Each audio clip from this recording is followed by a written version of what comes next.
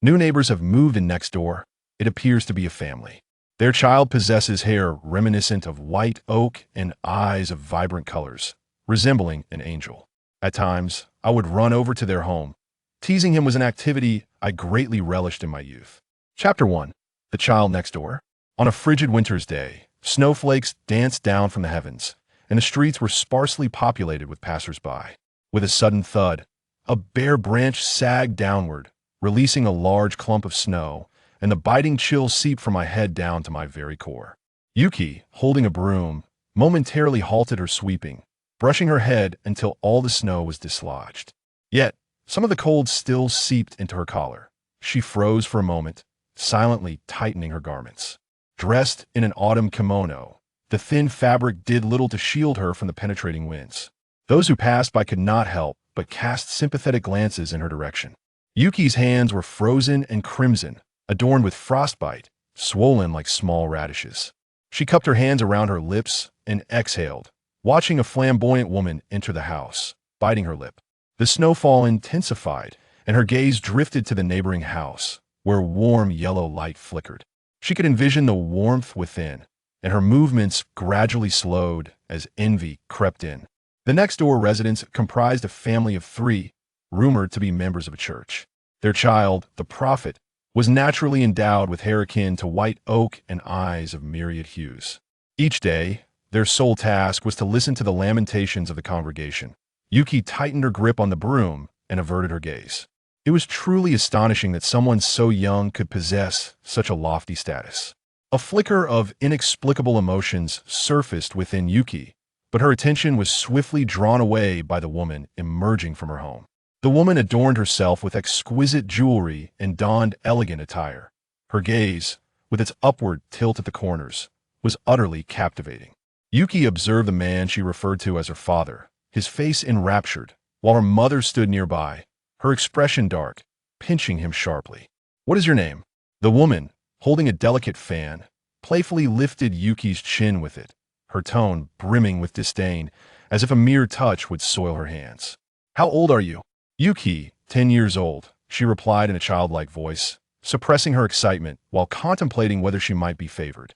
She cared not for what fate awaited her if she were to be taken away. As long as she could eat her fill, it mattered little. Just then, her stomach let out a soft grumble, and she felt a twinge of embarrassment. "Sister, you are so beautiful." The woman furrowed her brow, sweeping the fan across Yukie's face, attempting to discern her features. But the little one was so emaciated that only her large, expressive eyes could be noted amidst the thin layer of skin draped over her bones. Her elongated eyes resembled those of a fox as she rested the fan against her chin, a look of perplexity adorning her face. "Being this emaciated, there's hardly anything of value here," she remarked. With that, she turned and approached the parents of Huizi, pressing further on the price. The man readily acquiesced, yet the woman was a different story. She had long noticed that the wretched man was spellbound by the beauty before him. Kicking him lightly, she shook her head, lamenting that the girl, having been raised to this point, was worth so little. If they nurtured her for another 2 years, she would bloom and be sold to someone else as a concubine. Huizi listened from the side, her head drooping in despondency. Not being sold this time, she touched her belly, feeling the chilling atmosphere seep into her very bones. She had lost count of how many times this had happened. Her parents always deemed the price too low, and this instance was no exception. The woman cast a regretful glance her way and departed gracefully. What a stunning woman, Huizi mused, wondering if she might one day don such exquisite garments. She was not particularly troubled by the notion of being sold, for residing in this household was far less appealing than being claimed by someone else. Her stomach grumbled again, and she watched the woman retreat, lowering her head once more. A sharp pain in her arm drew her attention as her mother approached, fiercely twisting the flesh of Huizi's arm. Startled by the sudden pain, she dropped the broom, her eyes widening with a sense of foreboding. As expected, the next moment, a slap landed across her face, stunning her into submission. She fell to the ground, hot tears streaming down her cheeks. Her mother, still unsatisfied, delivered several more kicks before retreating indoors, feeling the cold. As for her father, He had fled into the house the moment the altercation began. Xue Huizi felt a surge of injustice as she rose, brushing off her clothes and massaging the bruised areas. In earlier years, life had not been so arduous. Xue Huizi wiped her tears, gazing longingly at the brightly lit house, the tantalizing aroma of food wafting through the air, drawing her unconsciously closer to it. Upon reaching the eaves, a sudden flurry of snow cascaded down upon her, jolting her back to reality. Her eyes moistened anew. Her mother would undoubtedly deny her a meal. Reluctantly, she retreated, resuming her sweeping. Typically, sweeping commenced only after the snow had settled. Yet in cases like this, where a light dusting warranted a little sweeping, it was often a means of tormenting Xue Huizi. She was not her mother's biological child, and was therefore subjected to disdain. At merely 10 years of age, the little girl was tasked with managing the household. In the past, she had been responsible for preparing meals, often sneaking a small bite before the table was set, a minuscule amount that was easily overlooked. However, with the snowfall today and the family having purchased meat, her mother had summoned her outside. Xue Huizi's tears welled as the scent of meat made her salivate. Her biological mother was a courtesan, residing on the street just behind their home. Her father was one of her mother's patrons, having fallen ill from his former line of work. Xue Huizi could not be discarded. The courtesan had selected this man, who consistently tended to her business, to take her in, offering him some of her accumulated possessions while simultaneously relinquishing Xue Huizi. The question of whether this man was indeed her biological father lingered in her mind.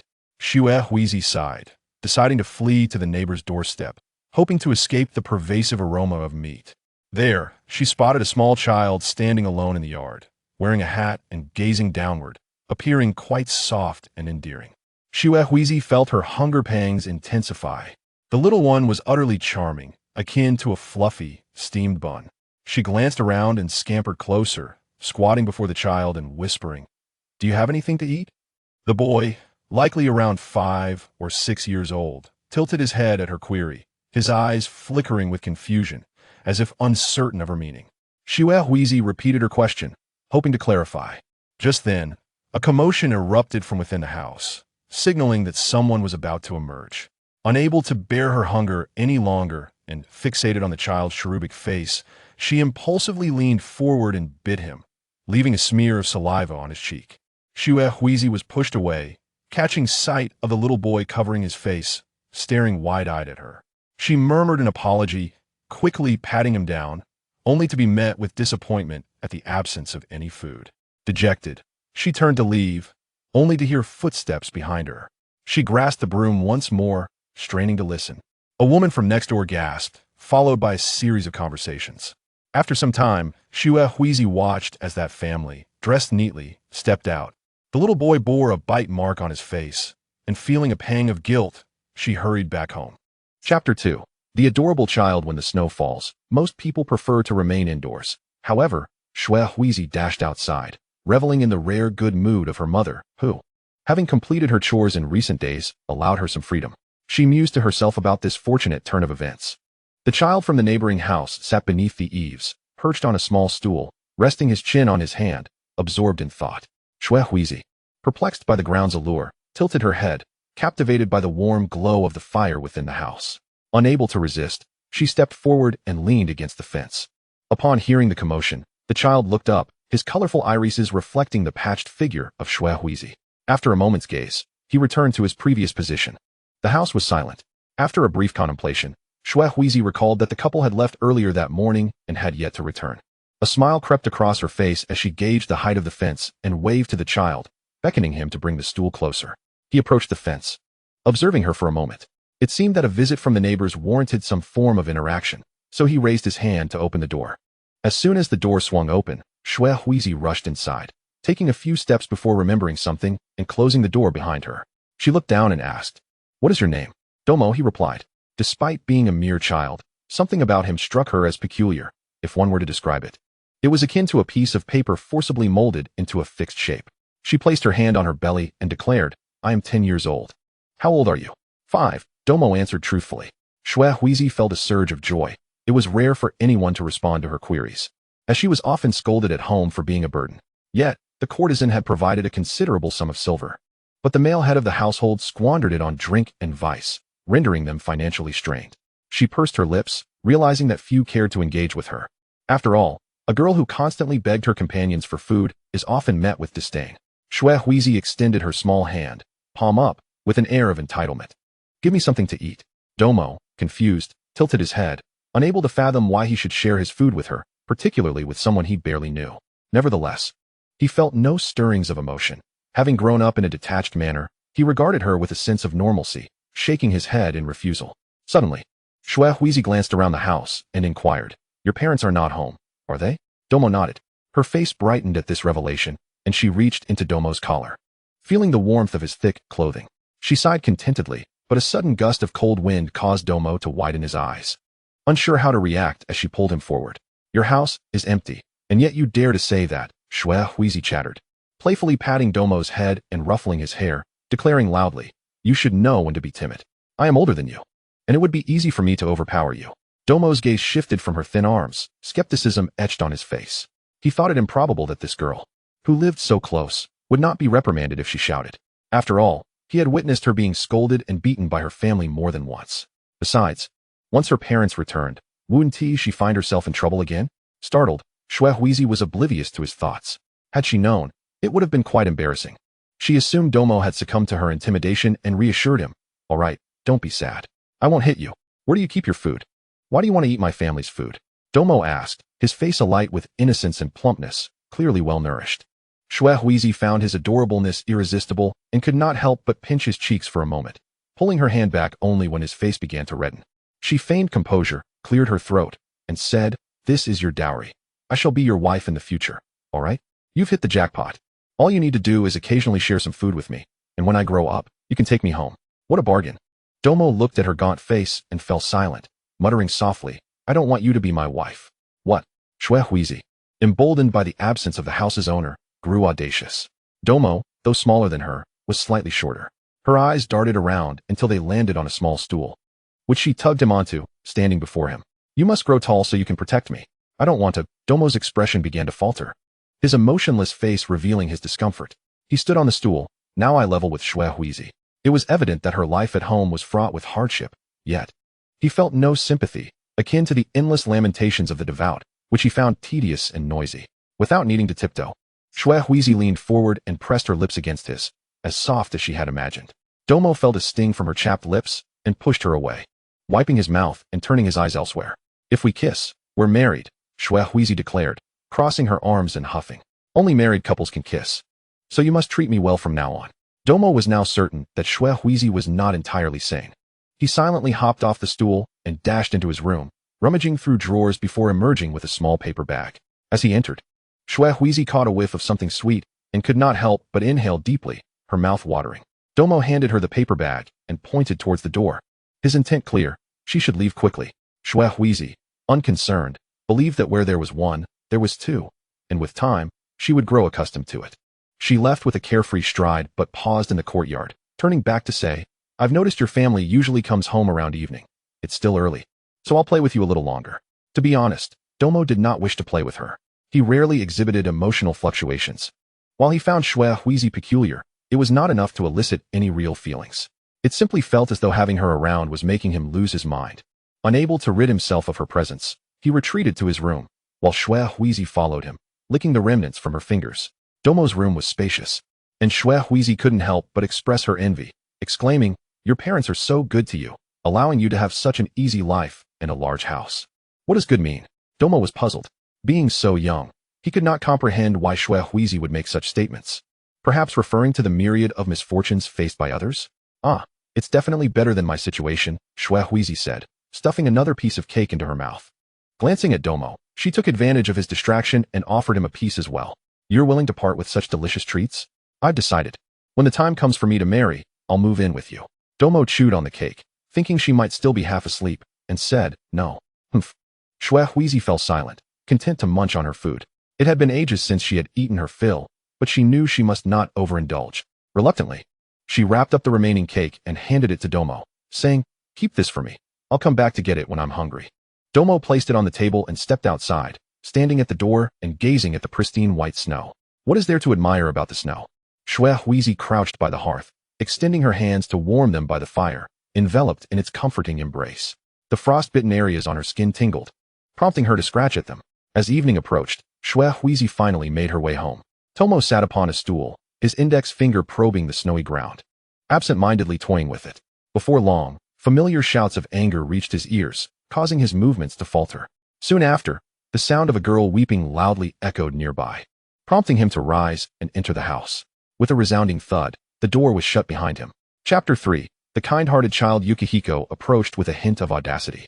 Ever since the last time she had been able to satiate her hunger at Tomo's place, she found herself wandering over every few days.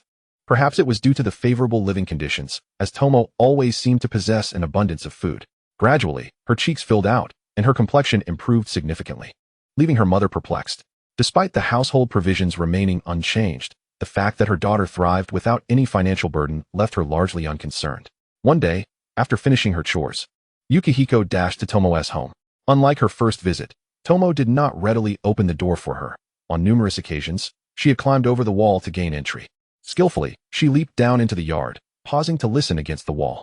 It was quiet. His parents were likely absent. Upon entering the house, she found the fire still crackling. After warming herself for a while, she rummaged through Tomo's drawers. Today, he had been taken away to listen to the grievances of the congregation. Could such a young child truly comprehend their woes? Yukihiko felt a pang of curiosity. The pastries from her last visit remained, and with a look of delight, she retrieved one, savoring it slowly, her cheeks stuffed like a little squirrel. When Tomo entered, he immediately spotted the girl seated upon his blanket. He frowned slightly. Yukihiko swallowed her mouthful and beamed at him. "You're back. Why have you come again?" Tomo closed the door to shield their interaction from his parents, observing her eating habits, which were far more genuine than those of the devotees. Over time, he had grown accustomed to her presence. "Did your family strike you again?" "No, I'm just hungry." Yukihiko placed the paper bag down and patted her belly. Tomo was undoubtedly the kindest person she had ever encountered. Despite her numerous visits, she had not disclosed her secret to her parents, enduring their wrath in silence. In the past, no one had offered her food, yet she had no choice but to depend on others. As time passed, pity for her dwindled. Yukihiko understood well that those who fed her were simply soft-hearted, and with a few persistent attempts, she could always procure something to eat. She aspired to be a girl beloved by all. However, relying solely on others' affection would not fill her belly. She was hungry. "I wonder." Yukihiko paused, gazing into Tomo's striking eyes, which could easily ensnare one's attention. After a moment of reverie, she tilted her head and asked, "Can you truly hear the voice of the divine?" Tomo did not respond, his large eyes fixed upon her. After a moment, Yukihiko turned away, murmuring, "How could there be a god? If there is, could you ask when I might lead a better life? Forget it. How could such a little one understand anything?" Tomo mused silently. Yukihiko stood, returning the paper bag to the drawer, then affectionately ruffled Tomo's hair. "I must return to work now. I shall come again to play with you." Though she claimed to play with him, it often ended with her merely eating her fill before departing. Tomo should have felt anger, yet he was devoid of any strong emotions. He found himself puzzled, as the voices of the devotees echoed in his mind. Tears streaming down as he murmured, "There is no such thing as paradise." "What did you say?" Yukihiko, unable to hear clearly, leaned closer. Noticing Tomo shake his head, perhaps realizing that her behavior of eating and leaving was somewhat inappropriate, she lowered her gaze and took his hand, gently squeezing it. Hesitant, she said, "I will stay and play for a while longer." After all, returning home would only lead to scolding. "What shall we play?" she inquired, shaking his arm playfully. "Shall we play slap hands?" "What is that?" Tomo asked, puzzled, as he had never interacted with other children since he could remember. His life had been filled with the pleas of various individuals, recounting their sorrows day after day, leaving him bewildered as to why he had to listen to them. There was no paradise in this world. "Extend your hand," Yukihiko teased, a mischievous smile gracing her lips. As he extended his hand, she swiftly slapped it down, laughing triumphantly. "I got you. I win." Yukihiko found amusement in such games. Just then, footsteps approached the door, and moments later, a knock resounded. Tomo turned his head and said, "It's nothing." The footsteps faded away, and Yukihiko sighed in relief, only then noticing that the sky had darkened. "Was that your parents who knocked? I must return.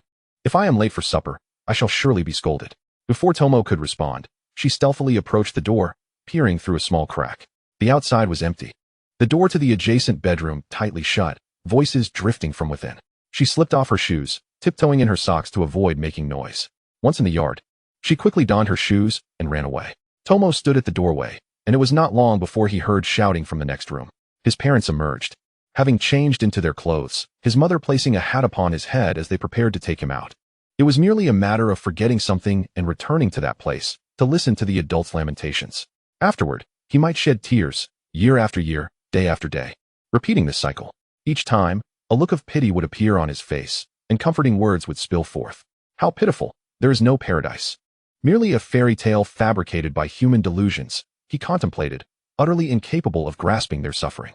The sounds of Yukihiko's beatings faded into the distance as Tomo overheard his parents conversing. Did that child get beaten again? Most likely. The last time I saw her, she was nothing but skin and bones. How unfortunate. Unfortunate? Tomo recalled how Yukihiko would sneak in while her family was away, and he felt no sense of wrongdoing in her actions. She would boldly assert, "What is the harm in letting my future wife have a little something to eat?" He found it incomprehensible, for she was unlike those adults. Meanwhile, Yukihiko was evading the current onslaught of a broom. She shielded her face, where a red handprint marked her cheek, rendering her appearance even more pitiable. "Mother, I'm sorry. Returning so late. Do you intend to starve us?" Her mother scolded, relentlessly wielding the broom against Yukihiko while berating her. "Who knows where you've gone to steal food? Perhaps you've already sold yourself like a fox spirit." Hearing herself being discussed, her father entered the room. Outside, the insults continued, and Yukihiko unexpectedly felt another strike to her arm. She thought to herself that her mother, a courtesan, had indeed paid for her, yet now that the money had run out, she returned to vent her frustrations on her. If she guessed correctly, her father had lost another gamble today, having stolen the steak from her mother. It was no surprise, for her mother always hid her valuables beneath her pillow, while her father had a nature that would sift through any crevice. For many years, each discovery had resulted in a beating for her. In the dead of night, when her mother grew weary from the scolding, Yukihiko fled back to her room. The wounds on her body began to throb, accompanied by an itching sensation. Unable to sleep from the pain, she rose and ran outside, standing at Tomo's doorstep for an extended period. Just before dawn, she returned home to prepare breakfast. Chapter 4. The sick child. The wounds on her body still throbbed with pain. As Yukihiko dressed, she winced and grimaced. Her parents had been absent for the past few days, claiming they had a promising business venture to attend to. They left early that morning. Had she not overheard them the night before, she might have foolishly risen early to prepare breakfast. In the absence of anyone at home, Shuehuizi found herself in a state of solitude, albeit one tinged with discomfort, as the bruises from a previous beating had yet to heal. The fabric of her clothing was coarse, and the friction against her skin was painfully irritating. The household chores were not overly burdensome. However, her mother had imposed a daily quota of cleaning tasks, leading Shuehuizi to languish in bed for the entirety of the morning, only rousing in the afternoon. Lacking appropriate winter attire, she donned all the garments available to her, yet they offered little protection against the biting chill of winter. Feeling a gnawing hunger, she reluctantly rose, slipped into her shoes, and ambled to the kitchen, trembling as she attempted to open the cupboard. After a futile tug, her gaze fell upon the lock adorning the cabinet. Eliciting a twitch at the corner of her mouth, she was at a loss for how to respond.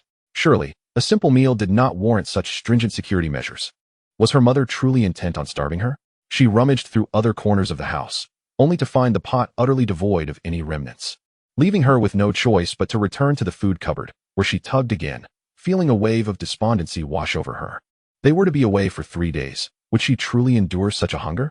The mere thought sent a shiver of terror through her. For the pangs of hunger were indeed unbearable, and she felt as though she could gnaw on the very table itself. Outside, the wind howled fiercely, seeping through the crevices of the window, prompting Shuehuizi to shiver involuntarily. She made her way to the coal storage, but upon placing some in the stove, she found no spark to ignite the kindling. Pressing her lips together, she felt a deeper sorrow. She recalled that the means to start a fire had once been kept there. Today, however, they were conspicuously absent. It was all too evident that she was not meant to warm herself. The outside world was frigid, and the interior of the house felt as cold as an ice cellar. Sneezing, she resolved to return to her room to sleep. Slumber would shield her from the cold and the gnawing hunger. Cocooned once more in her blanket, she felt the chill seep through, and she curled herself tighter within its folds, shivering as she lamented just how cold it truly was. Under normal circumstances, engaging in activities would suffice to warm her. But now, idleness left her limbs stiff and her frostbitten skin itching. She exhaled warm breath onto her hands before finally deciding to sit up. Drawing water from the vat, she struck the icy surface with a ladle, breaking through to find the water beneath still partially frozen. With a sigh, she poured the tepid water into a basin to wash her face. The frigid liquid mingled with tiny shards of ice, indicating that it had not yet frozen solid. After cleansing her face, she popped a piece of ice into her mouth, the biting cold sending sharp pangs through her teeth, estimating it was enough. She expelled it and dashed outside to gauge the winter's chill, running toward Tong Mo's home, finding the house shrouded in darkness. Shui Huizi hesitated momentarily before deftly climbing over the wall into the yard. The door was unlocked. She pushed it open and peeked inside, confirming the silence. Indeed, they were not home. Once inside, she secured the door behind her and settled in front of the stove, basking in the warmth that enveloped her, prompting a contented sigh. Yet, the frostbite on her hands and back itched intolerably. She scratched at the irritation for some time, stifling the urge to succumb to the discomfort while continuing to warm herself. Suddenly, she heard the sound of the yard gate creaking open, followed by hushed voices. Without a moment's thought, she dashed into Tong Mo's room and peered through a narrow crack in the door. The door swung open, revealing Tong Mo being ushered inside by his parents. The room was tranquil and welcoming, exuding warmth that contrasted starkly with the frigid outside air, appearing just as it always did. Yet, Tong Mo turned his gaze toward his bedroom, where a curious eye peeked through a narrow gap. He coughed twice, liberating himself from his parents' grip. The wind howled fiercely that day, painting his cheeks with a faint flush as he coughed persistently, while his parents remained engrossed in conversation, seemingly oblivious to his condition. Before long, they exited, leaving Tong Mo alone in the outer room. Hearing the door close, Shui Huizi widened the door and rushed to Tong Mo, placing her hand upon his forehead, which felt feverishly hot. He seemed to be burning with illness. She hesitated, whispering, "Does your home have any medicine?" Tong Mo shook his head, revealing that his family had not prepared any remedies, likely due to their prolonged absences at church, where they left behind various medicinal supplies. Shui Huizi gently caressed his small face, hearing him cough again. Gritting her teeth, she assured him, "Just wait. I have some at my house." With that, she darted back to her own home, relieved to discover some medicine still in the cupboard, remnants from when her mother had fallen ill. She tucked the packets into her bosom but hesitated, contemplating the risk of being caught. The door to her parents' bedroom was unlocked, but the absence of certain items would surely raise suspicion. If discovered, punishment would inevitably follow. Yet, Tong Mo provided her with sustenance, and he was the reason this winter felt less unbearable. With a twinge of guilt, she secured the cupboard and hurried back out, choosing Tong Mo over the fear of retribution. Tong Mo coughed again, his small face flushed with fever as he sat before the stove, extending his hand toward the warmth. Regarding his parents' neglect of his illness, he felt no turmoil within. He had long since realized that he was unable to perceive the emotions of adults. Even when they recounted their sorrows, he felt nothing at all. The sensation of numbness extended even to anger, and as the heat lulled him into a daze, he heard commotion outside, followed by the cry of a girl. His eyelashes fluttered slightly, but he paid it no mind. Shui Huizi, grimacing, picked herself up from the snow, having stumbled on the steps during her entrance. The medicinal packets jabbed painfully against her chest, and she quickly rose and dashed into the house, sneezing. Snow had crept into her clothing when she fell, leaving her feeling uncomfortable. She quickened her pace, rummaging through the kitchen until she unearthed a small clay pot. After cleaning it, she filled it with water from the vat, added the herbs, and set it over the fire. Finally, she grabbed a small stool and sat beside Tong Mo, rubbing her hands together to ward off the chill. "Are you feeling any better now?" Shui Huizi placed her hand on his forehead again, worry etched upon her features. Such a small child, burning with fever, and with his parents absent, clearly. Tong Mo's feelings were overlooked. It was peculiar that he was still required to attend church in this weather. What intriguing events awaited at church today, she wondered. Tong Mo coughed weakly, watching the flickering flames. "Nothing special," he replied. "You don't seem very happy," Shui Huizi remarked, pinching his cheek playfully and smiling. "Oh well, you probably don't understand all the bizarre tales we hear every day anyway. After all, you're just 5. What does it mean to be unhappy?" Tong Mo pondered, gazing at her. Had he truly been unhappy? Yet, he felt nothing at all. Her words were far more intriguing. The suffering of adults was truly unfathomable, and he could not grasp the significance of sitting there listening to their lamentations. "When you're feeling down, that means you're unhappy," Shui Huizi explained. But her gaze was ensnared by his colorful eyes, leaving her momentarily spellbound. Such pure eyes, she thought, as she lingered in awe. Did such a thing truly exist in this world? Tong Mo regarded her with calmness, his multicolored irises devoid of emotion, resembling a gaze that transcended this world. Untainted by desire, unable to resist, Shui Huizi reached out to touch him, only to be jolted back to reality by the bubbling of the water. Rushing to check the pot, where the lid danced upon the surface. "Your eyes are truly beautiful." Shui Huizi finally comprehended why some referred to him as the child of the gods. With those eyes, she would willingly suspend her disbelief in deities. Feigning nonchalance as she inquired, Tong Mo, can you truly hear the voice of the gods? Tong Mo remained silent, and she continued, I'd rather believe in you. After all, the gods won't fill my belly, but you will. Xuehuizi abruptly rose, using her sleeve to shield herself from the heat as she placed the pot on the table, subsequently retrieving a bowl to pour the contents into. The ethereal steam obscured her features, and Tong Mo observed as she set the bowl of medicine by the window to cool before bringing it over. A wave of bitterness surged into his nostrils, yet he maintained his composure and drank it down without hesitation. Are you not afraid that I might harm you? Xuehuizi, noticing his lack of indecision, couldn't help but chuckle. To be honest, you seem unfazed by the bitterness. I find it quite dreadful, but fortunately, I've managed to pull through my illnesses on my own, enduring until I emerged unscathed. Will you not be punished for bringing this to me? Tong Mo mused, recalling the daily sounds of scolding and punishment from that direction. There seems to be no necessity for you to brew this medicine for me. What do you mean by that? Xuehuizi replied as she fished out the dregs from the medicine, pondering whether the sun would shine in the coming days. If so, she could dry it out and wrap it up again. There should be no major issues. She hoped that no one in her household would fall ill during this period. If it were to sit too long, she could always claim it had expired. I have already mentioned that I place my faith in you. It is but a trivial task for a devotee to perform for their deity. Remember my kindness, and do save some delectable treats for me next time. With that, she took the empty bowl from Tong Mo and returned to the kitchen to wash it. As Tong Mo listened to the sounds emanating from the kitchen, he tugged at his sleeve, contemplating whether Xuehuizi regarded him as her deity. Was he merely a medium through which she connected with the divine? Unlike the adults, this girl, who was 5 years his senior, had just remarked on the beauty of his eyes, an utterly incomprehensible girl. Tong Mo retreated into his bedroom and opened a drawer, discovering untouched pastries within.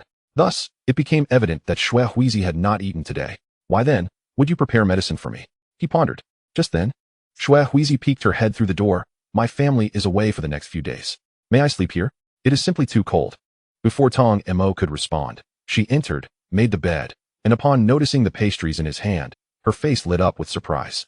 Are these for me? Your parents have not returned. Let us share them. Then, Xuehuizi sat upon Tong Mo's blanket, eating while attempting to feed him a piece. When evening arrived, his parents returned, directly entering the bedroom without any intention of cooking. Xuehuizi felt a twinge of sympathy, being 5 years older. She could easily cradle the small bundle of energy that was Tong Mo, both of them fitting snugly under a single blanket. Due to his illness, Tong Mo retired early to bed. Xuehuizi embraced him, noting how soft he felt, akin to a little dough ball. Even in sickness, he appeared endearing. His lips a rosy hue. Xuehuizi mused to herself that being a leader must be quite arduous, while she often faced reprimands. Tong Mo endured his own trials during his illness. Chapter 5, The Bored Child. Xuehuizi awoke early, neatly folding her blanket before seeking out Tong Mo. Today, he was to attend church, wearing a little hat atop his head. Detecting her gaze, he cast her a fleeting look before walking alongside his parents. What an adorable child, Xuehuizi thought, recalling the soft texture of Tong Mo, which made her hands itch to touch him. However, with his parents present, such an impulse was impossible to act upon. She noticed that they were engaged in conversation, oblivious to her presence. With nothing else to occupy her, Xuehuizi stealthily trailed behind the trio until they arrived at the church, bustling with parishioners. She blended into the crowd, remaining inconspicuous, yet Tong Mo's gaze lingered on her, his colorful eyes betraying no emotion, as though he were merely observing. Hiding behind a pillar, Xuehuizi watched Tong Mo converse with his parents. Soon after, they departed, leaving him to enter a room alone, where a devoted follower humbly entered. Xuehuizi pursed her lips, harboring skepticism towards the existence of the divine. If it were indeed real, the world would not be plagued by so much suffering. There was a window nearby, and Xuehuizi gradually maneuvered over. Noting the lack of people in this area, as most congregants waited in the front hall to voice their grievances to the deity. This provided her with an opportunity to crack open the window, where she glimpsed the kneeling devotee, hands clasped in prayer, head bowed. Seated in a prominent position was Tong Mo, sitting cross-legged, his small face adorably bewildered. Xuehuizi couldn't suppress a laugh as she began to crawl inside. Tong Mo's gaze fixated on her, entirely oblivious to the words of the devotee below. Her movements were delicate. She slipped off her shoes, holding them in her hands, and quietly approached him from behind.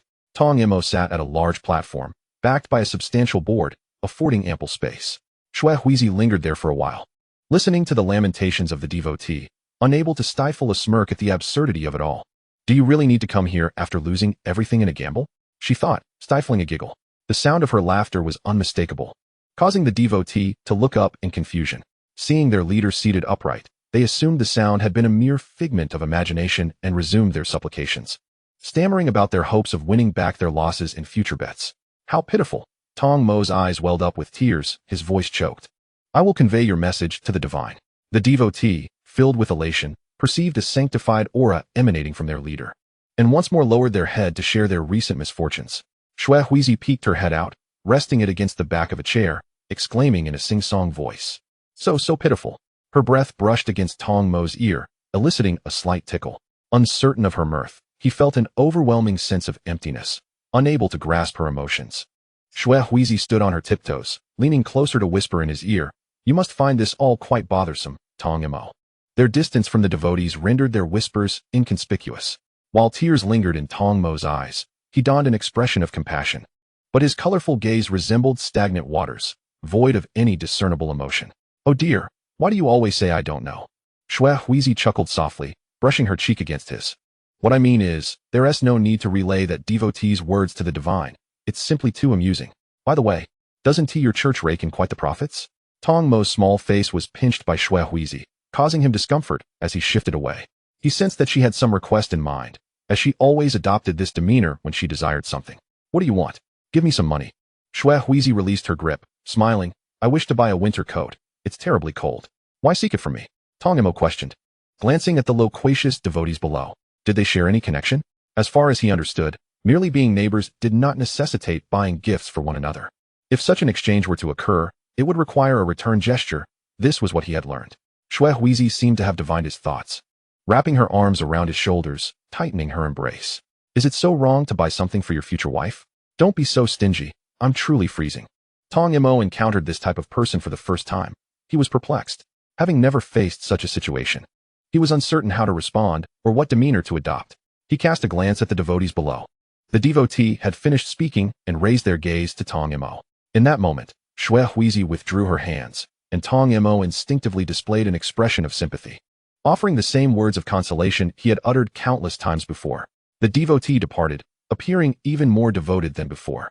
Is your church truly this profitable? Shui Huizi inquired, seizing the opportunity during the transition. You're such a hypocrite. You feign empathy while feeling nothing at all. I wonder who among you is more absurd. Tong Mo rummaged through his sleeves, retrieving some coins and tossing them behind him. I genuinely assist these individuals, helping them escape their suffering, he replied. Shui Huizi picked up the silver coins from the ground and let out a derisive snicker. However, upon hearing another devotee enter, her voice diminished. What a jest. Even I could engage in such trivialities. This expression is a daily occurrence. Did your parents neglect to take you to a physician? A prolonged silence ensued as Shui Huizi counted the coins in her hand, a smile gracing her features. Listening to the lamentations of the worshipper, she felt a wave of irritation wash over her. Is such triviality truly worthy of discussion? Does Tong Mo, this child, endure these negative emotions daily? I shall visit you often. After all, sitting here listening to these peculiar words must be dreadfully tedious for you. Tears began to well up in Tong Mo's eyes again. His smile gentle as he gazed compassionately at the devotee below. He appeared overwhelmingly benevolent. Such a pity. I shall relay this to the divine. Once the devotee exited, Shui Huizi could no longer contain her laughter, rolling on the ground while clutching her abdomen, exclaiming, Tong Mo is truly amusing. You can still weep over such matters? When I grow up, I shall take you to a doctor. You must feel utterly devoid of emotion. This world holds no bliss, Tong Mo muttered to himself, offering no response to her inquiry. She was a stranger, so unfamiliar that he had never encountered anyone quite like her before. He could not help but categorize her as a new type of being. How pitiful, Shui Huizi thought, having laughed to her heart's content. Sitting upon the ground, her smile abruptly vanished, replaced by an expression of stoic indifference. Thus, sickly children ought to consult a physician. Another individual entered, with Shui Huizi and Tong Mo seated back to back, separated only by the backrest of a chair. Chapter 6, The Obedient Child. The weather had been quite lovely these past few days. Shui Huizi, wielding a broom, swept the snow in the courtyard while humming a tuneless melody. A commotion from next door caused her to pause, and she opened the courtyard gate to witness a family gradually departing. Regrettably, she had chores to attend to today, otherwise, she might have accompanied them. Just as disappointment began to settle in, she collided with Tong Mo's gaze, prompting her to smile and wave at him. Had her parents not been returning today, she would not have risen early to tidy up. The ground was icy, making it difficult to sweep. Huizi sought a sturdy stick to poke at the ice until it shattered, allowing her to sweep it up with the broom. In the afternoon, she recognized familiar footsteps. Remaining in her room, she pondered whether to venture outside. Before she could decide, the door was forcefully kicked open, revealing her mother standing at the threshold. Her face darkened with anger. Huizi's heart raced. Surely, her mother had discovered the stolen medicine. Due to the inclement weather, the remnants of the medicine, hastily repackaged, were still damp. She had no time to sort it properly, and had stuffed it haphazardly into the paper, praying her parents would not rummage through their belongings. Otherwise, she would be doomed. Are we to starve because you refuse to cook? Her mother chastised, hands on her hips, nostrils flaring at Huizi, appearing as if she were about to strike her. Huizi adopted an obedient demeanor, yet internally sighed in relief. Thank goodness, she cautiously spoke. Mother, I lack the key and cannot open the pantry. The woman seemed to recall that she had locked the pantry prior to her departure to prevent Huizi from pilfering food. However, she felt no shame. The money from the courtesan had long been spent, and this little wretch was merely a mouth to feed. She had never contemplated whether her actions were excessive. To her, Huizi was merely a tool for cleaning the house, one to be sold off once she reached an appropriate age. Huizi bit her lip. In recent days, her time spent at Tong Mo's home had improved her complexion. Hints of her biological mother's beauty were beginning to emerge, radiant, with eyes that slanted like a fox's. The woman scoffed. No matter how beautiful she appeared, her fate would ultimately mirror that of her courtesan mother. Yet, considering her current appearance, she could fetch a decent price. Perhaps she should inquire whether Huizi's value could be increased. Casually tossing the key to Huizi, she picked it up from the floor and darted into the kitchen to prepare a meal. The aroma of food gradually wafted through the air. She inhaled deeply, her stomach rumbling. Today she had added extra rice, and there should be some left over afterward. Huizi cooked the vegetables and set the table before knocking on the door. The conversation within ceased, and before long, her father and mother emerged. Her father squinted, scrutinizing Huizi, and that gaze reminded her of when she had purchased pork, sizing up the price. It seemed she would soon be sold. Surprisingly, Huizi felt no sorrow. After all, she had no place in this household. Departing early might be preferable. Today, her mother was in a good mood, allowing her to join the family for dinner. Elated, Huizi returned to the kitchen for a bowl, sipping the porridge slowly. Where have you been these past few days? Her mother suddenly inquired, eyeing her flushed cheeks. Something felt amiss. How could someone who had gone days without food appear so healthy? What had she eaten? Huizi dared not disclose her visits to Tong Mo's home. Lowering her head, she mumbled, a kind person gave me some food when I was out. I've been eating a little each day. Thankfully, mother, you have returned today. Her mother snorted dismissively, thinking to herself that no matter who was caring for this little wretch, she would sell her off once she reached an appropriate age. If that person was reluctant, she would demand even more money. Let them raise her well. Only then can they fetch a good price. She suddenly chuckled, fixating her gaze on Huizi. Huizi dared not meet her eyes. The intensity of her stare was overwhelming. The porridge in her mouth became difficult to swallow, and she fixated on the table before her, too afraid to reach for the dishes. The men of this household had long since grown accustomed to such scenes. He picked at his teeth before using his chopsticks to prod at the food on his plate, reprimanding, "There's not a scrap of meat. If you want meat, then give me money." Her mother retorted, suddenly directing her ire at him, slamming her hand on the table. Her cutlery clattering as she pointed a finger at her husband's nose, scolding, "Gambling every day? What good are you for?" Huizi moved cautiously, finishing her bowl of porridge and remaining still, afraid to leave. Listening to her mother berate her father, she knew that if she drew attention to herself, she would surely become a target for their wrath. She remained silent, feeling the table tilt slightly as it shifted backward. In the next moment, the table flew across the room, and the dishes shattered on the floor. Huizi watched the remaining food and swallowed hard, recalling how the man had stirred it with his chopsticks, feeling a wave of nausea. As expected, within seconds, the two were embroiled in a fight, entangled in each other. The air filled with flying debris.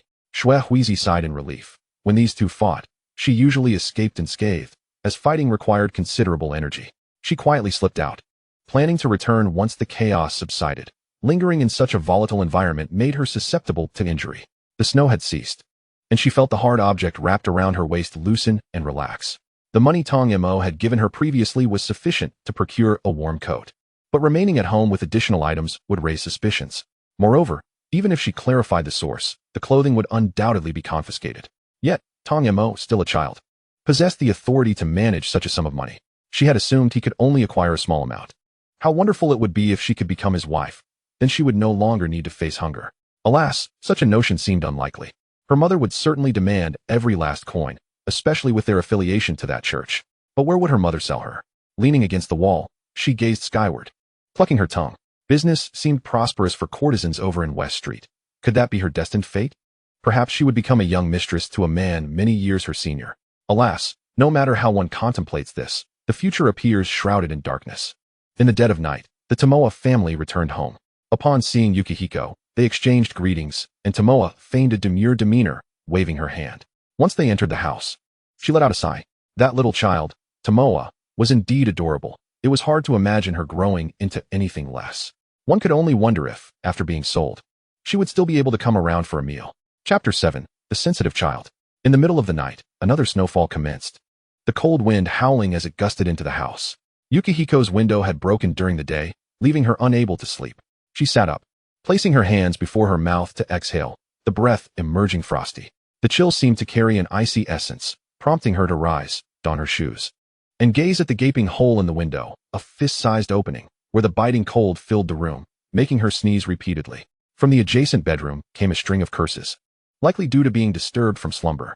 She stifled the itch in her throat and waited a moment, listening for footsteps. The door was abruptly thrust open, her mother appearing at the threshold with disheveled hair and an expression of ire, scolding, "You wretched girl, why are you not asleep at this hour? It's too cold." Yukihiko pointed at the window. "The cold wind keeps blowing in. I feel I might fall ill." "Then get out." Her mother stormed in, gripping her arm and dragging her toward the door, pushing her out roughly. "How ungrateful. After raising you this long, you still disturb our sleep at night." With teary eyes, Yukihiko looked up at her mother pleadingly. In this weather, spending the night outside would surely lead to dire consequences. She clung to her mother's leg, sobbing, "I'm sorry, mother. I won't make another sound. You still want to sell me, don't you? If I catch a cold, my price will surely drop." "Boo-hoo, you wretched girl." Her mother seemed to ponder something, casting her a cold glance that eventually morphed into a malicious smile. "It's too cold at home. Where's that kind-hearted person who feeds you? Go find him. Your father has been suffering from a headache these past few days and cannot tolerate a sound. You can return tomorrow morning to cook." Yukihiko knew her father's headache was due to drunkenness and could not fathom her mother's reasoning, wanting to sell her while shoving her outside into the snow. Could it be that her mother wished her dead? Through her blurry vision, she recognized the malice in her mother's eyes, her grip loosening as she wept softly. "I understand." The cold wind surged, numbing Yukihiko's face, and she heard her mother huff disdainfully, slowly remarking, "There's no choice. Your window is broken. Sleeping like this will surely make you ill. I'm doing this for your own good. You might even cultivate a relationship with someone. Perhaps one day they will allow you to stay permanently." After these words, the door shut, leaving Yukihiko kneeling on the ground, the heavy snow turning her hair frosty white. Her shoes, treated roughly by her mother, lay abandoned inside. Her bare feet, exposed to the biting cold, flushed a deep crimson. Clad only in a tattered kimono, it failed to shield her frail body. What calamity could possibly arise in such weather? From within came the sound of her father's weary voice. "It's nothing. I've long noticed that little wretch seems well fed. Someone must be taking care of her. I don't care who it is, but if she doesn't return tonight, it signifies the presence of such a person, and we might demand a higher price," her mother yawned. Then came a rustle, and Yukihiko wiped her tears, rising to her feet. The icy ground numbed her feet, her expression void of emotion, her eyelashes still damp. A gust of wind blew, threatening to freeze her tears. "To be cast out for such trivial matters, you might as well perish," she whispered, her voice barely audible against the wind. Yukihiko struggled to turn, the icy ground easily slicing her skin, the crimson blood trailing behind her. By the time she reached the Tomoe residence, the blood had been concealed, and she began to scale the wall once more. The lights in the house were extinguished, suggesting the occupants had succumbed to slumber. She pushed against the front door, only to find it locked. After a moment's contemplation, she scurried to the back, where a layer of frost coated the window, obscuring her view within. Hesitating briefly, she knocked gently. Silence ensued. She prepared to knock again when a shadow appeared on the window. The two seemed to lock eyes. Yet the thick ice obscured Yukihiko's view of him. The shadow vanished, and her fingers curled slightly. Has he returned to sleep? Perhaps my frequent visits have become a nuisance, and he intends to ignore me today, she mused. The wind intensified, and Yukihiko, stiff with cold, resolved to seek shelter elsewhere, uncertain if any kind-hearted soul would take her in. If something were required in exchange, she pressed her lips together, clutching her clothing tightly. It was simply a matter of necessity. After all, nothing in this world comes without a price. At a corner, someone called her name, and Yukihiko spotted a figure, a child, seemingly just awakened, still bearing traces of sleepiness, his gaze calm and unyielding. There was no pity, no astonishment, just a quiet observation. Yukihiko could discern no emotion from him. The 5-year-old frame appeared fragile against the wind. She rushed forward, lowering her head. "You've come out, then. You were knocking on the window," Tomoe remarked, pinching her cheek. His gaze drifted to her tear-filled eyes and flushed cheeks, then down to her injured feet. "What do you want from me?" "To borrow a place to stay," Yukihiko replied, feeling a touch of embarrassment. Being cast out in the middle of the night was utterly absurd. "Oh," Tomoe asked nothing further, leading her inside. As the leader, it was only natural to assist those in distress, or so everyone had taught him, even if he could not comprehend the meaning of pity. Upon entering, Yukihiko immediately felt warmth envelop her. Her thin clothing was no longer cold. A fire blazed within. Tomoe's parents were asleep, and any noise would easily draw their attention.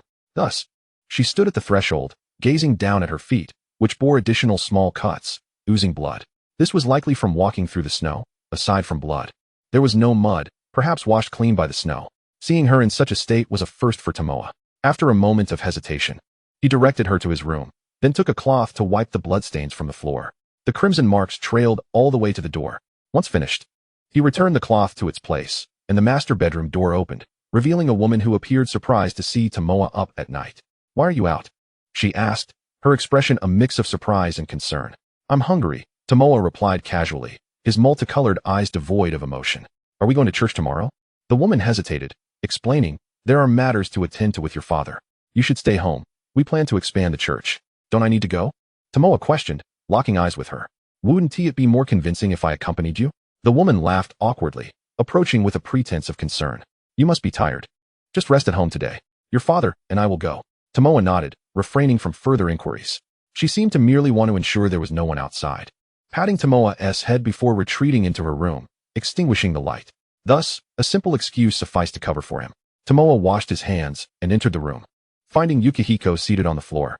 Soaked to the skin, she had removed her clothing and set it aside to dry. Tomoe averted his gaze, retrieving a clean cloth from the cupboard and kneeling before her, observing her for a moment before gently taking her foot and beginning to dry it. She was taken aback by the actions of Tomoe, momentarily forgetting to react.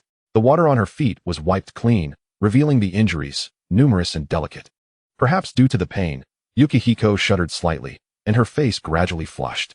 Unlike Tomoe, who was an innocent child oblivious to the world, she possessed a profound understanding of many things, including the dynamics between men and women, and the fact that her appearance would undoubtedly attract considerable business in the brothel district. Yet, Tomoe remained unaware, being merely a 5-year-old child. Such a pity, really. "Don't you find it dirty?" Yukihiko couldn't help but speak up, apologizing for soiling his floor. "Everyone tells me to help others," Tomoe replied, his voice still carrying a childlike innocence. His expression was calm, his tone unassuming. "You came to me seeking assistance. I should help you. Is that so?" Yukihiko withdrew her foot, retorting, "You truly are a paragon of altruism. With such a demeanor, I might even consider joining your congregation." Tomoe retracted his hand, discarding the soiled cloth aside, and went outside to wash his hands once more. Upon returning, he found Yukihiko nestled under the covers, her tattered kimono hanging nearby. "I recall giving you money," he stated. "I want to save it up for later purchases. Otherwise, it will just be taken from me."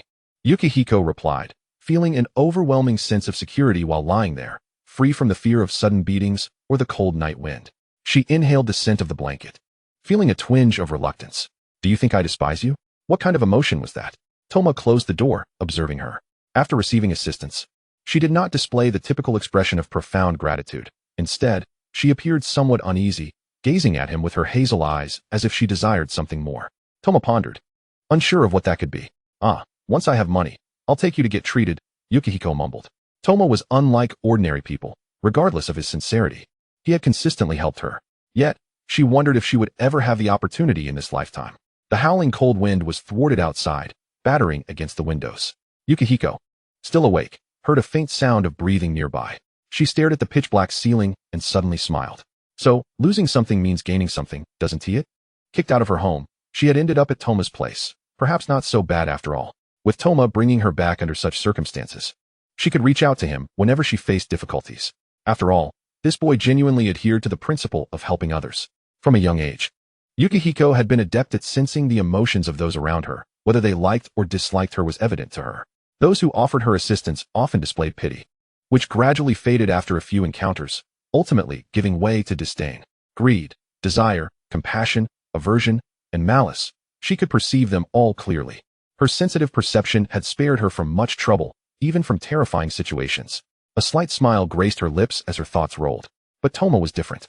She could detect no emotional fluctuations in him, as if he were devoid of such feelings altogether. Yet, humans were intrinsically composed of these complex emotions. Toma was simply not normal, but that was fine. It made it easier for her to extract certain things from him. The absence of emotion, the lack of volatility, indicated that he would harbor no ill will towards her.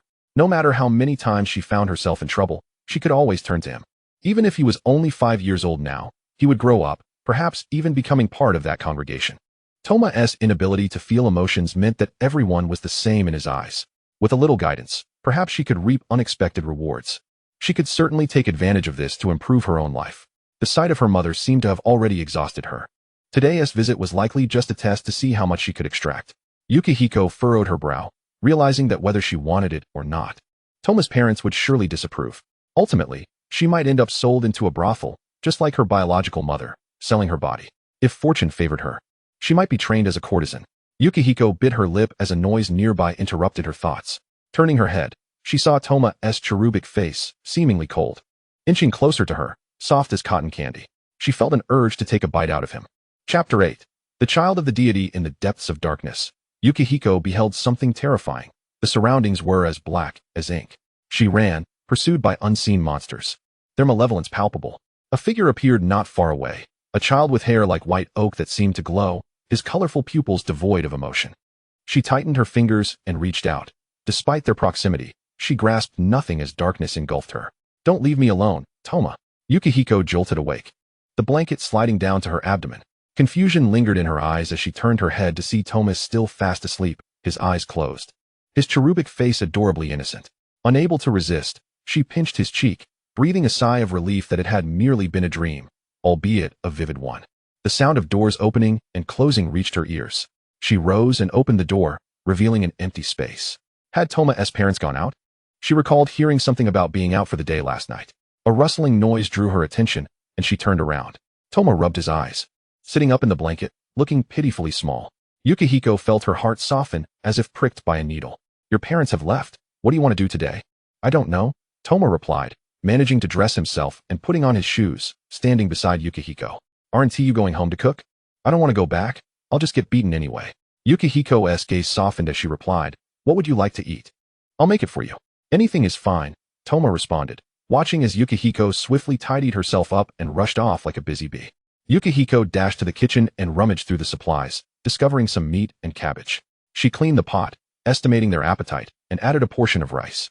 After chopping the vegetables, she poured the meat into the hot oil, stirring it while inhaling the enticing aroma. I'm making stir-fried cabbage with meat. It should be ready soon. You go wash up first. When she turned around, she noticed Toma was no longer at the kitchen door. A commotion arose from the dining area, and she stifled a laugh, thinking how independent the little fellow was. By the time the sun fully rose, the dish was ready. Yukihiko placed the food on the table, checking on the porridge simmering in the pot. The thick rice porridge bubbled, exuding a fragrant aroma. Swallowing her saliva, she filled 2 bowls and grabbed chopsticks, heading to the table. Toma had already washed up, droplets of water clinging to his eyelashes as he sat at the table. Like a small animal, he sniffed the dishes before watching Yukihiko set a bowl of porridge in front of him. He showed no signs of politeness, diving straight into the meal, while she felt like an outsider watching him. Toma gripped his chopsticks tightly, bowing his head to eat. What an adorable little creature, Yukihiko mused, noting that he didn't pick out all the meat. Though she was thick-skinned, she wouldn't go so far as to be shameless. After all, the rice, meat, and vegetables all belonged to Toma's family. What did it matter if she ate the meat? She couldn't even recall the last time she had tasted meat. The little fellow ate slowly, and she didn't rush him, enjoying the rare leisure to gaze at the snowy scene outside the window. Outside, snowflakes continued to drift down, landing upon the window pane only to gradually melt away in the warmth of the room. She couldn't help but chuckle, finding a certain delight in this simple life. Alas, the child residing here was an emotionless fellow. She gazed at the chubby-cheeked Tomoka, who was busily eating, and couldn't resist poking him gently. Tomoka paused mid-chew, his colorful eyes regarding Yukihiko with a look of bewilderment, as if questioning her intentions. Silence enveloped them until Yukihiko took away his empty bowl, dashed to the kitchen to fill it anew, and returned with a generous serving. Tomoka looked at the sizable bowl, pressed a hand against his slightly swollen belly, and pursed his lips, declaring he no longer wished to eat. Why did you make so much? I thought you could finish it, Yukihiko said, propping her chin on her hand as she reclaimed the bowl and poured its contents into her own, her eating pace quickening. My cooking is quite delicious, I assent it. That was my bowl of rice. Tomoka swallowed his words, setting down his chopsticks to observe Yukihiko. Her eating manner was less than graceful, yet her face bore an endearing charm that rendered her appearance less crude. Scars adorned her exposed wrists, along with some bruises, and the thin kimono draped over her frame only accentuated her frailty. He lowered his gaze, saying nothing. Yukihiko, having relished her meal, finished her porridge and devoured the remaining dishes, feeling pleasantly full, a rare occurrence indeed. She rose to clear the table, and soon, clattering and splashing sounds echoed from the kitchen. Tomoka wandered to the door, peering out at the snow. What is so captivating about the snow? Yukihiko mused. Feeling the chill from afar, she remained by the hearth, basking in its warmth, her face becoming flushed from the heat. As the warmth soothed her, the frostbitten areas began to itch, prompting her to scratch at her hand, but the itch persisted. Pressing too hard left marks from her nails, causing a few beads of blood to surface. The door swung shut as Tomoka re-entered, standing beside her and lowering his head to observe her for a while before finally speaking. Do you have something on your mind? Huh? Yukihiko laughed, glancing at the earnest child, unable to suppress her amusement. Have you been at the temple too long, thinking everyone needs help? Ugh, it's a bit itchy. Could you scratch it for me, little priest? Tomoka fell silent for a moment, extending his pudgy little hand to scratch her wrist. The contrast between his fair skin and hers was stark, and Yukihiko's smile faded as she lifted her gaze to find his eyes devoid of any emotion. Her heart skipped a beat, and for some reason, she recalled a previous scene. The exalted little priest sat upright, listening to the bothersome negative emotions below him, his face betraying neither mockery nor disdain, merely observing with those colorful eyes. At the right moment, he shed tears for the greedy worshippers. In that instant, Yukihiko thought of divinity. If gods truly existed in this world, perhaps Tomoka was her god, she mused, providing sustenance, shelter, and comfort, and merely gazing upon him could uplift her spirits significantly. Regardless, the benefits she received were undeniable. A smile crept onto Yukihiko's face as she called out, Tomoka, will you always treat me this kindly? Tomoka turned to her, his eyes betraying no emotion. He tilted his head, offering a gentle smile that appeared somewhat peculiar. The ultimate bliss exists solely to aid others. Ha!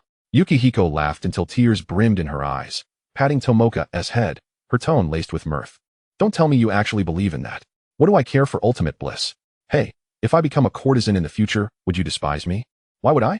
Tomoka replied, still smiling. Every worshipper receives assistance. I'm not a worshipper, Yukihiko muttered, stifling a yawn before suddenly exclaiming, stop smiling. It's hideous. Tomoka withdrew his hand, and in his colorful pupils, Yukihiko's delicate visage was reflected. He suddenly inquired, why? You clearly feel nothing yet still pretend to be helpful. Yukihiko placed her hands on his face, tugging gently. It's quite infuriating, especially in front of someone like me. It feels so disingenuous. Tomoka fell silent, his smile fading. Chapter 9. The child aspiring to be a courtesan. The wounds on her body were gradually diminishing. Yukihiko rubbed her sore shoulders, perhaps a result of the impending sale. Too many injuries would lower her value. Her mother hadn't struck her in several days, nor had she chased her away from the dinner table. Yukihiko swept the floor with a sense of detachment, pondering the identity of the kind soul who had been discreetly inquiring about her. She had yet to uncover the truth. Currently, the plan was to sell her to the pleasure district, as unfamiliar faces, particularly striking women, frequently visited their home. Uncertain of where she would be sold, Yukihiko thought that if things became unbearable, she could always seek out Tomoka. He would undoubtedly come to her aid. With a gloomy expression, she exited the house and encountered a woman hesitating before her. Noticing the disheartened Yukihiko, the woman's gaze softened, and she gradually revealed a radiant smile. Indeed, Yukihiko was quite beautiful. The woman momentarily lost her train of thought, contemplating that if the girl were not marred, she could undoubtedly become a remarkable courtesan. However, the multitude of wounds on her body troubled the woman, furrowing her brow. What kind of parents would inflict such harm on their child?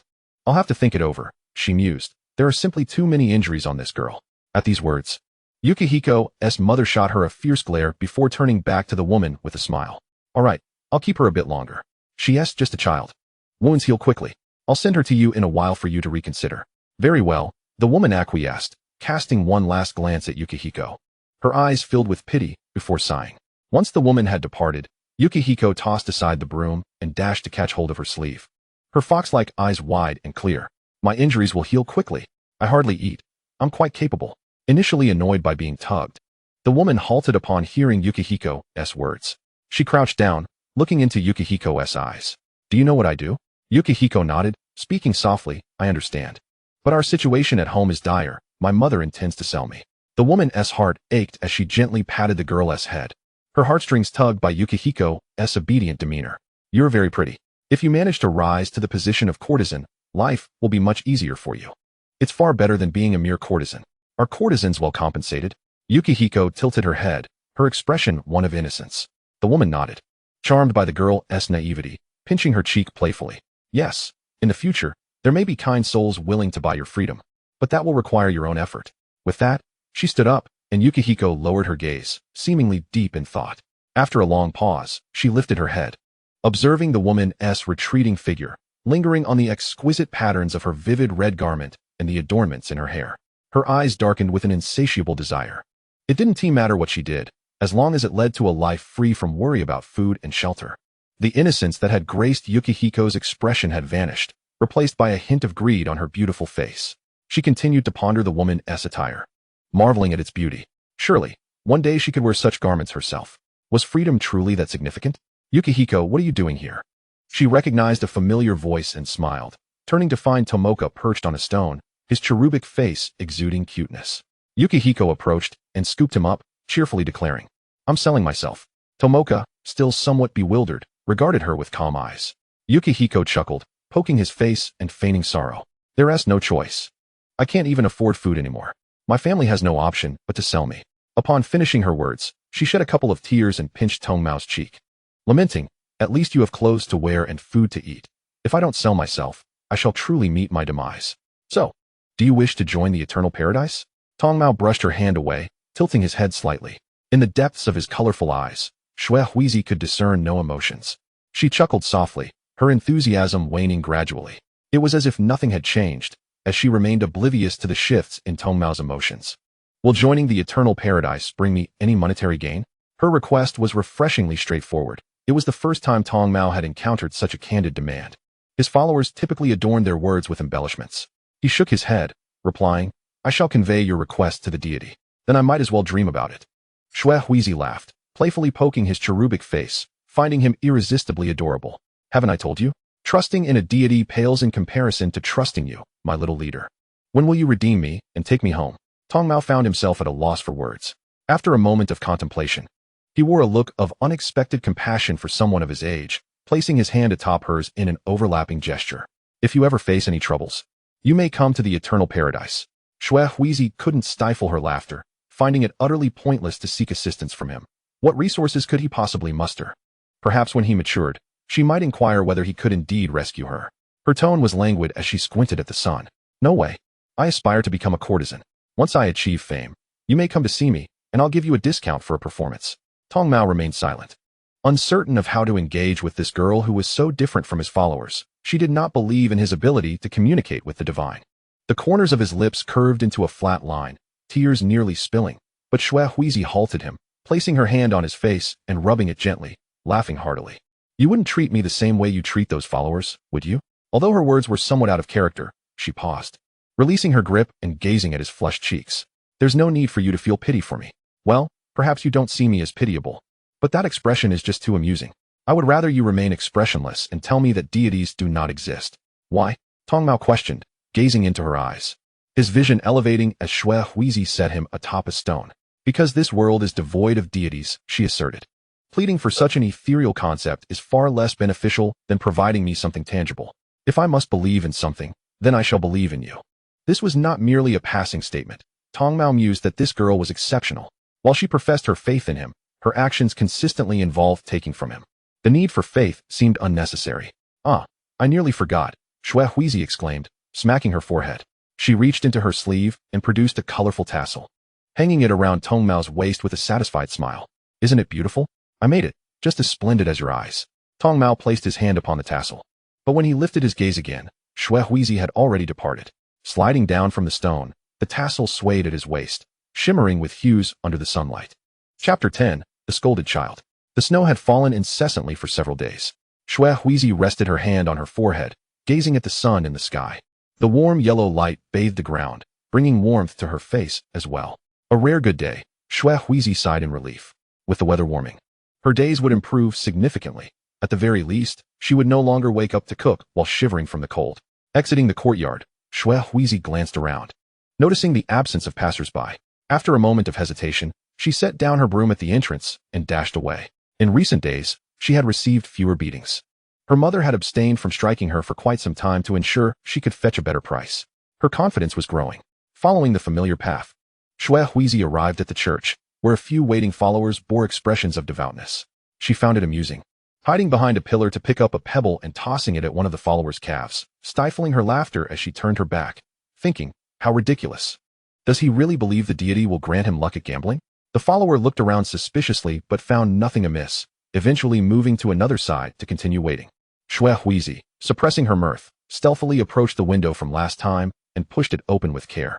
As before, the followers knelt below, lamenting in hushed tones. Tong Mao's gaze met Shui Huizi's mischievous smile. She effortlessly maneuvered around to his chair, leaning over him playfully. Little leader, are you still listening to these people's dreams? Shui Huizi's voice was soft, yet clear, as she whispered near his ear, imbued with a teasing tone. Isn't it dreadfully boring to spend the entire day like this? This is to assist these unfortunate followers, Tong Mao replied, still retaining a hint of youthful innocence as he pushed her away, sitting upright. How dreadfully dull. Shui Huizi tugged at Tong Mao's cheek, savoring the soft texture. Why don't I take you out to play? The ice has melted. We could go to the river to catch fish. Tong Mao shook his head. His duty was to remain seated, listening to the sufferings of his followers and, at times, shedding tears of compassion. He could never fathom why Shui Huizi persistently sought him out, whether in need of something or simply for companionship. Look, don't you think the followers below have noticed something? Shui Huizi placed her hand under Tong Mao's chin, tilting it upward, resting her head against the chair's back. If they discover us, this church will surely have its troubles. Tong Mao sensed her subtle threat. Glancing at the followers below, he tapped his knees thoughtfully. Do you come to me seeking to relay some suffering to the deity? Then tell her, Shui Huizi declared, I wish to petition the deity's son to catch fish. She swiftly withdrew her hand, crouching behind the chair and hugging her knees. The deity's son needs rest. You may relay that to the deity. The deity's son referred to Tong Mao, and Shui Huizi had heard many refer to him as such. The followers below had already raised their heads, looking up at Tong Mao with suspicion, puzzled by the presence of a girl's voice that seemed to differ from his usual demeanor. How pitiful, Tong Mao lamented, tears welling in his colorful eyes, glistening as they streamed down his cheeks. The followers quickly bowed their heads, questioning whether their previous lack of sincerity had caused them to hear those voices. They grew more earnest, clearing their minds of distractions.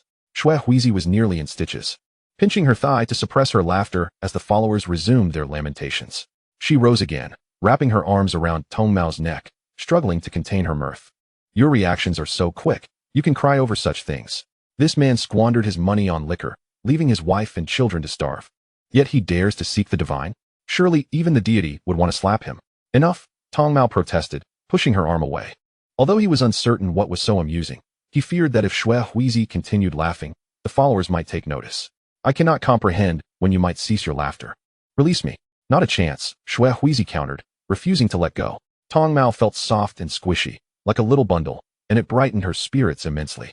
Besides, she was on the verge of being sold. They might not see each other again. Your wife is about to be sold. Aren't you going to say something? Absolutely not. Tong Mao protested in a childlike voice, forcefully pushing Shui Huizi's hands away and shifting aside to evade her playful grasp. The devotees below raised their heads, pondering whether the position of their revered leader had shifted or if their vision was merely deceiving them. Gazing at the serious visage of the young Tomo, he began to doubt his own judgment. Perhaps the effects of alcohol still lingered. Yukihiko found amusement in toying with these individuals. Both the devotees and Tomo evoked a sense of delight within her. She lingered at the back for a while until a couple entered, causing the devotees to disperse. Remaining silent, she waited until one of them grasped Tomo's hand, leading him away, before she leaned forward to observe their retreating figures. Tomo, small in stature and adorned with a hat, reminded her of the time he wept before the devotees over something peculiar, eliciting a slight smile from her. Little Tomo was simply adorable, akin to a small dough ball that one could knead without fear of inciting anger. As dusk descended, Yukihiko dashed out of the house, surveying the empty courtyard before making her way home under the moonlight. While on her way, she contemplated when she might invite Tomo to go fishing together. As she reached her doorstep, she spotted him seated on a stool, his head bowed in concentration. occasionally prodding at something with his hand. Upon closer inspection, she discovered an ant laboriously transporting food several times its size. Tomo watched intently, prompting Yukihiko to playfully tap his head. He looked up, devoid of a smile, perhaps recalling Yukihiko's frequent remarks about the unappealing nature of his grin. Squatting down, she supported her face with one hand, tilting her head in wonder at the sight of an ant on such a chilly day. However, with spring approaching and the weather warming, the presence of the ant was not entirely surprising. The two remained silent, observing for quite some time until the sound of a woman's scolding echoed from Yukihiko's home. Rising abruptly, she realized she had forgotten to prepare dinner and anticipated a severe reprimand, possibly even a beating, upon her return. Yukihiko hurried back, and soon enough, the familiar sound of chastisement filled the air. Tomo picked up a twig and poked the ant, then dug a small hole nearby. As the girl's sobs grew louder, he crafted a small mound of snow, placing the twig atop it, before retrieving his stool and heading home. Chapter 11. The Beaten Child. As winter yielded to spring, the snow upon the ground gradually melted. Yukihiko prepared a meal and knocked on the door, hearing movement within and surmising that her parents were likely waking. She positioned the bowls and chopsticks at the table, awaiting the meal. The table wobbled slightly, a consequence of her parents' previous altercation that had left one leg shorter. Yukihiko had found a brick in the yard to prop it up, yet it still swayed precariously. Her father was the first to emerge, taking a seat across from her, the lingering scent of alcohol still clinging to him. Yukihiko discreetly shifted her chair back a bit.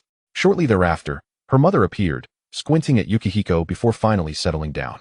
Yukihiko refrained from touching her chopsticks until her parents had served themselves, her bowl containing only a few grains of rice and an abundance of watery porridge, thin enough to see the bottom. She sipped the broth, occasionally picking at the meager dishes. The meal unfolded in relative calm. Her mother occasionally jabbed at Yukihiko with her words, but did little else. It seemed that her injuries had become commonplace, as she seldom resorted to physical punishment anymore. When she did strike, it rarely drew blood. Instead, it was more often a beating with a stick or some other object, leaving behind bruises beneath the delicate skin. Her mother would press on her wounds, delighting in Yukihiko's expressions of pain, while her father, with a shadowy visage and sunken eyes, bore the stench of decay from a life steeped in liquor. Yukihiko, now growing, appeared even more pitiable due to her excessive thinness. Every night, Yukihiko would lock the door, startled awake by the slightest sound outside, sensing a gaze upon her. As she trembled, her hand slipped, and with a sharp crack, she instinctively closed her eyes as her body lost balance. A kick to her waist sent her half collapsing to the ground, clutching the spot that had been struck. Though her face bore the marks of suffering, it could not conceal her delicate beauty, with tears glistening on her eyelashes. When she dared to look up, her expression bore a strange significance. Her mother, noticing her father's unwavering stare, slammed her chopsticks onto the table and kicked Yukihiko to the floor, unleashing a torrent of insults. "You vixen! How dare you seduce men at such a tender age? Not even your father is spared. Do you have no shame?" Yukihiko feigned a pitiful demeanor, allowing her mother's words to wash over her without protest. As her mother rose, seemingly poised to deliver more kicks, her father unexpectedly intervened, impatiently stating, "Enough. She is but a child. Why are you so frantic? How dare you speak to me?" Her mother shouted, pointing at her father. "You beast! Did I ever imply that I raised this wretched girl for you? How old is she? What are you saying?" The man, now exposed, flushed with anger, glared at the woman. "This girl is to be sold. What will happen if you leave her with so many injuries?" After another round of shouting, Yukihiko lowered her head, her pallor evident. Once the argument ceased, her father stepped out to procure more alcohol, while her mother stood with her hands on her hips, casting a dark glance at Yukihiko. The girl turned away, avoiding direct eye contact, her long hair cascading over her face. The room fell into an eerie silence, interrupted only by the slamming of the door. Yukihiko glanced back, relieved to see it securely shut. She endured the pain in her waist as she returned to her stool, picked up her chopsticks, and finished the thin porridge that barely concealed the grains of rice. After patting her round stomach, she swiftly cleared the table. With the arrival of spring, the ground was saturated with melting snow. Yukihiko leaped over a puddle and slipped to Tomo's doorstep. Peering through the fence to see the locked door, no one was home. The gentle breeze tickled her face, prompting her to tuck her hair behind her ears. She made her way to Tomo's usual route home, where a large stone sat at the roadside. Sitting atop it, she swung her legs, relishing the moment. As dusk approached, Tomo returned, his parents holding his hands, their faces adorned with satisfied smiles. Upon noticing Yukihiko, they greeted her, and she smiled back, waving at the trio as they departed, her gaze dropping once more. As she counted to 500 in her mind, someone approached, prompting Yukihiko to laugh. Standing before her was Tomo, still wearing his hat, gazing up at her with an adorable expression on his small face. Do you understand what I mean? Yukihiko asked, swinging her legs again, looking down at him. Did your parents let you out? Tomo shook his head. They had something to attend to and left just now. Ah, I see. Otherwise, you wouldn't be able to come out, Yukihiko said, reclining slightly with her hands behind her. Life is so dull. You have no friends, sitting here. You must have come to find me, Tomo replied, shifting his position as water pooled at his feet. Such bluntness left her momentarily breathless. Yukihiko theatrically clutched her chest, exclaiming, How can you be so sure I was smiling at you? Your eyes were on me, Tomo stated, and as Yukihiko slid off the stone, she placed her hands on his waist, lifting him onto the stone. The stone was rather high, and Tomo's feet could not reach the ground. He looked at her with a puzzled expression, as if asking what she was doing. Oh, little Tomo is truly sensitive, Yukihiko chuckled, realizing she had indeed come to greet him for a reason. However, she decided to withhold that information. Feigning pain, she pressed her hand to her waist, squeezing out a couple of tears as she looked at Tomo, and said, Little master, I've been beaten again. She seems to be up to something again. Tongemo lowered his head, observing her casually masked expression. What could she possibly want? The little savior of the masses? Shuehuizi placed her hand on his leg, massaging him with a beguiling smile, as if to say, I'm hurt, spare a little change for me. Tongemo remained silent for an extended moment, gazing at the distant ground. He rummaged through his clothing, producing some money which he handed over. Shuehuizi accepted it with a look of surprise, counting it with satisfaction. She had grown taller in recent days, easily lifting Tongemo off the ground and setting him down, pinching his cheek playfully. You truly have a kind heart. Once I become a courtesan, I shall perform for you free of charge. A cool breeze brushed against Tongmo's face as he observed the smile on hers, remaining silent throughout, while Shuehuizi chattered incessantly on the way back, until suddenly asking, Tongemo, why do you still come to find me? Tongemo offered a gentle smile, as if they were the closest of friends, replying, Aren't we friends? Shuehuizi shivered at his smile, but refrained from questioning further. Chapter 12. The Child Delivering Sakura Cakes. In the days that followed, Shuehuizi spent her time enduring scoldings and beatings, seldom appearing before her father. Other than tidying up the house, she often lingered outside, occasionally teasing Tongemo, for the little fellow was simply too adorable. Today, Tongemo stayed indoors while his parents attended church. Shuehuizi hopped to the fence, having enjoyed ample food recently, her height increasing rapidly, her face round and full. Peering over the fence, she beamed like a flower, waving at Tongemo who sat in the yard, whispering, Tongemo, open the door. Tongemo regarded her for a moment before rising on his petite feet, resembling a little dumpling. Shuehuizi couldn't suppress her laughter, earning a look of confusion from him. Once the door swung open, she dashed inside, swiftly shutting it behind her, and scooped Tongemo up, carrying him into the house. Being small, he was light, and Shuehuizi, who frequently engaged in labor, possessed considerable strength, not to mention she was significantly older than him, often taking advantage of him, making it effortless to lift him off the ground. Tongemo struggled momentarily, but, upon realizing he could not escape, settled down. Shuehuizi headed straight to his room, placing him on the table as she rummaged through her sleeves for a while. Just as Tongemo was about to descend, Shuehuizi halted, producing an item wrapped in a small piece of tattered cloth. He watched as she unveiled it. Nestled within were several pink sakura cakes, tender and appetizing. Noticing Tongmo's gaze, Shuehuizi raised her chin slightly, pride evident on her face. I made these myself. She extended the sakura cakes toward him, her expression brimming with anticipation. The cherry blossoms bloomed recently, and I collected some to make these, especially for you. Did your parents scold you? Tongemo inquired, taking a piece and scrutinizing it for a while before suddenly asking, Won't you get punished for bringing these? Not at all. They have no idea how many I made. Shuehuizi replied, her eyes crinkling with laughter. Look how considerate I am, thinking of you whenever I have delicious treats. The money he had given her could have purchased numerous exquisite pastries, and after a moment's hesitation, Tongemo took a bite, pausing as he caught Shuehuizi's expectant gaze. He swallowed with some difficulty, feeling somewhat insincere. It's really good. Haha, you crack me up. Shuehuizi laughed at his reaction, reclaiming the sakura cake from his hand and observing the bite he had taken. It's really delicious. Oh, I just remembered, I didn't add any sugar. I think I put in quite a bit of salt instead. Tongemo, you can't even tell if food is good or not. Confirming her suspicion, Shuehuizi teased him, causing the smile to fade from Tongmo's small face. However, he soon resumed his usual grin, as if he were incapable of anger. Now it was Shuehuizi's turn to stop smiling. Her expression turned serious as she produced another wrapped item from her chest. Unwrapping it, she revealed two identical sakura cakes. Although they appeared the same, Her smile faded as she picked one up and stuffed it into Tong Mo's mouth, observing his expression. He maintained that peculiar smile, always listening to the woes of the adults despite his tender age. Is it good? This time, the sakura cake tasted quite delightful. Tong Mo cradled it in his hands, taking small bites.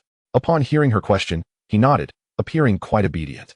Shui Huizi continued, "Little savior, when will your parents return?" "I don't know," Tong Mo replied, his eating pausing as he shook his head, a look of confusion on his face. "There are some new recruits wanting to join the congregation. They plan to expand a bit and are communicating with those constructing the courtyard. Then you must be very busy." Shui Huizi remarked, somewhat distressed. "You're still so young. Won't your health suffer?" Tong Mo continued to nibble on the sakura cake, as if he hadn't heard her. She placed a hand on his head, gently ruffling his hair. Her tone softened. "You poor thing, I care for you the most. You must do well in the future so that I can live a good life. After all, I am the one who treats you the best. Today, I risked being found out just to bring you sakura cakes." Though his emotions fluctuated little, Tong Mo felt something odd about Shui Huizi's words. He found it hard to continue eating the sakura cake, gazing into her eyes with curiosity. "Why must I ensure you have a good life just because you brought me sakura cakes?" Shui Huizi's gaze faltered briefly, thinking how clever this little fellow was. She forced a smile, "Because I treat you well. Since I am so good to you, you ought to repay me in the future." Delivering sakura cakes meant caring for him, and thus he should reciprocate her kindness. Tong Mo's small face was filled with confusion as he replied, "Shouldn't it be you who repays me? I give you money and food. You only bring me things occasionally. These treats aren't necessities for me, but you are." "Stop eating." Shui Huizi suddenly snatched the half-eaten sakura cake from Tong Mo's hands, her face puffing up with annoyance. She wrapped the cake back in the tattered cloth and tucked it away, then pinched Tong Mo's face, twisting it playfully. "I said I treat you well. So don't distort the truth. The sakura cakes aren't something you must have, so don't eat them. I will never give you anything again." "Then do you still want money?" Tong Mo pulled at her, causing her body to sway slightly, feeling a bit dizzy. He grasped her wrist. The person before him becoming somewhat hazy, along with thoughts of food and such. Perfectly played to her needs, Shui Huizi halted her swaying, observing his somewhat dazed eyes. With a scoff, she said something unreasonable. "Why wouldn't I want it? As a little savior of the masses, shouldn't you help me?" Perhaps she was out of her mind, Tong Mo thought, an odd notion surfacing in his mind. Shui Huizi's anger came swiftly and dissipated just as quickly as she retrieved the sakura cake, stuffing it back into Tong Mo's mouth, while mumbling, "Just eat. Eat. Honestly. It's for you anyway. Why do you say that?" Tong Mo tilted his head, chewing on the sakura cake. Shui Huizi had stuffed too much in, making it hard for him to swallow, his speech somewhat slurred. "What else? Am I just doing this out of boredom for my family?"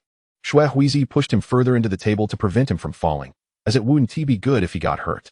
"I made so many sakura cakes just for you to enjoy, picking the prettiest and most generously made ones to bring along. Who knew you would say my sakura cakes aren't a necessity?" Toma's chewing came to a halt as he gazed at her. Shui Huizi spoke again. "Never mind. Never mind. After all, you feel nothing at all. Just consider my consumption of so much of your food as a form of psychological comfort. The money you gave me was partially spent on glutinous rice and sugar. What I prepared for you was the finest." "The finest?" Toma echoed.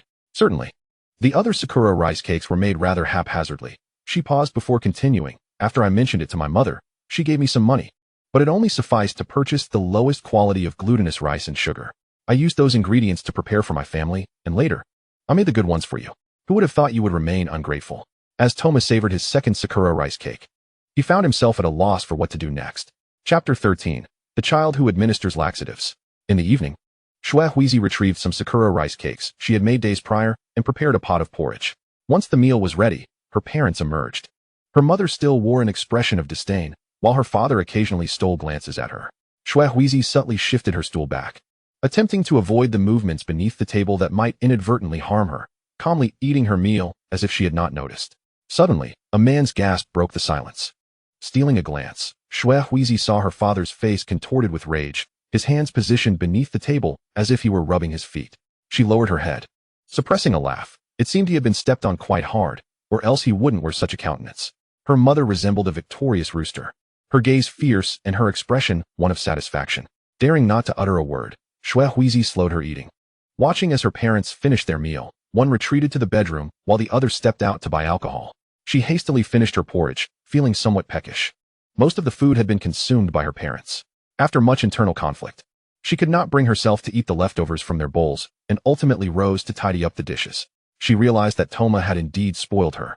As she pondered while washing the dishes, in the past, The mere prospect of eating leftovers would have been unthinkable, let alone scraping the pot for scraps.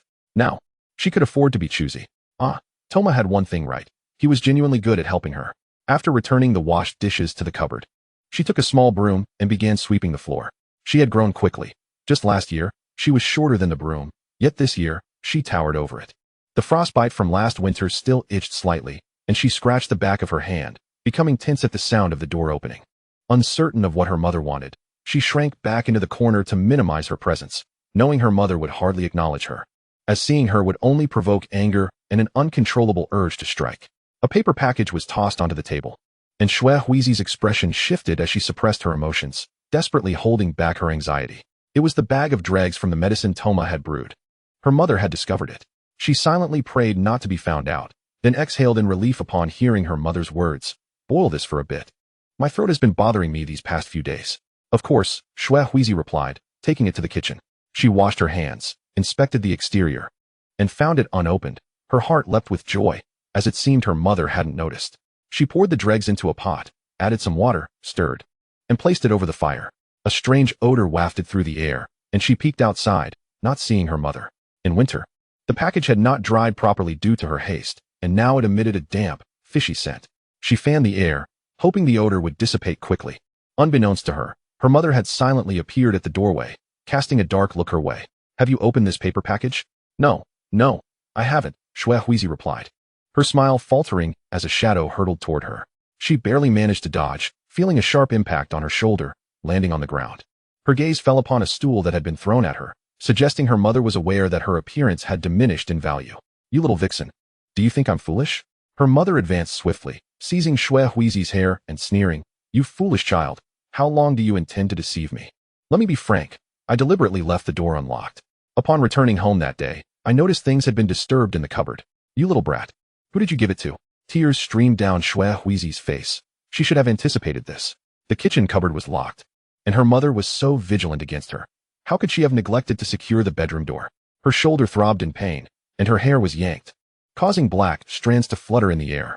She felt hopeless today. I fell ill. I simply couldn't bear it, so I sought medicine. Such a lie. Her mother struck her face with 2 resounding slaps, clearly unconvinced. Since you refuse to speak, you'll drink this entire pot of medicinal broth. With that, she grabbed a spoon and filled it to the brim before forcing it into Xue Huizi's mouth. The taste of medicine and other peculiar flavors flooded her nostrils, inducing nausea. She was grateful the water had not yet boiled. Otherwise, that spoonful would have scalded her. Her struggles weakened as her mother forced several spoonfuls down her throat, covering her mouth to prevent her from vomiting. Xue Huizi's eyes welled with tears, and the urge to retch surged within her, liquid spilling between her mother's fingers. Her mother shoved Xue Huizi to the ground, kicking her abdomen several times. Xue Huizi expelled a large mouthful of medicinal liquid, mixed with some crimson fluid, letting out a pitiful cry as her strength waned. Her mother's pent-up frustration from the past few days had been unleashed, and she simply returned to her room. Clutching her abdomen, Xue Huizi violently vomited another large mouthful of medicinal concoction, the scarlet liquid pooling on the floor. Her gaze became vacant as she struggled to rise. Her body soaked. Her mind sluggishly processed events, a metallic taste of blood lingering in her throat. Disgusting. Everything about this strange family and the blood she had expelled repulsed her. Xue Huizi swayed as she stood, drifting like a specter to her parents' bedroom, her eyes shadowed, hair cascading down to her waist. A scream erupted as she turned slowly, finding her father seated on the floor, eyes wide with terror. Alcohol lay spilled all around him, and he pointed at her, his pants stained with a large patch of red liquid. She grinned, revealing blood on her lips. What's the matter? Have you lost your mind? The door swung open, and her mother, having encountered the pale Xue Huizi, was startled but displayed far more courage than her husband. Recognizing her as the girl who had just been beaten, she frowned. What do you want? Do you wish to be struck again? No, I want to apologize to you, mother, Xue Huizi replied, wiping her tears as if the gloomy girl from moments ago were not herself. I'm sorry, I won't dare do that again. Afterward, she turned to her father, speaking softly. Father, I'm sorry. I merely wanted to ask if you were hungry upon seeing you return. I'm not hungry, he replied, having stood and seen the chaotic scene before him, quickly retreating to the bedroom, urging the woman to shut the door. As the door closed before her, Xue Huizi adjusted her hair and began to tidy up. By the time she finished, it was already midnight. In the dead of night, she stepped out of her room, expressionless, and clattered around in the kitchen. When her mother emerged, Xue Huizi bowed her head, presenting the Sakura rice cakes she had prepared. Mother, you mentioned feeling unwell today. I've used up the medicine. You must be feeling poorly. I couldn't sleep, so please eat something. It will help you recover more quickly. Words of reproach lingered on the tip of her mother's tongue, filled with suspicion. Yet, looking at Shui Huizi's earnest expression, she appeared genuinely concerned for her health. Though her mother was hardly unwell, merely seeking ways to torment her. She casually replied, "Get back to bed. It's the middle of the night. What nonsense are you up to?" "I'm sorry, mother." Yukihiko wiped the tears that had escaped. "I shall retire to bed now. Please remember to eat. Oh, and father made a mess on the floor today. I just cleaned it. Do keep an eye on it." She understood the disdain women often held for the embarrassing moments of men, and with a few bites, she devoured the Sakura mochi. Not long after, the door to the master bedroom creaked open once again, followed by the sound of footsteps, and then a thud as if someone had fallen to the floor. Yukihiko covered her mouth, laughing joyfully within the room, her eyes brimming with tears of delight. It served him right. She retrieved a small paper pouch from her bosom, gazed at it momentarily, and tucked it beneath the bedding. This was a potent laxative, cleverly concealed within the Sakura mochi, its effects promising to be splendid. She found herself unable to sleep, straining her ears to catch the sounds from outside, estimating that the floor she had just mopped was now slick and treacherous. And in her impatience, a fall was all but certain. The mere thought of that woman's current state sent a grin spreading across her face uncontrollably. Chapter 14. The Child with Missing Teeth.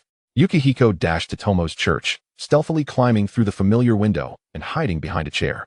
From her sleeve, she procured 2 pieces of candy. She stuffed one into her mouth and cautiously peeked out from behind, extending her hand forward while keeping an eye on the congregation below. Searching for Tomo's mouth. The moment the window was opened, Tomo had already noticed her. His nose brushed against her hand as it slowly descended, and he willingly parted his lips, savoring the sweet flavor that spread throughout his mouth as he leaned back against the soft chair. The spot where he reclined felt oddly bulging. Yukihiko must have been curled up there, shifting occasionally. Tomo bit down on the hard candy, trying to hasten its melting. Yet he was uncertain what kind of candy Yukihiko had brought. He gnawed for quite some time without success, and his teeth began to feel strange. The crunching sound echoed softly, causing the congregation to glance up, only to see their solemn leader, prompting them to lower their heads again, pondering why they felt something was amiss lately. Had their leader changed in some way?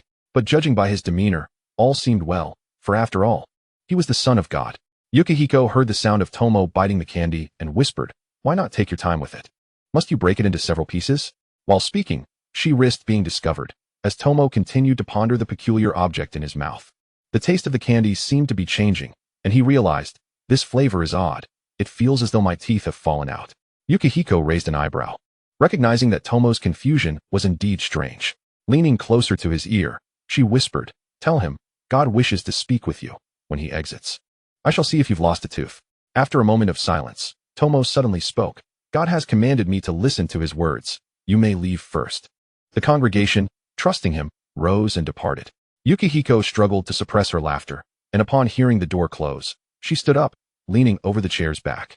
Peering down at him, Tomo obediently turned, opening his mouth to reveal a blush of pink that gradually darkened to a deep crimson, likely the liquid from the candy he had swallowed. Yukihiko slipped her finger into his mouth and tugged, and upon seeing a chip in one of the back teeth, she couldn't help but laugh. "So, even the Son of God loses teeth," she exclaimed. "Let me see.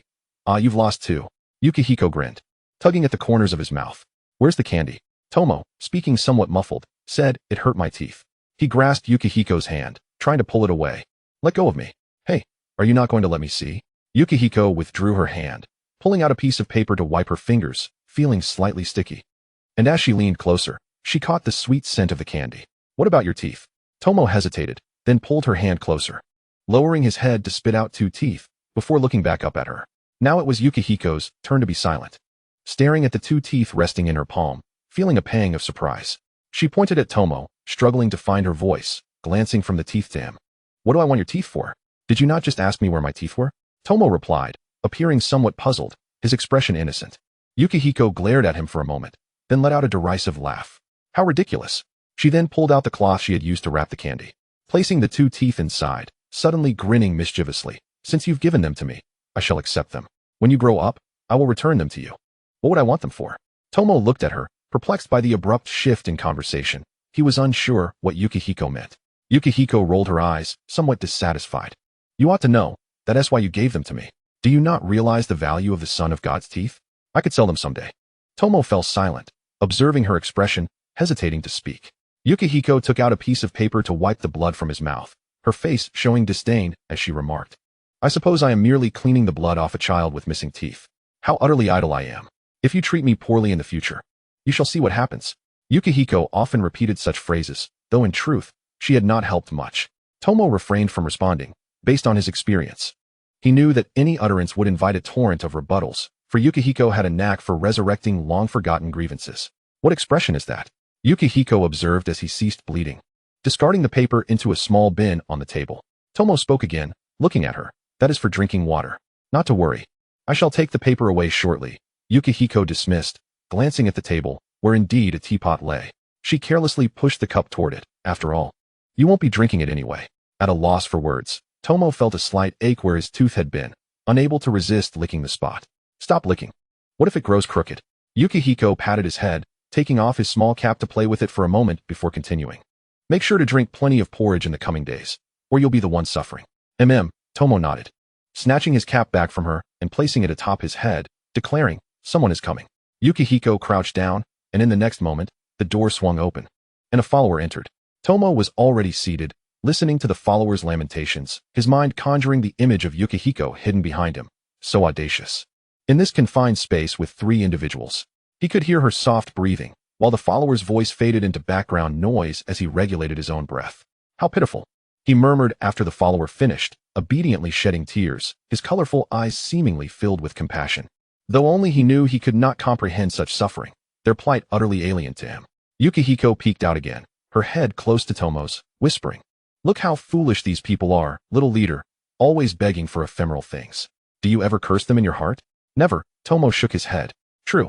You cannot feel anything. How absurd." Yukihiko sighed deeply. "I have always been particularly sensitive to human emotions, yet when I am around you, I feel at ease. For I sense no shifts in your feelings." Tomo pushed her head back, saying, "Keep your voice down, we might be discovered." "Oh." Yukihiko squatted back down, resting her chin on her hand, furrowing her brows in thought, before finally speaking, "Considering how good you are to me, once I earn some money, let us go see a doctor together." Tomo remained silent, quietly observing the congregation below, feeling the spot where his tooth had been was no longer too painful. Just a bit itchy. Chapter 15. The Child Who Raises Rabbits. As she simmered the meal in the pot, Xuehuizi carefully wrapped a pancake and tucked it into her embrace. After tidying up, she made her way to Tong Mo's home, finding it still deserted. With practiced ease, she vaulted over the broken fence and caught sight of something stirring in the corner of her eye. Hesitating for a moment, she darted to the wall's edge, crouched down, and discovered a fluffy little bundle. Picking up a nearby twig, she poked it gently, and the small fur ball stirred. She prodded it again, delighting in its softness as its ears perked up. It was a rabbit. Curiosity piqued, she wondered where it had come from. Noticing the grass leaves clutched in its tiny paws, she recalled how busy Tong Mo was, as were his parents. The yard was always overgrown with grass, and she sometimes came to help tidy it up. Having forgotten to visit in recent days, the corner had become overrun with weeds. She scooped up the rabbit and noticed a hole in the wall beneath it. "You snuck in through here, didn't you?" Xuehuizi playfully tugged on its ears, marveling at their texture, which reminded her of Tong Mo's cuteness. "Unfortunately, I can't keep you. My parents would turn you into dinner." Whether it understood her or not, the rabbit kicked its legs and struggled. She quickly stroked its back and continued, "Don't worry. I'll give you to Tong Mo. He can take care of you." The rabbit's red eyes darted around. Holding it close, she slipped into Tong Mo's room, which was never locked, a convenience for Xuehuizi. She shut the door to prevent the rabbit from escaping, then grabbed a broom to sweep the floor and tidy up the sparse belongings in the room. There was little in Tong Mo's space besides essentials. It rarely contained toys typical of a child's play. Noises from outside alerted her, and she set the broom by the door, cradling the rabbit as she awaited Tong Mo. Moments later, the door swung open, and Tong Mo entered, unfazed by her presence. He casually closed the door, his gaze settling on the rabbit in her hands. Xuehuizi lifted it up, presenting it to him. "Here, it's for you. Isn't it adorable?" Tong Mo remained silent for a long moment before accepting the rabbit. Being small, he struggled to hold it as it wriggled restlessly in his arms. Xuehuizi felt a smile creeping up, but stifled it. Aware that Tong Mo's parents were still at home, she gently patted his head and then the rabbit's. "What brings you here today?" Tong Mo asked, exerting effort to keep the rabbit secured against him. "Aren't your parents making you work?" "I went out. They're likely negotiating prices," Xuehuizi replied casually, sitting on the floor across from him, occasionally teasing the rabbit. "You know, my family wants to sell me off. Just looking for someone who pays well, I suppose." Are you not sad? Tong Mo asked, puzzled. In his recollection, children who were sold were always heartbroken, yet he had never seen Shui Huizi display such sorrow. Where would they sell you? Why should I be sad? My life can't get any worse than it is now, she sighed, continuing, I don't know where I'd end up. But I doubt it would be far. After all, this area's flower district is where my mother, the courtesan, used to work. Courtesan mother? Tong Mo inquired, intrigued. Who is she? Oh, I forgot to mention, Shui Huizi nonchalantly tugged on the rabbit's ears. She's my biological mother. I suppose she was afraid I would end up like her, so she had my current parents adopt me, paying quite a hefty sum.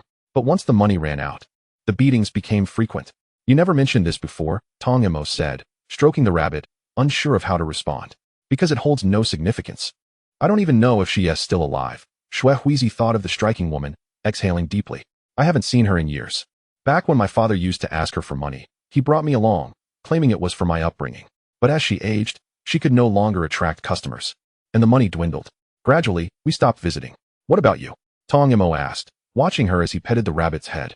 His colorful eyes seemed to reflect her face. Yet when she looked again, they revealed nothing but his calm gaze. Shui Huizi wished to steer clear of that topic, but Tong Mo seemed oblivious and awaited her answer. Reluctantly, she pinched his cheek and said, Don't always pry into what others don't wish to discuss. It can be quite off-putting. Why not?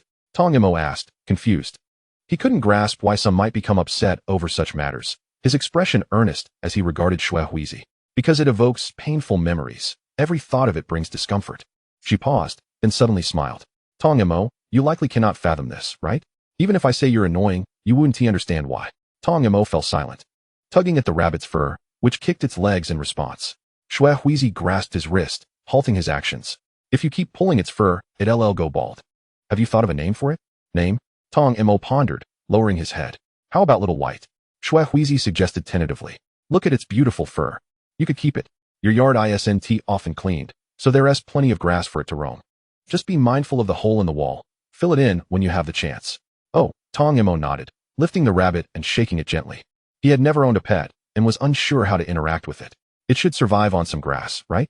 What else does it eat? Shui Huizi thought for a moment, recalling a family that had previously provided her with food and had kept rabbits. They fed them grass, and what else? Oh, carrots and celery should work too, but avoid anything too peculiar. Understood, Tong Mo replied, placing the rabbit on the ground, where it curled up in a corner, seemingly frightened. Shui Huizi couldn't help but laugh, watching the little bundle. Feeling playful, she reached for Tong Mo, pulling him close to pinch his cheeks, finding their textures similar, soft and yielding. Tong Mo attempted to push her hands away, but his strength paled in comparison to hers. After a prolonged bout of teasing, she finally released him. As she settled back down, Tong Mo's face was flushed, tinged with a hint of irritation. Shui Huizi found it amusing and reached out again, but he instinctively recoiled. Eyeing her warily, she chuckled, I thought you weren't afraid of anything. You keep pinching my face. My parents will notice. Tong Mo curled his legs, explaining his concern. True, Shui Huizi scoffed. But the chance of that happening is slim. After all, those parents wouldn't even notice if someone entered their home. They've left several times, absorbed in expanding their congregation, while Tong Mo has gone hungry at home. If it weren't for fear that this little leader might starve one day, I wouldn't bother coming around to check on him or cook. Enough of that. It's time for bed. Shui Huizi tucked Tong Mo under the covers, yawning. Where did Little White go? Tong Mo pointed toward her feet, and Shui Huizi noticed the rabbit had snuggled up beside her without her realizing. She lifted it and tucked it back under the covers, saying, Oops, I forgot. You haven't eaten yet. She rummaged through her clothes and produced a still warm pancake. Handing it to him. Here, eat up. I just made it. It'll have to do for now. I'll bring you some vegetables next time. I must head back. They'll be home today, and if they find me missing, there will be a flurry of questions. Tong Mo felt the rabbit shifting beneath the covers and tugged at it. As Shui Huizi extinguished the light upon her departure, he sat up and pulled the rabbit out, gazing into its red eyes for a long while before lying back down. The rabbit nestled quietly beside him, a picture of tranquility. Chapter 16, The Fish-Catching Children 1. 2. Shui Huizi counted her remaining coins, tucking them back into the small pockets sewn into her clothing, meant specifically for safeguarding the money Tong Mo had given her.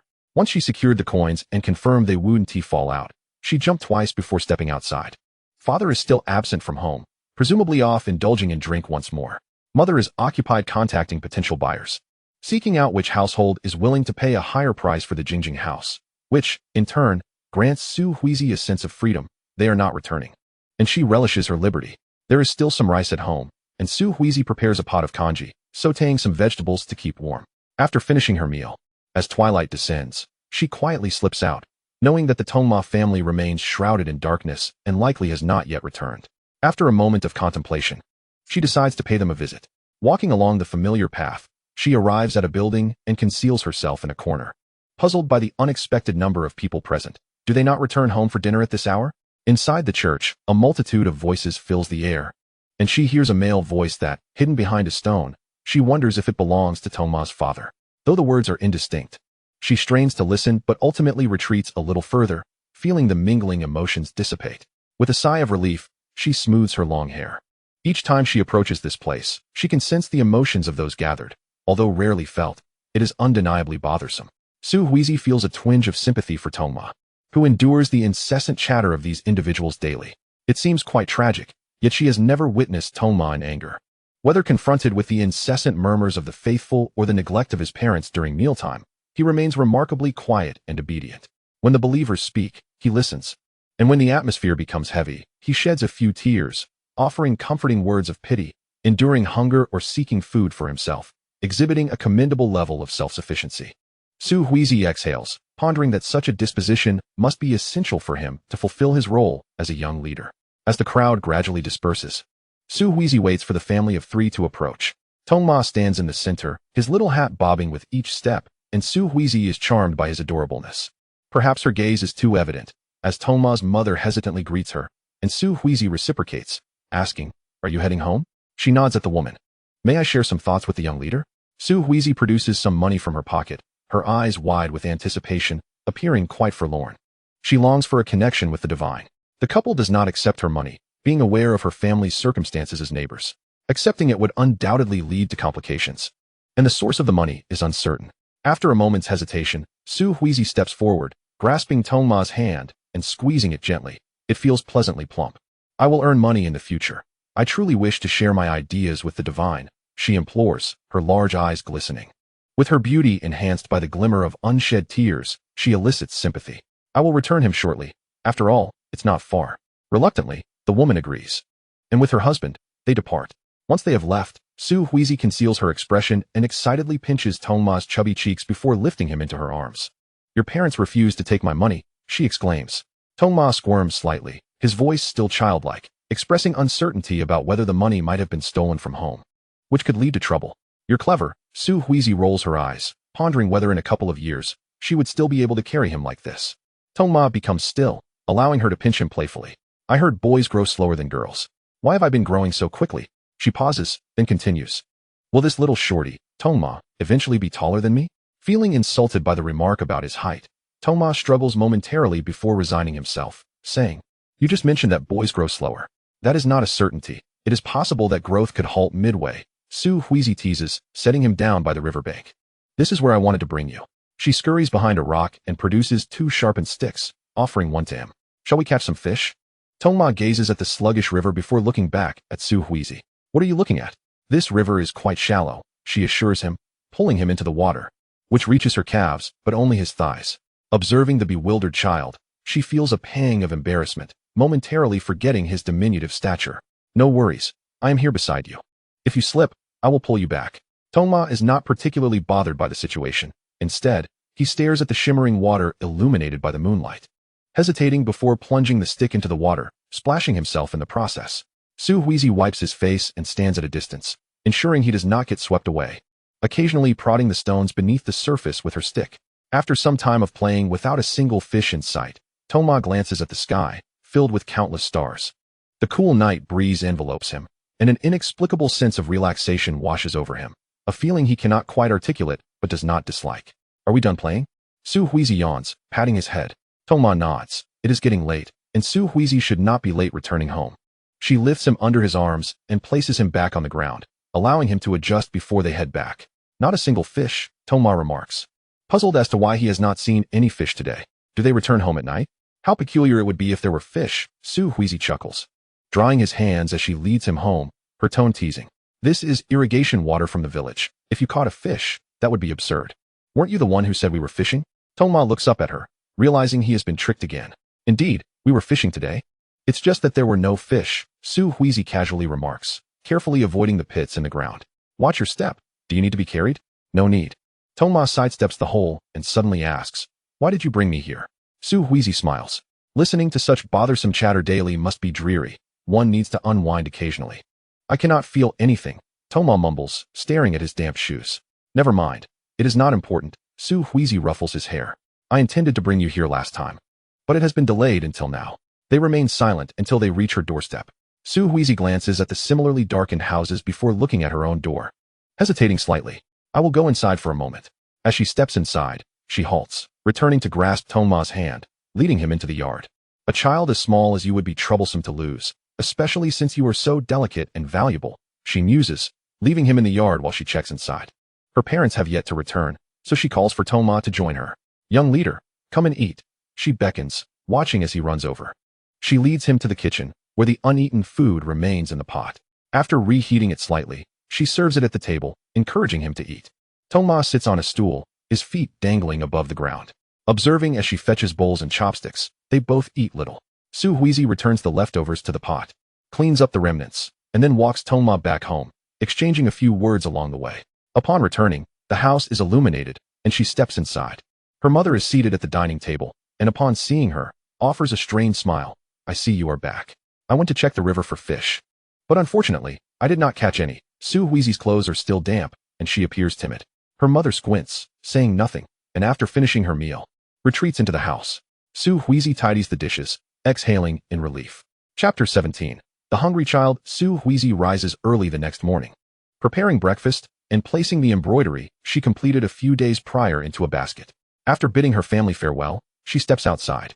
Knowing that her parents typically do not hinder her endeavors to earn money, Shui Huizi possessed a keen intellect and nimble fingers, capable of crafting exquisite embroidery that could fetch a modest sum.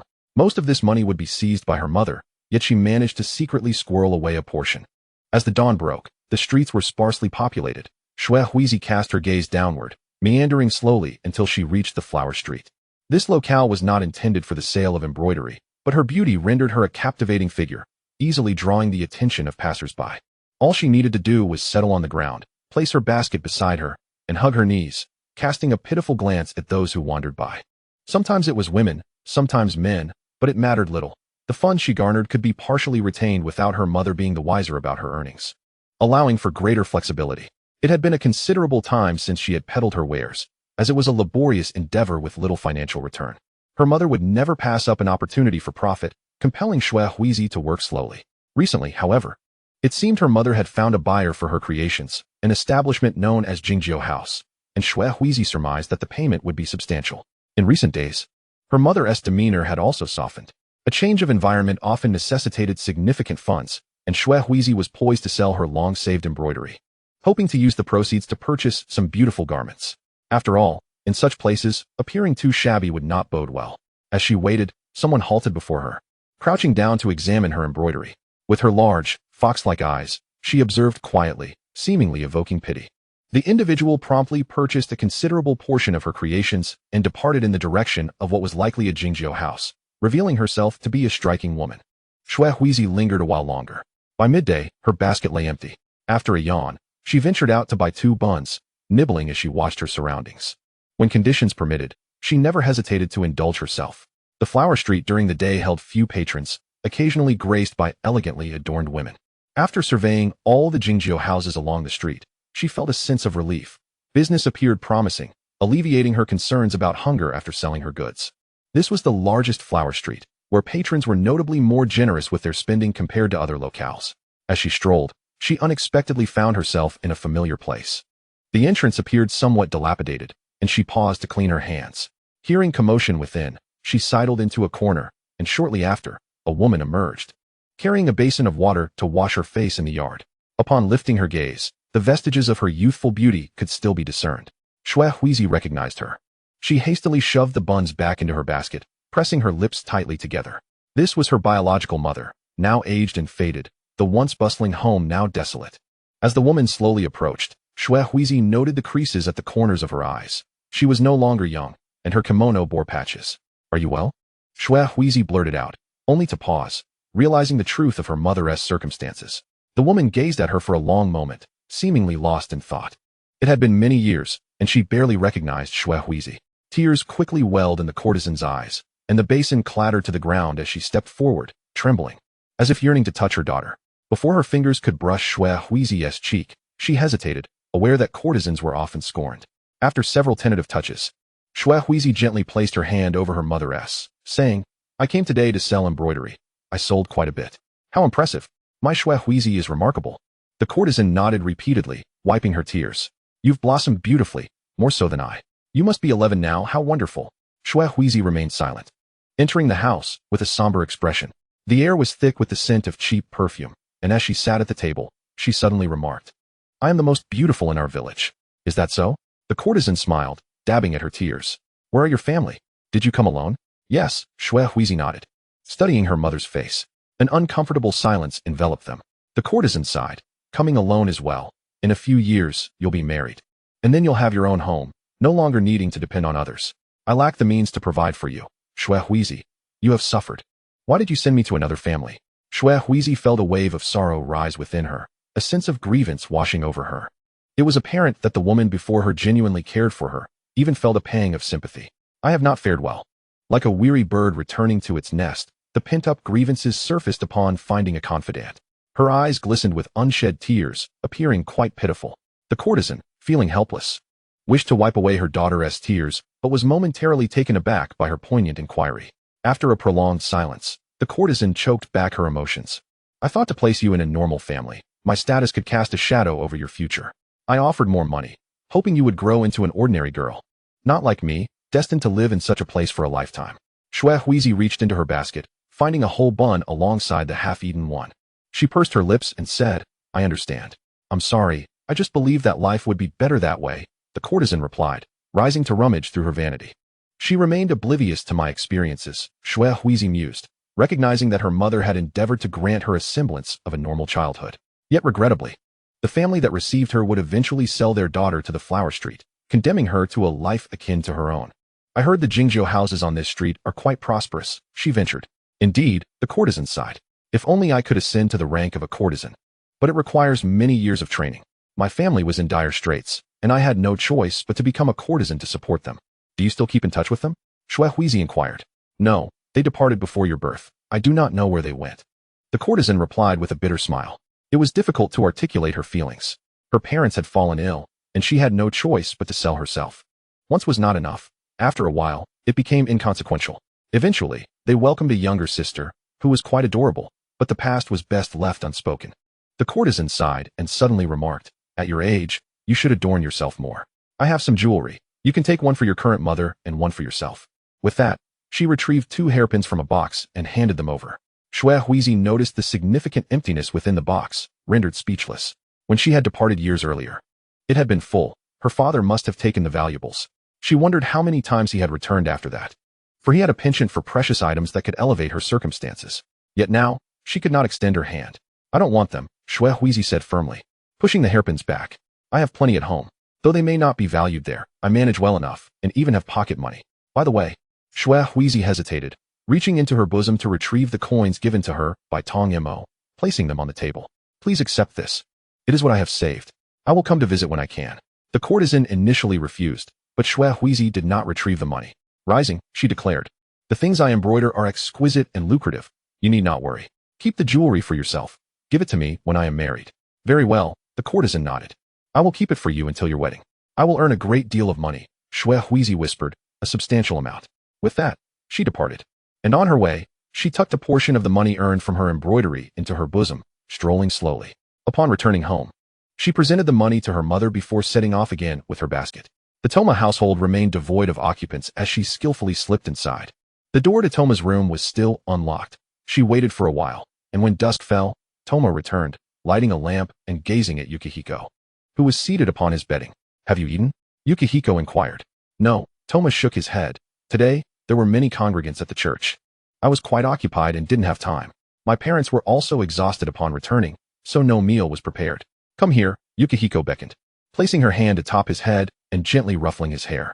From the basket, she retrieved a complete bun and offered it to him, saying, "Eat up." "It's a bit cold," Toma remarked as he began to nibble on it, while Yukihiko stealthily stepped outside to pour him some water. Watching him chew like a little hamster, she suddenly recalled something and asked, "Where's Shiro?" Toma hesitated for a moment before pointing towards the corner.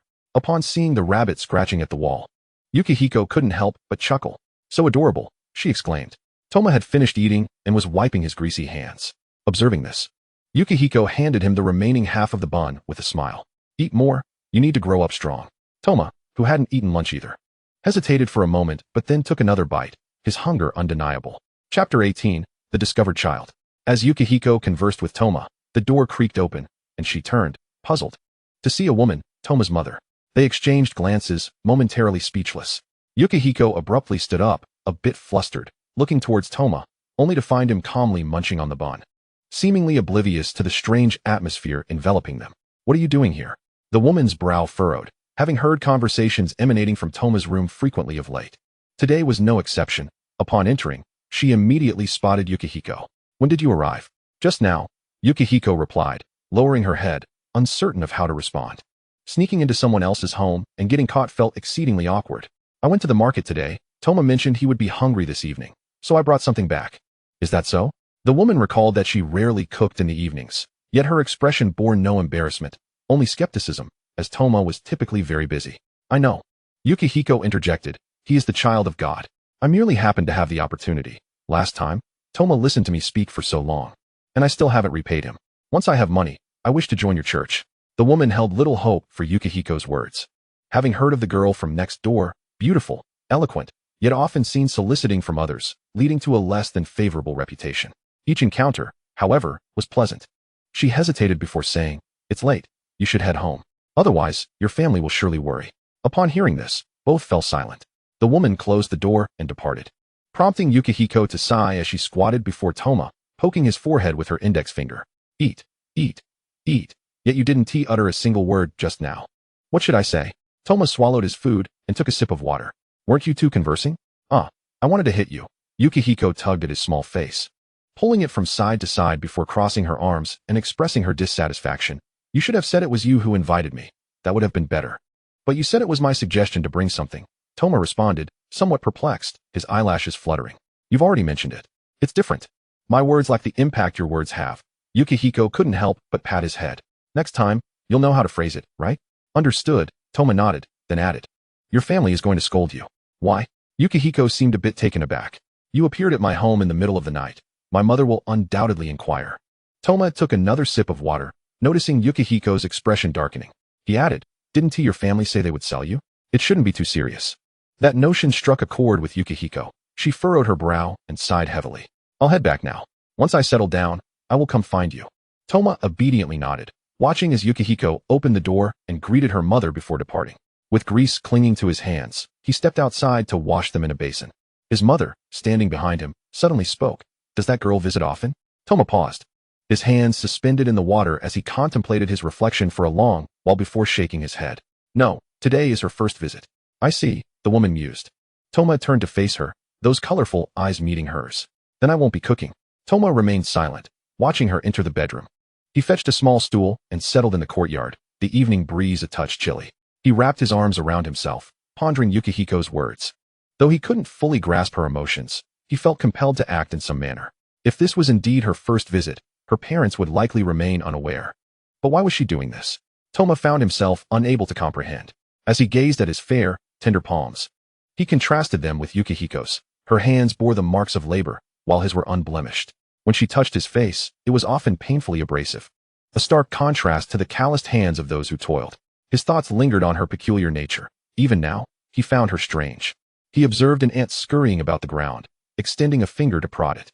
The ant, laden with food, paused for a moment before circumventing him and continuing its journey. Each time Toma nudged it, the ant remained fixated on that small area, clinging tightly to its morsel. Eventually, Toma ceased his movements, allowing the ant to disappear into its burrow.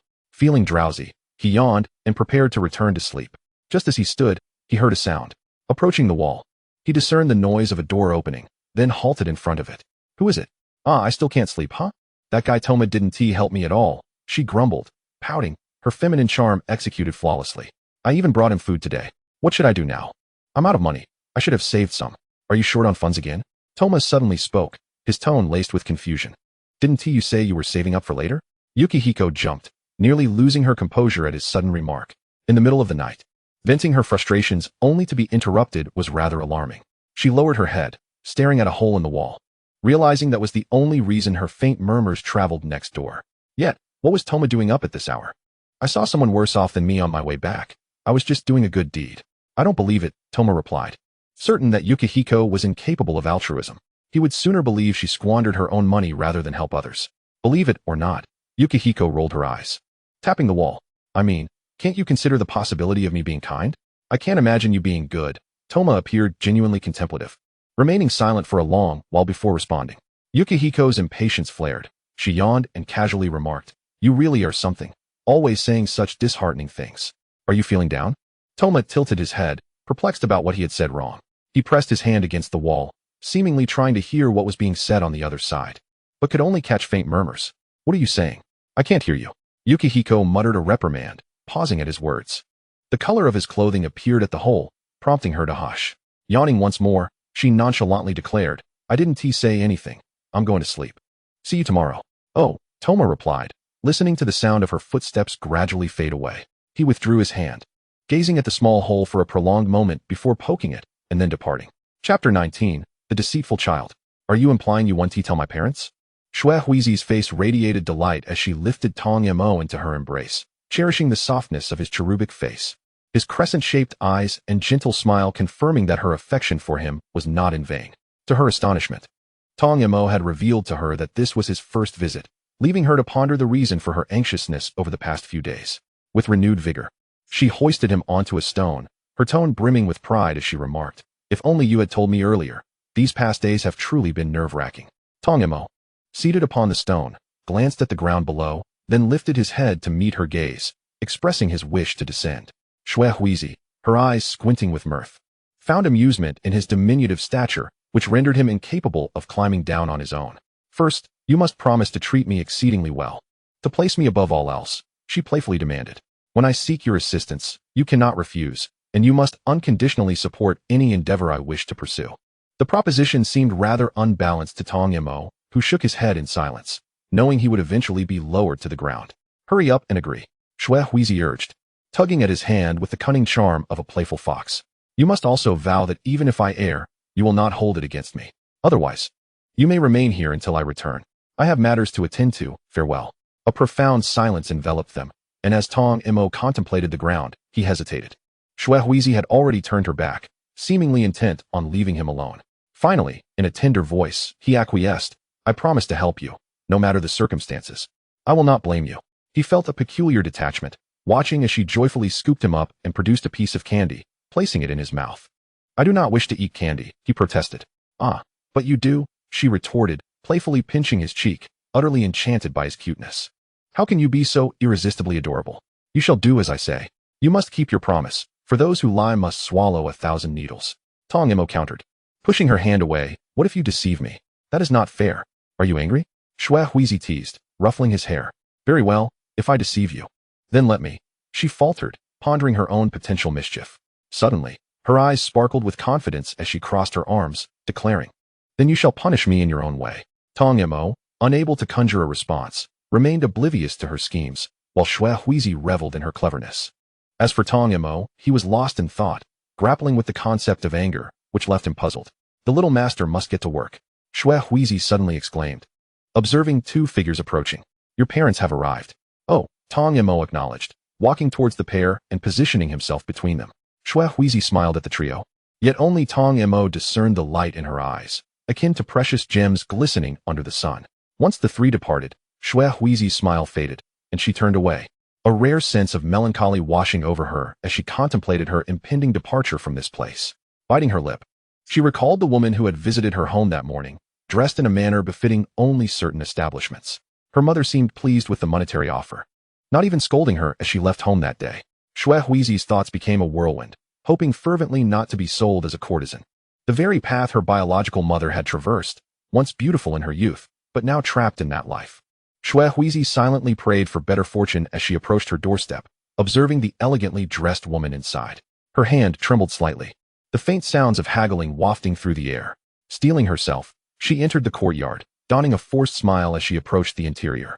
Her mother glanced at her, then continued her conversation with the nearby individual, remarking, Look at how lovely she is. She will surely earn a fortune when she grows up. However, the woman hesitated, sensing that it might be too late for a girl of this age to learn such skills. Though she acknowledged the girl's striking appearance, she beckoned Xue Huizi closer, inspecting her chin with a discerning eye. Xue Huizi obediently allowed the scrutiny, her expression innocent, appearing entirely unaware of her fate, her curious fox-like eyes sparkling with intrigue. You are truly beautiful. The woman scoffed, rolling her eyes, irritated by the girl's act. Nevertheless, she refrained from reprimanding her, recognizing that a sale would yield substantial profit. Recently, she had discovered her pregnancy and concluded that selling off a courtesan's child would be prudent, preventing any association with that lowly existence. Her looks are indeed commendable. The woman mused, pulling back Xue Huizi's sleeve to examine her arms.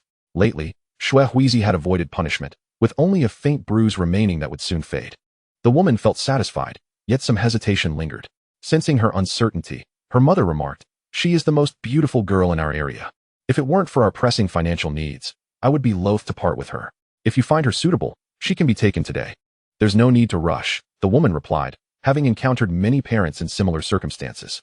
The world of courtesans was fraught with peril, and once one entered, it was challenging to escape. Rarely did families willingly sell their children unless absolutely necessary. With a sigh, she gently ruffled Xue Huizi's hair. "I will return tomorrow to escort you. For today, you may prepare and bid farewell to your home." Xue Huizi nodded, her face a mask of innocence. "See you tomorrow, beautiful sister." The woman observed her obedient demeanor, hesitating to voice her thoughts. Although directed at Xue Huizi, her words were equally intended for her mother. "You must think carefully. Places like courtesan houses are filled with all sorts of people. Once you enter, it is difficult to leave. When you grow older, there will be many more opportunities." "I have given it thought," Xue Huizi replied, gazing at her. "My family can no longer accommodate me. At least in the courtesan house, I will have food. Were it not for Tong Mo, I may have starved or frozen to death last winter. Sister, please take me with you." The woman ceased her attempts to persuade her, producing money from her clothing and handing it over. "Then I shall return tomorrow to collect her. The child is still young. Let her remain at home for one more day." With that, she departed, allowing a day for families to reconsider their decision.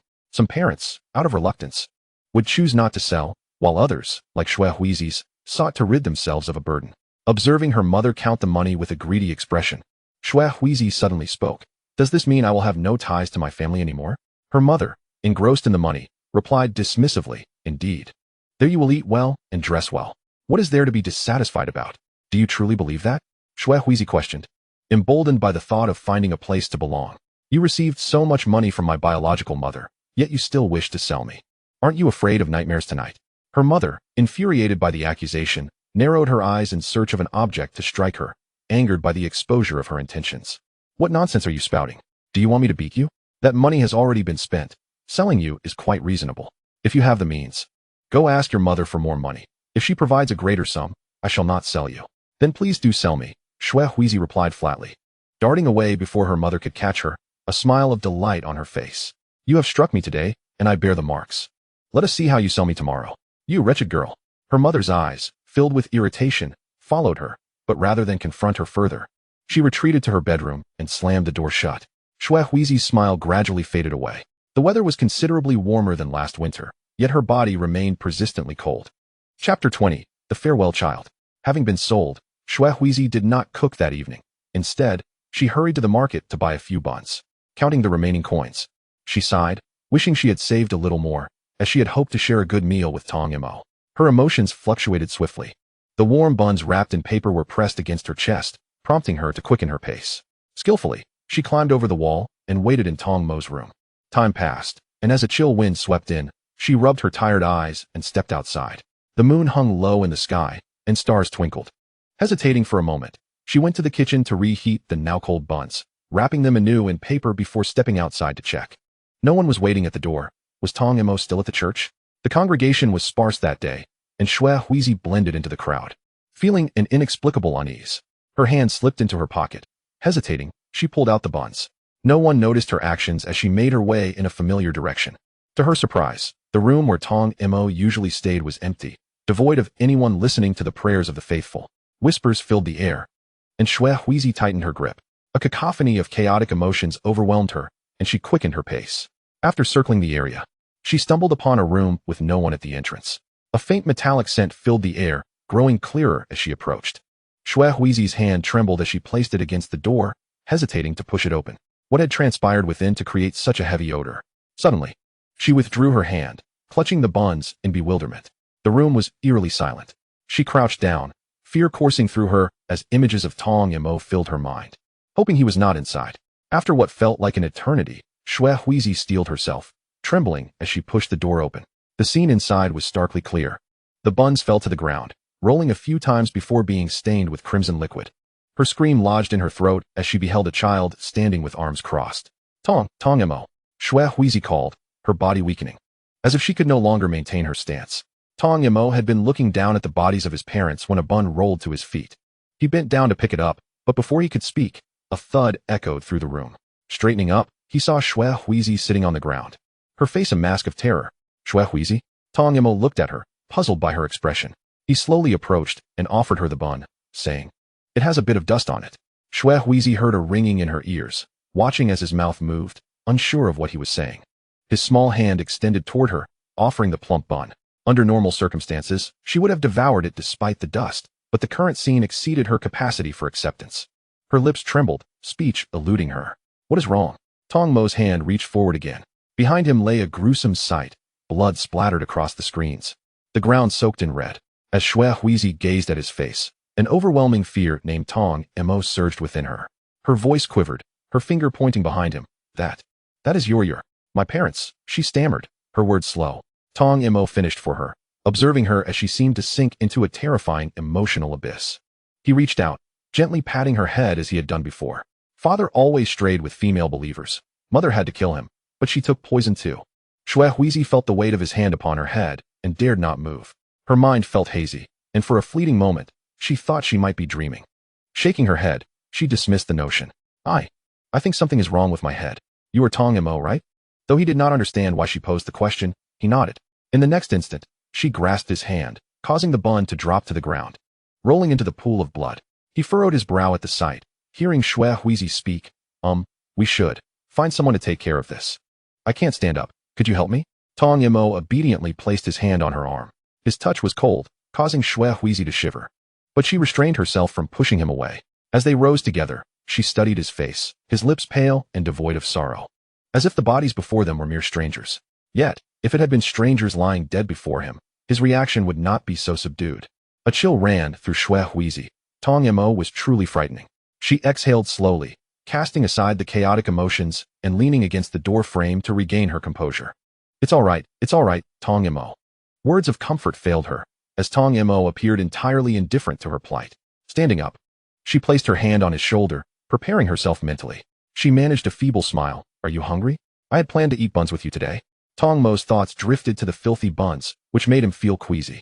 The stench of blood was too overpowering. They needed fresh air. It's evident you're not particularly saddened. Shui Huizi glanced inside the room, feeling that scene would haunt her as a nightmare, a bloody tableau. Suddenly, she seized Tong Mo and pulled him away, declaring, "Do not let anyone discover your reaction to your parents' death. No matter what. You must not let others know that you feel nothing. Do you understand?" Tong Mo appeared remarkably obedient, tears brimming in his eyes, genuinely sorrowful as he embraced Shui Huizi. His voice choked. "I am truly saddened. My parents died today." Shui Huizi's body stiffened at his embrace. She gently patted his back, murmuring, "It is not your fault. Tong Mo, you are merely a 6-year-old child and could not prevent any of this, so do not be sad." She faltered, the words feeling insincere, and her expression turned blank as silence enveloped them. Tong Mo looked up, curiosity etched on his face, wiping the tears from his eyes. "Where are we going?" "To take care of your parents' bodies," Shui Huizi replied. Tong Mo nodded, acknowledging the necessity, for that room was far too filthy.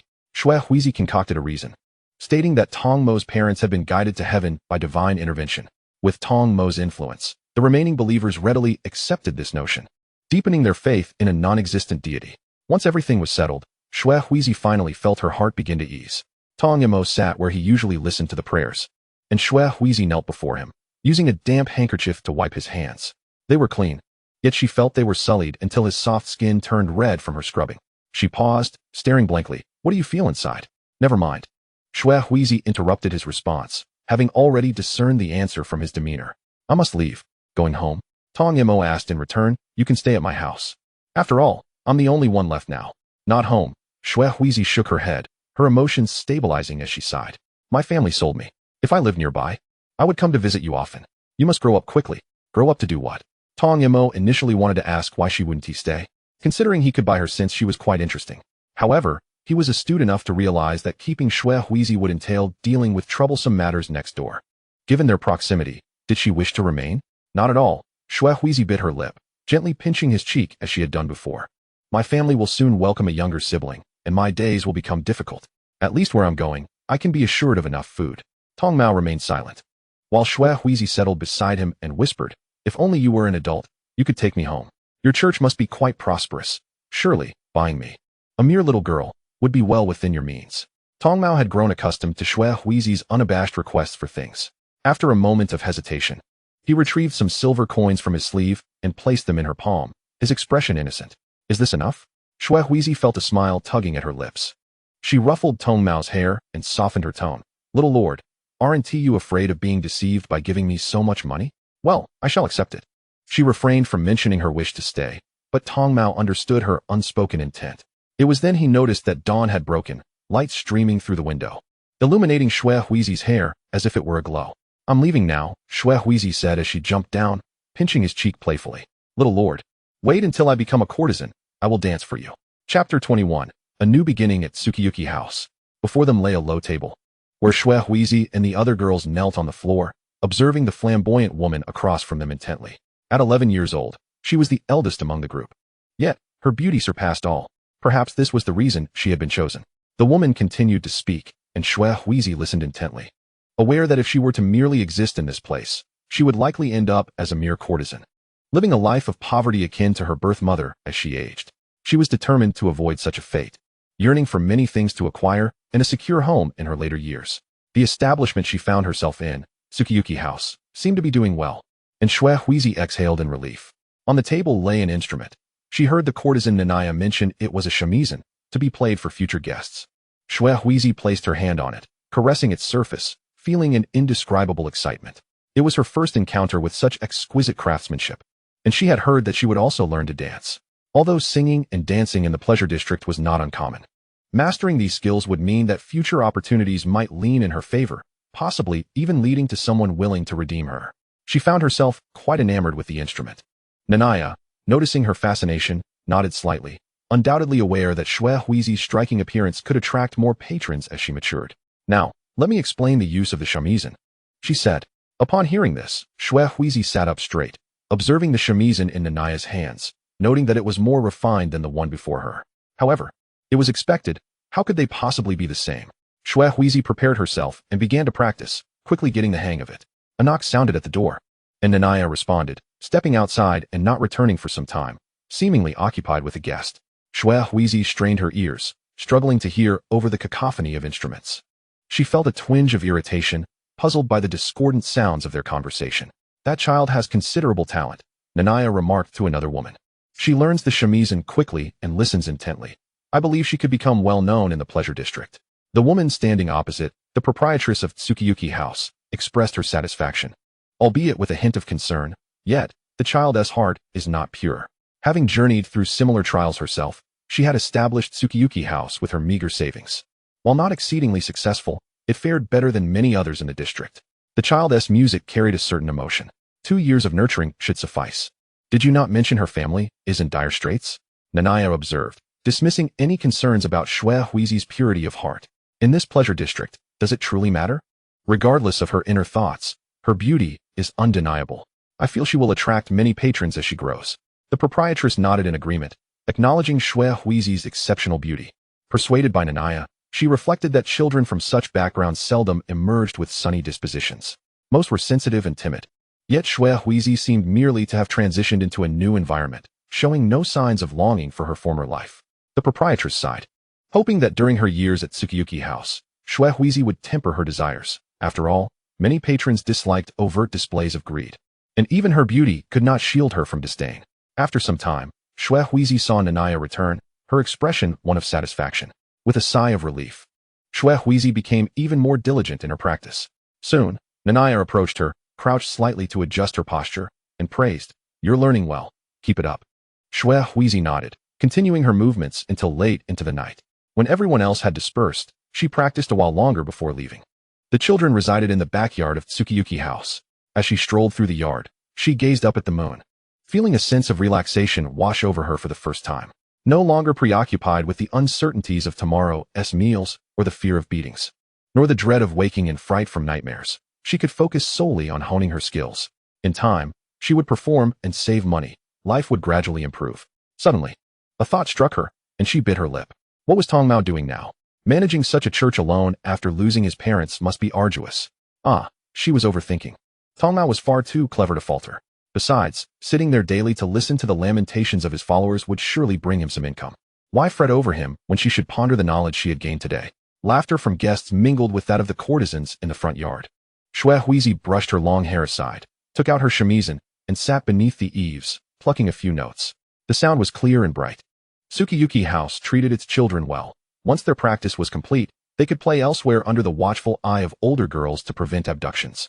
Xue Huizi took a deep breath and strummed a few more chords when she noticed another girl approaching, shamisen in hand, running to join her. Aren't you going out to play? Xue Huizi nodded, cradling her shamisen. What about you? Do you miss home? The girl shook her head, sitting beside Xue Huizi and swinging her legs. You're amazing. Did you just start learning? Yes, Xue Huizi replied, adjusting her obi that had slipped slightly. It's not too difficult. Oh, I thought I'd practice more tonight, but you're already doing so well. The girl beamed, revealing a gap where a tooth had fallen out. Noticing Xue Huizi's gaze, she shyly covered her mouth. My name is Miho. Xue Huizi paused before saying, I aspire to become a courtesan. That way, I could acquire many things. I think so too, Miho replied, her eyes sparkling as she brightened with a wide smile. Though there is little comparison in this pleasure district, there is still a hierarchy. If a courtesan excels, she can freely choose her patrons. I certainly wouldn't want to entertain those who are too unattractive. Xue Huizi found herself at a loss for words. Just then, Miho leaned in closer and said, Let us look forward to both becoming courtesans. Shall we practice together? Xue Huizi understood well the competitive nature of their craft, yet she did not decline. Assuming her position, she replied, I share your hopes. Let us strive together. Two distinct melodies resonated, intertwining with the playful sounds from outside. Xue Huizi practiced with utmost diligence, while Mei Hui cast a fleeting shadow of discontent upon her face at a glance, only to quickly revert to her usual cheerful demeanor. In Chapter 22, The Steamed Buns and the Pork Knuckle, Xue Huizi thrived at the Xia house, where the courtesan instructing her praised her as a gifted child, which filled her with immense joy. This afternoon was rare, as the esteemed Xia courtesan granted them a half-day break, leading most children to plan a stroll through the streets. Mei Hui invited Xue Huizi to practice the piano together, but was gently declined. Embracing her Sanwei Qin, Xue Huizi remarked, I have something to attend to, I must step out. Going home, Mei Hui knelt down, plucking at the strings, noting how few children ever wished to return home. The children here were often abandoned by their families. Mei Hui tightened her grip, casting a wistful glance at Xue Huizi. Is your family good to you? How can you still think of them in a place like this? If they truly cared, they would never have sold you here. Xue Huizi shook her head, her expression suggesting the recollection of sorrow. Cradling her Sanwei Qin as she stepped down from the stairs, regaining her balance. Turning back with a bright smile, she said, Not at all. I wish to find my little master. It has been so long since we last met, and I wonder how he is. Little master? A flicker of confusion appeared in Mei Hui's eyes. Who is that? Ah, my child husband, Xue Huizi jested, taking a few steps in the courtyard before adding. A very adorable little fellow, exceedingly charming. May I go see him? Mei Hui's eyes widened with curiosity. Does he live with you? No, we each have our own homes. Xue Huizi intended to keep the details private. She waved cheerfully. I must take my leave now. Goodbye. Goodbye. Mei Hui extended her hand to wave, only to realize that Xue Huizi had already turned and departed. Her grip tightened, observing her retreating figure with a tinge of gloom, murmuring, I do wish to meet the person Xue Huizi spoke of. As for Xue Huizi, she quickened her pace after turning away, her brow furrowed. Thankfully, her sensitivity to others' emotions had kept her out of trouble since arriving here, but Mei Hui was the second exceptional individual. She sensed a complexity in Mei Hui's emotions that was not as straightforward as Tong Mo's indifference, but rather, an overwhelming depth. Sudden disdain. Abrupt fondness. How could a person's feelings shift so swiftly? The change was almost instantaneous during their conversation, leaving her somewhat unsettled. She clutched her Sanwei Qin, sensing no overt malice. The flower street during the day was devoid of patrons as Xue Huizi strolled leisurely. At the street corner, she spotted a vendor selling steamed buns and purchased 6. Contemplating saving the remainder for Tong Mo to enjoy later. As a child, buying things was not particularly convenient. Her gaze lingered on the delicacies, and she succumbed to temptation. Acquiring a pork knuckle as well. Xia House occasionally dispensed a small amount of money, which Shui Huizi saved diligently. Sometimes, she sold embroidered items, and over 6 months, this became a decent source of income. She tucked the remaining coins into her sleeve and bought a small basket at the roadside, placing her purchases inside and covering them with a piece of blue cloth. The distance from the village to the flower street was not far, a fortunate aspect indeed. However, she had been preoccupied with practice for the past 6 months. Although she was naturally older than the other children, her talent, combined with hard work, allowed her to stand out among many. The path to the village had not changed. She ambled along, knowing that Xia House would never skimp on the children's sustenance. Her face had become rounder than 6 months ago, and she had grown considerably taller, resembling a beautiful painting. She headed directly to the church, aware that it was daytime, and Tong Mo would likely be listening to the grievances of the faithful. By the time she reached the church, dusk had fallen. Shui Huizi gazed at the tangerine-hued sky and smiled. Her striking appearance drew the eyes of many congregants as she entered, and it was impractical to sneak through a window while carrying her Sanwei Qin. Instead, she stood before a window, just as before, and pushed it open a crack. Tong Mo was engaged in conversation with the parishioners, his small face betraying no emotions. He turned his head toward the window, and Shui Huizi propped her chin on the windowsill with one hand, the other holding her instrument, radiating joy. He experienced a fleeting sense of disorientation. It felt as though he hadn't seen that face in ages. Noticing the parishioners present, he spoke, "I will convey your messages to the divine. Please do not let any other congregants enter." The parishioners regarded his words as divine instruction, hastily exiting to inform others. Shui Huizi brushed her hair back, cradling her Sanwei Qin as she entered the room, shutting the door behind her. She seated herself in the area designated for the parishioners. The music began to rise, and Tong Mo, seated at the head, watched her. Shui Huizi paused her actions, stepped forward, and placed the basket she had been carrying onto the large chair, smiling. "Do you recognize me? You haven't been gone long enough to be unrecognizable." Tong Mo refrained from saying the latter part, knowing that Shui Huizi's temperament would surely take offense. He pinched his own face, asking, "Have you improved?" Shui Huizi proudly raised her chin, then, realizing Tong Mo was shorter than her, leaned down. "Our teacher says my talent is unparalleled. How about that? Am I impressive?" "Impressive," Tong Mo slowly smiled, observing her. "Are you planning to share a meal with me?" Tong Mo pointed to the basket, where a flap of blue cloth had been blown open by the wind, revealing the contents wrapped in oiled paper. He chuckled, noting that Shui Huizi's life had improved significantly.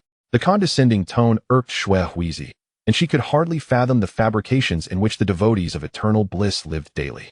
She patted Tong Mo's head, saying, "No laughing." "Oh." Tong Mo suppressed his smile, his expression turning slightly aggrieved as he looked at Shui Huizi. "Did I say something wrong again?" Shui Huizi took a deep breath, pinching his face and pulling it to the sides, firmly, before saying, "You didn't say anything wrong." "I did. Is that acceptable? Why must you say you were wrong?" Tong Mo was entirely perplexed by Shui Huizi's behavior. Because of her actions, his speech became slightly muddled. "Don't pinch me, it hurts. This is how I express friendliness." Shui Huizi's face contorted in mock ferocity as she tugged a few more times, crossing her arms. Feeling her anger subside, no resistance allowed. Tong Mo hesitated, unable to discern the truth in her words, tentatively asking, "Can I express my friendliness to you in the same manner?"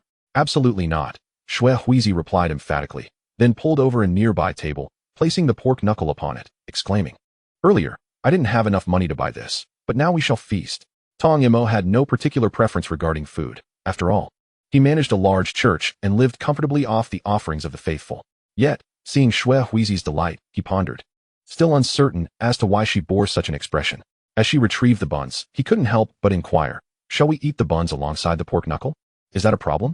Shui Huizi handed him a bun, taking a bite herself. Tong Mo glanced between the bun in his hand and the glistening pork knuckle, noting, "The bun is meat." "And so?" Shui Huizi replied, her expression one of confusion. Tong Mo fell silent, believing that individual tastes varied, slowly nibbling on the bun while largely ignoring the pork knuckle. The two children did not possess large appetites. Shui Huizi surveyed the remaining food, wiping the grease from her mouth. "You can save the rest for yourself. I must return. Weren't you the one who promised to dance for me in the future?" Tong Mo recalled Shui Huizi's words from memory. Having indulged excessively, Shui Huizi rubbed her swollen belly, stifled a yawn, and departed, promising to dance for him next time. "By the way, I'm at Xia House. If you miss me, feel free to visit." After a brief pause, she added, "Oh well. You know how it is, whether you want to or not. It's still me who finds time to come back and see you. Why haven't you grown taller yet?" You're still so small. You must avoid the flower street. It's too chaotic. You mentioned that boys develop later. Do you still remember that, Tong Mo? What exactly is Flower Street? Well, that's true. But what if you grow stunted and remain short? There is indeed that possibility. If you stay too short, I might reconsider my future as your wife, Shui Huizi jested, then continued. As for Flower Street, it's a den of indulgence. With money, one can purchase beauty. Why am I telling you this? I doubt you could even enter. You should just focus on being the little leader you are here. That is impossible. Tong Mo retorted casually, but upon hearing about the notion of being a wife, he remarked, I never acknowledged such a thing regarding Flower Street. All right then. We shall discuss it when you grow up, Shui Huizi interjected, cradling her shamisen as she strolled away. As night fell, the pallid moonlight illuminated her face. She pushed open the door and paused, murmuring, Flower Street is a place of revelry. Whether courtesans or oiran, they are merely objects for admiration and use. Once they lose their value, they are cast aside. The distance was too great. Tong Mo could not comprehend her words. Gradually, he slowed down and, looking again, discovered that Shui Huizi had already departed. The door left ajar, her sash fluttering in the cold breeze. He recalled the melody she had just played for him. Chapter 23. Midnight Fright. After a lengthy journey, Shui Huizi finally arrived at Xia House before dawn. Upon entering her room, she found her roommate absent. Unaware of where she might have gone at such a late hour, she placed her shamisen on the table, fetched a basin, and quietly washed herself. The weather had turned chilly, prompting her to stifle a sneeze. Once she had cleaned the mud from her feet, she returned to her room. As she opened the door, she was startled by a figure seated within. She set the basin aside and approached. Did I wake you? No. Mei Hui shook her head. Her dark eyes fixed intently upon her. During their training, they shared a room with 2 or 3 others, and she sat opposite Mei Hui, pouring herself a glass of water, feeling somewhat flustered. What about you? Nothing. Just getting up to drink some water, Mei Hui replied, taking a sip, merely moistening her lips. It was then that Shui Huizi noticed a steaming cup of water before Mei Hui, and with a yawn, she contemplated seizing the moment to rest. I'm going to sleep now. With that, she retrieved her blanket from the cupboard, spread it out, and nestled within, her breathing gradually becoming steady. Mei Hui approached her, lowering her head to observe her for a while, her eyes dim and inscrutable, lost in thought. Eventually, she returned to her own bed. In that fleeting moment, as Shui Huizi lay there, she subtly cracked her eyes open, squinting at Mei Hui. There was something odd about her. Why was she sitting there in the middle of the night, drinking water without returning to bed? The thought sent a shiver down her spine, leading her to worry if something was amiss with Mei Hui's mind. After all, such a situation could prove troublesome. If she were to lose her sanity one day, who could say what might happen? Shui Huizi, feeling drowsy, closed her eyes, surrendering to the encroaching sleep. Yet, she was suddenly awakened by a faint, crunching sound. What was that? Shui Huizi slightly opened her eyes, attempting to discern the source of the noise. A mouse? How could it have entered the room? She propped herself up slightly, catching sight of Mei Hui's back. The sound emanated from that direction. Hesitating, she noticed a small patch of crimson on the floor and lay back down, her drowsiness dissipating. What could Mei Hui be consuming to produce such a sound? The commotion from that corner ceased, and Shui Huizi closed her eyes once more. Shui Huizi, are you awake? Then came the rustling sound as Mei Hui drew closer. Midway through her approach, her footsteps vanished. Shui Huizi did not open her eyes, for there was no sound as Mei Hui walked barefoot across the floor. At least very few humans made noise. An overwhelming sense of unease gripped her heart, yet she feigned deep slumber. A chilling breath hovered before her. Indeed, something was approaching. Shui Huizi's hand, hidden beneath the blanket, slowly clenched. Mei Hui leaned closer, blowing a breath towards her, carrying a nauseating scent, one that felt strangely familiar but eluded her in the moment of panic. Controlling her breathing, Mei Hui whispered into her ear, her tone laced with amusement. You're awake, aren't you, Shui Huizi? Stop pretending. Time stretched into silence, and Shui Huizi's hand was nearly bloodied from her own grip. A hand brushed against her face, caressing her. After a prolonged silence, Mei Hui dejectedly remarked, Oh, you're still asleep. I'm so hungry. Footsteps echoed once more. Yet Shui Huizi kept her eyes shut. Her mind was flooded with thoughts until the sounds of children's laughter outside began to filter in. Gradually, she opened her eyes, rubbed them, stretched, and assumed a guise of having just awakened. Once fully alert, she was nearly frightened to death. Mei Hui was staring down at her, her eyes imbued with an unsettling emotion. For a fleeting moment, Shui Huizi felt as if she were the prey. She glanced toward the rising sun outside, shuddered, and turned back to Mei Hui. What are you doing? Nothing, Mei Hui replied, rising and crawling back to her own bed, her lips a striking red. Shui Huizi's gaze lingered on the floor for a moment before hearing Mei Hui's voice. What are you looking at? Tilting her head slightly, she observed her. Shui Huizi averted her gaze, speaking, still not fully awake? Aren't you going to wash up? Shui Huizi had no intention of broaching the events of the previous night. If Mei Hui truly harbored some issue, bringing it to light would not be beneficial. She shifted the topic, carefully choosing her words. You seemed to be absent from the room last night. What were you up to? I went out to take care of some matters. Mei Hui's gaze remained fixed on her, expressionless, lips still crimson. I fell ill and cannot be exposed to sunlight. You should inform Oiran Shuya. She will understand. Shui Huizi furrowed her brow. She had been perfectly fine when she left yesterday, even if it was the afternoon. How could she have fallen ill overnight without any transition? Yet, she refrained from inquiring further and rose to fetch water. During the day, several geishas would come to instruct them. As Shui Huizi washed her face, upon returning, her gaze halted abruptly at an unusual sight. Mei Hui, with her back to her, had a patch of red liquid seeping from beneath her bedding. Her fingertips trembled slightly as she silently set the basin down. As she went to tidy her blanket, she glanced furtively towards that direction. Suddenly, her movements froze as she noticed a small, white object on the floor, stained with dried red. She glanced at her own nails. Indeed, these were human nails. Had Mei Hui been injured? Yet the nails had come off entirely, accompanied by some remnants of flesh. A wave of fear washed over Shui Huizi. She bit her lip, pretending she had seen nothing, and placed the blanket in the cupboard. Softening her tone, she asked, should we find a doctor? You seem unwell. Mei Hui remained silent for a long while before responding in a flat tone. It's nothing. Shui Huizi sighed in relief, standing to walk outside. The events of the previous night were no dream. During the first half of the night, when she was absent, Mei Hui had not been in their room. Something may have transpired, as when she returned, Mei Hui's bed had been empty, yet after finishing her wash, she found her seated at the table, claiming she had arisen at midnight for water. She had just observed the cup, and the water within it had not diminished. Shui Huizi found herself perplexed, particularly regarding the fingernail that had fallen off without seeking a physician's assistance. Moreover, what had she consumed last night that resembled the sound of gnawing on bones? And what of her behavior in the middle of the night, gazing at herself? Would a rational person engage in such an act? Clutching her shamisen, Shui Huizi sought a place to sit. Shortly thereafter, Qi Yi, the courtesan, approached her, a flicker of approval dancing in her eyes. You arrive so early each day. What a Mei Hui. Weren't you two always together? She has fallen ill, Shui Huizi replied candidly, then continued, are you acquainted with Shui Yi, the courtesan? She asked me to convey a message, stating that she would be aware of the situation. Shui Yi. Qi Yi paused, her tone subtly shifting. She only emerges at night. She should be sleeping during the day. I will inform her later. Shui Huizi nodded and resumed practicing her shamisen. The sound pleased Qi Yi, who nodded in satisfaction. This truly was the most gifted child she had encountered. Chapter 24. Shui Yi, the courtesan. Soon, Qi Yi was to parade through the streets. After a moment of contemplation, she called Shui Huizi over with a gentle tone. In a little while, you may visit Shui Yi's quarters. I must leave in haste. Pausing, Qi Yi smiled. Shui Yi might be resting. Do not disturb her. Shui Huizi nodded, her mind racing with thoughts about why she needed to inform Shui Yi about Mei Hui. She had met the courtesan a few times, always appearing at night to offer guidance during her practice. Had Mei Hui garnered Shui Yi's favor? Shui Huizi tightened her grip on the shamisen, feeling a pang of jealousy. Surely her own talent was superior. Why then was Mei Hui chosen? During lunch, Shui Huizi slipped out and found herself at Shui Yi's door. She knocked, but silence greeted her.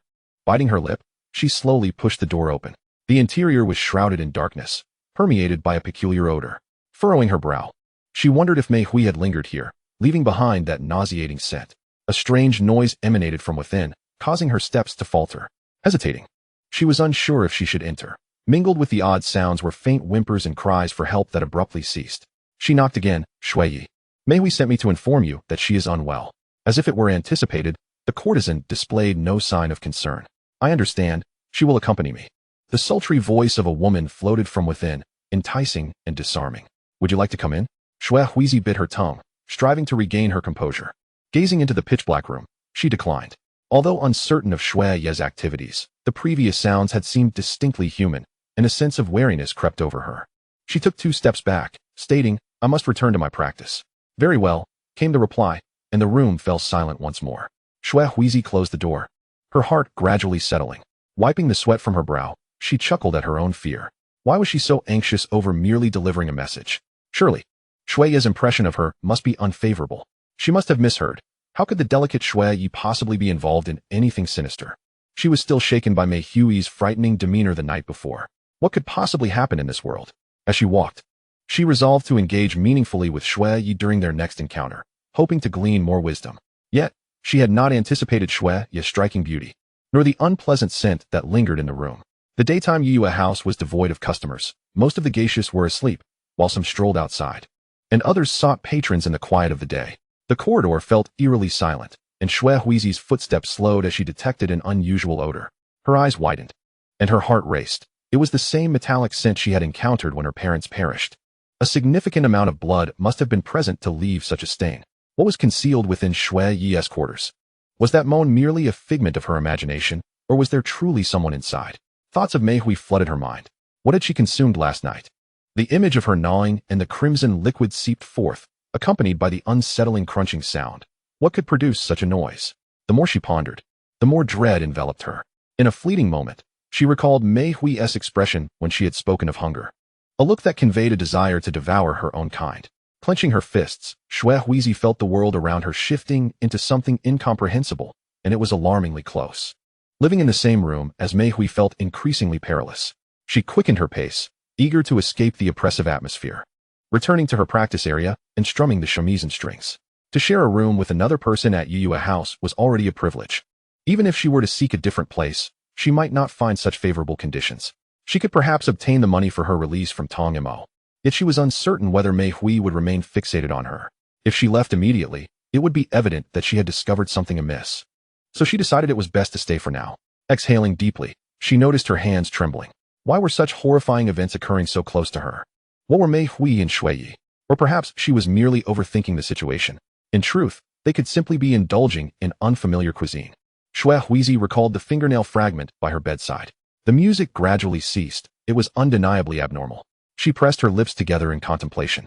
This place exceeded her wildest imagination. Placing the shamisen on the table, she sighed. The priority was to learn more swiftly, for becoming a courtesan would grant her an independent chamber. Her gaze flickered with determination. She had no intention of furthering her education under Shui Yi at this moment. Shui Yi was the most successful courtesan in this establishment. Until today, Shui Huizi had envied her, and upon discovering Mei Hui's connection to her, she experienced a twinge of emotion. But now, she had dispelled such thoughts. Even if there was nothing untoward within, she was certain that the courtesan was not normal. The acrid scent was nauseating. Could one truly dwell in such an environment without awareness? It was likely intentional, or perhaps it was an inescapable cycle. Each time the stench began to dissipate, something new would arise to replace it. Shui Huizi felt a shiver of fear, striving to ignore these unsettling thoughts when a few children entered, whispering amongst themselves. I heard that a courtesan went missing from Yue House. How terrifying. The other geishas told me not to wander about at night. That's because they fear you may be abducted or offend a patron. Who knows? Regardless, we should avoid going out at night. Shui Huizi's complexion paled, her mind racing with dark thoughts. Noticing her expression, the two children fell silent, offering comfort. Shui Huizi, don't be frightened. We're merely chatting. You're quite timid. And no, Shui Huizi shook her head, forcing a smile. I just felt a bit unwell from the wind on my way home yesterday. I'm not in very good spirits today. I see, one of the girls replied, picking up her shamisen. I envy you and Mei Hui for learning so quickly. Shui Huizi shivered at the mention of Mei Hui, feeling a pang of anxiety about how to approach her, especially since she felt an undercurrent of fear. That night, the door creaked open, and Mei Hui emerged slowly, her complexion vibrant and rosy. Clutching her shamisen, she settled beside Shui Huizi. In the past, they would sit together, facilitating practice and promptly correcting each other's mistakes. Shui Huizi's expression was somewhat strained, but she managed to smile when Mei Hui glanced her way. Mei Hui emerged into the night. Chapter 25, The Peculiar Mei Hui. What troubles you? Mei Hui's hands faltered momentarily as she cast her gaze upon Shui Huizi. Her tone remained as unvaried as ever. You seem rather strange. Shui Huizi's hands trembled slightly, her face lifting into a smile as if nothing had transpired. I traveled all night last night and am a bit fatigued. The warm yellow light illuminated Mei Hui's face, casting an eerie and unsettling aura. Shui Huizi silently adjusted her instrument, striving to dismiss the discomfort gnawing at her heart. Just yesterday afternoon, Mei Hui appeared completely normal.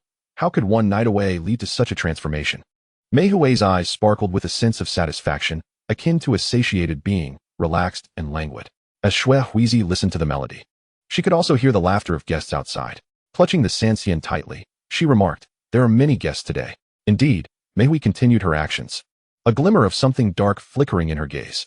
Listening to Shui Huizi's words, a subtle smile played at the corners of her lips. Yesterday afternoon, I visited the Yukio courtesan. She complimented my playing. A peculiar tension spread through the air as the music from the others in the room dwindled. For them, receiving praise from courtesans was a matter of great pride. Among this group of girls, only Shui Huizi and Mei Hui possessed the most exceptional talents. Though others occasionally offered their opinions, the two clearly stood apart in skill, and their dedication was undeniable. Now that Mei Hui had caught the attention of the Yukio courtesan, the atmosphere became somewhat eerie, with scrutinizing gazes directed their way. Yet, Shui Huizi's expression remained inscrutable, mirroring her usual demeanor, which was indeed a rarity. Typically, the two would compete for dominance in their musical exchanges. Congratulations, Shui Huizi nodded, suppressing the emotions in her eyes. She had no intention of entangling herself with Mei Hui over this matter, for she had yet to grasp the nature of the relationship between Mei Hui and the Yukio courtesan. Taking a deep breath, she resumed her playing. Mei Hui narrowed her eyes slightly. Something was off about Shui Huizi today. Although they usually spent every moment together, even sharing a room, neither was willing to yield to the other. Had she possibly uncovered something? Mei Hui couldn't help but reflect on the events of the previous night. Furrowing her brow, suddenly, Shui Huizi stood up and declared, I feel a bit tired. I shall return first. Evenings were typically their time for free practice, unmonitored, so departing early was no issue. Shui Huizi carefully cradled her sanxian and stepped outside. Laughter echoed in the distance, and after a moment's hesitation, she approached, observing the guests coming and going. Their position was somewhat secluded, with few patrons venturing near, a precaution to prevent untrained geishas from inadvertently colliding with guests, especially since they were still quite young. How bustling it is! A familiar female voice chimed from behind her, drawing close with an unnerving intimacy. The patrons, inebriated, filled the hallway with their laughter, the orange glow from the adjacent rooms spilling into the corridor. Without turning her head, Shui Huizi calmly replied, Once you have completed your training, you too can partake. Of course, Mei Hui murmured, her voice lowered. Do you wish to step outside and take a look? Shui Huizi noticed a man approaching from that direction. Just as she prepared to step back to avoid him, a sudden force from behind thrust her forward, crashing into the man's embrace as they both fell to the ground. Suppressing her irritation, she murmured an apology, only to have her wrist seized. The man, his face flushed from drink, stared at her for a moment before laughing. When did Saijetsuya acquire such a beautiful little sister? His grip was strong, and Shui Huizi's complexion paled as she envisioned her grim fate. A flicker of resentment toward Mei Hui ignited within her. What was Mei Hui intending? She glanced toward the corner, only to find Mei Hui had vanished. Her sanxian lay abandoned on the ground, marred by fresh scratches. Damn it, she thought, it's far too early for guests. This could easily lead to becoming a courtesan, which is not my aspiration. A glint of determination flashed in Shui Huizi's eyes as she picked up the sanxian, preparing to strike the man. After all, what was Saijetsuya but a place to earn some money?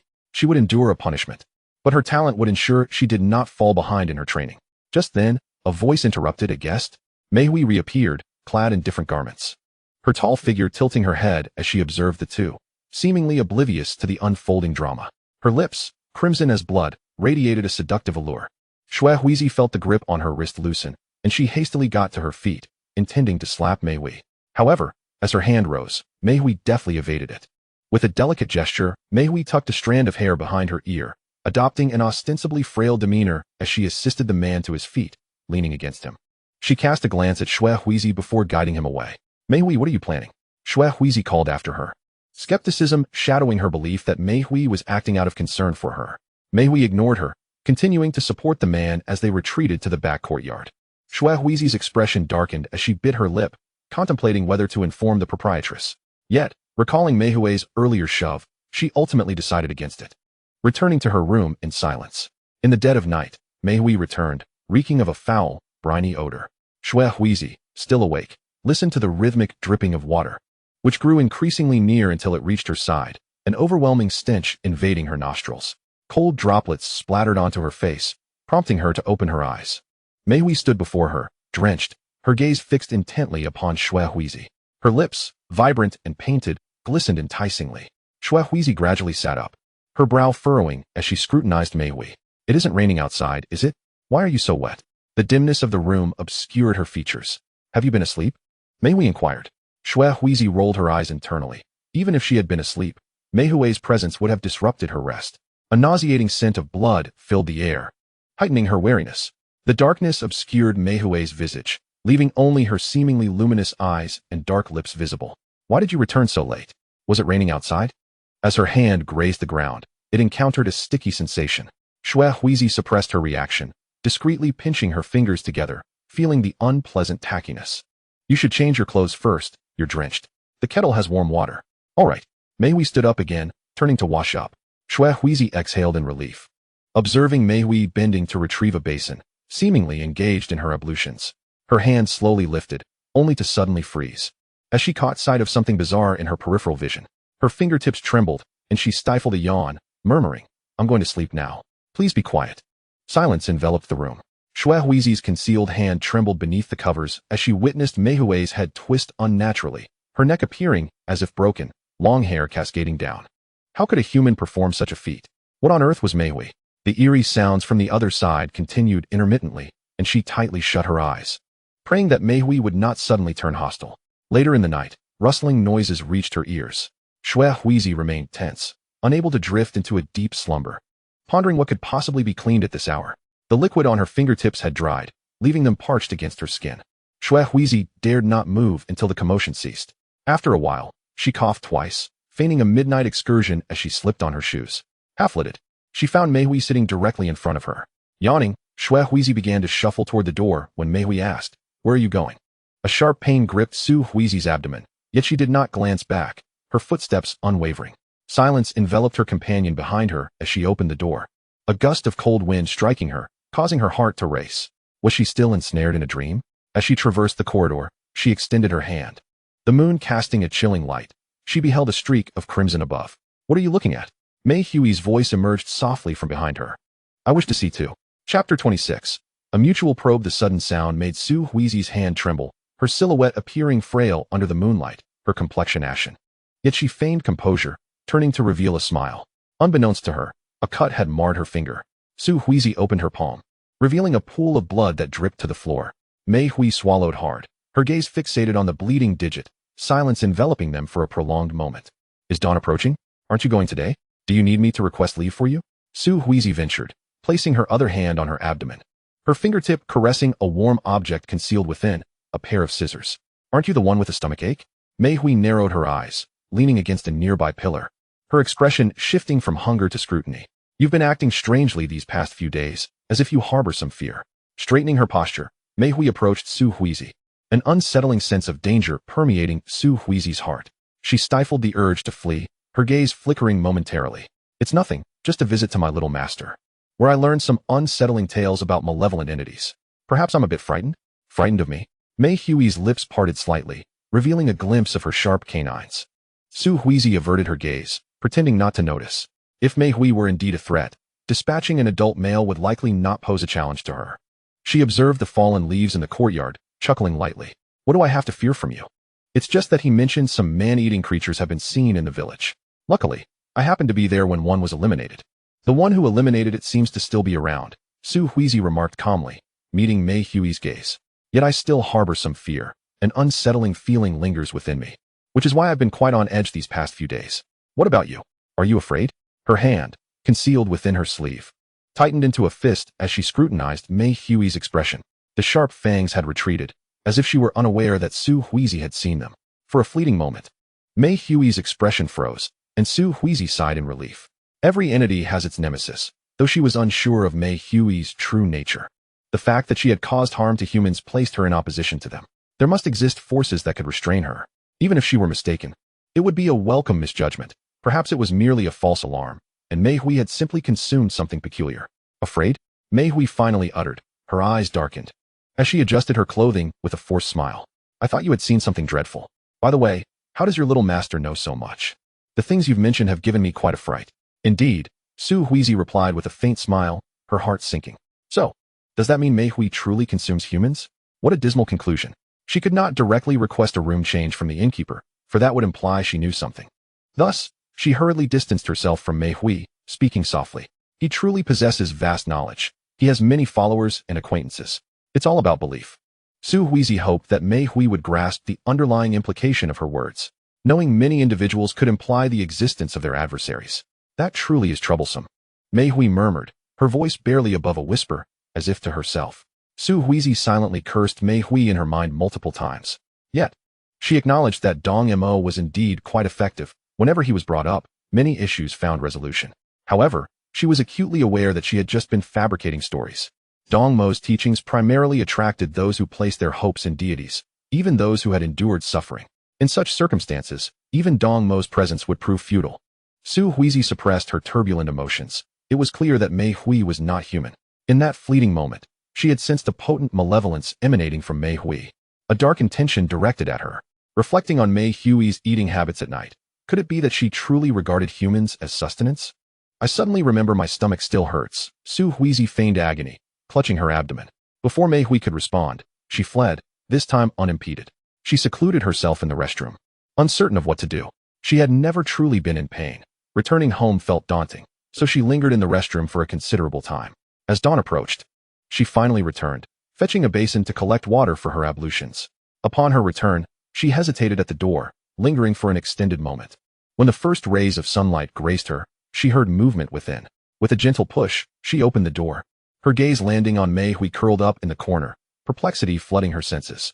Memories of Mei Hui's previous claim of illness surfaced. Her hand hesitated, pulling the door open wider.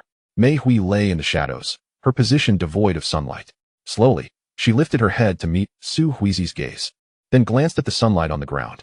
Su Huizi stood in the sun, tidying her towels, and felt a surge of warmth. "The weather is quite pleasant today," she remarked cheerfully. "Shall I help you dry your blanket in the courtyard?" "No need," Mei Hui promptly declined, observing Su Huizi's flurry of activity, her nails digging into her flesh. As Su Huizi tidied the room casually, she placed 2 Sanwei strings on the table, where sunlight bathed them. "I've placed your Sanwei strings on the table. If you wish to practice, feel free to retrieve them," Su Huizi said, turning her back to Mei Hui. Yet she remained vigilant. With no further disturbance, she added, "Once you recover, we can practice together. With the guidance of the snowy night courtesan, you'll surely surpass me in progress. I must strive harder as well." Afterward, she carried the Sanwei strings outside, closing the door behind her. The windows were left ajar for ventilation, and upon reaching the connected room, she found it empty. She plucked at the strings, the music rising, and the feeling of unease gradually faded. By noon, she held a lunchbox in her hand, walking through the corridor. She glanced at the scorching sun, a smile creeping onto her face. The house was silent, devoid of practice sounds. She knocked on the door and entered, her peripheral vision catching sight of the instruments on the table as she approached Mei Hui. Mei Hui lay beneath the covers in the shadows, and Su Huizi crouched beside her, extending her hand, only to be grasped. Mei Hui sat up. "Let's eat. I've brought lunch this time, and there's meat." Mei Hui watched as Su Huizi opened the lunchbox, the aroma wafting towards her, inducing a wave of nausea.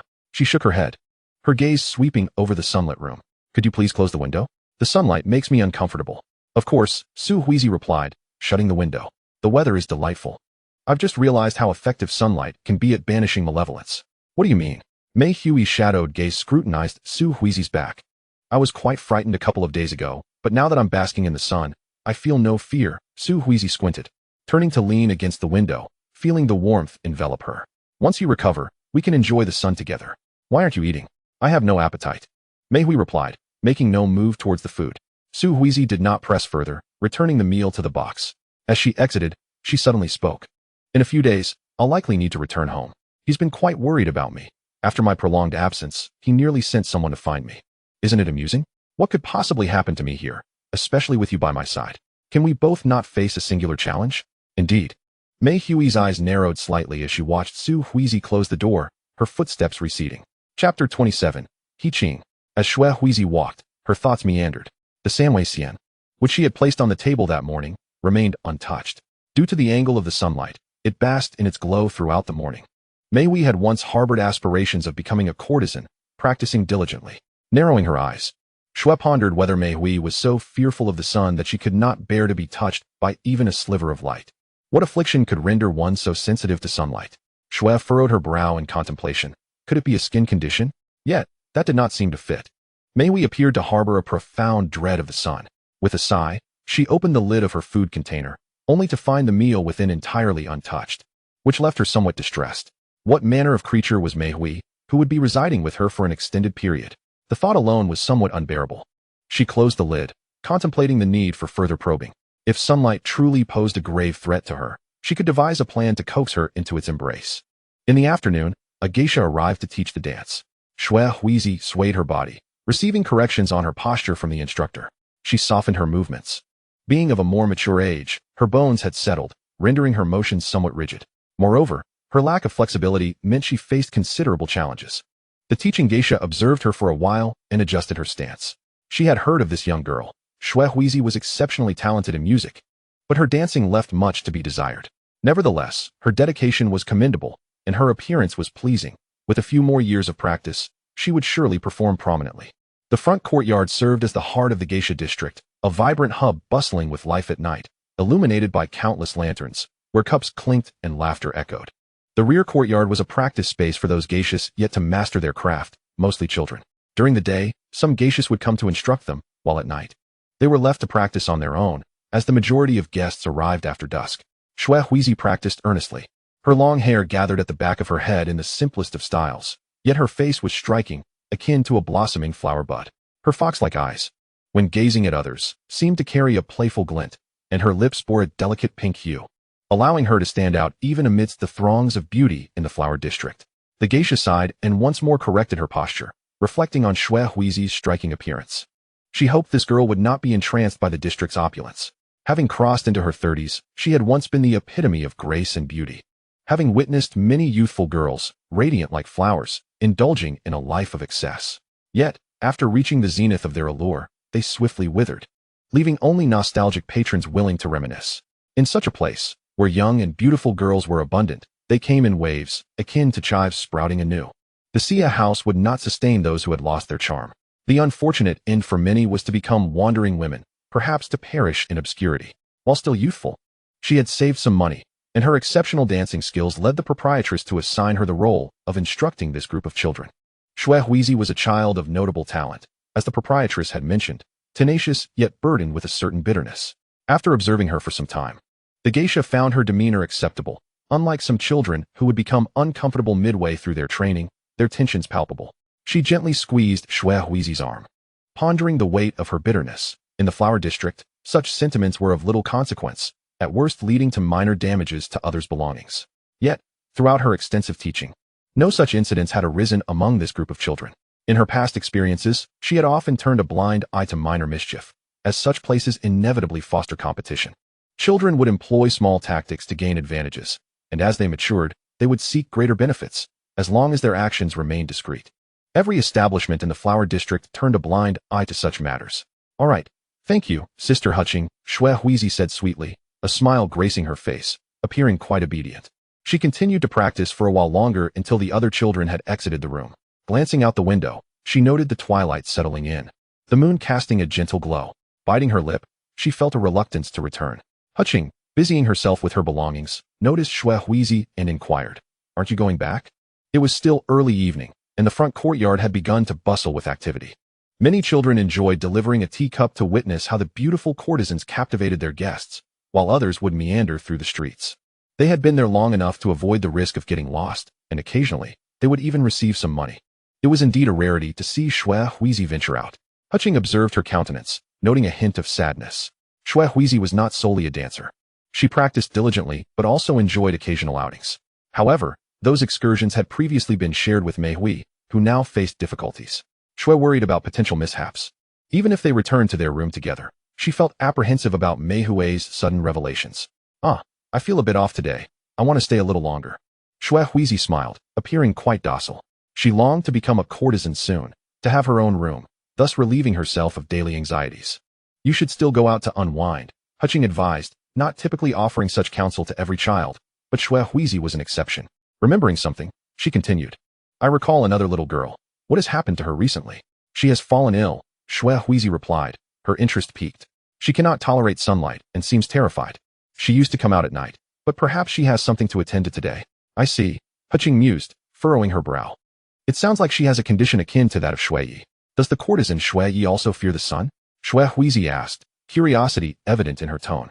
"Well, I haven't seen her much during the day," Hutching considered. "She came here midway, is quite lovely, and possesses a fine singing voice, which has garnered her many patrons." "Is it a contagious illness?" Shui inquired. "Probably not. I worked alongside her previously without issue, and the other girls in our cohort remained unaffected." "Did Mei Hui's condition arise suddenly?" Hutching pondered, somewhat perplexed, though her connection to Shui had diminished over the years. "Indeed. She transformed after I left for just one night," Shui Huizi admitted, guilt flickering across her face as she clutched her sleeve. If only I hadn't gone out that day. You cannot blame yourself for illness, Haching chuckled softly. Now, I must take my leave. You should return home soon. Yes. Shui Huizi responded, her voice tinged with confusion. But Shui Yi's appearance looked so youthful. Haching paused, her hand trembling slightly on the doorframe, as the long-ignored truth began to surface. Indeed, it had been nearly a decade, and Shui Yi's visage had remained unchanged. All right, remember, Shui Yi appears rather youthful. Do not mention this to her. I understand, Shui Huizi replied, her eyes glimmering with realization. It seemed that Haching had also sensed something amiss, though it was inconvenient to discuss. Yet, one thing was certain. Both Shui Yi and Mei Hui were of the same ilk, drawn to shadowy realms and fearful of sunlight, with strange sounds emanating from their abodes. Chapter 28. The Demon Slayer. Recently, several individuals had gone missing from the Xia house. Kneeling at her table, Shui Huizi listened to the chatter among the young girls, both guests and maidens, wondering if these disappearances were somehow linked to Mei Hui. As she mused, her dance movements became somewhat lackadaisical. Since that fateful day, she had probed Mei Hui further, discovering that her fear of sunlight had escalated to an alarming degree. A mere skin condition could not possibly elicit such a reaction. Recalling the moment when Mei Hui had abruptly drawn back the curtains, she had glimpsed Mei Hui's form seemingly collapsing into shadows, retreating swiftly into the dark. As she approached, it seemed as if her eyes had deceived her.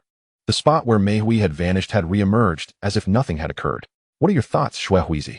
The sudden inquiry halted her movements, and with a hesitant tone, she replied, I'm not quite sure. I haven't ventured out in quite some time during the evenings. Most of my hours are spent practicing here. And had it not been for my concern that Mei Hui might sense something amiss, I would have contemplated sleeping here. She then overheard a girl mention that Mei Hui was unwell, cautioning her to be mindful since she often kept to herself. Although the relationship between Shui Huizi and Mei Hui could not be described as particularly close, they were perceived by others as inseparable companions, practicing music, dancing, and returning home together. Now that Mei Hui had been absent for a considerable time, Shui Huizi found herself engaging in solitary activities. It puzzled her, for reasons unbeknownst to her, why she felt that her interactions with both Shui Huizi and Mei Hui would be fleeting. Perhaps it was the disparity between them that incited a sense of imbalance, particularly when she observed them dancing during casual conversations. I understand, Shui Huizi responded, her thoughts lingering on Mei Hui. She must be out of her mind to behave this way. That girl is so peculiar. Even the thought of sharing a bed with her is overwhelming. I can't fathom being together with my closest friends at all times. It sends shivers down my spine. However, she noted that Mei Hui had been tidying up her belongings, seemingly preparing to move to another residence for her studies. Curiously, Shui Huizi had previously inquired about this, to which Mei Hui had vaguely replied that it was challenging to stand out when two gifted individuals resided in the same place. Shui Huizi, somewhat skeptical, pondered the matter. Recalling the story of the Snow Knight courtesan, was she driven away? Doubts crept into her mind. The benefits offered by Xia House to the young girls were quite generous. If one was reluctant to practice in the evening, they could serve tea in the front yard, where patrons or geishas might reward them with a portion of their earnings, a modest income, indeed. If one excelled in singing and dancing, their instructors might also bestow rewards upon them. It was unlikely that Mei Hui would depart for such reasons unless compelled by necessity. Her eyes narrowed as she took a seat to rest, pouring herself a cup of water. A sound emanated from the door as it opened, and Shui Huizi turned her head slightly to see Mei Hui, her expression devoid of emotion. Clutching a shamisen, Mei Hui was clad in a thin kimono, the weather growing increasingly frigid. Shui Huizi maintained her composure, observing as Mei Hui settled beside her, plucking the strings of her instrument.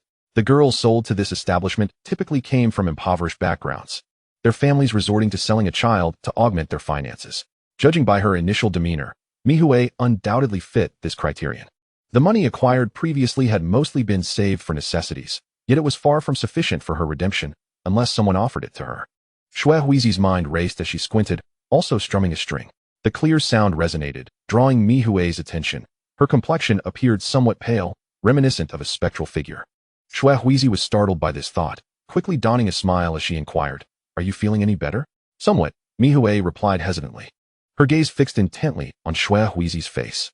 Suddenly, she asked, That little instructor you know, where is he from? I'd be the one to tell you if I were truly insane. Shui Huizi suppressed her exasperation and replied, Why? Are you interested in him? That's simply one do. Best friends should never vie for each other as suitors. At a loss for words, Mei Hui momentarily regarded Shui Huizi as though she were unhinged. How old do you think I am? She thought while rolling her eyes internally, casually remarking, I'm merely curious. I'll have you meet him later, along with his friends. You never know. You might find someone appealing, Shui Huizi said dismissively, not genuinely intending to introduce them, but merely reminding Mihui that she was not alone. Mihui recalled Shui Huizi's previous reference to the demon slayers and briefly questioned whether she was being deliberately vague. Yet, gazing at her smiling face, she doubted her initial assumption. Had Shui Huizi indeed referred to them as best friends? For reasons unknown, that statement struck her as somewhat sardonic. She pushed the water that Shui Huizi had placed in front of her back, shaking her head. I'm not thirsty. No need to introduce me to anyone else. I'm only interested in you. Mihui was uncertain whether Shui Huizi genuinely knew the demon slayers, but if she did, standing before her would surely reveal the truth. For it was said that those individuals possessed keen senses, able to distinguish between demons and humans. Her greater concern lay with life at Sia House. To be fair, Mihui was reluctant to leave. The conditions were favorable, and the geishas were dedicated in their teachings. Though her talent for singing could not rival that of Shui Huizi, her aptitude for dancing surpassed hers. Given time, she could certainly achieve remarkable accomplishments. Nevertheless, the fear of gathering demons troubled Mihui. It was an instinct deeply ingrained in her being. She understood that the Snow Knight courtesan, whom she dreaded, was inconsequential among demons. Beyond her were the 12 Kazuki, whose eyes bore inscriptions from centuries of existence, and even a demon king who governed them. The more humans consumed, the stronger the demons became. She had feasted on a fair number of individuals recently, aided by her striking appearance, which lured most patrons effortlessly. Additionally, she had devoured several courtesans and children who ventured out at night. Yet, when the Snow Knight courtesan sought her out earlier, she appeared less than pleased. At that moment, Mihui had been consuming a girl who had sneaked out, and the Snow Knight courtesan stood beside her with a disdainful gaze. Once Mihui had finished, she was unceremoniously thrown to the ground, the courtesan darkly admonishing her, "You've consumed too many. It's too conspicuous. Demon slayers will come, and we'll both suffer for it." "Forgive me," Mihui murmured, her gaze dimmed as she lay on the ground. She had merely wished to consume more. Becoming one of the 12 Kazuki would be even better. At that point, regardless of whether it was the Snow Knight courtesan or anyone else who looked down upon her, they would all be devoured. Still young, Mihui might disguise her thoughts, but the Snow Knight courtesan could see through them. She smirked mockingly, running her fingers through her hair in a flirtatious manner, and laughed incessantly. "What is the matter? Are you feeling defiant? Perhaps you should leave sooner rather than later. The moment you became a demon, you should have realized we cannot travel in pairs. This is my territory, and you'll need to find new lodgings." As she spoke, she tossed a pouch from her sleeve, the clinking of silver coins audible. "Go consume elsewhere. But heed my advice. If too many disappear from one place, it's easy to get discovered. Those demon slayers aren't as accommodating as I am. A demon of your caliber would likely find its head severed in an instant." Mihui collected her thoughts, stifling her indignation as she turned to face Shui Huizi, cautiously stating, "By the way, the Snow Knight's sister mentioned wanting to seek out a demon slayer the other day. She feels somewhat uneasy and wishes for them to ascertain if there are any demons around her." "Demon?" Shui Huizi noted this down, responding, "Of course, that can be arranged. I never anticipated the Snow Knight courtesan to be so timid." The Snow Knight courtesan was not timid at all. This was a fabrication of Mihui's. She had no desire to leave, so it would be prudent to expose her to the demon slayers. If Shui Huizi indeed brought them, she could continue her life here without disruption. If not, it would indicate that Shui Huizi had no genuine connection to the slayers, and she could consume her before departing. Given Shui Huizi's remarkable talent, Mihui believed it would be beneficial to her. She mused over the matter. Shui Huizi, however, remained impassive, her mind racing with urgency.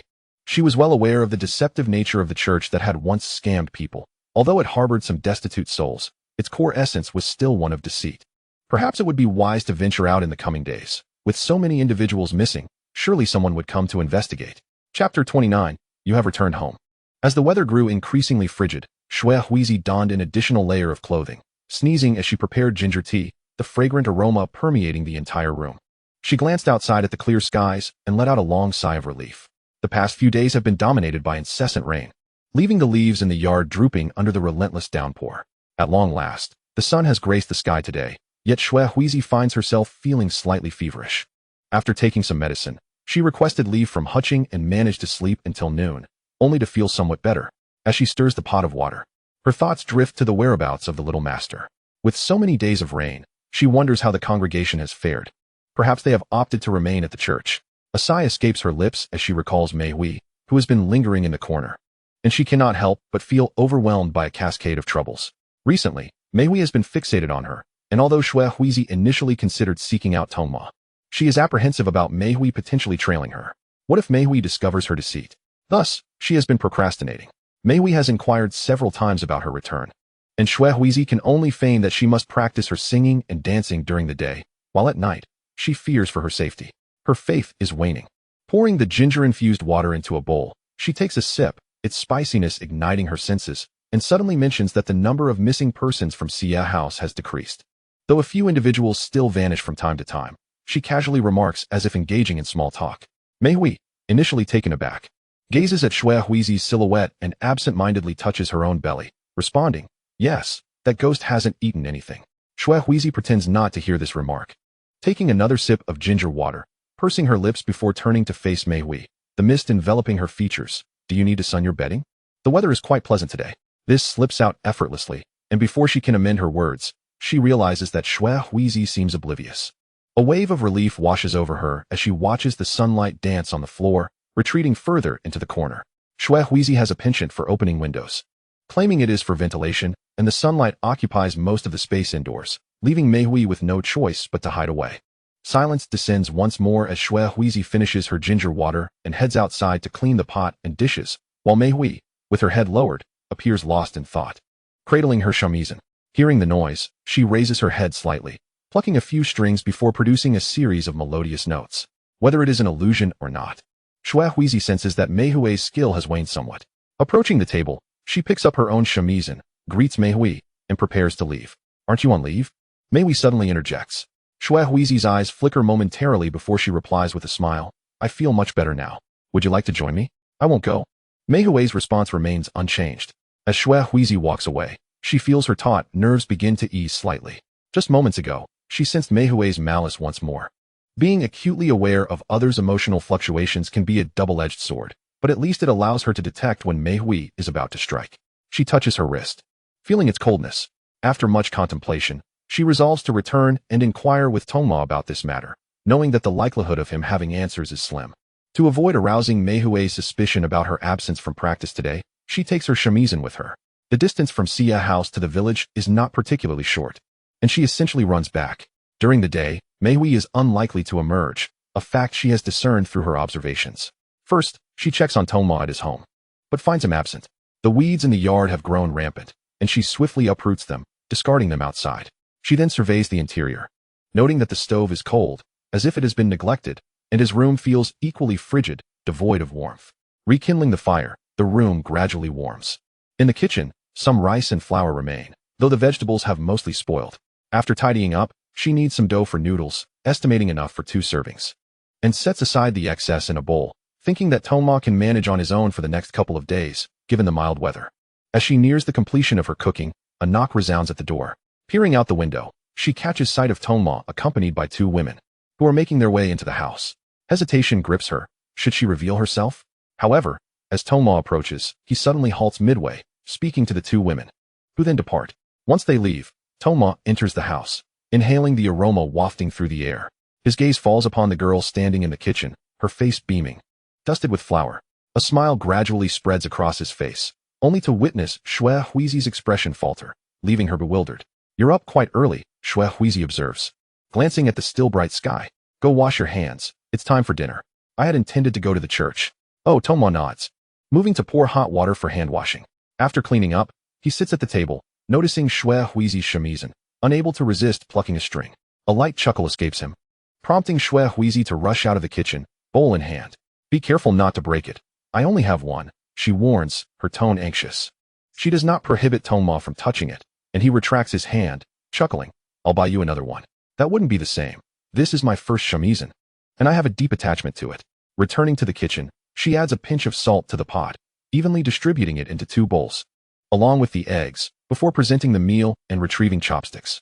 Tongma rises from his seat, taking 2 pairs of chopsticks and handing them to Xue Huizi before they begin to eat. Midway through her meal, Xue Huizi suddenly recalls something and exclaims, "Have you grown taller?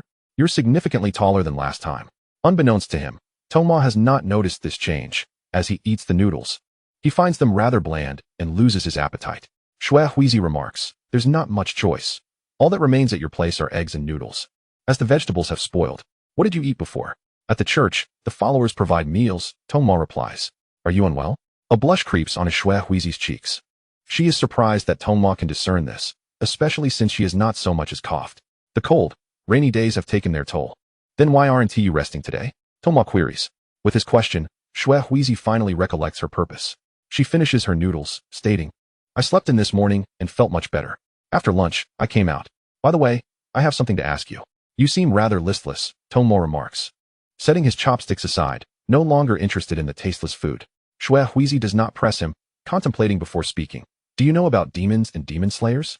Demons consume people. Tonghua pauses, pushing his bowl slightly away. I believe I've heard something about that at the church.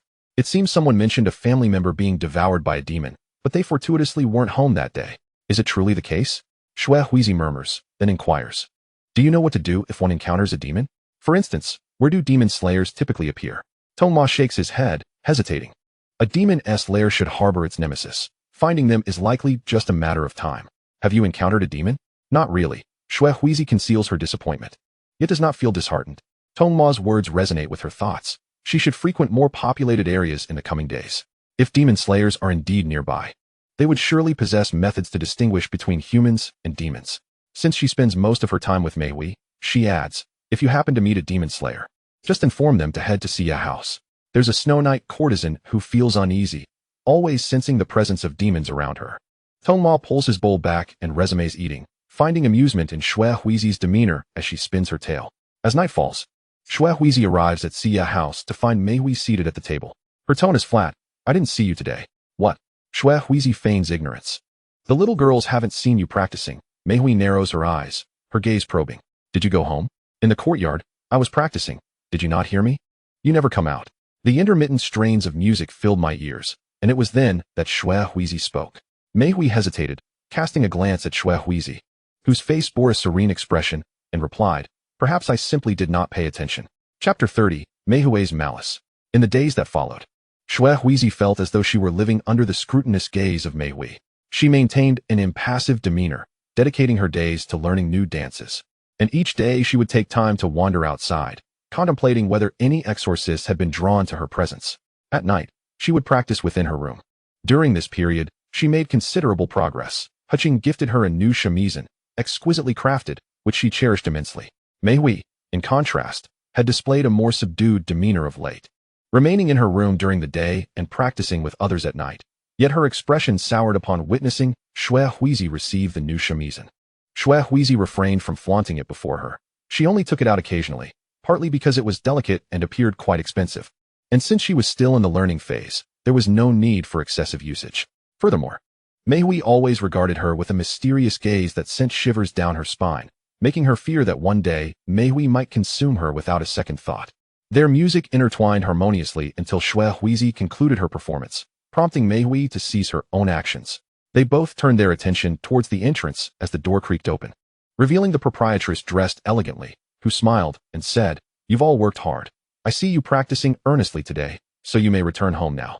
The children erupted in cheers and departed in clusters, while Meihui remained seated at the table, idly plucking at the strings, her gaze shadowy. Shui Huizi hesitated briefly before rising, responding, I shall return first. Having said that, Meihui quickly left, clutching her shamisen. It was possible that recently Meihui had sensed the distance between them, or perhaps her change in nature led her to look down upon her former peer. They had not acted together for quite some time, and even at night, they exchanged little conversation. This left Meihui to truly question whether she had discerned something, yet she dismissed it as inconsequential, holding a contemptuous view towards such matters. After all, the strength of a demon far surpassed that of a human. However, chiefly, it was Shui Huizi's claim of knowing an exorcist that sparked her trepidation. Despite never having encountered one thus far, given the higher mortality rate of ordinary demons, akin to that of standard demon hunters, there existed a clear hierarchy. Since their last exchange 2 months prior, Meihui had shown no intention of returning home. Was it possible that Shui Huizi had truly deceived her? Reflecting on Shui Huizi's extraordinary aptitude for learning, her eyes narrowed slightly, and she licked her lips, sensing that it had been a while since she had hunted. The guest's flesh was often tainted with a foul scent of alcohol. While it was tolerable during her human days, now as a demon, the stench was utterly repugnant. Meihui, are you not leaving? The proprietress inquired, intending to extinguish the candles within the room when she noticed Meihui sitting in a corner. Feeling a tinge of relief, She remarked to herself that both Meihui and Xuehuizi, despite their respective flaws, demonstrated diligence in their studies and often received commendations from the courtesans instructing them. The hours for luring patrons to the flower street predominantly fell at night, with courtesans engaging in merriment in the front courtyard. Some of the older courtesans, lacking clients, would utilize their commissions to teach these children, thereby sustaining their livelihoods. Well, I shall return now, Meihui stated, rising with her shamisen in hand, bidding the proprietress farewell before stepping outside. The proprietress watched her depart, a flicker of sorrow dancing in her eyes. Both children were commendable, yet their temperaments raised concerns. With a sigh, she reflected on her long life and the myriad of individuals she had encountered. Most children lacked the ability to conceal their emotions, wearing their likes and dislikes openly, yet these two were different. They could disguise their feelings. Many courtesans merely praised their talents and held respect for their instructors. But the proprietress recognized the ambition lurking beneath their superficial smiles. In such an environment, such traits could indeed lead to success, but they could also inflict harm on those around them. She could only hope that once these two ascended to become courtesans, they would coexist harmoniously. As she extinguished the lanterns on the table, she was startled by a shadow as she stepped outside. The corridors posed a fire hazard in the evenings, necessitating the extinguishing of candles when no one was present. The pale moonlight streamed through the windows, and upon seeing the scene before her, the proprietress clutched her heart, only then realizing it was Meihui, who stood in the center of the corridor with her shamisen, tilting her head in an unsettling manner. Why have you not returned yet? The proprietress managed a forced smile, startled by the child's presence. Meihui remained silent for a considerable time, her body shifting slightly before stilling as she softly asked, "What were you thinking just now?" The proprietress, caught off guard, was at a loss for words. She could not divulge her thoughts. Instead, she smiled and replied, "Nothing. You should return early. You all practiced well today." A sudden, inexplicable sense of danger compelled the proprietress to take a few steps back. The feeling of being confronted by something terrifying lingering in her heart, yet before her stood merely a young girl. Why, then, did she feel such fear? Your gaze just now seemed to convey something. Do you believe Xuehuizi is superior to me? Meihui's tone was dark, her lips curling into a smile as she fixed her gaze intently on the proprietress. What does it matter if Huqing praises her? Why do you not answer me, proprietress? The proprietress was at a loss for a response. She simply felt that the personalities of these two children were troubling. Unable to restrain herself, she took another step back, forcing a smile. In my eyes, you are formidable as well. Are you suggesting that Xuehuizi ranks above me? Meihui advanced, a faint crimson mist emanating from behind her, lending an eerie quality beneath the moonlight. The proprietress felt as if she might be hallucinating. What lay behind Meihui? Her eyes widened, suddenly hearing a familiar voice. Meihui, what are you doing here? Xuehuizi entered, holding a lantern and wearing a cheerful expression, seemingly oblivious to the ominous atmosphere. I waited in the room for quite some time for you to return. I was hoping to share a meal with you. I bought a pork knuckle. Oh, and the proprietress is here too. Would you like to join us? The mist behind Meihui dissipated, leaving the proprietress's complexion pale as she struggled to maintain her smile. No, I must attend to the guests in the front courtyard. You two should not stay out too late. We have new dances to rehearse in the morning, and you need your energy. She completely overlooked the fact that Meihui seldom emerged during the day, hastily departing.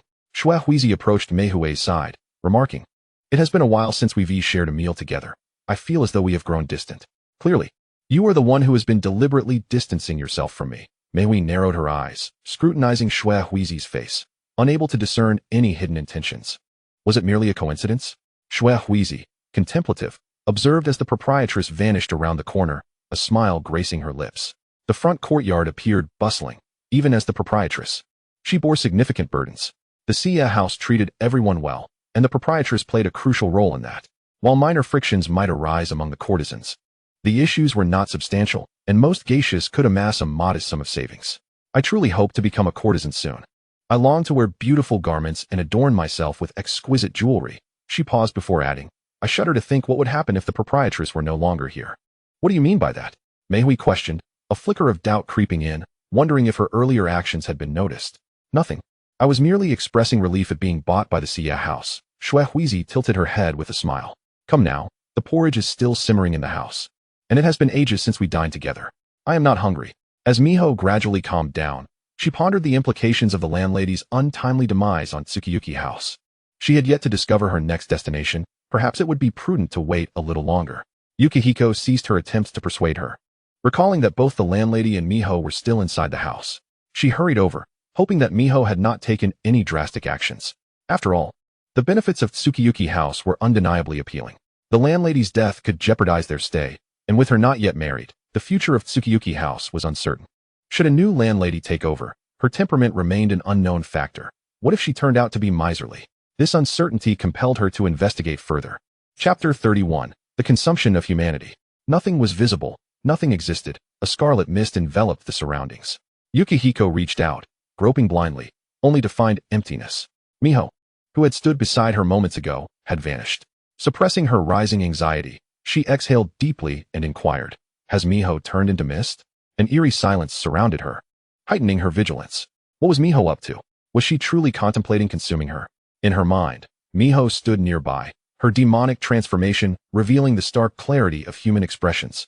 Yukihiko's face contorted in confusion, as if she were utterly oblivious to the peril she faced. The stench intensified, and biting her lip, she admitted, "I am feeling quite frightened. Please do not scare me, Miho." She was testing the waters, probing whether Miho was aware of her own transformation into a demon. Miho stepped forward, deliberately making noise. Startling Yukihiko, who found herself sitting on the ground, her eyes welling with tears, as if she were still processing the shock. Miho's gaze darkened slightly, a smirk playing at the corners of her lips, recalling the shamisen gifted by Keikei, a flicker of malice surfacing within her heart. Yukihiko propped herself up on her hands, the foul mist making her cough uncontrollably. When she looked up again, the mist had dissipated, revealing a clearer scene. Miho bent down, extending her hand, questioning, "Why are you suddenly seated on the ground? Were you just beside me?" Yukihiko feigned ignorance, clutching her chest, the remnants of her earlier fright still evident. A flicker of satisfaction crossed Miho's heart. She did not genuinely wish to harm Yukihiko. Until she was certain of Yukihiko's knowledge regarding demon hunters, she would maintain her safety. Indulging in the occasional playful jest, she helped Yukihiko to her feet, walking side by side, inadvertently missing the fleeting resentment that glimmered in Yukihiko's exquisitely fox-like eyes. "Damn Miho," Yukihiko thought darkly, her mood souring with each step until they reached the room. The aroma of simmering food did little to alleviate her irritation. Observing the bubbling kanji, her lips curled slightly. Miho had already approached her designated sleeping area, and upon turning, she spotted Yukihiko holding a bowl filled with steaming kanji, which, to human eyes, appeared quite appetizing. However, for a demon, the scent was nauseating. Just as she was about to refuse, she caught sight of Yukihiko's beaming smile. "You haven't eaten all day? You must be hungry," Yukihiko offered, feigning nonchalance. "I've noticed you haven't been eating well lately. Tomorrow morning, I shall summon a physician to examine your condition. But I am a bit apprehensive. The children have been speaking of demons, which has disturbed my peace of mind. Do you think there are any in Tsukiyuki House? Given our limited company, it seems unavoidable that we might carry some of their essence. What if the demon hunters mistakenly kill the wrong individuals? That is unlikely. Demon hunters possess their own methods for distinguishing between humans and demons," Miho replied, accepting the kanji and bringing it to her lips. Initially intending to discard it when Yukihiko wasn't looking, she found herself under Yukihiko's unwavering gaze. After a tentative sip, the urge to vomit grew stronger, prompting her to relinquish some of it. "No, I believe my health is fine." With one hand supporting the bowl, Yukihiko expressed concern. "Look at you. You're so weak you can barely hold the bowl. Allow me to feed you." Her hand remained steady, while Miho's expression shifted. Yet she drank the kanji in one swift motion, suppressing her nausea. "I have finished. Please do not summon a doctor tomorrow. Are you on a diet?" Yukihiko took back the bowl, noticing Miho's pallor, the irritation in her heart dissipating slightly. She had no intention of bringing in a physician. She merely sought a measure of revenge.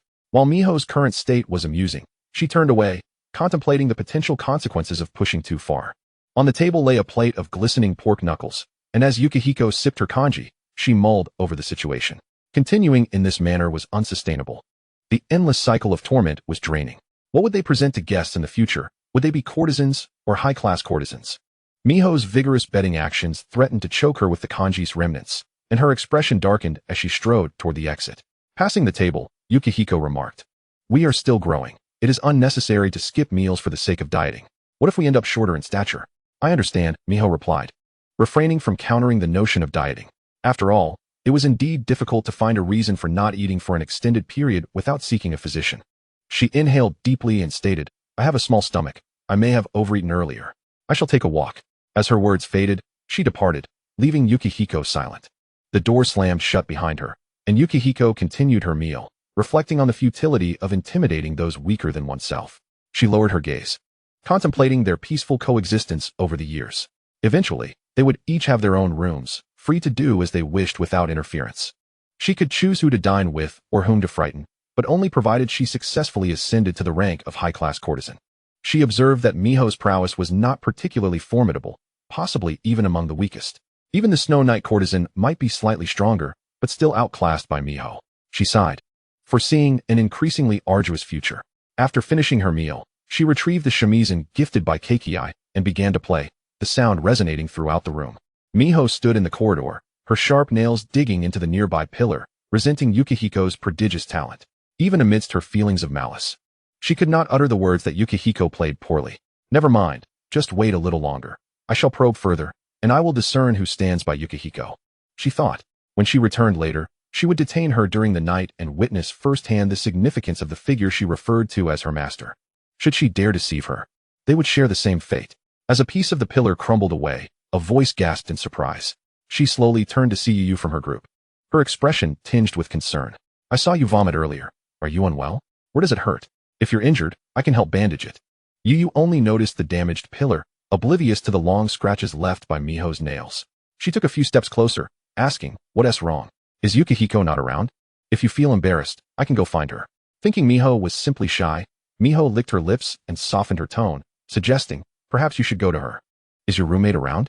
Oh, she went to the front yard today, Yuyu replied, leading her toward her room. After all, the courtesans and guests there would reward them. I intended to go later, but I didn't expect to run into you. Speaking of which, you haven't been dining with everyone much these past few days. You should really see a physician. Our conditions here are quite comfortable. I never experienced such ease back home. Do you enjoy it here? Miho inquired, observing the delicate nape of Yuyu's neck as she closed the door. The room was suddenly shrouded in darkness. Yuyu lit a candle and retrieved some bandages from the drawer. As she turned, the items slipped from her grasp, tumbling across the floor until they came to a halt.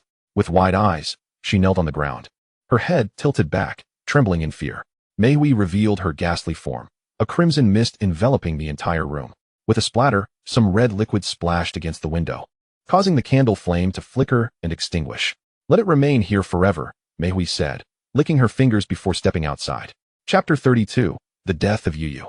Sensing the metallic scent of blood, Zuizi had just settled down when she heard the door creak open, accompanied by a nauseating odor. She feigned sleep, her mind in disarray. Had Meihui fed again? Living with such a creature was certainly exhilarating. Turning away from Meihui, silence enveloped them. In a haze of sleep, a piercing scream jolted her awake. She sat up abruptly, scanning the pitch-black room, her heart racing. Outside, lights flickered, and the sound of hurried footsteps filled the air. Her gaze met Meihui's, who was also sitting beneath her blanket. Under the moonlight, Meihui's eyes seemed to glimmer unnaturally, evoking a sense of dread. Zuizi pondered the commotion outside, but Meihui's expression was devoid of surprise, her gaze fixed intently upon her. Perplexed, Zuizi felt a wave of confusion. This was a recurrent scene she often chose to ignore at night, but now, the loud disturbances rendered such ignorance impossible. What's happening outside? She inquired hesitantly. I don't know, Meihui replied coldly, seemingly aware of the strangeness of her gaze. She reclined, pulling the blanket over her head, muffled sounds escaping her lips. You'll find out tomorrow. Zuizi was certain the incident was connected to Meihui. After a moment's hesitation, she rose, donned her clothing, and shivered as she opened the door. Peering out, she noticed heads poking from adjacent rooms, a few individuals discussing the unfolding events. Zuizi listened intently. It turned out that when Xiao Xiao returned to her room and lit the candle, she was startled by the sight of blood everywhere and fainted. Other girls returning late were drawn in by the spectacle, only to flee in terror, causing the ensuing chaos outside. Zuizi gazed at the room not far away, where a crowd had gathered, men and women alike. The landlady, frowning with arms akimbo, appeared irate. The cacophony from the backyard evidently disrupted the business in the front. However, upon witnessing such a scene, she didn't faint but instead searched the room, failing to find Yuyu. The girl who resided in that room, Yuyu, had vanished. Contemplating the bloodstained scent that clung to Meihui upon her return, Zuizi's understanding was once again reshaped. Was it true that such creatures consumed anyone, even young children? A chill crept down her spine as a cold body pressed against her back. Meihui was crouched on her, peering outside. Though not heavy, her presence elicited a frown from Zuizi, as the metallic scent filled her nostrils. Did Meihui truly remain oblivious to her own odor? She shifted slightly, wriggling free, then stepped outside, yawning nonchalantly. Yuyu is missing. Should we not check? Check what? Meihui retorted, seemingly puzzled by Zhu Huizi's curiosity. You return late every night, sometimes not at all. Yet I've never seen you like this.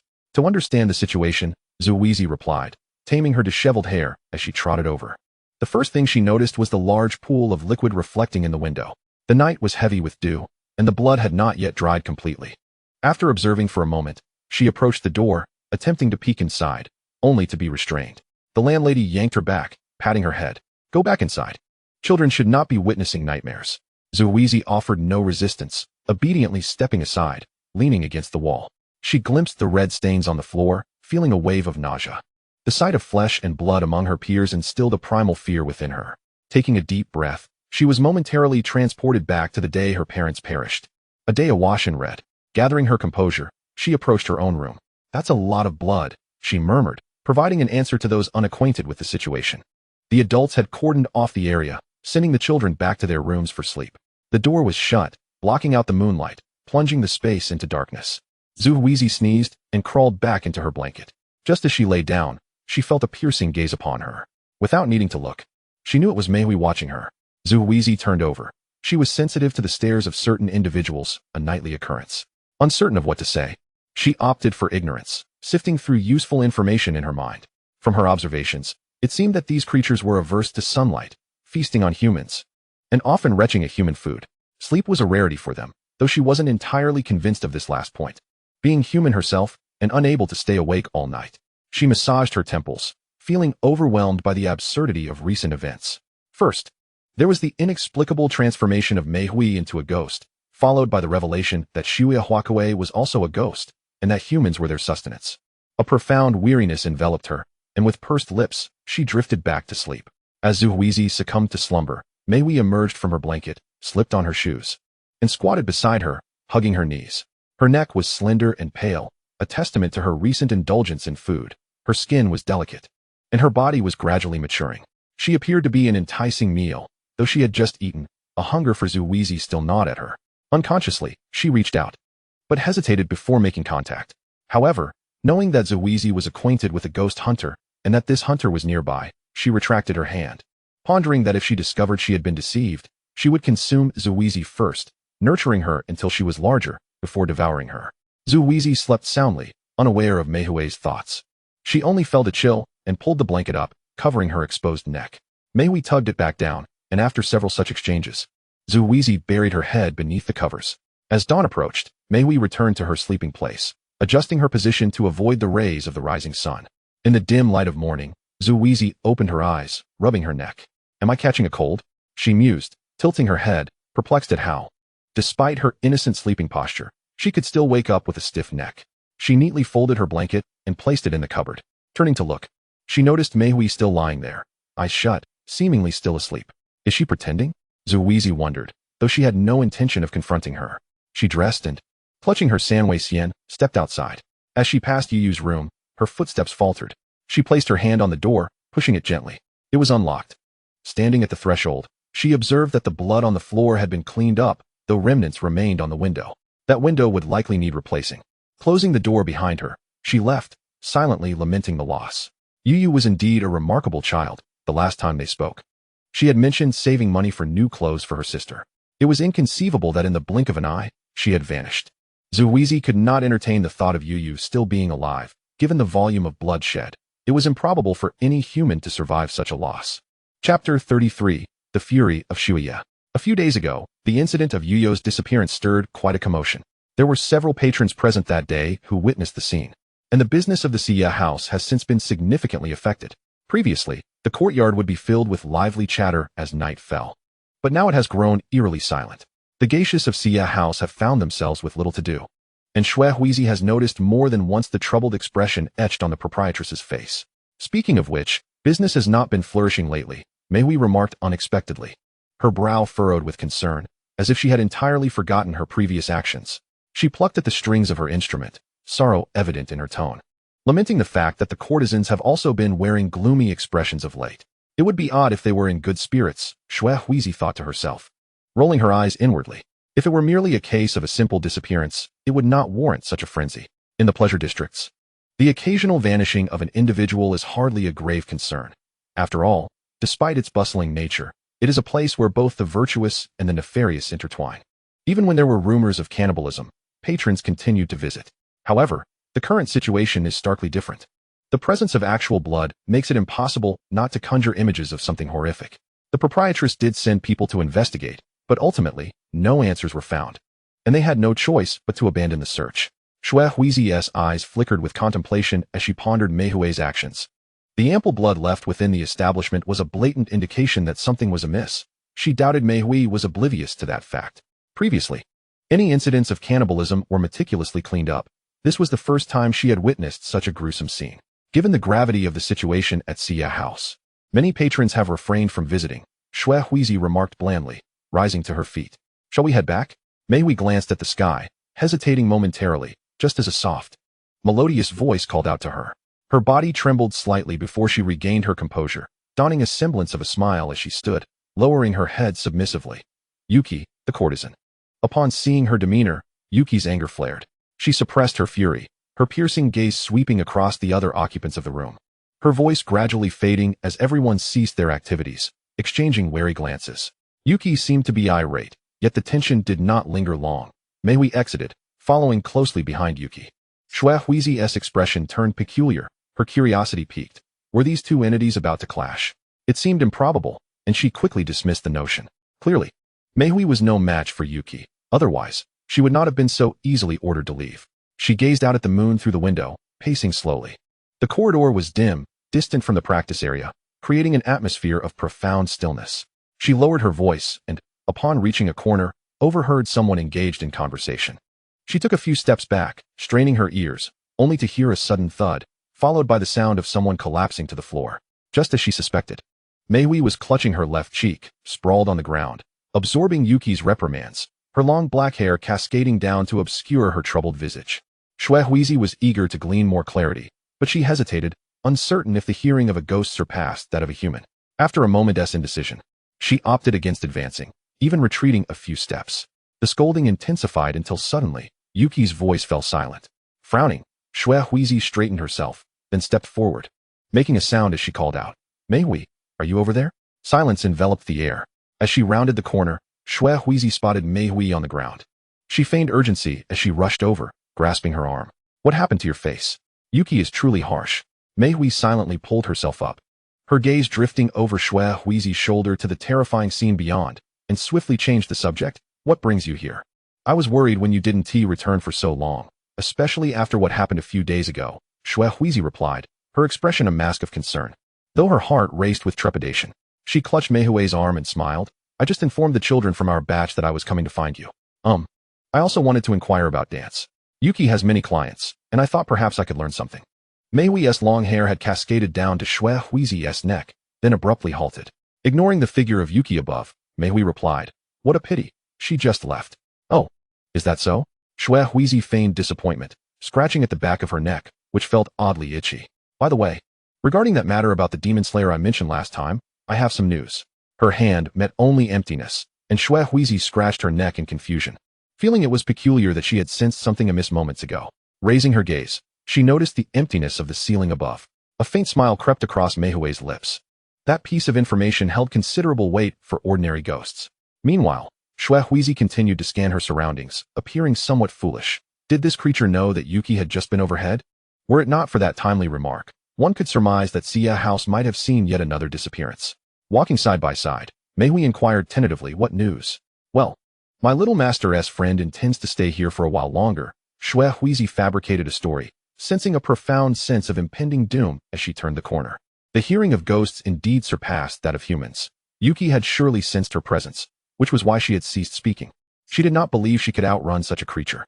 If escape were possible, Xia House would not have lost so many individuals. Thus, she feigned a search for Mei Hui, taking the risk of approaching Yukie. Although Mei Hui was the only one present, she did not believe Yukie was hiding out of fear of being discovered. She was far more inclined to think Yukie intended to consume her. "Is that so?" Mei Hui murmured, tilting her head to observe Shui Huizi's profile, suddenly smiling. "I thought you were following me on purpose." Shui Huizi's face betrayed no signs of deceit as she laughed. "Why would I follow you? I was merely concerned that Yukie hadn't departed yet. To be honest, I planned to go out for a bit today. I noticed Yukie's expression was rather displeased and feared you might be reprimanded. Was it really just that?" Mei Hui remained skeptical. Yet Xue Huizi's earnest gaze made it difficult to doubt her. Nonetheless, sheer luck was on her side. Had it not been for that timely remark that halted Yukie's actions, she might have already been devoured. She had previously mentioned to Yukie that Xue Huizi was acquainted with a demon slayer, and the woman had retreated, just as she had envisioned. How curious. To fear a demon slayer after living for over a century, Mei Hui's eyes darkened slightly. She had intentionally spread blood everywhere. Such news would undoubtedly reach the ears of any nearby demon slayer. Yukie was indeed furious tonight, instructing her to leave within the month.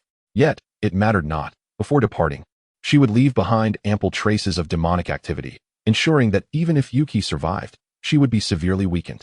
Mei Hui would return, for she had always relished the benefits this place offered. By the way, what do you think?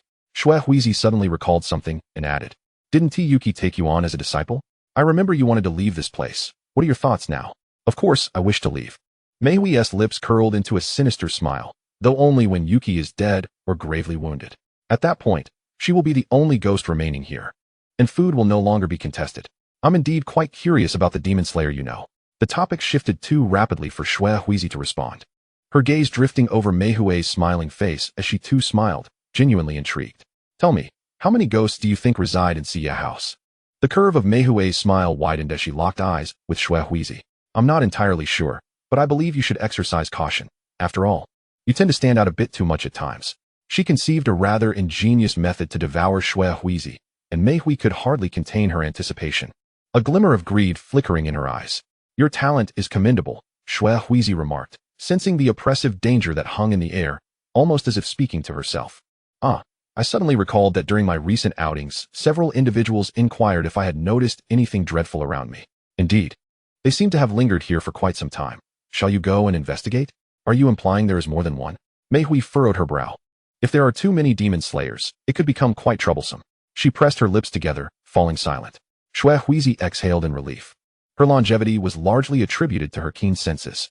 Mei Hui's murderous intent manifested intermittently, occasionally several times a day.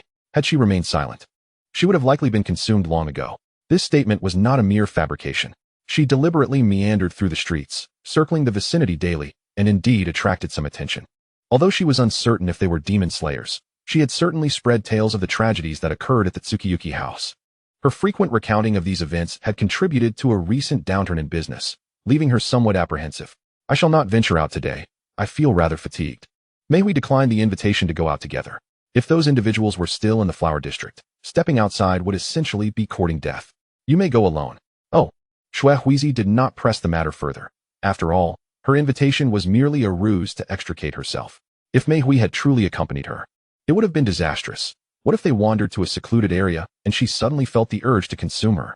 Chapter 34. Severely wounded Xue Huizi.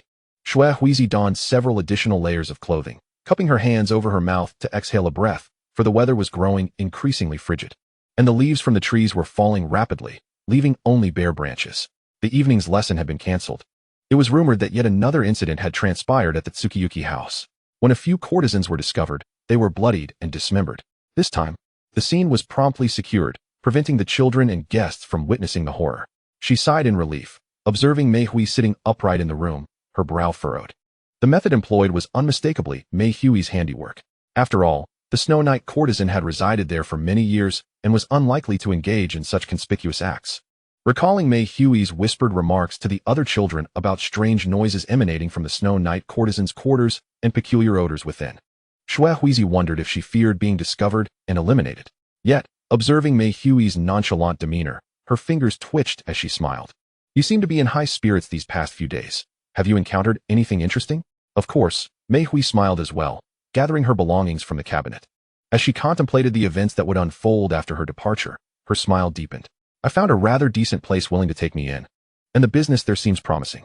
If she were genuinely pleased for such reasons, Xue Huizi found it hard to believe. After a moment's contemplation, she recalled her earlier mention of inquiries regarding the Tsukiyuki house and furrowed her brow. Was she intending to lure those individuals to eliminate the Snow Knight courtesan?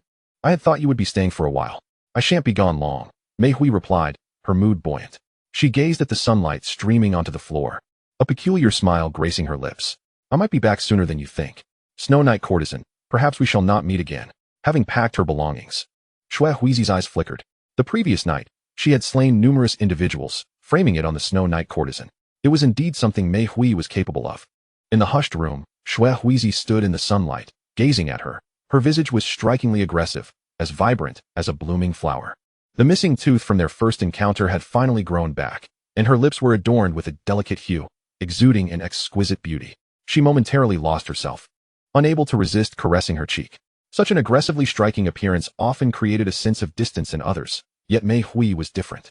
She would actively approach certain individuals, her face adorned with a gentle smile, only to eventually consume them, leaving not even bones behind. Mei Hui finished gathering her belongings, planning to take only a few valuable gold and silver ornaments. She had killed many, devouring quite a few courtesans, enriching her private funds. Logically, she should have been wealthy and beautiful enough to settle down somewhere, yet she was unwilling. She had witnessed the nocturnal splendor of the flower district and observed how its denizens squandered their riches. Even the life of a demon was rife with opportunities for mischief. And within the flower district, one could easily engage in such antics. A hierarchy existed even among demons, with the 12 demon moons reigning above the ordinary ones. If she could continue to thrive in the flower district, consuming more victims and growing stronger, she could vie for a position among the 12 demon moons.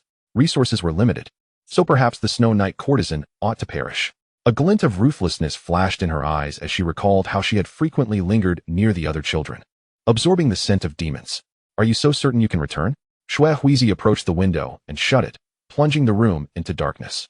She moved to the vanity, gazing into the mirror, her fingers grazing its surface, seemingly reluctant to take it with her. The mirror reflected a somewhat delicate face, though possessing fox-like eyes. They always held a hint of innocence when gazing at others. She picked up a comb and began to groom her hair as Mei Hui approached, bending down to rest her head against her neck, both of them looking into the mirror, where two youthful faces appeared, each showcasing remarkably different styles of beauty. Xue Huizi, how could I be away for long when you are here? Mei Hui's eyes narrowed slightly, shimmering with an unusual light. After all, we are quite good friends. Good enough to devour her. Xue Huizi regarded the mirror and the exquisite face reflected within, suddenly laughing. Indeed, our bond within the Tsukiyuki house surpasses that of anyone else. Xue Huizi did not refute her. Since their arrival at the Tsukiyuki house, they had been inseparable, sharing meals, sleeping side by side, and enjoying outings together. Until that fateful day when she returned late, and Mei Hui had changed. No, perhaps she had always been that way, merely concealed beneath a facade. Her true nature unleashed upon becoming a demon. Silence enveloped the room once more. Mei Hui took the comb from Xue Huizi's hands, slowly brushing her hair, each stroke deliberate. The inky black strands cascaded down to her waist, a flicker of satisfaction crossing her gaze. This host's body appeared truly delectable, yet regrettably, she would be departing for a time. Those demon slayers had already infiltrated the Tsukiyuki house. It was precisely this realization that had compelled her to decisively slay so many the night prior, even leaving behind some of the Snow Knight courtesan's jewelry. Oh, I hope those fellows can muster some courage to deal with the other demon here, she mused, her lips curling into a slight smirk as she listened to the sounds from outside. The Tsukiyuki house was neither overly large nor small. Searching it thoroughly would prove troublesome. She had intended to leave the previous night, but the demon slayers had arrived too promptly, forcing her to retreat to her room. However, before returning, she had visited the Snow Knight courtesan's quarters. Fortunately, she was absent, allowing Mei Hui to stain those exquisite garments with human blood. Now, she should be hiding from the demon slayers.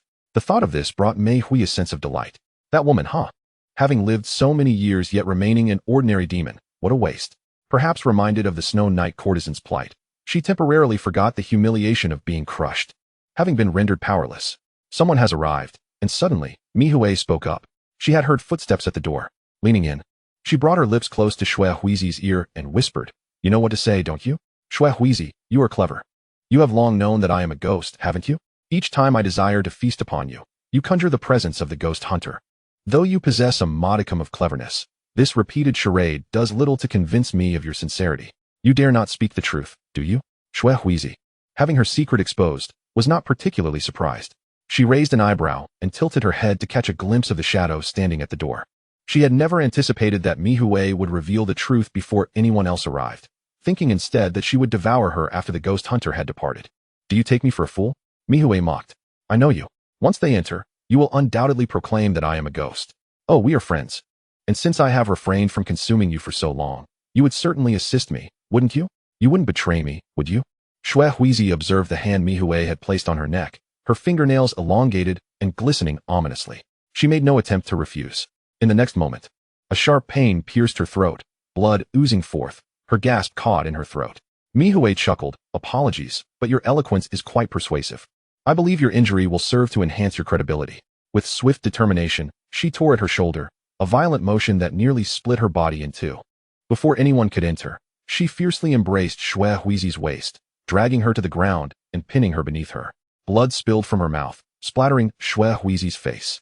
Clutching her throat, Xue Huizi gazed at Mihue with a shadowy expression. "Sound is of paramount importance in a place like Huajia," Mihue murmured softly. "Fear not. It can be healed, though one must be cautious in the future. After all, it is a wounded area." A pool of blood spread across the floor as the door swung open, and a figure stepped inside, frowning at the gruesome scene before him. The metallic scent of blood overwhelming.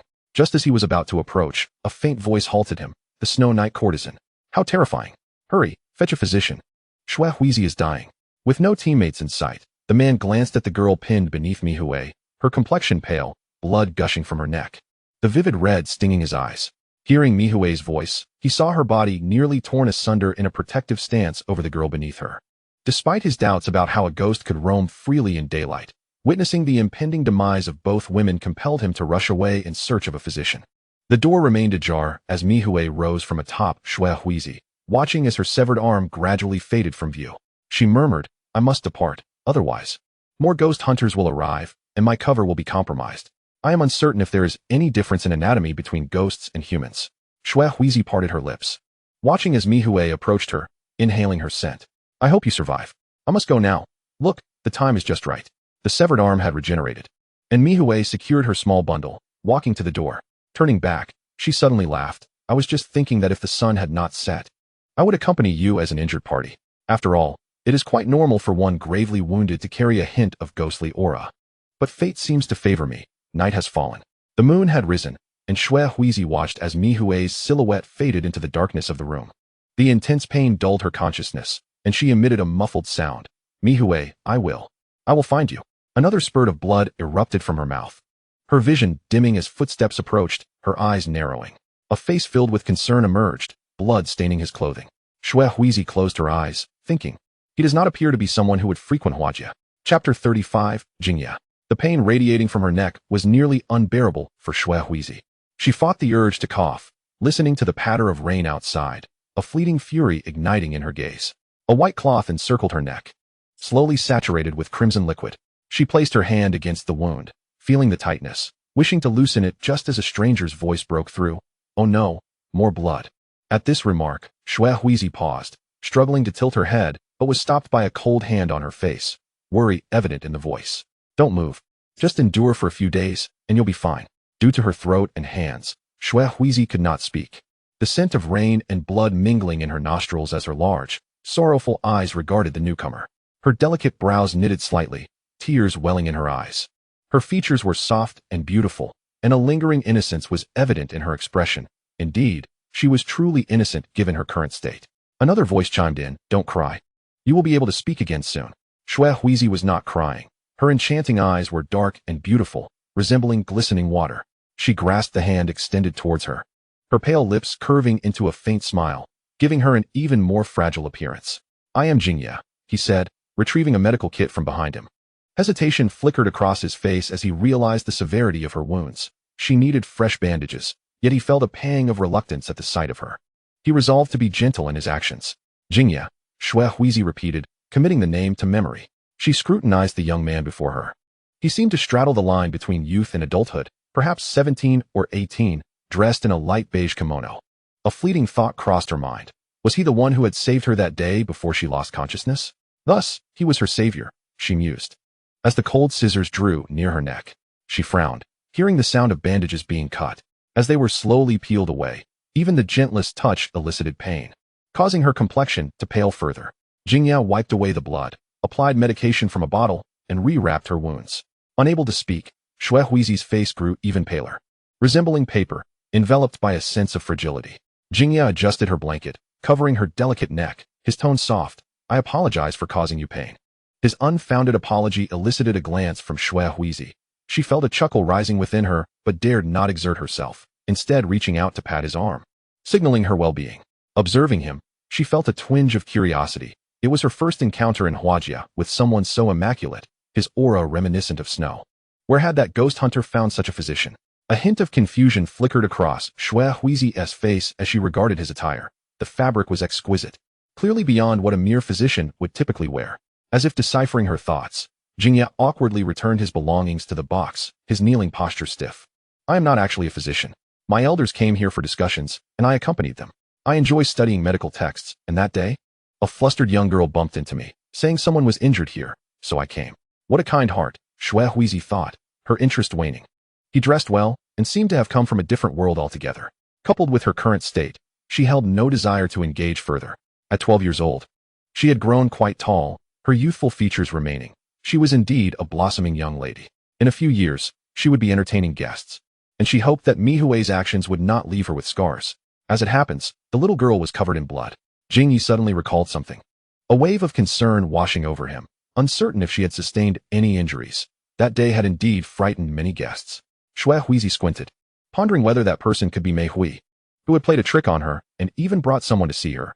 Was it out of fear for her demise, or merely a selfish concern for future patronage? This thought deepened the heaviness in her chest. Her demeanor gradually turned cold, and Jingyi felt a twinge of awkwardness. Lingering here seemed inappropriate. Reminded of his father's admonitions during his recent visits, a wave of sadness engulfed him. His father cherished the art of healing, yet their family would never permit him to pursue such a vocation. Instead, he could only peruse medical texts, and even when he ventured out to assist others, he was often dismissed because of his youth. This girl was his first patient. He felt compelled to ensure her recovery.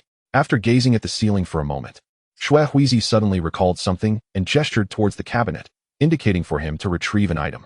Jingyi, puzzled yet compliant, approached and retrieved a small reddish-brown box. Noticing her apparent discomfort and assisting in opening it, inside lay a collection of silver coins and a few scattered pearl flowers. Shui Huizi's hand rummaged through the contents, hesitating before extracting the majority of the coins and placing them in Jingye's palm. After all, this person had saved her. She felt it necessary to show her gratitude, even if these nobles might deem such offerings trivial. Indeed, Jingyi returned the coins to the box, shaking his head, stating, I did not save you for these. You are, after all, my first patient. How could I accept payment? She observed him, harboring unspoken doubts, wishing fervently that this noble young master would see her treatment through to the end, rather than abandon her midway to seek another physician, which would prove troublesome. Meanwhile, Jingyi extracted a pink pearl flower from within, as if to reassure her, and said, If you truly feel uncomfortable, I shall take this flower instead, as a token in exchange for my healing. Youthful exuberance radiated from him, and Shui Huizi refrained from objecting. Such items were commonplace among children, often discarded by geishas or given away if flawed. Girls were expected to adorn themselves, otherwise, their heads would appear bare and unappealing. Upon uttering his words, Jingyi felt a twinge of regret. What need did he have for a girl as possessions? He had merely acted on impulse. Yet, seeing no sign of reluctance from Shui Huizi, he reasoned that taking something might bring her comfort. He tucked the pink pearl flower into his medical box, rising to depart. As the door closed, Shui Huizi endured the pain, tilting her head slightly to gaze at the small box. She opened it, discovering that only one pink pearl flower was missing, while everything else remained intact. A faint smile curved her lips. She had been here for quite some time, and a girl raised in the flower district learned much beyond her years. Shui Huizi propped herself up, slightly turned, and sifted through the silver coins. The physician evoked a sense of pity within her, a sentiment she relished, for such individuals could offer her many advantages. Although the compassion found in the flower district was often seen as worthless, there were always those willing to assist the unfortunate girls here, drawn by the desire to alleviate suffering. Chapter 36. Recovery. The rain had persisted for several days. Shui Huizi sipped the porridge that Xiao Qiao had brought back for her. Her injuries had improved significantly, allowing her to consume some soft foods, yet she had to be cautious, lest her wounds reopen. Xiao Qiao, the girl who had lost her roommate, now shared a room with Shui Huizi, helping her with meals during their days together. The landlady, sympathetic to Shui Huizi's condition, instructed the kitchen to prepare special porridge to prevent further damage to her throat. After taking a sip, Shui Huizi shook her head, declining any more. Xiao Qiao placed the empty bowl back into the food box, and a few knocks sounded at the door, prompting her to rise and answer. Jingyi stood at the entrance, drenched, his face reddened from the cold. Xiao Qiao hurried to fetch a towel, asking, why didn't the physician bring an umbrella? She regarded him solely as a healer, unaware of anything beyond that, though she noted the unique aura he possessed. As she boiled some water, She reflected on the numerous recent events at Sia House, the rain contributing to the chaos. The landlady had given the children time off, and the geishas were not as busy as before, given the frequent tragedies occurring. Xue Huizi slowly rose, and Jingyi stood behind her, carefully cutting away the bandages and applying more medicine. Her neck was slender and pale, almost dazzling. Jingye's fingertips trembled for a moment before he continued his task, stating, "Your wounds have healed significantly. I will leave some medicine behind for your roommate to assist you with later. Will you not come again?" Xue Huizi's voice, long silenced, emerged hoarsely, yet it was a relief to speak again. She sighed inwardly, hearing Qiao leave, likely to practice the piano with her friends. As a patient, she ought not to create too much noise. Jingyi was elated to hear her voice again, thinking to himself that perhaps his medical skills were not lacking. He nodded, recalling his father's warnings from earlier that day. If he were merely seeking amusement, he would not be scrutinized so closely. However, repeatedly visiting a young courtesan and forming a connection was not considered reputable, and his father worried about any potential feelings he might develop for the girls here. Despite his reassurance that Xue Huizi was only 12, he felt a pang of sympathy for the young girl.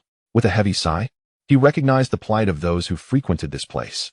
Yet he knew that saving one would lead to many more needing assistance. The women of the flower district were endless in their suffering. Xue Huizi harbored no feelings of reluctance, but her eyes glistened with unshed tears, conveying her unwillingness to part ways. Still, she held her silence, her delicate features revealing a hint of stubbornness as she softly replied, "It is all right. I am already very happy to have been treated." With that, she brightened her expression, looking at Jingyi. "In a few years, I will be inviting guests. Will you come?" Xue Huizi always employed respectful titles, regardless of his protests. She would still address him with a pitiful tone the next time they met. He gently ruffled the girl's hair, his eyes flickering with compassion. However, as he was still unmarried, taking a girl from the flower district home would not be seen favorably. "In 2 years, I shall redeem you, and you can be my sister." Xue Huizi examined his face, noting his serious demeanor, and felt a twinge of skepticism. Was he perhaps deluded? Yet, she had never witnessed him behaving oddly in their interactions, leading her to hesitate. Could he truly be the virtuous gentleman that people spoke of? Perhaps it was her youth that clouded her judgment, as it was rare for a normal person to harbor ulterior motives. "Should I call you brother then?" "Of course," Jingyi replied, ruffling her hair once more, seemingly oblivious to any awkwardness in his words. "My family is currently seeking a match for me, and in 2 years, I will take you home. Once I am married, I will bring you back to live as my concubine." Xue Huizi's mind suddenly conjured that phrase. She instinctively recoiled, recalling Tong Mo, who would not possess such compassion, making promises of pity and regret. Xue Huizi's eyes flickered, her face adorned with a smile, seemingly genuinely pleased by the notion. Dressed in a pale pink kimono, her youthful innocence still evident. Yet the toll of her injuries and poor nourishment had rendered her face much thinner, her large, expressive eyes appearing sorrowful. Jingyi placed some trinkets upon the quilt, and Xue Huizi, her face alight with curiosity, picked up a windmill that had been turned upside down. Her smile threatened to break free as she pondered whether this noble young master, skilled in the art of healing, truly regarded her as a child. She wobbled the windmill, a myriad of unspoken words swirling within her, yet her countenance remained one of joy, insincerely exclaiming how delightful it was, remarking that she had never encountered such fascinating objects before. Jingyi, misinterpreting her enthusiasm, chuckled, explaining that these were not precious items, merely things he had spotted on his journey, believing they would amuse children of her age. Xue Huizi fell silent, feigning ignorance to his words, fiddling with the windmill until it spun and then came to a standstill. She hesitated to speak, ultimately saying nothing, her throat still not fully recovered, and Jingyi, recognizing this, did not await her reply but instead regaled her with tales of his family. He spoke of his father's sternness and how he was soon to be betrothed, though he was unaware of which young lady would be his bride. As he conversed, Xue Huizi felt a twinge of discomfort, yawning to indicate her weariness. Sensing her fatigue, Jingyi refrained from continuing his discourse, glancing at the bandage around her neck. Just as he was about to take his leave, she spoke again, expressing her gratitude. "Thank you, brother. I truly cherish these gifts. Back home, my parents disapproved of me, so I could only watch other children play. After experiencing this here, my heart feels surprisingly warm, yet I am at a loss for words." With tears welling in her eyes and her gaze reddened, she continued, "You are a noble young master, yet you willingly bestow gifts upon me. I am uncertain how to repay you." She wiped her tears, appearing genuinely sorrowful for her lost friend, Mei Hui. Jingyi, feeling somewhat helpless, squatted beside her and gently patted her head. "I apologize. It has been so long since someone cared for me that I could not help but be moved. It's all right. I will assist you in the future, he softly reassured her, wiping her tears with his fingertip. Next time I visit, I will bring you more gifts. So please do not cry. I have nothing to give you in return, Shui Huizi pouted, looking woefully pitiful. With all the valuable items taken by Mei Hui, she promised. Once I earn some money, I will present you with a gift. She resembled a timid kitten, prompting Jing Yi to sigh. Contemplating bringing her some jewelry on his next visit, recognizing that young girls of her age adore beauty. Her box contained only a few lonely hairpins. I will bring you some ornaments next time, so you may adorn yourself beautifully. Now please stop crying. Having grown up in a prominent family where harmony reigned and affection was abundant, Jing Yi was oblivious to the complexities of the brothel world. He perceived the little girl before him as unloved by her parents, enduring a poor existence after being sold to see a house, and felt a pang of compassion. Unlike the girls of his social circle, who were pampered at her age, he mused as he retrieved some silver coins from his sleeve, placing them in her hand. Take this, use it to buy what you desire. Make sure to give the errand runners extra for their trouble, but refrain from purchasing anything edible for now. You are not yet fit to eat such things. You can save it to buy beautiful clothes later. Thank you, brother, Shui Huizi replied, looking somewhat bashful. After exchanging words for a while, as evening approached, Jing Yi prepared to depart. She waved goodbye, and once the door closed, she wiped her tears away and counted the coins in her hand. He appeared to be a kind-hearted, noble young master, likely unaccustomed to deceit, and she rose, retrieving her small box from the cabinet to place the money inside. She touched her neck, reflecting on how her recovery was nearing completion, and took out the Sanwei string instrument, hesitating before retrieving the one gifted by Huching. As she strummed it, she mused that perhaps it was for the best that Mei Hui had left, sparing her the feeling of thievery when using her belongings. After playing for a while, she suddenly noticed the assortment of small trinkets scattered upon the quilt. She gathered them up and tossed them into a drawer. The vanity was shared between them, with small drawers on either side to accommodate personal items. She had always used the left side, while Mei Hui occupied the right. Now, with Xiao Qiao's arrival, her space had been encroached upon. Regarding Jing Yi's promise to take her away in 2 years, she believed only half of it. While she trusted his intentions, the realization of such a future depended on circumstances, and she doubted whether Jing Yi's future bride would consent to harboring a girl from the flower street. Chapter 37. Tong Mo grew taller. Shui Huizi's wounds healed swiftly. The bandage around her neck had been removed, leaving only a faint mark. Sitting before the vanity with her chin slightly raised, she gazed at the pale pink scar and sighed with relief, grateful that it was not overly conspicuous. However, she felt altered from her former self. She found herself needing to sip water more frequently. The memories of Mei Hui's distressing actions stirred a surge of resentment within her heart. Moreover, the matter of Jing Yi and the courtesan seemed to have vanished. The woman appeared to have disappeared entirely, with no news of her demise. Much like the other missing girls, she had seemingly vanished without a trace. Shui Huizi furrowed her brow, her expression clouded with worry. Possessing an exquisite beauty, she now sought to cultivate an air of fragility. Yet alone in the room without an audience, she admired her reflection before rising. After a moment's contemplation, she rummaged through the drawer, collecting an assortment of miscellaneous items and stuffing them into a basket. The chill in the air prompted her to sneeze as she ventured outside, clutching some silver coins. It was still daylight, and the flower street lay eerily quiet, devoid of life. Quickening her pace, she hoped to return before nightfall. For the existence of spirits lingered in this world. Mei Hui had vanished, and Jing Yi's courtesan was nowhere to be found. She pondered whether they were nearby, waiting for the demon slayers to depart before returning. Perhaps due to their inability to locate any demons, the hunters had not left, leaving behind a few who searched the streets daily. Thanks to their presence, Xia House had experienced a period of calm, with no reports of missing individuals in quite some time. She wondered where Mei Hui had gone. It was not that she worried for Mei Hui, rather, the presence of that individual in the shadows made her uneasy, not solely because of the injury, but more so due to her identity as a demon, which preyed upon humans. Her eyelashes fluttered as she approached the market near the village entrance, purchasing a few meat and vegetable buns. Arriving a bit too early, the morning market was still bustling. She stuffed the buns into her basket, selecting some celery from the ground, and acquiring a small piece of pork from the butcher. She bought only a modest amount, for 2 children could not consume much, and even if they did, Tong Mo would not be able to cook. Villagers greeted her, complimenting her on her growing beauty.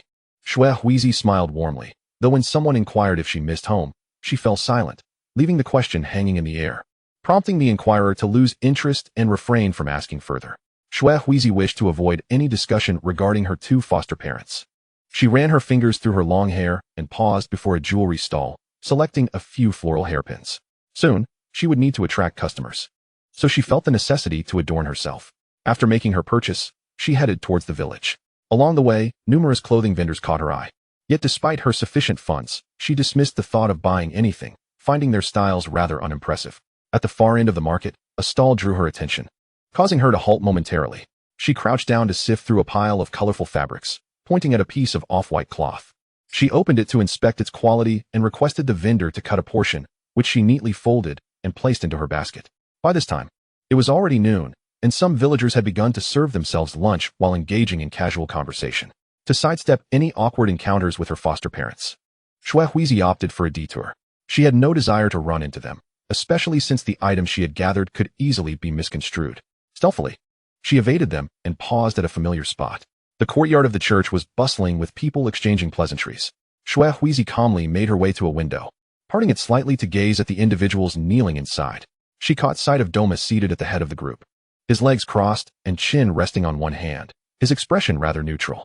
The sound of the window creaking drew Doma's attention, and he noticed Xuehuizi peering in.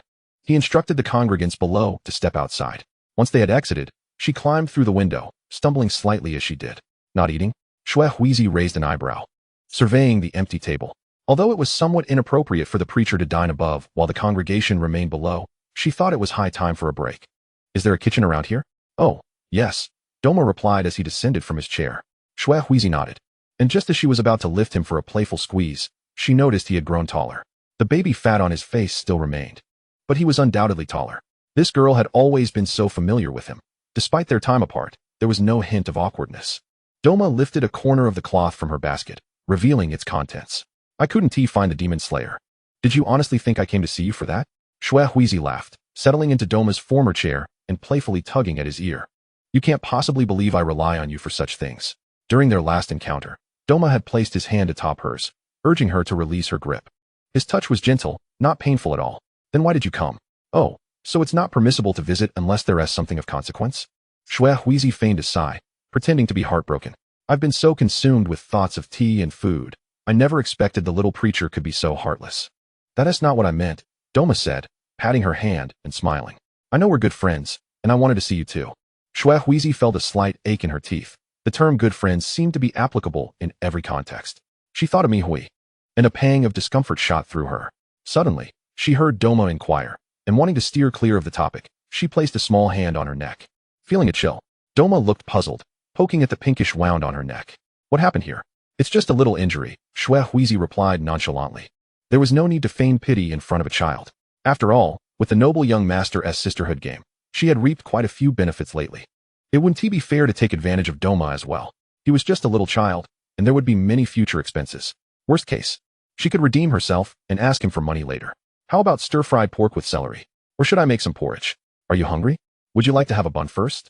No, thank you. Doma shook his head, his gaze still fixated on her wound. You still haven't told me what happened. What difference does it make if I tell you? The one who harmed me was quite formidable, Xuehuizi chuckled. When did you become so curious? But it's all better now, so take me to the kitchen. Demon? Doma uttered a single word, walking ahead of Xuehuizi toward the kitchen. I believe the last time you came to find me, it was about these matters. Xuehuizi patted his head, impressed that the little preacher remembered. She had thought that with all the negativity surrounding him daily, his memory might falter. Well, it's all right. That fellow has already fled. And thankfully there are demon slayers available. Doma, you're quite clever to have figured that out. Because it's not a difficult connection to make, Doma internally mused. Observing her cook in the kitchen, people passed by, bowing to him, and after smiling and nodding, he found their lives far less intriguing than Xuehuizi's. The existence of demons piqued his curiosity. Chapter 38. Pastries in the serene interior. A youthful voice broke the silence as Doma fiddled with a pinwheel, glancing at Xuehuizi, who wore a bright smile. Is this for me? Xuehuizi nodded, watching Doma's puzzled expression. She tapped her index finger against the table. We'll play after lunch. It was unexpected for Xuehuizi to bring such items, and Doma set the pinwheel aside, reaching for a bun and savoring it slowly. I thought you were here to collect something. What are you talking about? Xuehuizi replied, somewhat displeased, although she often held her hands out. Being so bluntly pointed out made her uncomfortable. She lightly tapped Doma's small hand with her chopsticks, muttering, You're quite an unlikable child. Doma withdrew his hand, the smile fading from his face, and picked up the small pinwheel again. Xuehuizi pondered whether her words had been too harsh, but he had brought up something she didn't want to hear. Oh, forget it. The little preacher is still so small. Why should I be upset with him? Just as she was about to speak, Doma interjected, "That's not true. Now you're talking back." Xuehuizi's eyes crinkled with amusement. She couldn't help but recall their first meeting, when he had been like a clueless little goose. After all this time apart, he had acquired a bit more of a lively spirit. Though she couldn't discern whether his smile was genuine, she felt a twinge of disappointment. Doma still seemed emotionally flat. "All right, you're not." She suddenly remembered something.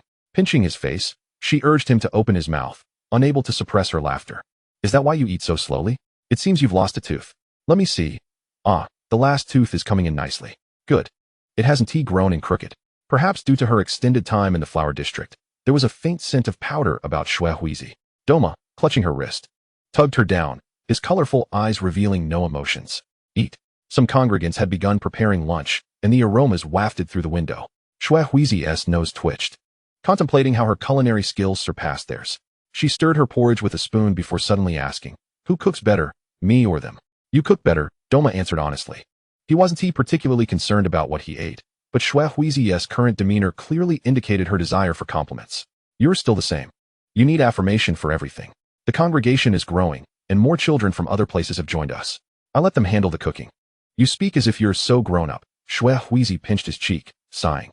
"It's quite the burden for you, having to listen to all those adults' negativity every day. And those children you mentioned are much older than you. Do you plan to remain the preacher forever?" At this, Doma paused mid-sip of his porridge, hesitating to look up, unsure of her meaning. His pupils were exceptionally clear, reminiscent of fresh snow, which momentarily left Xuehuizi speechless. She suddenly realized the absurdity of her words, chiding herself for indulging in such meaningless conversation.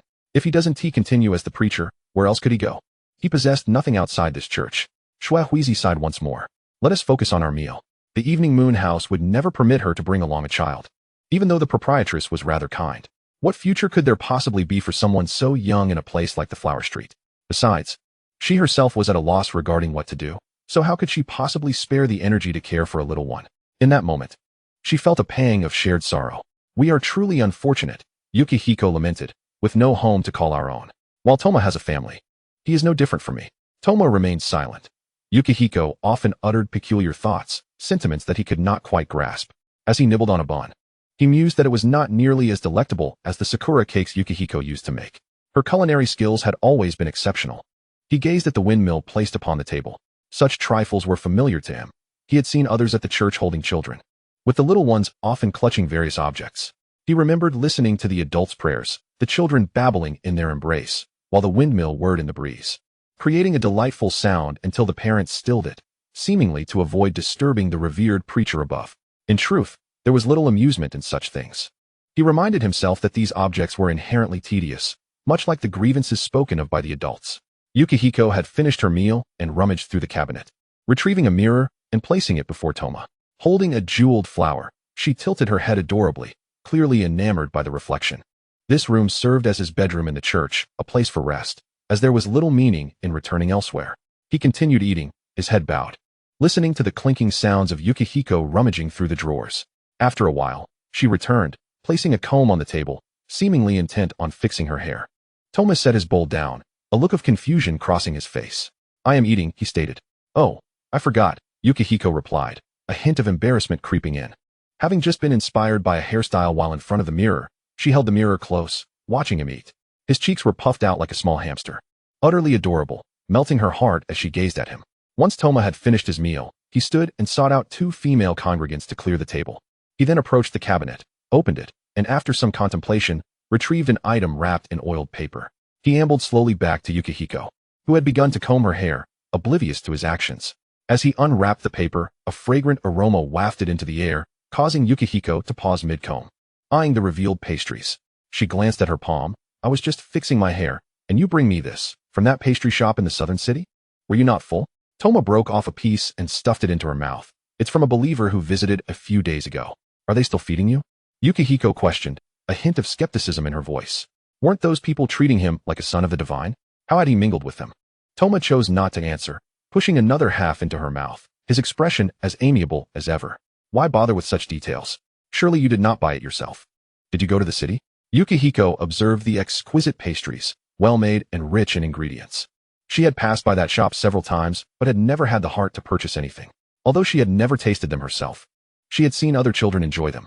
The petals were crafted with such lifelike precision that they were easily distinguishable from other confections, especially with the shop's emblem, a pattern resembling a small bird, making them all the more delectable. Since when did you develop a taste for such sweet delicacies? Chapter 39, An Agreement. You did not buy this specifically for me, did you? Yukie smirked, her eyes narrowing playfully, resembling a cunning fox, the corners of her eyes lifting. Oh, the little priest is truly delightful. Toma sat beside Yukie, gazing at their reflections in the mirror. The unsightly wound on her neck was bothersome, and for some unknown reason, he felt a twinge of discontent. He poured some water onto the table. The little one, peering curiously, took up the comb and began to groom his hair, only to realize that he had yet to remove his small hat. Yukie set it down on the table, brushing his hair rhythmically as she remarked, "You've grown so quickly. In 3 years, you'll be 10. At that age, I suppose I'll be receiving guests. Do you intend to remain in the flower street forever?" She continued, "The church sometimes has courtesans visit, their faces always marked by sorrow, their health not appearing well. Do the courtesans also need to attract clients?" Of course, Yukie chuckled. Without clients, how would they earn money? Without money, one becomes a courtesan. And at such a young age, one is left with a lifetime of illness. She gently stroked Toma's hair, reluctant to divulge the realities of the flower street. It was only recently that she had come to understand how difficult it was to buy one's freedom. It required an exorbitant sum of money. The more clients there were, the less likely one could escape. The amount needed for redemption was astronomical. With fewer clients, one would be forced to remain in the profession until age and beauty faded and they were cast aside. This was entirely different from what Yukie had previously believed. She had thought that accumulating enough money to sell oneself, alongside some additional funds for training, would suffice for her to leave. However, Keikai had informed her otherwise. Even if she saved enough silver while still young, escaping this circle would prove nearly impossible, and without a destination upon leaving the flower street, she found herself trapped. The fates of women from the flower street were predominantly grim. Yukie sighed, pulling Toma closer. "When you grow a bit older, I shall dance for you." Toma picked up the water he had poured and offered it to her. "Would you like some water?" Yukie took it, sipping delicately, feeling her throat ease. The sunlight cast an orange hue across the floor, and she suddenly realized it was already evening. The clouds above were ablaze with red. How had time passed so swiftly? She contemplated returning, hoping to reach the evening moon house before nightfall. "Are you planning to stay?" Toma tilted his head, his colorful pupils reflecting her figure. His tone was devoid of inflection, as though Yukihiko's response held little significance, but he added, "You seem a bit worried." Indeed, she was concerned. As the Yukio courtesan and Miho had yet to be found, she exhaled, considering that spending a night here was not such a grave matter. Nodding, she retrieved a blanket from the corner cabinet. To her surprise, there were 2. She chuckled. "Do congregants often stay over?" "The church has many rooms," Toma replied, sitting on the floor and watching Yukihiko prepare the bedding. "We are good friends. Sometimes good friends share a space." "Who told you that?" Yukihiko laughed, beckoning him closer. She knelt across from him, extending her hands, only to grasp at nothing. The little priest had deftly evaded her touch. "Well, for now, we can still sleep together. But once we grow up, that will no longer be the case." "Why is that?" Toma tilted his head, puzzled. Girls grow up so quickly at this age. And despite not having seen each other for long, the changes were stark. He had always known she was beautiful, and many people were drawn to her. Girls emerging from the flower street often found themselves in the church. From the tales of sorrow, he gleaned the harsh truths, that a favorable outcome was rare. He had taken it upon himself to manage the church, learning necessary skills to prevent chaos. It could be said that he was indeed more astute than most. Just like before, to ensure a more comfortable life, he told his parents that he could hear the voice of God. Yet at this moment, he truly could not fathom why Yukihiko would eventually part ways with him, especially when they had shared a room, even a bed, until now. "Because you are a boy, and I am a girl," she replied, letting her hair cascade down like a waterfall, leisurely combing through it. "Only couples can share a bed after growing up. Why is your curiosity so insatiable?" Toma, half understanding, smiled as he replied, "Did you not say we would be married one day?" Shuehuizi paused momentarily, surprised that he still remembered. However, is it truly appropriate for someone so young to be contemplating women? Not understanding his words, Tong Imo proceeded to wash up before burrowing into the blankets. Observing Shuehuizi rise to wash as well, he noted her slender figure. She had previously mentioned that Sia House was splendid, yet she appeared to have gained little weight. He turned over to face her, realizing that she had indeed attempted to deceive him. Shuehuizi splashed water into the yard, returning with a cheerful smile as she extinguished the candle on the table. A chill emanated from her, prompting a sneeze as she nestled into the blankets. She poked Tongmo's back, inquiring if he was upset. "Not at all," came his muffled reply, falling silent once more.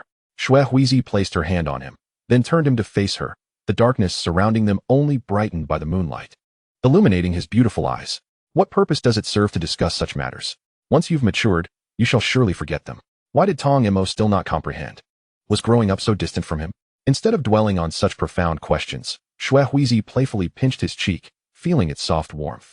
7 years old. When you mature, it will be at least another decade. By the time you are 17, I shall be 22, having encountered countless guests. Although I am confident in becoming an Oiran, it is challenging to maintain purity in such an environment. Moreover, as far as I know, Oirans often have to sacrifice something to retain their patrons.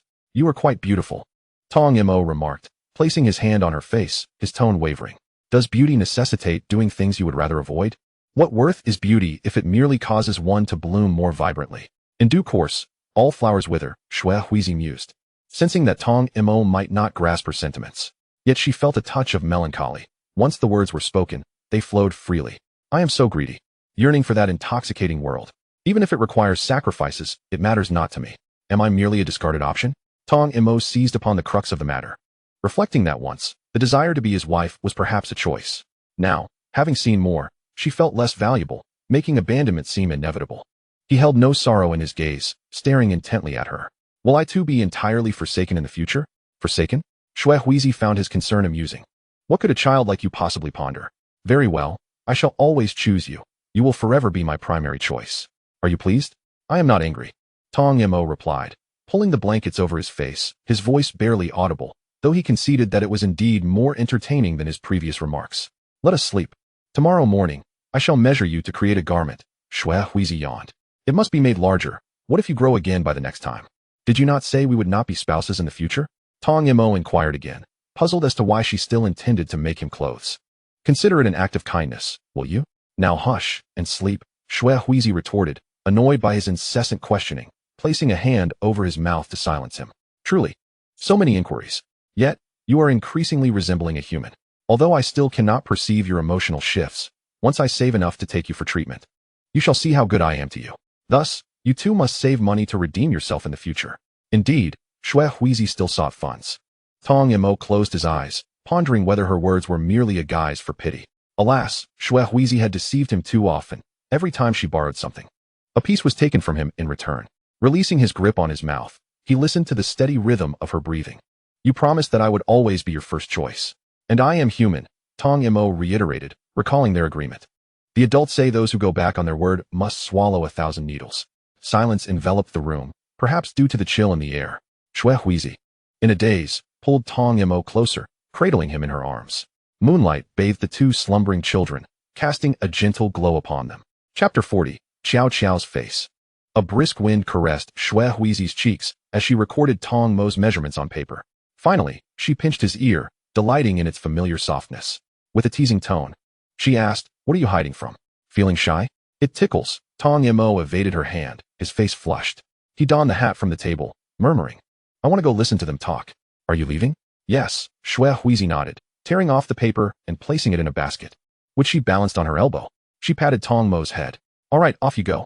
Only then did Tong Imo venture outside. Xuehuizi glanced at the sky, tidying her long hair. Upon stepping out the door, her hand brushed against something hard in the basket. Lifting a corner, she discovered an oil paper package, a sweet aroma wafting to her nose. She chuckled softly, munching on a piece as she walked. The little fellow could be quite endearing at times, Xuehuizi mused. Noticing a gathering of worshippers in the yard, curious glances were cast her way, yet she maintained her composure as she departed. Upon exiting, a smile gradually graced her face. It was daytime, and she felt none of the trepidation she typically experienced, greeting familiar faces with a smile. The sun had risen, though winter had yet to arrive. It was not particularly warm. After a lengthy journey, Xuehuizi felt warmth seep into her body.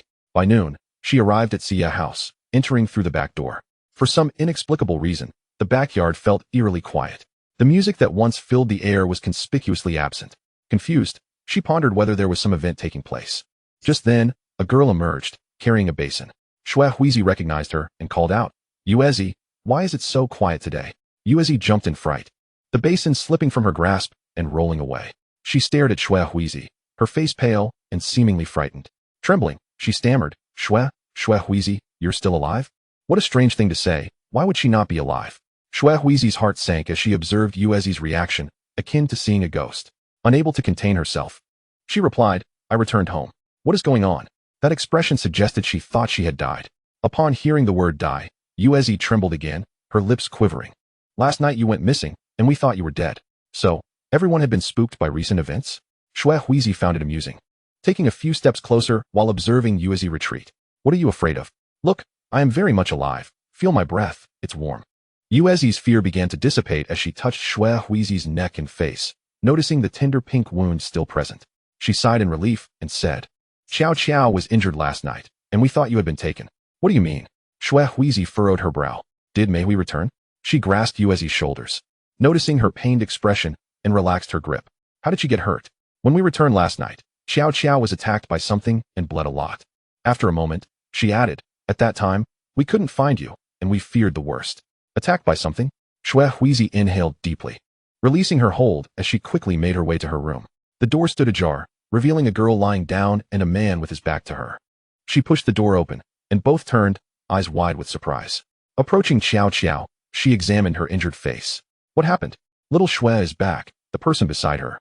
Jing Yi remarked, surveying her for injuries and sighing in relief. We thought something had happened to you since you didn't return last night. Was it a ghost? Shui Huizi grasped Xiao Qiao's wrist, her expression dark and brooding. Why do you dare return? Is it Mei Hui or Shuya who has come back? Or is there a new ghost in town? A sense of urgency washed over her.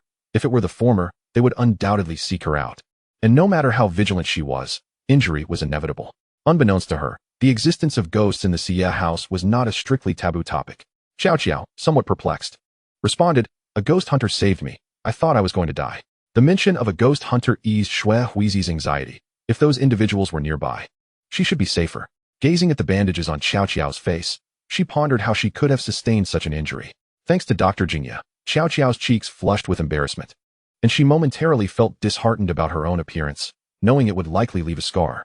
Jingye remained silent, aware that Xiao Qiao's injury differed from Shui Huizi's. Hers marred her visage.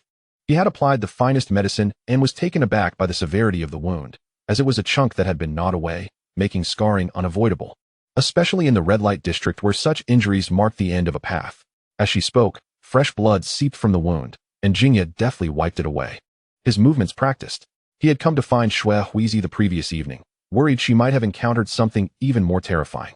Fortunately, she had returned unharmed, and when he saw that it was Xiao Qiao who emerged, a wave of relief washed over him. Though this thought was not particularly kind, Jingye gently brushed Shui Huizi's hair aside, feeling a quietude settle in. He hesitated to voice his concerns in front of Xiao Qiao, knowing it would seem overly dramatic. I'm sorry. It's my fault. If I had been in the room yesterday, you wouldn't have. Shui Huizi's thoughts did not align with this sentiment. But observing the state of the person before her, she felt compelled to utter some comforting words to ease her mind. It's not your fault, Xiao Qiao replied, stifling her pain while fretting over her uncertain future. For a girl in the flower district, her face was paramount, and now that it bore such a ghastly appearance, how would she cope? A flicker of resentment stirred within her. Why was it that Shui Huizi, despite her severe injuries, could heal, while her own face had been left in ruins? Yet, Shui Huizi had said it was the ghost's fault. Rest assured, I will care for you until you heal, Shui Huizi declared, gripping her hand as Xiao Qiao had once done for her. She glanced at Jingye and nodded. Jingye took this moment to tidy up his belongings and stepped outside. Shui Huizi remained with Xiao Qiao for a while longer, wiping away her tears to prevent them from mingling with the wound. Don't dwell on it. Children heal quickly. You are younger than I am, and your recovery will be swifter. Uncertain of the true nature of her injury, Shui Huizi assumed it was merely a superficial cut. She offered more reassurances before announcing, I'll go fetch lunch. It's noon, and you haven't eaten yet, have you? Thank you, Xiao Qiao replied, tears still streaming down her face as she nestled deeper into her blankets. Shui Huizi placed the basket on the table and retrieved a food box from the cupboard, pondering the peculiar fate that seemed to have befallen them, taking turns to sustain injuries. She began to suspect that this room might be cursed, recalling the troubles Mei Hui had caused her and now Xiao Qiao's misfortune. Her mind drifted back to Xiao Qiao's mention of the ghost hunter. As long as they remained nearby, she thought, she had been worried upon her return, fearing they would leave after an extended absence without finding any ghosts. Now, it appeared they were quite dedicated to their craft. Shui Huizi picked up the empty food box and stepped outside, only to spot Jingye leaning against a pillar, his brow furrowed with concern. Brother? Shui Huizi called out, grateful for Jingye's frequent deliveries. The term rolled off her tongue with ease as she stood before him, tilting her head slightly. Shall we share a meal? Let us go, Jingye replied, following closely behind her. The Xia house was not one to neglect its guests, especially since Jingye hailed from a noble family known for their generosity. He seldom interacted with the courtesans, preferring to seek out Xue Huizi, and most people in the area had come to recognize him. As Xue Huizi and Jingye carried their meals down the corridor, she remarked, I was quite worried about you. Yesterday, I feared I wouldn't see you again. I apologize. I intended to return before nightfall, but it was far too late, Xue Huizi admitted, fabricating a small lie. I was startled myself. I even encountered Yezi, making it seem as though I was the one in peril. Everyone thought you had been taken, Jingye replied gently, affectionately ruffling Xue Huizi's hair. It is truly wonderful to see you again. You make it sound as if I were on the brink of death, Xue Huizi teased, a playful gleam in her eyes as she adopted a charming demeanor. You were so skilled at tending to Qiao Qiao's wounds. You must have kept vigil all night. Brother, you are so kind. Jingye found her words somewhat peculiar, responding honestly, it was indeed I who caused your injuries before, and that was your roommate. Do you not have any fondness for her? Not at all, Xue Huizi replied with a cheerful smile. Seeing how gentle you are with others makes me worry. What if you were to abandon me? After all, I was once cast aside by my parents. You have always treated me well, and I fear losing this warmth. Do not cry, Jingye said, momentarily dazed, reaching out to wipe her tears before retracting his hand in haste. You are not crying. It was merely my illusion. My apologies, let us go buy some things. Xue Huizi deftly tucked some silver coins into her sleeve, chatting as they ate. Brother, you are truly wonderful to me.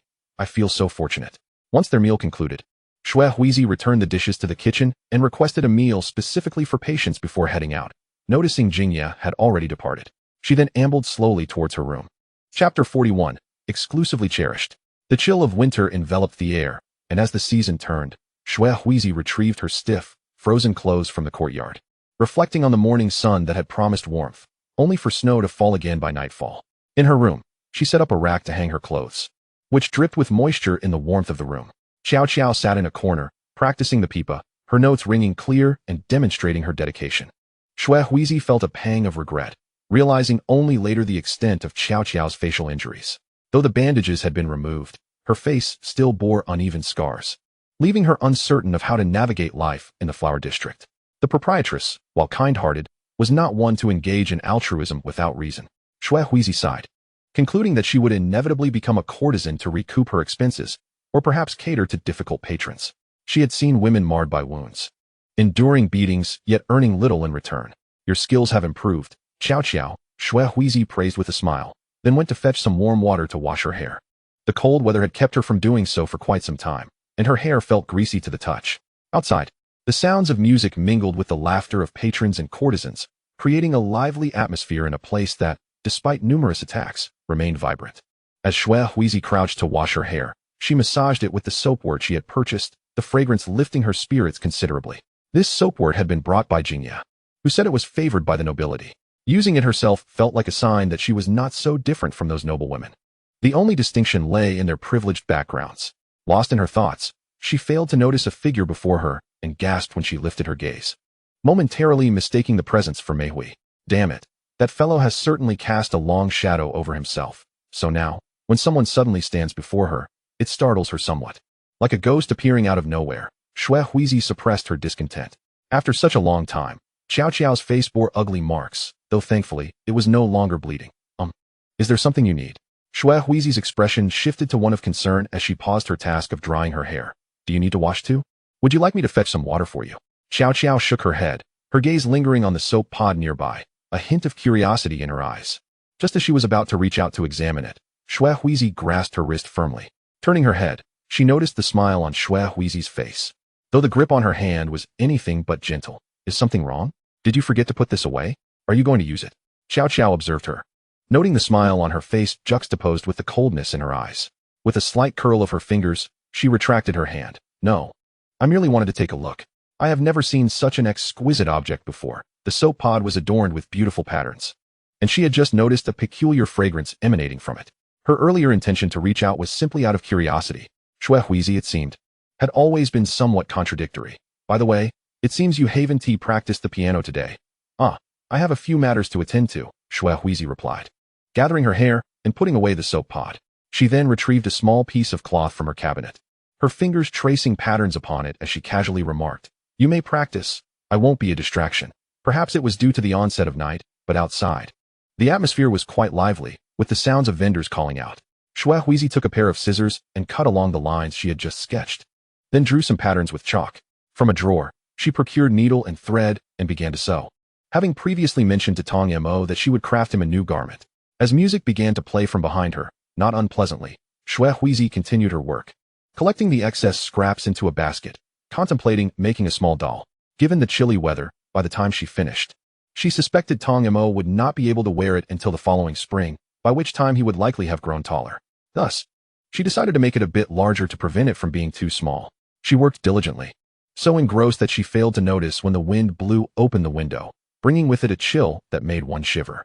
Xiao Xiao walked over to close the window, casting an envious glance at Xuehuizi, wondering for whom she was making these things, as she had no one to whom she could give gifts. "Oh dear," Xuehuizi exclaimed, wiping away a red mark from her fingertip before resuming her work.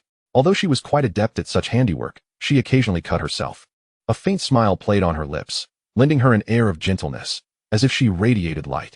Xiao Xiao clutched her pipa, gazing out at the swirling snow, her heart heavy with worries about her future. With her face marred, where could she possibly go? It seemed the physician had not visited in quite some time. Xuehuizi paused, her gaze flickering momentarily, yet her tone remained soft and gentle. "Your injury has healed. He is a noble young master. How could he possibly linger in the pleasure district every day? He is likely with a lady from his circle." There seemed to be an underlying meaning in Xuehuizi's words, prompting Xiao Xiao to approach her side and examine the remaining fabric. It was evident that it was not intended for an adult. The length suggested it was meant for a child not yet of age. While at home, she too would engage in some needlework. "I had intended to give him some silver. After all, those medicines are not cheap." "Is that so?" Xuehuizi continued her task, squinting slightly. "But we cannot afford such things. Although we often receive a little reward from the front yard, it's not much. I will thank him for you the next time I see him." "Thank you," Xiao Xiao murmured, pressing her lips together, falling silent as she clutched her pipa and stepped outside. Shortly, sounds echoed from the eaves above. Xuehuizi paid little mind to what she was doing, yet if Xiao Xiao wished to meet Jingyi, it would be impossible. Who knew if he might inadvertently take on a little sister out of misplaced kindness? Xuehuizi couldn't help but be amazed by Jingyi. Which family was so remarkable as to raise such a naive young master, eager to save everyone? Furthermore, being somewhat self-serving. The idea of having multiple younger sisters meant that what she could obtain would diminish. Xuehuizi detested sharing. She preferred to possess things exclusively. Chapter 42, Blank Paper. Xuehuizi was reluctant to witness Jingyi being kind to others, so when he spoke with the girls, she pulled him away. The winter weather was frigid, and Jingyi shivered as he was abruptly yanked outside. A layer of white snow blanketed the ground, the flurries swirling into people's clothes. Xuehuizi released his hand and looked up to see a puzzled expression on Jingye's face. "It's a bit chilly out," she noted. Xuehuizi nodded as they stood beneath the eaves, gazing at the snowy scenery. After a prolonged silence, Jingyi seemed to finally recall something. It appeared that Xuehuizi was not fond of him mingling with others. Amused, he ruffled her hair, thinking how this little girl had become quite spoiled. He remembered when she first came to him, looking pitiful. Now, she had learned to act cute, and he couldn't deny the sense of accomplishment it brought him. She was gradually opening her heart to him, treating him as a true brother. Being an only child, Jingye's parents were deeply affectionate, and his mother had not wished to endure the pains of childbirth again. Thus they had not had more children. Xuehuizi truly embodied the image of the sister he envisioned, delicate, spoiled, soft, and always exuding a delightful fragrance, relying wholly on him. Placing her hands over her mouth, she exhaled a breath, her eyes glistening with emotion, resembling a little rabbit. "Brother, you always get along so well with everyone. I fear you might be taken away from me." This was his sister, devoid of a sense of security, and Jingyi found it amusing. Though overflowing with kindness, he had no intention of adopting a multitude of sisters. Xuehuizi was splendid as she was. As he lost himself in thought, his hand was grasped by Xuehuizi, who bore a sorrowful expression that made her look quite pitiful. He offered her comfort. "It's nothing to worry about. Do you want something to eat? I noticed you hardly touched your lunch." Xuehuizi brightened at his words and playfully pushed him forward. The snow had not yet ceased, and it seemed that the vendors outside were few. Jingyi opened an umbrella, leading her home, where he expected his mother would likely be preparing some pastries and brewing tea. Just as he had imagined, the street was nearly deserted.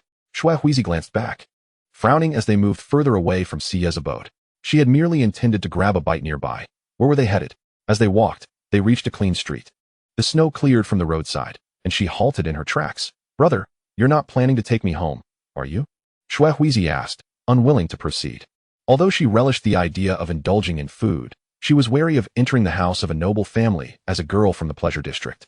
Jingyi would likely face a trivial reprimand, but she could end up in serious trouble. Some courtesans might be invited to perform at noble residences, but she did not belong to that category. Despite Jing Ye's naivety, his family was surely not foolish. Thus, it was best to avoid such a visit. She lifted her chin and smiled. "Brother, I am craving some buns from that place in the southern part of the city. Shall we go there?" Jingyi hesitated for a moment. Observing the sincerity in her eyes, "I'll take you home to eat. Our cook is quite good, but I really want to eat those buns." Xuehuizi pouted, her face flushed with anticipation. "Brother, let us go eat over there." "Very well," he acquiesced, though he had heard her plead countless times, each occasion softening his heart. Following her lead, Jingyi changed direction. Upon reaching their destination, he instructed Xuehuizi to find a place to sit while he purchased several buns along with some meat dishes. After paying, he joined her at the table. The restaurant was quick to serve, likely due to the fewer patrons on a snowy day. Xuehuizi picked up a bun and took a few bites, then asked, "Aren't you going to eat, brother?" "Of course," Jingyi replied, taking a bun for himself. The two individuals fell into a momentary silence. Jingyi seemed to recall something, lifting his gaze to meet the face of Xuehuizi. His tone was tinged with hesitation as he inquired, "I have heard that you have been making garments lately?" "Heard? From whom?" Xuehuizi arched an eyebrow, pondering how to respond. Suddenly, she broke into a smile, though the corners of her eyes drooped slightly, revealing a hint of sorrow. "It's from a younger brother back in my hometown. His parents passed away long ago, and I worry for him. After all, such a young child must fend for himself." Jing Ye's expression softened somewhat, reflecting upon his own peculiar feelings. It was not his place to comment on whom Xuehuizi chose to sew for. She continued, "I had initially thought to make a piece for my brother, but seeing the opulent fabric of the clothes you wear, I realize I have yet to save enough. Once I become a courtesan, I shall craft you an exquisite outfit." "That is not my intention," Jingyi sighed, casually responding. "In a couple of years, when I can make decisions at home, I will redeem you. There will be no need for you to remain here as a courtesan, performing for others. Let us procure some fabric if you truly wish to create something for me." "Very well," Xuehuizi forced a smile. She was not particularly keen on spending time making clothes. After all, Jingyi was nearly an adult now, and garments for adults were far more cumbersome to craft than those for children. Moreover, as a noble, it seemed he would continue to require such attire. Yet she doubted her skill would suffice. No matter, Jingyi assumed her reluctance stemmed from shyness, pushing the plates on the table towards her. "Eat more. There is no need to maintain your figure, for in 2 years, you shall no longer be here." Xuehuizi took a few bites before ceasing, her belief in Jing Ye's words wavering. He appeared somewhat naive, leading her to question whether his family would truly be entrusted to him. "I am full." The table still held a considerable amount of untouched food as they rose. Xuehuizi did not request a takeaway, even though most dishes remained largely uneaten. It was uncommon for young nobles to engage in such practices. Furthermore, even if they were to take the food home, it could easily lead to conflict. Due to Jing Ye's presence, the other young women eagerly sought his attention. Xuehuizi exhaled deeply, holding no resentment towards them. After all, escaping the clutches of the brothel was a tempting prospect. Yet, she was not inclined to ingratiate herself for the sake of maintaining a facade of sisterhood. Xuehuizi despised conforming to the norm and did not relish friendly interactions. Rather, she preferred solitude or conversing with Tong Yamo, which provided her with a sense of tranquility. Tong Yamo was a delightful listener, attentively absorbing her every word, his cherubic face often betraying curiosity. He was the only one who remained untainted, akin to a blank canvas. No matter how much she shared with him, he remained unchanged. Although Jing Yi had bestowed upon her many gifts, they all came with the expectation that she would play the role of a docile and affectionate younger sister. Xuehuizi mused that if there came a day when she lived solely for herself, Jing Yi would soon tire of her. What he cherished was merely a girl with a tragic past, one who could evoke emotional value for him. Tong Yamo was different. In his presence, she felt liberated, able to reveal her true self without fear of reproach. She resolved to return in a few days, having made that decision. Chapter 43, The Fragile Rabbit. Xuehuizi rose early, and after completing her morning rituals, she noticed Xiao had also awakened, diligently grooming her hair at the vanity. The injuries on her face were concealed, yet the visible portion bore a pitiable appearance, as if she were fretting over her future. Xiao had remained in this state for quite some time. Ever since her injury, Xuehuizi had seldom seen her smile, her countenance perpetually clouded with worry. Only during piano practice did some semblance of expression return, when she would fall into a serene silence.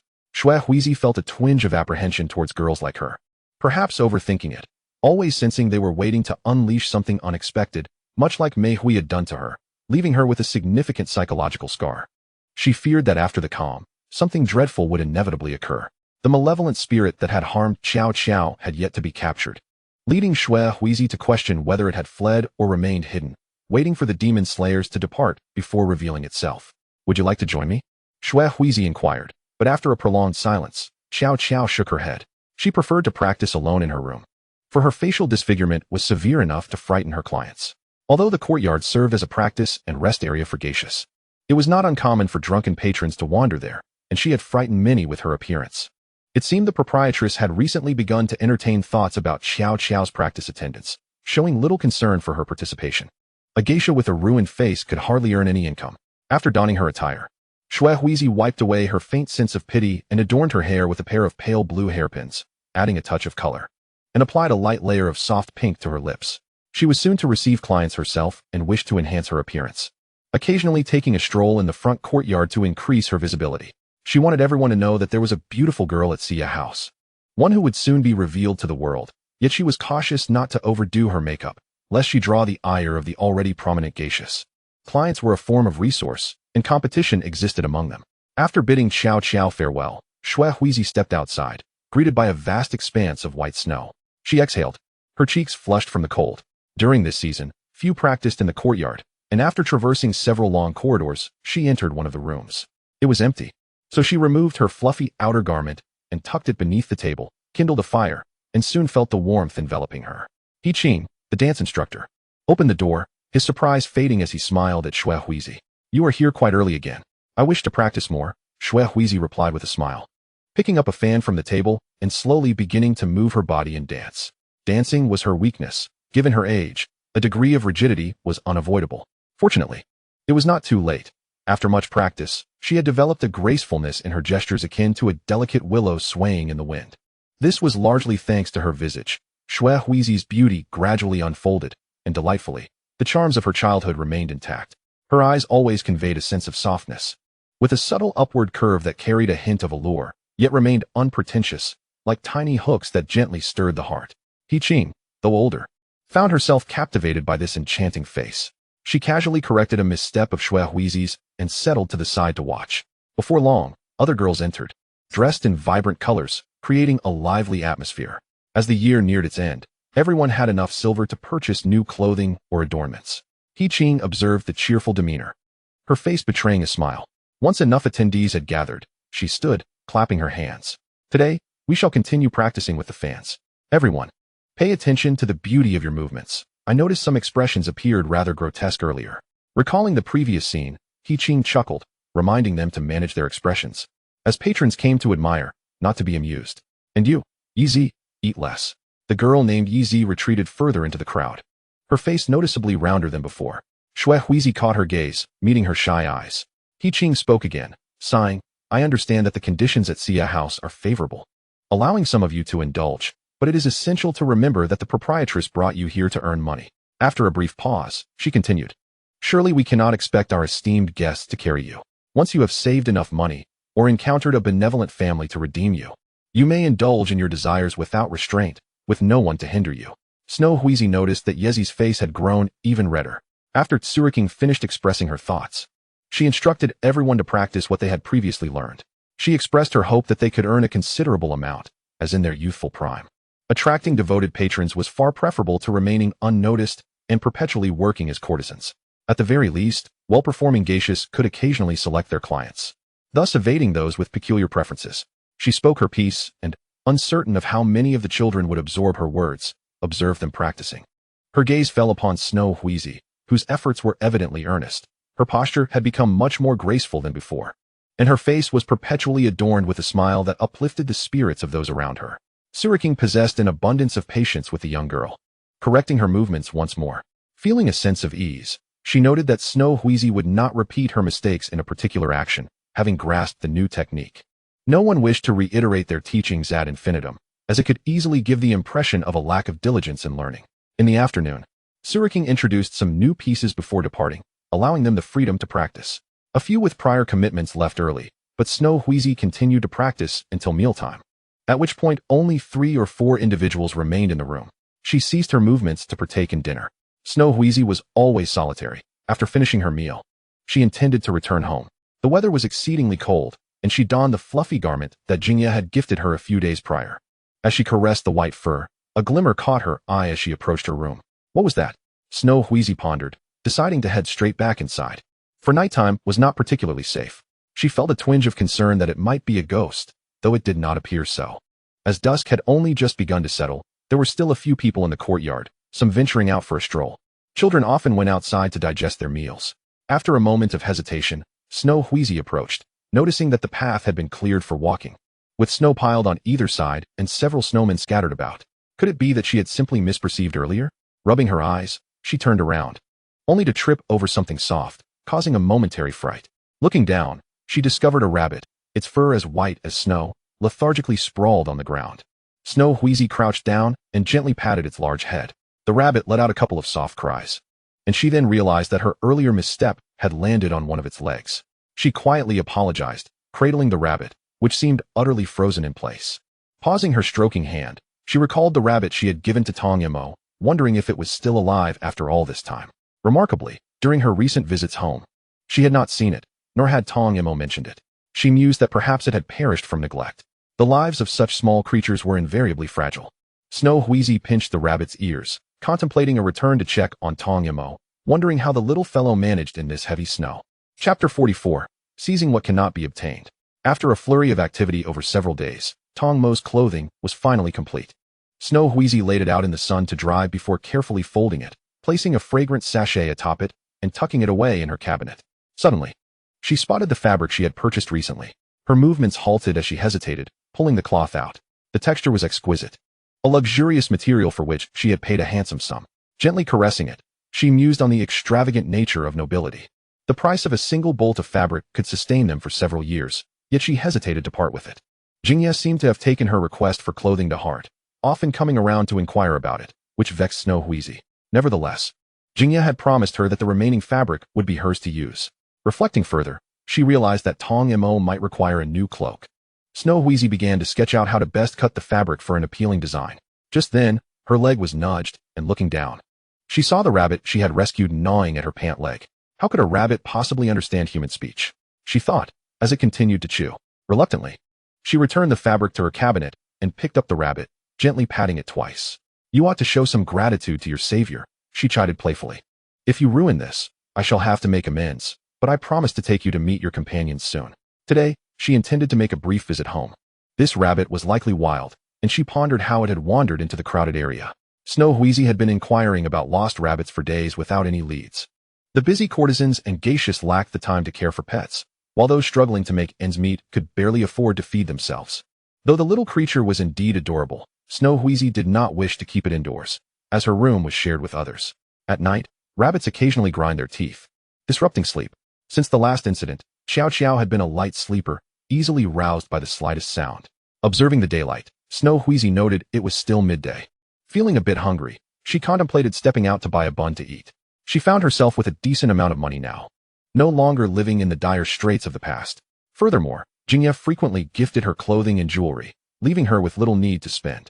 As the weather grew increasingly frigid, Snow Wheezy donned her fluffy coat, the lower half of her face buried in the white fur, her complexion pale, resembling a delicate figure crafted from snow. She extended a hand to adjust the hairpin adorned with pearls atop her head, her face brightening with a faint smile.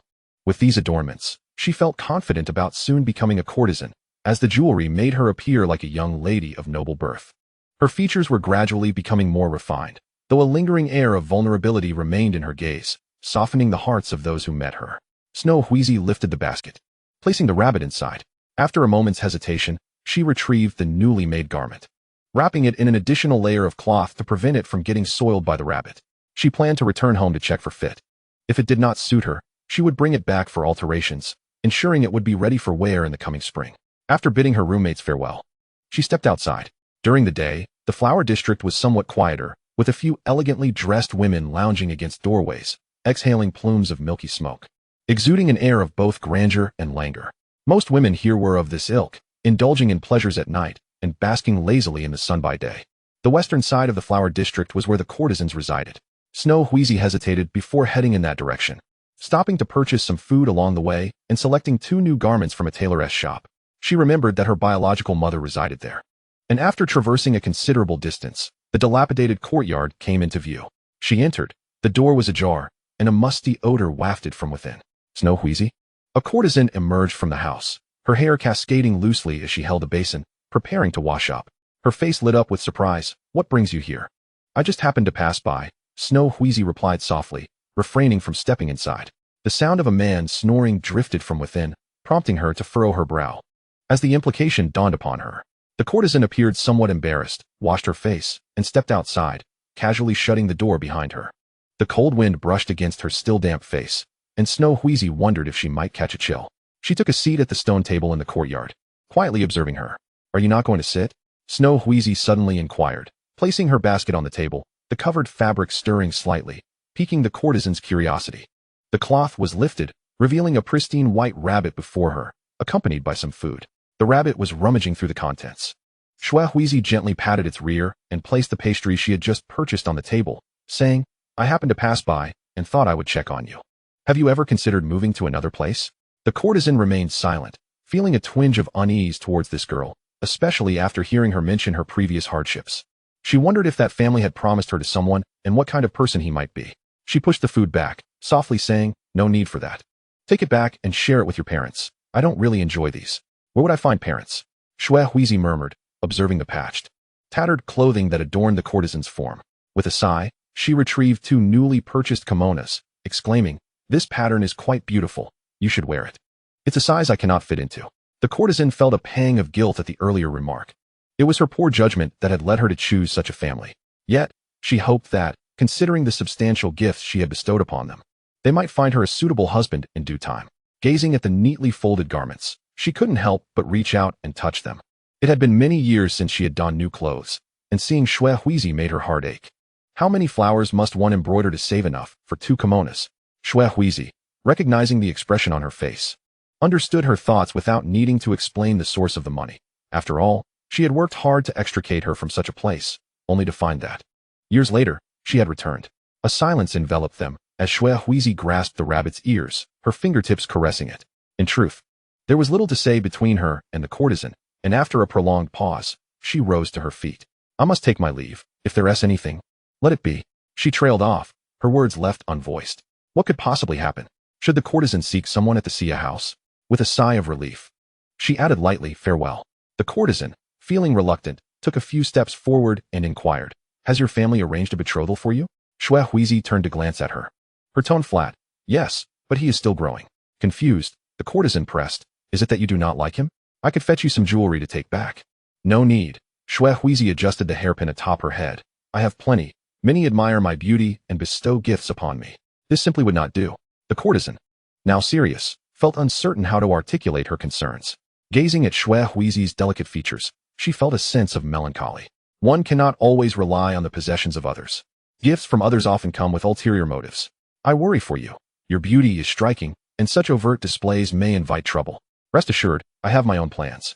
Snow Wheezy interrupted, picking up her basket and walking away with grace. The courtesan followed her to the door, her reluctance almost spilling over. It was only when Snow Wheezy's silhouette vanished that she approached the table, gathering the scattered food. As she did, something fell from the oil paper wrapping, piquing her curiosity. She noticed a small opening revealing some silver coins and a few hairpins, and she froze in astonishment. Later that evening, Snow Wheezy arrived at the church. The attendance was sparse, likely due to the cold weather. She strolled around the courtyard before seeking out Tong Mo. The window swung open, and Tong Mo regarded her with the same ethereal gaze as before, which momentarily caught Snow Wheezy off guard, leaving her momentarily dazed. Pondering how adept this young priest had become at deception, the faithful were dismissed by Tong Mo, who descended from his solitary chair to meet her gaze. He had grown taller, and the baby fat on his face seemed to be diminishing. Snow Wheezy propped her chin on her hand, shaking her head. You've grown another year. Haven to you? With a smile, Tong Mo accepted the basket, and the rabbit within stood upright as the cloth fell away. He and the rabbit exchanged a glance until the rabbit swatted at his wrist, prompting him to look at Snow Wheezy with a puzzled expression. Rabbit, you silly thing. Snow Wheezy chuckled at his bewildered demeanor, giving the rabbit a gentle pat before also tapping Tong Mo on the shoulder. What about the one I gave you before? I haven't seen it in the last few visits. It wouldn't have perished, would it? Not yet, Tong Mo replied softly, leading Shui to the rabbit-keeping area. The rabbit in the basket was rather unruly. He pressed his hand upon its head with some force, calming its exuberance. There are just a few more now. A few? Shui exclaimed in astonishment, her sympathy directed towards the newly acquired rabbit. How unfortunate. I had intended for you to have a mate. I didn't expect it already had a partner. Upon entering the designated room for rabbits, Shui was greeted by a sight of fluffy white bundles. Plump and evidently well-fed, a testament to the careful nurturing by the church. A few acolytes were busy providing food for them. Upon seeing Tong Mo, they expressed their delight before being sent off to attend to other tasks. Lost in contemplation, she pondered which one was the original buy. Tong Mo placed the new rabbit on the ground and walked in a certain direction. When he returned, he was holding a hefty rabbit by its ears. It squirmed and struggled in his grasp. He presented it to her, declaring, "This is Bai." Shui examined the rabbit, then glanced at the others before cradling it in her arms. How fortunate you were to find it among this crowd. It looks rather foolish, Tong Mo mused. It tends to stay in the corner and sleep. Well then, Shui said with difficulty, let us release them in spring. Keeping them like this is not sustainable. Tong Mo nodded, stroking Bai's fur. I intend to keep this one. He nodded at Shui. I thought having just one rabbit would make it lonely. So I brought another back. Seems it's turned into quite the lively gathering. They reproduce quickly, Tong Mo frowned. One litter after another, and other rabbits keep appearing. Do you enjoy these creatures? I thought it might alleviate your boredom, Shui said, tugging on the rabbit's ears. You sit up there for hours, listening to their drivel. I hadn't seen Bai for a while and feared it had died, so I brought a new one for you to play with if you felt lonely up there. Listen to them while with the rabbits? Tong Mo expressed curiosity. He had never considered that idea before. It sounded quite appealing. Adults often droned on about mundane topics, beseeching divine mercy. The rabbits would likely escape, Shui replied, her movements pausing as she smiled. If it runs away, you'll just have to catch it. Would it be upset? Tong Mo pondered, gazing into Shui eyes. What if Bai doesn't wish to listen to their chatter? Then you should just act charming. Shui teased, placing Bai atop his head, her heart melting at the sight. All right, enough of this. Time to eat. I'm hungry. Tong Mo lowered Bai, cradling it against his chest, and suddenly posed a question. So, if there's something you desire, is it sufficient to act cute? Not necessarily, Shui replied. He is still quite young. The congregation respects him, and no one teaches him what to do or how to act. In many ways, Tong Mo is still learning to mimic others to fit into this world, which is rather pitiful. She brushed off the rabbit for clinging to his clothes, her tone shifting slightly, laced with a hint of danger. In that case, you must seize it. If you obtain it, it becomes yours. Though my words may seem somewhat extreme, Shui chuckled, they indeed yield numerous benefits. We are all children without guardians. Thus, when we desire something, we must rely solely on ourselves. However, Tong Mo, having read from his books, realized that such notions are not embraced by society. They are regarded as aberrations. He grasped Shui wrist earnestly and declared, whatever you wish for, I shall procure it for you. Huh. Shui suddenly laughed to the point of tears. Pointing at Tong Mo, you? Spare me. You truly wish to play the savior of humanity, don't you? How come you feel the need to assist in every tragedy this world presents? As she spoke, she sensed her words were somewhat excessive and, upon observing the boy's unchanged demeanor, could not help but pat his head gently, murmuring an apology. All right, I've gone too far. Will you accept my sincere apology? I am not angry, Tong Mo replied, his colorful pupils reflecting her image. When the realm of ultimate bliss was established, my parents instructed me to assist everyone in escaping their suffering. I have been steadfast in this endeavor. Indeed, your perspective is quite admirable, Shui commended him, contrasting his noble intentions with her own limited abilities and expansive desires. If you continue this way, perhaps one day I shall witness your enlightenment. Now let us dine. Tong Mo fell silent. Shui always maintained her stance, never altering herself for anyone. From the moment he met her, she had unveiled her true self, seizing that which was unattainable. On this day, she imparted a useful strategy to him, should her usual charms prove ineffective. Chapter 45, Resolution. Shui opened the door, still somewhat drowsy. The pale moonlight illuminated the figure before her, causing an involuntary shiver to run down her spine. The vivid red blood momentarily transported her back to the night of Tong Mo's parents' demise. The devotee before her bore a pleading expression, glancing anxiously behind him. Tong Mo emerged from the house, standing quietly to the side, his face devoid of expression as he listened to the supplicant's words, softening slightly. Behind the devotee was another figure, indiscernible in gender, whose drooping arms indicated severe injury. What are you two doing here? Shui Huizi furrowed her brow, pressing a hand on Tong Mo's shoulder. What has transpired? It's my wife. The devotee exclaimed anxiously. I returned to find her in this condition. What shall we do, master? Shui Huizi questioned the rationality of his actions. What utility would it serve to come here injured? Could Tong Mo truly resurrect his wife or perform any miraculous feat? She had always presumed these individuals merely sought to express their wishes to Tong Mo, to relay them to the divine. She never anticipated they would approach him for such matters. Soon, blood pooled upon the ground as the injured individual struggled momentarily before staggering out. Please, go to that house over there. With injuries this severe, we must tend to them swiftly, Tong Mo advised gently.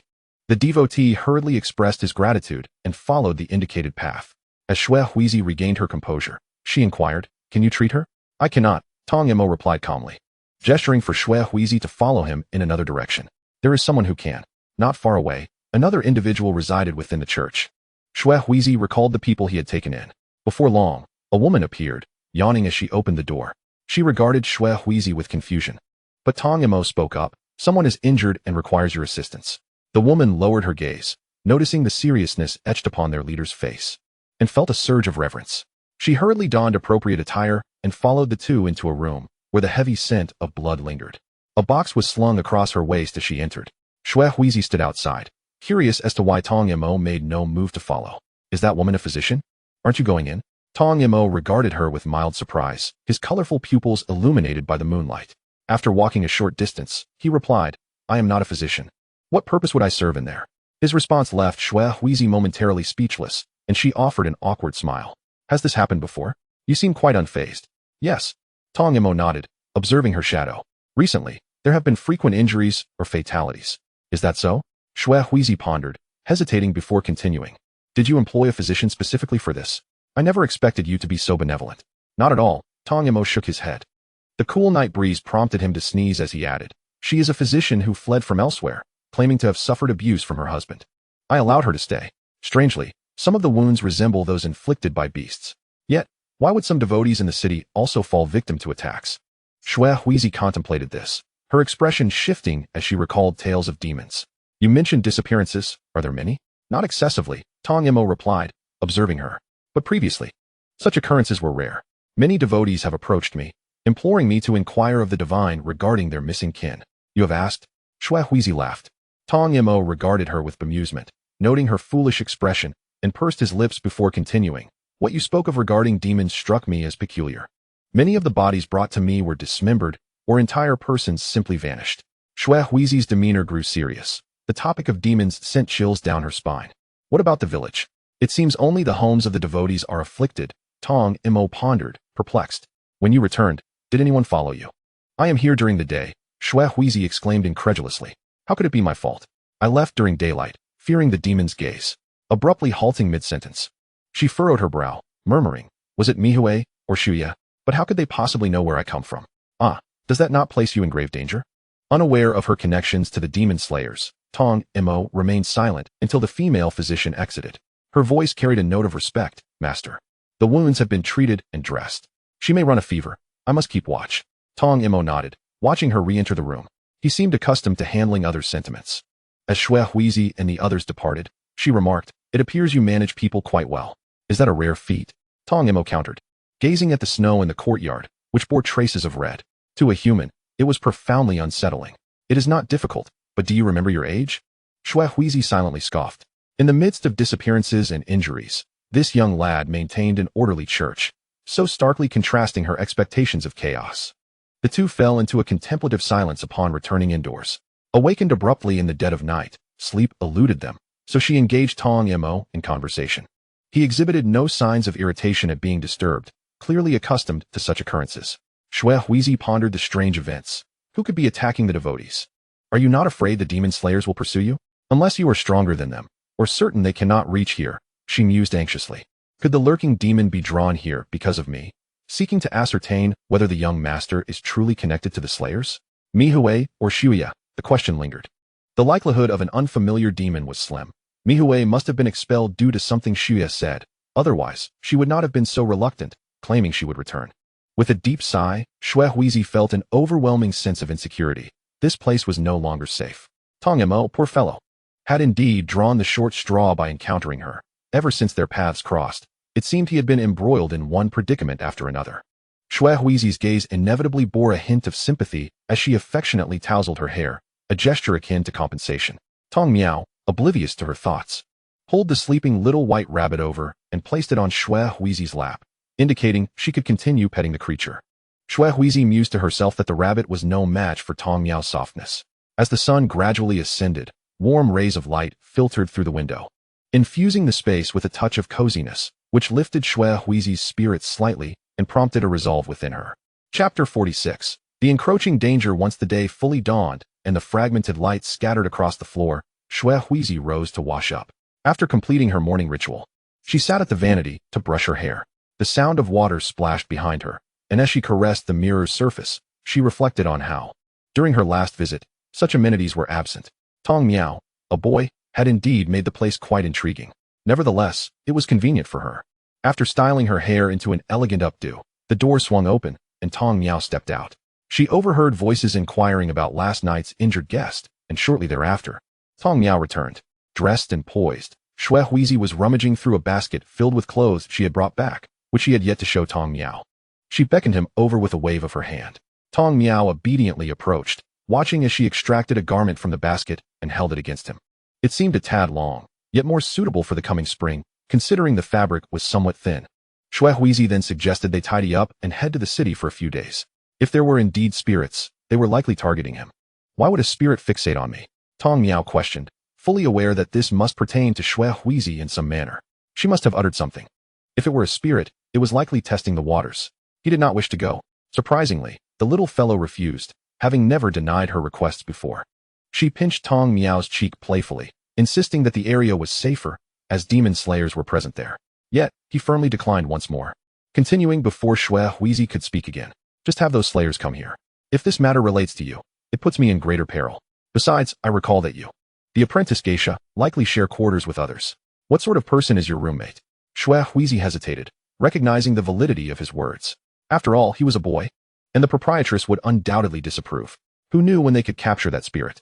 Moreover, leaving him with the mother of a courtesan seemed unwise, especially since she had heard a man's voice in the house yesterday. That environment was hardly suitable for Tong Miao.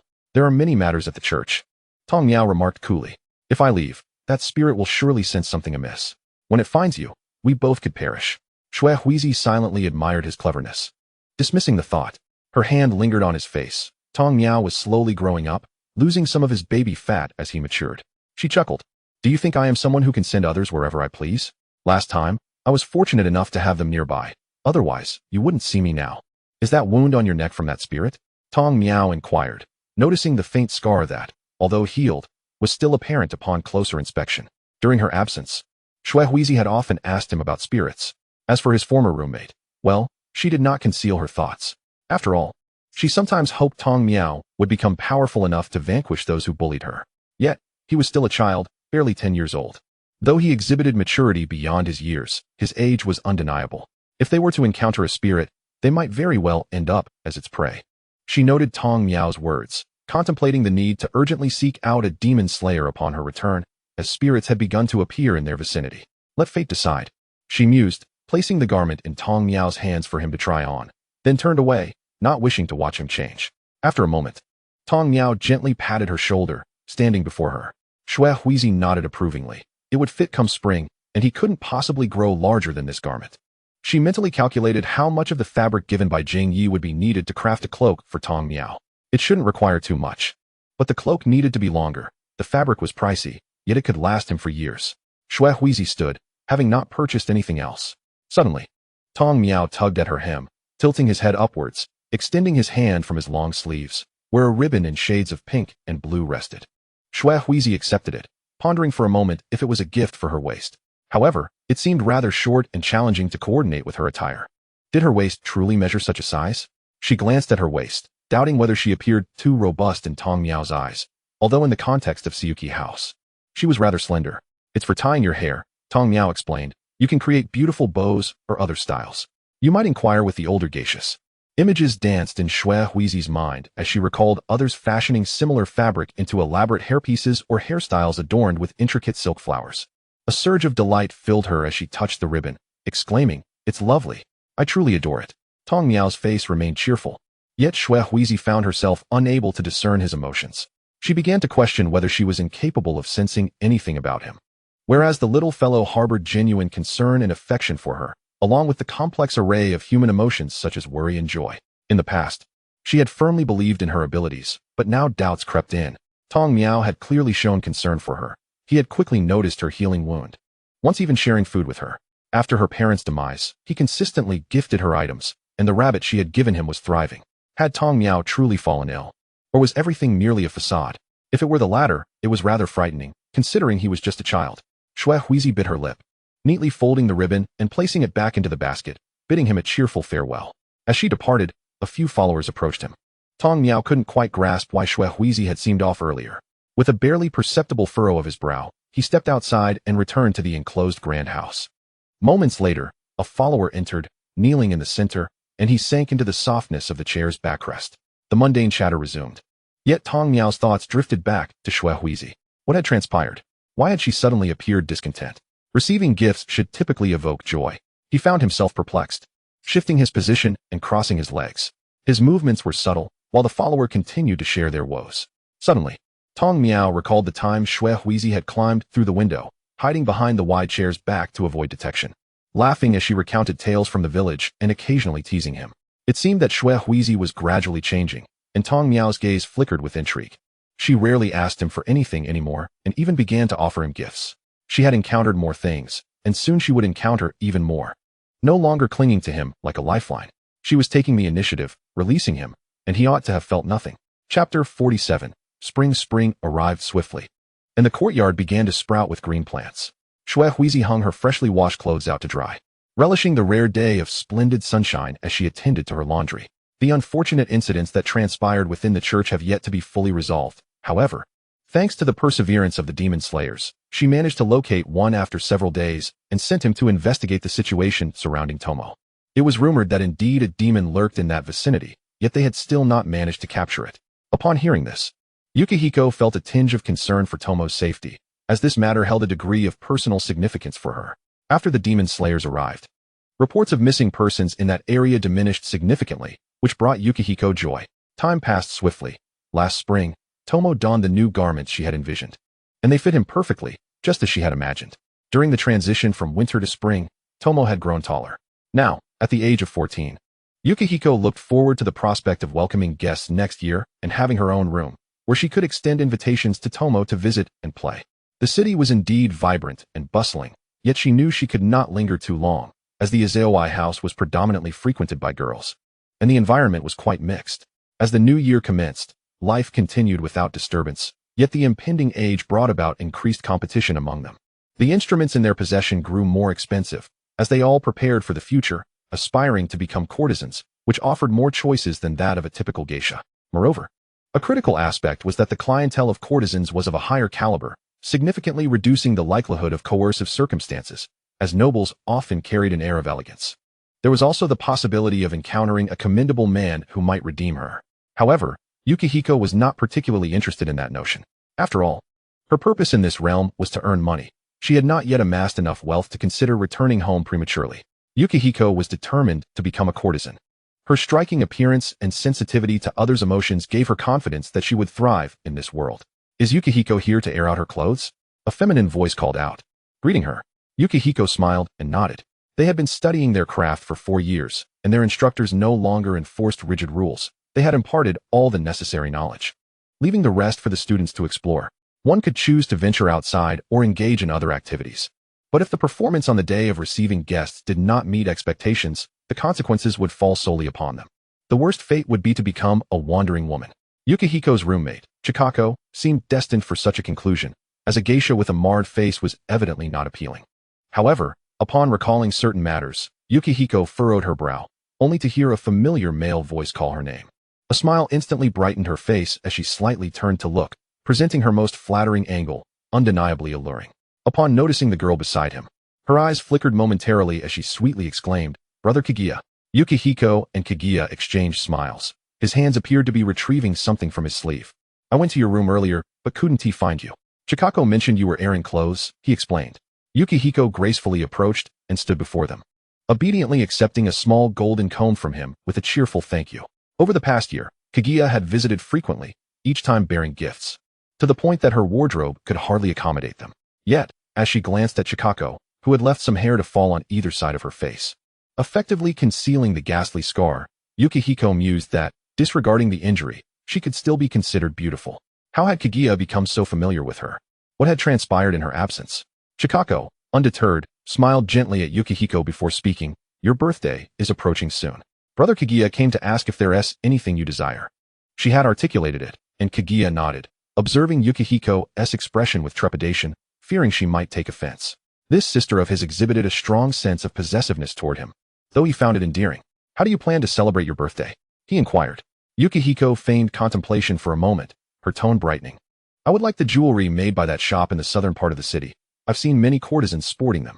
I shall procure it for you. Kaguya responded, admiring her smile, a sweetness blooming in his heart. Though those items were not inexpensive, Yukihiko's happiness was paramount. She was his only sister. As she clung to his arm, her expression was one of playful charm. All right, no more pouting, he chided gently. I'm not pouting, Yukihiko retorted, her cheeks tinged with a blush, realizing that Chikako had quietly departed, leaving only the two of them in the courtyard. She tilted her head, her demeanor adorably innocent. Perhaps it's best not to. Those things are quite costly. That's of no consequence, Kaguya said, ruffling her hair. Yukihiko's monthly expenses were nearing those of the noble ladies. Were it not for the fact that he was the sole child in the family, it would indeed be a burden. However, due to the significant expenditures, their father had spoken to him about finances. Yet, Yukihiko was simply too endearing for him to ignore, especially with her approaching 15th birthday. Most girls in the flower district began attracting clients at this age, which would entail substantial costs for her redemption. Nonetheless, her beauty would surely be an asset, and after a few years in this environment, she would undoubtedly earn a considerable fortune. The proprietress would be reluctant to part with her. Moreover, it appeared that Yukihiko herself was not overly concerned about her eventual redemption. Kaguya felt a twinge of unease as he regarded her smiling face, questioning whether he was overthinking the situation. Girls in the flower district typically sought to escape. If Yukihiko were aware of his thoughts, she would affirm his suspicions. She was indeed not in a hurry to leave the flower district, as she relished the opulent lifestyle it afforded. The profits gained by courtesans were unimaginable, and forming connections with nobles could yield numerous gifts. Even if she were to leave, she intended to save enough wealth to live freely for the rest of her life. Grasping Kaguya's arm, her gaze dimmed, for her identity seemed inconsequential. What mattered was survival and an improved existence. This had been her unwavering pursuit, her desire. From a young age, she had resolved to acquire many possessions, indifferent to the challenges that might arise along the way. She yearned for boundless love and an abundance of gifts, even if that love was insincere and merely a fascination with her appearance.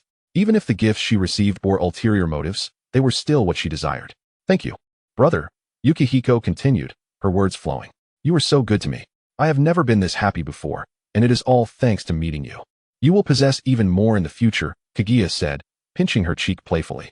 He intended to spoil Yukihiko, and once he had full control of the family, she would be akin to the other noble ladies. Yukihiko remained non-committal, her fingers once again brushing over the comb in her sleeve. Chapter 48, The Little Master with Two Faces. This year had commenced with a flurry of activity, and Yukihiko had not returned home until the end of March. She contemplated making a trip back today, retrieving a folded cloak from the cabinet, made from leftover fabric from the garments she had crafted for Kaguya. After a moment's thought, she sat at her vanity, applied some lip color, and adorned her hair with the comb Kaguya had gifted her last time. Once finished, she gazed into the mirror at the young girl reflected back, nodding in satisfaction. At least she had not grown unattractive. Last year, Tomo had learned to write letters. Though his handwriting was initially imperfect, he was quite bright and quickly improved. The congregation occasionally brought gifts during their visits, and their time together had been enjoyable. Yukihiko mused that Tomo was quite adorable, and she had begun to doubt her own capabilities in relation to him. Perhaps he felt affection for her, seeing her as a sister. In this world, they provided each other with warmth. Chikako continued to play the pipa in the corner, and as the music filled the air, Yukihiko stood, grasping her small basket and preparing to step outside. Are you going to find your fiancé? Chikako suddenly inquired. You two seem to have a wonderful relationship. Shui Huizi furrowed her brow. She had never disclosed to Qiao Qiao the reason for her return. She had only confided in Meihui. The mere recollection of that name stirred discomfort within her, a reminder of an unresolved grievance from 2 years past. Despite knowing Meihui's whereabouts, she felt powerless to exact vengeance. After all, how could an ordinary human contend with a ghost? There were matters that necessitated her return, and Xue Huizi skillfully sidestepped the topic. She had no desire to engage in such discussions. Is there anything you wish to share? She inquired. No, Xiao Xiao replied, shaking her head, her gaze lingering on the wide-open window. I truly envy you. You possess everything. Will you return tonight? Xue Huizi sensed something amiss. Xiao Xiao's demeanor was troubling. The impact of her disfigurement had evidently taken a heavy toll on her. The once vivacious girl seemed to be fading away. Xiao Xiao always carried an air of illness. Her complexion pale, and she shunned the outdoors, often locking herself away during daylight hours. Initially, a few young girls had sought her company. But as she grew increasingly withdrawn and rarely spoke, they ceased to visit. Taking a deep breath, Xue Huizi forced a smile. That is not true. I too have many unattainable desires. Xiao Xiao remained silent, resuming her gentle plucking of the strings, producing almost inaudible notes. Perhaps, she murmured, although the conversation had reached its conclusion. As Xue Huizi walked along the road, an unsettling feeling lingered. How could Xiao Xiao be privy to her affairs? Had someone informed her? Or was it possible that Meihui had returned? The thought of what might transpire filled her with anxiety. The demon slayer had departed the previous month in search of other spirits. If Meihui had indeed returned, how would she confront her? A sense of turmoil washed over her as she slowly exited the flower street, purchasing a few items before heading to a familiar place. The life of the courtesan had improved significantly. She no longer entertained clients, had moved to a new residence, and kept chickens and ducks in her yard. Upon seeing Xue Huizi, a smile graced her face. What brings you back again? The courtesan asked with a laugh, wiping her hands clean as she ushered her inside. Throughout the year, Xue Huizi had consistently brought her gifts, much to the courtesan's delight, as it signified that Xue Huizi's life was on an upward trajectory. You must be careful, your fiancé might become displeased. I have enough provisions here. Not to worry, he is quite affluent, Xue Huizi replied, adeptly weaving a lie. His family adores me. In fact, this was his suggestion. Once you are wed, do let me see him, the courtesan said, her heart swelling with pride at having found a suitable match for her daughter. She had never enjoyed a life of luxury, burdened by family obligations in her youth, only to later find herself in a world of excess. As she aged and her beauty faded, she realized that many were drawn solely to her appearance. Observing Xue Huizi's vibrant youth, she couldn't help but feel a pang of nostalgia. Your fate is far better than mine, the courtesan remarked warmly, genuinely happy for her. Envisioning a future where Xue Huizi would marry a fine man and escape the flower street. She felt fortunate for her earlier choices. Yet it was evident that Xue Huizi possessed remarkable determination. Otherwise, she would not have continued to bring her gifts. Once you are married, focus on living well. Wealth is trivial. Love is what truly matters. Xue Huizi disagreed with her perspective. Can love be converted into sustenance? Have you ever encountered someone you loved? The courtesan fell silent, a vivid image flashing through her mind. Perhaps her moment of distraction lingered too long, prompting Xue Huizi to ask, did you end up together? The question felt mundane. If they had been together, the man would not have allowed her to continue as a courtesan before moving. For reasons unknown, Xue Huizi felt compelled to provoke her, yet regretted her words as they left her lips. The courtesan often imparted wisdom about life, advising against coveting what belonged to others. Did Xue Huizi not understand these truths? Not at all. She was acutely aware, yet she did not concur. She had her own path to tread. Even if it mirrored the courtesan's past, that was of no consequence. She had grown weary of days spent in hunger. The shadows of her childhood lingered in her heart, the fissure widening with each passing year, leaving her with an inexplicable emptiness. She yearned for an abundance of gifts to quell this void, an overwhelming quantity sufficient to fill the wounds marred by twisted hatred. Xue Huizi often pondered whether an ample collection of gifts would signify that she was cherished, believing that such a bounty might eventually mend her scars. Perhaps in 10 or 20 years, throughout her lifetime, she would tirelessly strive for a beautiful conclusion to her story. No one, be it Jing Yi, the courtesan, or Dong Mo, could alter her convictions. With that heavy sentiment, the conversation drew to a close. The courtesan longed to ruffle her hair affectionately, but was startled to realize that Xue Huizi had grown to her shoulder height. The 14-year-old girl had transformed into someone entirely different, more beautiful than herself. The courtesan felt a pang of regret for the years lost to her own insecurities. Had Xue Huizi been born into an ordinary family, and had she herself been just a typical woman, would she have found more happiness? If she had possessed a gentler disposition, would she have accepted being kept as a mistress rather than refusing? You need not concern yourself with my affairs, Shui Huizi interjected. Her tone cool. Focus on living your own life. The courtesan forced a bittersweet smile, tinged with melancholy. You've grown. That alone is commendable. I should not covet what is not mine. Shui Huizi's stubbornness caught her off guard, prompting her to reminisce about her own peak moments, leaving her momentarily dazed and questioning her past choices. Shui Huizi was right. Love in itself was indeed of little use. That man had never sought her out again. After lingering with the courtesan for some time, Shui Huizi arrived at the church just as twilight descended. The congregation had dispersed, and the aroma of food wafted through the air as some sheltered believers prepared their meals. Dong Imo squatted in a corner, his back turned towards her. Shui Huizi approached and playfully pounced onto his back, her voice laced with laughter. Ah, is our little pastor counting ants? Dong Imo struggled briefly before ceasing his resistance. He appeared thinner, and Shui Huizi felt a pang of concern. Why are you shrinking in size while growing taller? A few animal cries emanated from his chest, and he murmured, the rabbit is dying. Shui Huizi quickly stood, watching Dong Imo rise with a rabbit in his arms, its cries weak and feeble. She felt a twinge of embarrassment. That's your fault for holding on to little Bai. Dong Imo gently rubbed the rabbit as a form of comfort, his demeanor calm. You haven't been here in quite some time. Ah, I've been preparing for next year's guests, wanting to put in more effort this year. She paused, then added, I hope to become a courtesan. Will you truly be there? Dong Imo suddenly asked, observing her expression, then fell silent. His smile was warm, as if separated by a veil. He was smiling, yet Shui Huizi felt an odd sensation. She brushed aside her unease and replied, once I've saved enough money, I'll come out. How much is enough? Dong Imo inquired, puzzled. Shui Huizi had always discouraged him from venturing there. He spent his days waiting in the church or sending messages with believers. When she was absent, life felt monotonous. I don't understand why my days feel so fleeting when you're in the church. Shui Huizi didn't catch his words, too engrossed in playing with the rabbit. Her face beaming with joy. Last year, she had released a batch of rabbits, and now little Bai had no companions to play with. She was enjoying herself. While Dong Imo glanced up at the slowly rising moon and tugged at her sleeve, his youthful innocence still intact. It's time for dinner. Approaching footsteps interrupted them, and someone respectfully called out, Pastor. Dong Imo's expression shifted swiftly, a flicker of concern crossing his face. His gaze softened, and in an exceedingly gentle tone, he asked, What's wrong? Is there something amiss? A few days prior, a noble had arrived, and today he generously sent some funds to the congregation, with intentions to assist in the church's renovations. What a benevolent individual. Tong Mao's eyelashes fluttered slightly as he whispered, I shall convey this to the divine.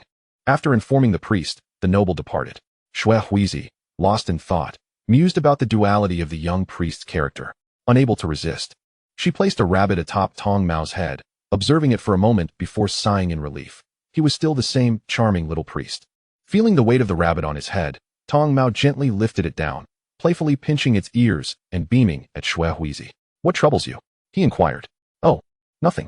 I simply find you remarkable, she replied inwardly, dismissing her thoughts. Regardless of how he chose to present himself, to her, Tong Mao would eternally be that soft-hearted little priest. The absence of his baby fat tugged at Shui Huizi's heart. She could no longer mold him like dough as she once did. However, if he ate well, perhaps he could regain it. Chapter 49, The Cloak. Tonight's meal was prepared by Shui Huizi, and after they dined, they knelt opposite each other, a small cloak resting on the table before them. It was a delicate off-white, perfectly complementing the outfit she had crafted previously. Tong Mao caressed the fabric and then looked up at her. This is rather costly. It was a rarity indeed for Shui Huizi to procure such expensive material, prompting his inquisitive gaze, tinged with suspicion that she might have repurposed fabric from someone else's garments. Especially since she seemed to have befriended a wealthy individual. Why should I not buy you fine things? She cheerfully countered. What do you perceive me to be? Tong Mao remained unconvinced. He unfurled the cloak, stood to try it on, and found it quite satisfactory. Shui Huizi's craftsmanship was exceptional. The spring attire she made 2 years ago still fit him this year. Shui Huizi retrieved a mirror from the cupboard, holding it up for Tong Mao to see. His exquisitely delicate face clad in off-white resembled that of a little celestial being. Witnessing how splendidly he appeared after her efforts filled her heart with a sense of accomplishment. Though she had not raised him, she had indeed fashioned his garments. Shui Huizi playfully swayed the mirror, admiring the sight.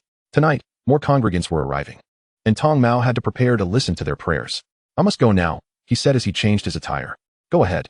Shui Huizi placed the mirror on the table, adorning his head with a small cap, pressing it down gently. Your hair has grown a bit long, hasn't it? Too busy to manage it, Tong Mao explained, stepping outside with a smile that transformed him back into the kind-hearted little priest. Would you care to join me? Shui Huizi nodded.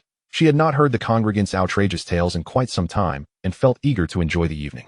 She wondered if that gambler was still alive.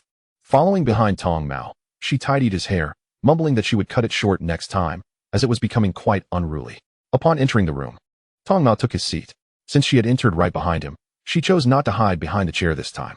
Instead, she knelt beside him, tilting her head slightly to gaze at him. Ah, not that gambler, Shui Huizi thought as the congregants began to murmur. Feeling a twinge of boredom, she reached out to tug at the hem of Tong Mao's robe. He tugged at his garment in response, meeting her mischievous grin. As the congregants lamented their troubles, the two engaged in playful banter. Tong Mao restrained Shui Huizi's restless hands as she knelt on the floor, appearing smaller than him. He placed a comforting hand on her head, gently patting it. Shui Huizi's eyes widened in disbelief, her gaze accusatory. The pale moonlight streamed through the window, illuminating the floor and enveloping them both. As the congregants looked up, they saw the priest in his radiant off-white attire, seemingly aglow. Upon meeting his colorful gaze, they quickly lowered their heads, momentarily forgetting their woes. Who is the girl accompanying the priest? Wondered one of the congregants, noting she appeared slightly older than him. They became momentarily distracted, only to hear the priest speak again, his youthful innocence still intact. It dawned on them that the priest was but a child himself, stirring a pang of compassion within. What a pitiable situation. Tong Mao's expression softened, his eyes filled with empathy. I will convey your suffering to the divine. What you have endured is truly heart-wrenching.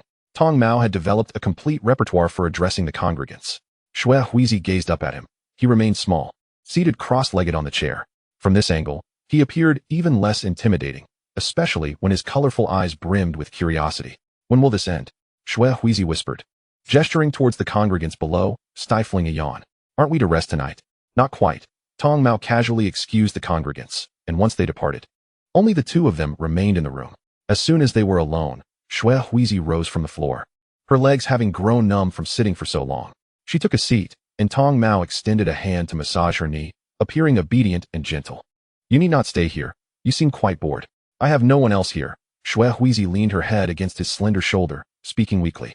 And you must be bored too, having to sit here for ages. Bored? The thought struck Tong Mao, as if he had just realized this feeling. He lifted his gaze, his beautiful eyes reflecting her face. He refrained from questioning why she did not sit beside him. There was but one priest of eternal bliss, and the congregants would never allow a stranger girl to sit beside him. Perhaps that was why Shui Huizi knelt at his side, her expression one of quiet dissatisfaction. Time seemed to pass swiftly. In the past, the congregants' tales would stretch on for ages, but with Shui Huizi present, it felt as if moments slipped by in the blink of an eye. The room quieted, and soon it was time to retire. Shui Huizi nodded. She had stayed up all night, and would surely return tomorrow with dark circles under her eyes. She stood, swaying slightly as her legs were still numb. Tong Mao steadied her shoulders, withdrawing his hands once she regained her balance, and together they stepped outside. The night was tranquil, punctuated only by the sounds of animals and distant human voices. The church was expanding, with more rooms being added, and some homeless individuals had taken refuge there, aiding in the spread of Eternal Bliss's reputation and finding a stable home. Tong Mao was indeed helping others. Yet, Shui Huizi felt an unsettling discomfort. As she gazed at the flourishing church, a sense of foreboding crept into her heart, an instinct that something significant loomed on the horizon, both for Tong Mao and herself. The words of the wandering woman echoed in her mind. Do not covet what does not belong to you. What does not belong to her? A look of confusion clouded Shui Huizi's eyes. After a few brief encounters, her biological mother had discerned her struggles and attempted to change her, yet to no avail. Shui Huizi had lived independently for so many years, like wild grass. She had foster parents, yet it felt as if she had none. Despite having a biological mother, she knew nothing of her, unable to comprehend her own obsessions or desires. Perhaps her initial wish was merely to have enough to eat, but over time, it had evolved into a craving for more jewelry and garments. Her greed gradually blossomed. What troubles you? Tong Mao inquired, observing her. Nothing. Shui Huizi quickly composed herself, donning a smile. I'm heading to bed. Chapter 50, The Gift of the Night. In early April, the birthday of Shui Huizi arrived. Jing Yi presented her with a piece of jewelry from the renowned establishment she had once mentioned, a beautiful hairpin. As she gazed upon it, she felt certain that this item must be quite valuable. The jewelry from that establishment was primarily crafted for noble young ladies, and Shui Huizi had previously ventured inside, where even the least expensive piece exceeded her annual savings. She resolved to keep it safe, for one never knows when it might be necessary to sell it in times of need. Shui Huizi carefully placed the hairpin into a box, meeting the scrutinizing gaze of Qiao Qiao. With a slight smile, She inquired if there was something on Xiao Xiao's mind. Shaking her head, Xiao Xiao revealed that, due to her disfigured face, she had been unable to serve tea and water in the front courtyard, as the guests would be frightened by her appearance. After her injury, she had attempted to venture there, but was promptly sent back by the glamorous courtesans. Her available silver was scarce. Xiao Xiao produced a fan from her sleeve and set it upon the table, feeling flustered under Xue Huizi's gaze. Biting her lip, she seemed to hesitate, as if she had discovered something. Xue Huizi picked up the fan, twirling it in her hand before suddenly commenting on how Jing Yi had not visited today, wondering if he might have forgotten her.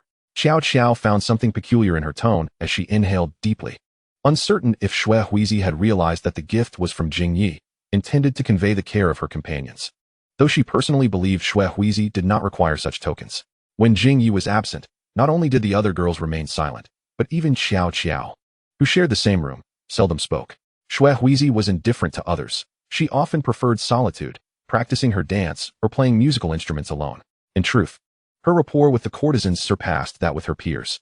After all, she was acknowledged as Jing Ye's sister, Xue Huizi thought to herself, noting that the fan, too, bore an air of elegance. It was evident that Xiao Xiao could not afford such luxuries, as most of the girls here came from humble backgrounds. And Xiao Xiao clearly belonged to that category. Furthermore, her days spent indoors, regardless of her musical talent, would hardly lead to any significant achievements. Many girls at Xia House devoted themselves to rigorous practice, with numerous individuals excelling beyond her.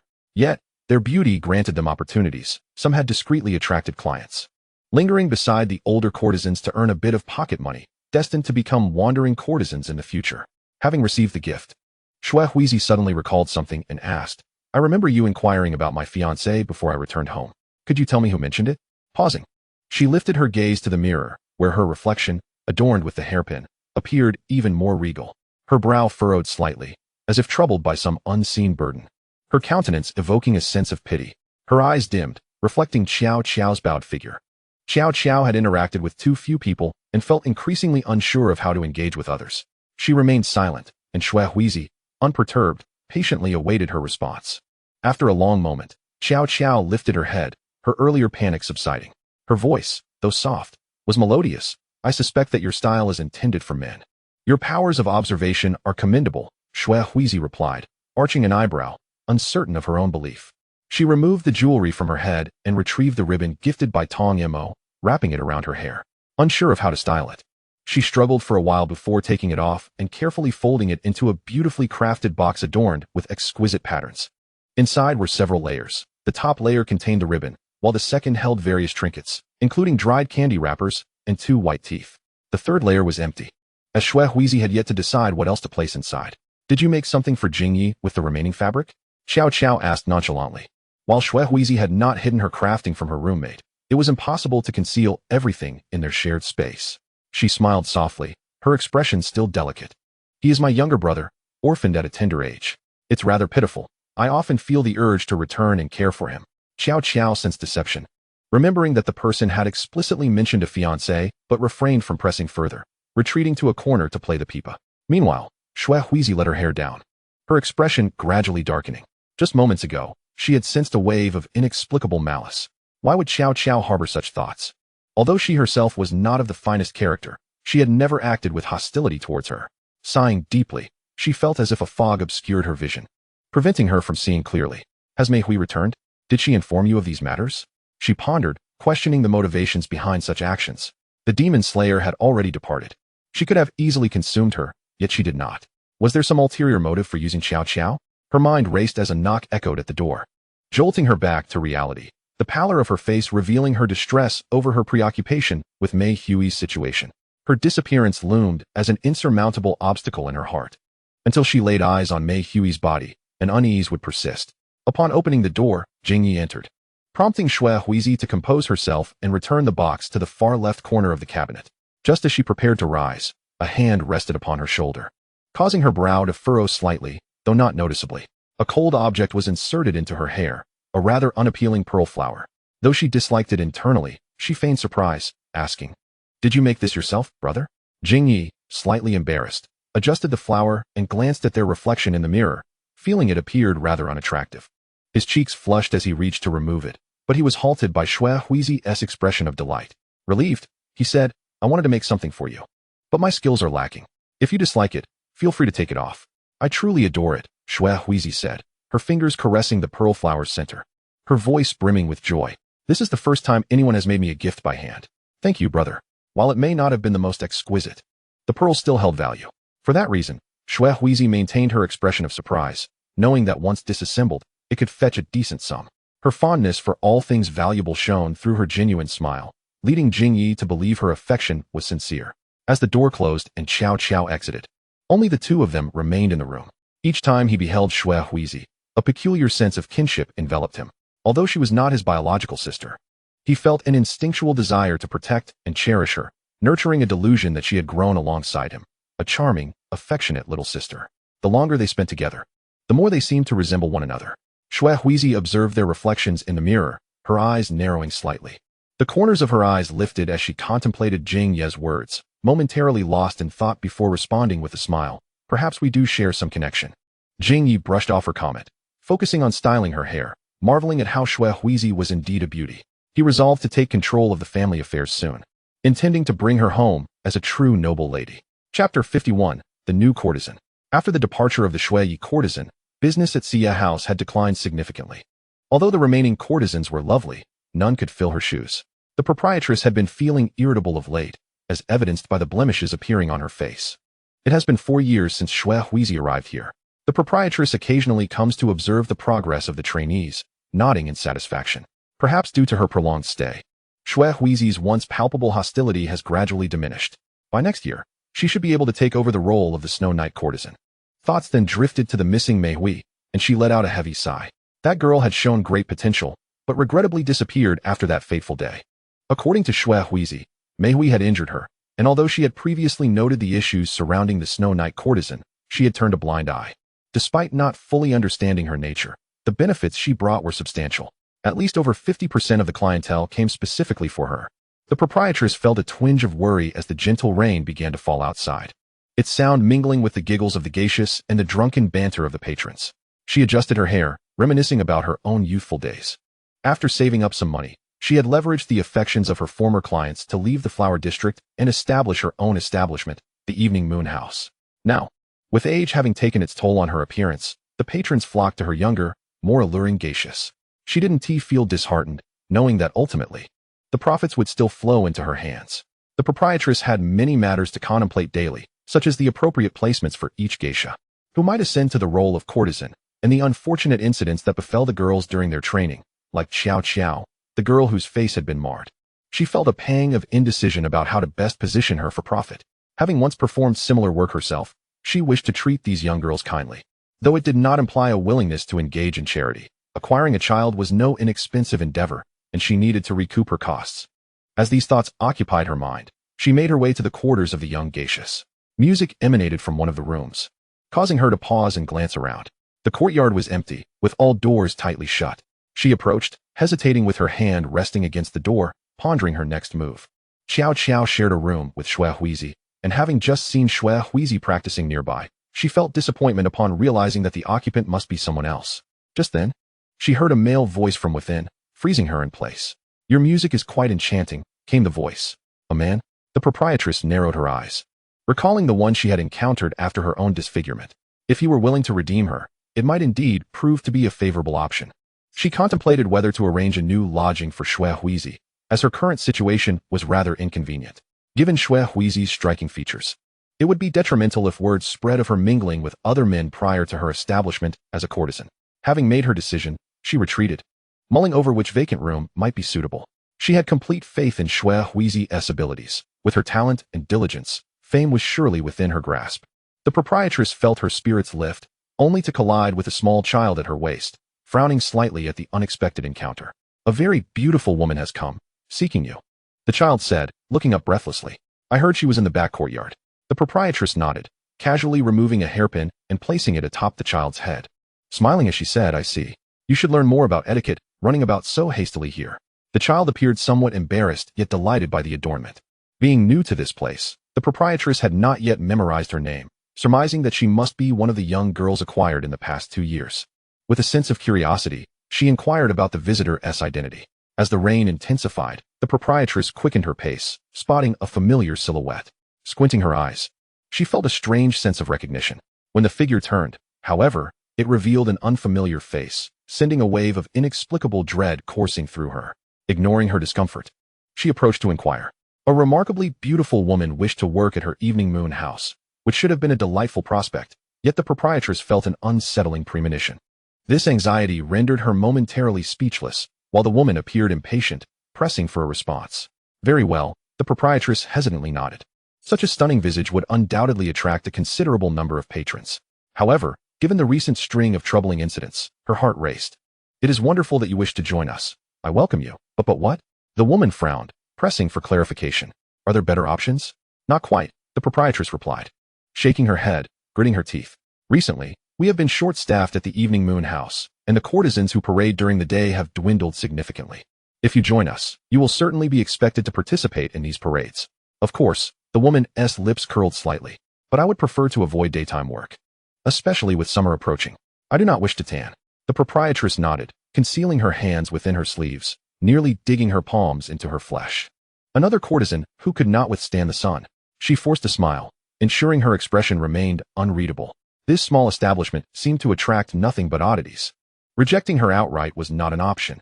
After all, the woman had already found her way here and appeared unbothered, evidently having gathered all the necessary information. The proprietress worried that a refusal might lead to dire consequences, yet keeping her here would pose a danger to the other girls. I am Shueyu, the woman stated. Observing the proprietress's involuntary shudder, a cold smile playing at her lips. Does my name evoke any memories? A bead of sweat trickled down the proprietress's forehead as she fought against the urge to flee. Nothing significant. Merely that there was once a striking courtesan by that name. You bear a striking resemblance. Shueyu nodded, instructing someone to prepare a new room for her. In many places, a beautiful appearance was crucial for attracting clients, and during certain times, proprietresses were inclined to indulge such courtesans, given the substantial profits they could generate. Yet now, the proprietress felt an overwhelming desire to see her leave. Having articulated her requests, Shueyu confidently strode toward the front courtyard. Once she departed, the proprietress collapsed onto the ground, trembling. Indeed, this sensation mirrored that of the former Snow Knight courtesan. She had returned. But why? What could possibly draw her back here? After a significant pause, the proprietress finally rose, her expression grave as she headed toward the training area of the geishas. Regardless of Shueyu's intentions, it was imperative to safeguard Shuehuizi. As an exceptionally talented young lady, her disappearance would be a profound loss. Time off? Shuehuizi inquired, her expression one of confusion, seemingly not comprehending the term. The proprietress had merely granted her an extended break, stating that all necessary teachings had been imparted and allowing her to practice independently. Shuehuizi remained uncertain of the implications. I feel I still need to learn for a while longer. Not necessary, the proprietress replied, her anxiety evident. She hoped Shuehuizi could depart quickly, returning only once the situation with Shueyu had been resolved. Otherwise, the potential loss would be significant. If Shueyu truly was the Snow Knight courtesan, Shuehuizi would be in grave danger. Years prior, the young and beautiful courtesans had vanished swiftly. After some investigation, she had traced the occurrences back to Snow Knight, a woman who, while not particularly selective, had a particular affinity for younger beauties surpassing her own. With Shuehuizi set to meet clients next year, there could be no room for error. She had learned enough. It would be prudent to seek refuge elsewhere. Noticing the proprietress's troubled expression, Shuehuizi was about to speak when a sultry, mature voice interrupted her. Turning slightly, she beheld a woman she did not recognize, a stranger. Not long ago, it was mentioned that the staff at Tsukiyuki House was insufficient, yet now it appears to be bustling with activity. Yukitsuki has donned an exquisite outfit. While the incessant patter of rain outside has become rather bothersome, bringing with it a hint of dampness that seeps into the room. She arrived just as night fell. But now the atmosphere outside has become lively. Judging by her attire, it seems she intends to entice customers in the front courtyard. Yukihiko, somewhat perplexed, wonders when Tsukiyuki House acquired such a newcomer, as she has never seen her before. The proprietress explains that this is Yukitsuki, who has just arrived today, and introduces her to Yukihiko. Yukitsuki? Yukihiko recalls the woman, her eyes momentarily glinting with intrigue. Is the proprietress asking her to leave to avoid her? Not wishing to stir trouble, she smiles and says, I have matters to attend to at home. Are you the new courtesan? How lovely you are. She seems genuinely pleased for the newcomer at Tsukiyuki House. Yukitsuki squints, assessing her face, and remarks that this young lady has indeed grown more beautiful. However, if she has affairs to settle at home, it would be wise to return sooner rather than later. With that, she departs. leaving Yukihiko to watch her retreating figure before turning her gaze back to the proprietress. This interaction suggests familiarity. The name Yukitsuki bears a striking resemblance to Yukio, and an unsettling feeling washes over her. She is acutely aware that the demon slayer has ventured elsewhere, leaving no one to restrain this specter. With a sigh of relief, she contemplates that a brief return home would be manageable, as she has a yearning to see her younger brother. After making her decision, she nods and smiles. I shall return home for a few days. This recent practice has indeed been quite exhausting. The proprietress nods in agreement as Yukihiko takes her leave, meandering towards the courtyard. Perhaps due to the impending arrival of guests, everyone has been working diligently, with fewer patrons venturing out at night. She returns to her room, standing at the door, listening to the conversations within. Her brow furrows slightly, though a smile graces her lips as she pushes the door open. Brother, you're here, Yukihiko exclaims, moving closer to sit beside him, leaning against him in a display of intimacy. Jingya, with a hint of exasperation, ruffles her hair and chuckles. You truly are diligent. I waited for you all afternoon. Thankfully, Xiao Xiao kept me entertained. Did I not mention that you need not work so hard? Pausing mid-sentence, she glances at Xiao Xiao with a hint of embarrassment. Xiao Xiao obediently rises, clutching her pipa as she exits the room. Moments later, music drifts in from outside, her skills having improved significantly. If it weren't for her appearance, she could undoubtedly thrive as a courtesan. Jingye feels a pang of regret. Jolted back to reality by Yukihiko's actions, he looks down to find her pouting in discontent, her long hair a bit disheveled from her movements. And she begins to playfully sulk. He finds it amusing and says, well, everyone has left, so what is there to be unhappy about? Brother always gets along so well with everyone. I worry I might end up with a whole horde of younger sisters, Yukihiko teases, turning her head in a manner that appears exceedingly endearing. Why would I need so many sisters? Jingye retorts, turning her face back towards him and pinching her cheek. Only a philanderer would seek out sisters. You are different. I genuinely wish to take you home and raise you as my dear sister.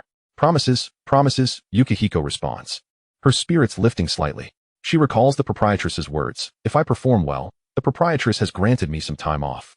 Would you like to stay at my home for a few days? Jingye proposes, his mood brightening. He believes Yukihiko is too absorbed in the arts of song and dance, which, as a noble lady, she need not constantly perform. I was thinking of asking a seamstress to make you a few new garments. No need, Yukihiko replies, resting her head on his lap, her tone soft. You've already spent quite a bit on me. I feel a bit guilty. Besides, it has been quite a while since I returned home. Jingye refrains from persuading her further, aware that he too shares her concerns about being reprimanded by their father. However, he remembers that she returned home just a few days ago. From what he knows, her family does not treat her well. Is she returning for that younger brother? Does Yukihiko have someone she wishes to care for? As the rain intensifies outside, accompanied by the rumble of thunder, he and Yukihiko converse for a while longer before realizing that Xiao Xiao is still outside. Hesitating, he finally speaks. It seems Xiao Xiao has gone out. Do not worry. Yukihiko sits up and smiles. The other girls are very welcoming to her. Did you not notice that the music has ceased? Jingye nods, opting to say nothing more. As the voices of the patrons quiet down, he rises, intending to leave. It is rather inappropriate for an adult man to linger in the dwelling of courtesans. Yukihiko fetches an umbrella and hands it to him, watching as he departs, before returning to her vanity to remove the adornments from her hair. The rain patters against the umbrella, producing a dull sound. As Jingye walks, he pauses after turning a corner, noticing a girl clad in thin fabric, clutching her pipa, shivering under the eaves. The small patch illuminated by light appears pearly white. She turns her head, her frail appearance reminiscent of Yukihiko when she first arrived. Chapter 52, The Courtesan's Parade. The night passes quietly, and upon awakening to the first rays of the sun, Yukihiko cannot help but exhale in relief. The demon has not sought her out. Yet, this does not imply that everything is well. She rises, heading to the courtyard to fetch water for her ablutions. And just as she picks up her basket, a female voice calls out to her. Xiao Xiao's tone is peculiar, laced with an eerie excitement. Yukihiko, you need to see Yukitsuki the courtesan today. She has something to discuss with you. What could she possibly want with me? Yukihiko internally grumbles. Not only is the new courtesan unfamiliar to her, but even Jingye is not well acquainted with her. The thought fills her with confusion. If you do not go, I shall inform her. Xiao Xiao smiles, the scar on her face appearing somewhat less pronounced in the sunlight illuminating her other half. She squints playfully. Thanks to brother Jingye, who brought me ointment last time, my scar has become much less noticeable. So it was not merely an illusion. Yukihiko narrows her eyes. Indeed. Xiao Xiao's face has improved significantly. The calmness on her face contrasts with the expected distress, causing Xiao Xiao to pinch her palm in frustration. It always seems that Yukihiko effortlessly receives everything, rendering her indifferent to all matters. This only highlights her own perceived ugliness. She immerses herself in the sunlight. Her words laden with meaning. Yukitsuki is planning to parade through the streets later. Would you like to join me? Yukihiko's brow furrows slowly as she contemplates the implications of Qiao Qiao's words. Could it be that she has misjudged? Yukitsuki is merely an ordinary woman, not a demon. A sense of urgency gnaws at her, eager to ascertain Yukitsuki's true identity. If she is indeed human, there is no need for her to feel such trepidation or to hide. However, the proprietress's comments from the previous day linger in her mind, prompting her to suppress her curiosity. Just as she is about to speak, Qiao Qiao interjects. I heard that Yukitsuki hails from a distant land and has a rather irritable temperament. Yukihiko bites her lip. Now it is no longer a matter of whether she wishes to go. She sighs, resolving to see for herself. After all, she cannot hide forever. And the church is not far from the flower street. A demon, should it exist, would undoubtedly be easy to find. Setting down her basket, she nods at Qiao Qiao. Before stepping out, she removes some of the jewelry from her hair and glances in the mirror, finding her reflection still beautiful, albeit lacking some of its former elegance. With her eyes cast downward, she appears quite demure. Xue Huizi walked beneath the eaves, observing the girls in the courtyard who were already engaged in their morning ablutions.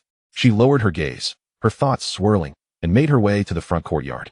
The courtesans' quarters were situated closer to the front, with the geishas' residences behind them, followed by the apprentices, and finally, the aging courtesans and itinerant performers at the rear. An unsettling feeling enveloped her as her hand rested against the door panel. Had Qiao Qiao truly not deceived her, or was this all a deliberate ploy to summon her? Her fingertips quivered. It seemed that someone inside had noticed her presence. Xue Huizi instinctively recoiled as if burnt, and after a prolonged silence, she pushed the door open. The room was shrouded in darkness, and she hesitated to step inside. This was the same room she had visited before, the one belonging to Xue Yi. Too many chaotic thoughts clouded her mind. She hadn't inquired about the whereabouts of the new courtesan, but now all the pieces fell into place. She resided in Xue Yi's former quarters. The answer loomed before her, and she fought to quell her fear, confirming in her heart that Xue Yi and Xue Yu were indeed one and the same. Why had she sought her out? The flickering candlelight cast dancing shadows, and one of her hands pressed firmly against the doorframe as she fixated on the shadow on the floor, which swayed as if engaged in the act of beautification. She closed her eyes, realizing that this place was devoid of sunlight. After a prolonged silence, someone emerged, a woman with exquisite makeup and adorned with opulent jewelry. When she lifted her gaze, her striking beauty was undeniable. Clad in heavy garments that hindered her movement, her face was intentionally painted pale, with a touch of red accentuating the corners of her eyes. The flickering candlelight illuminated the adornments atop her head as she elegantly stepped out, regarding Xue Huizi with an expression of curiosity. What are you doing here?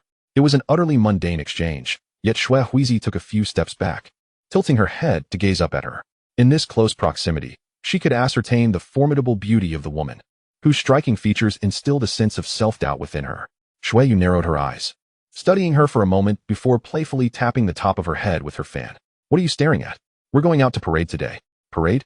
Xue Huizi was momentarily taken aback. Can ghosts truly appear in daylight?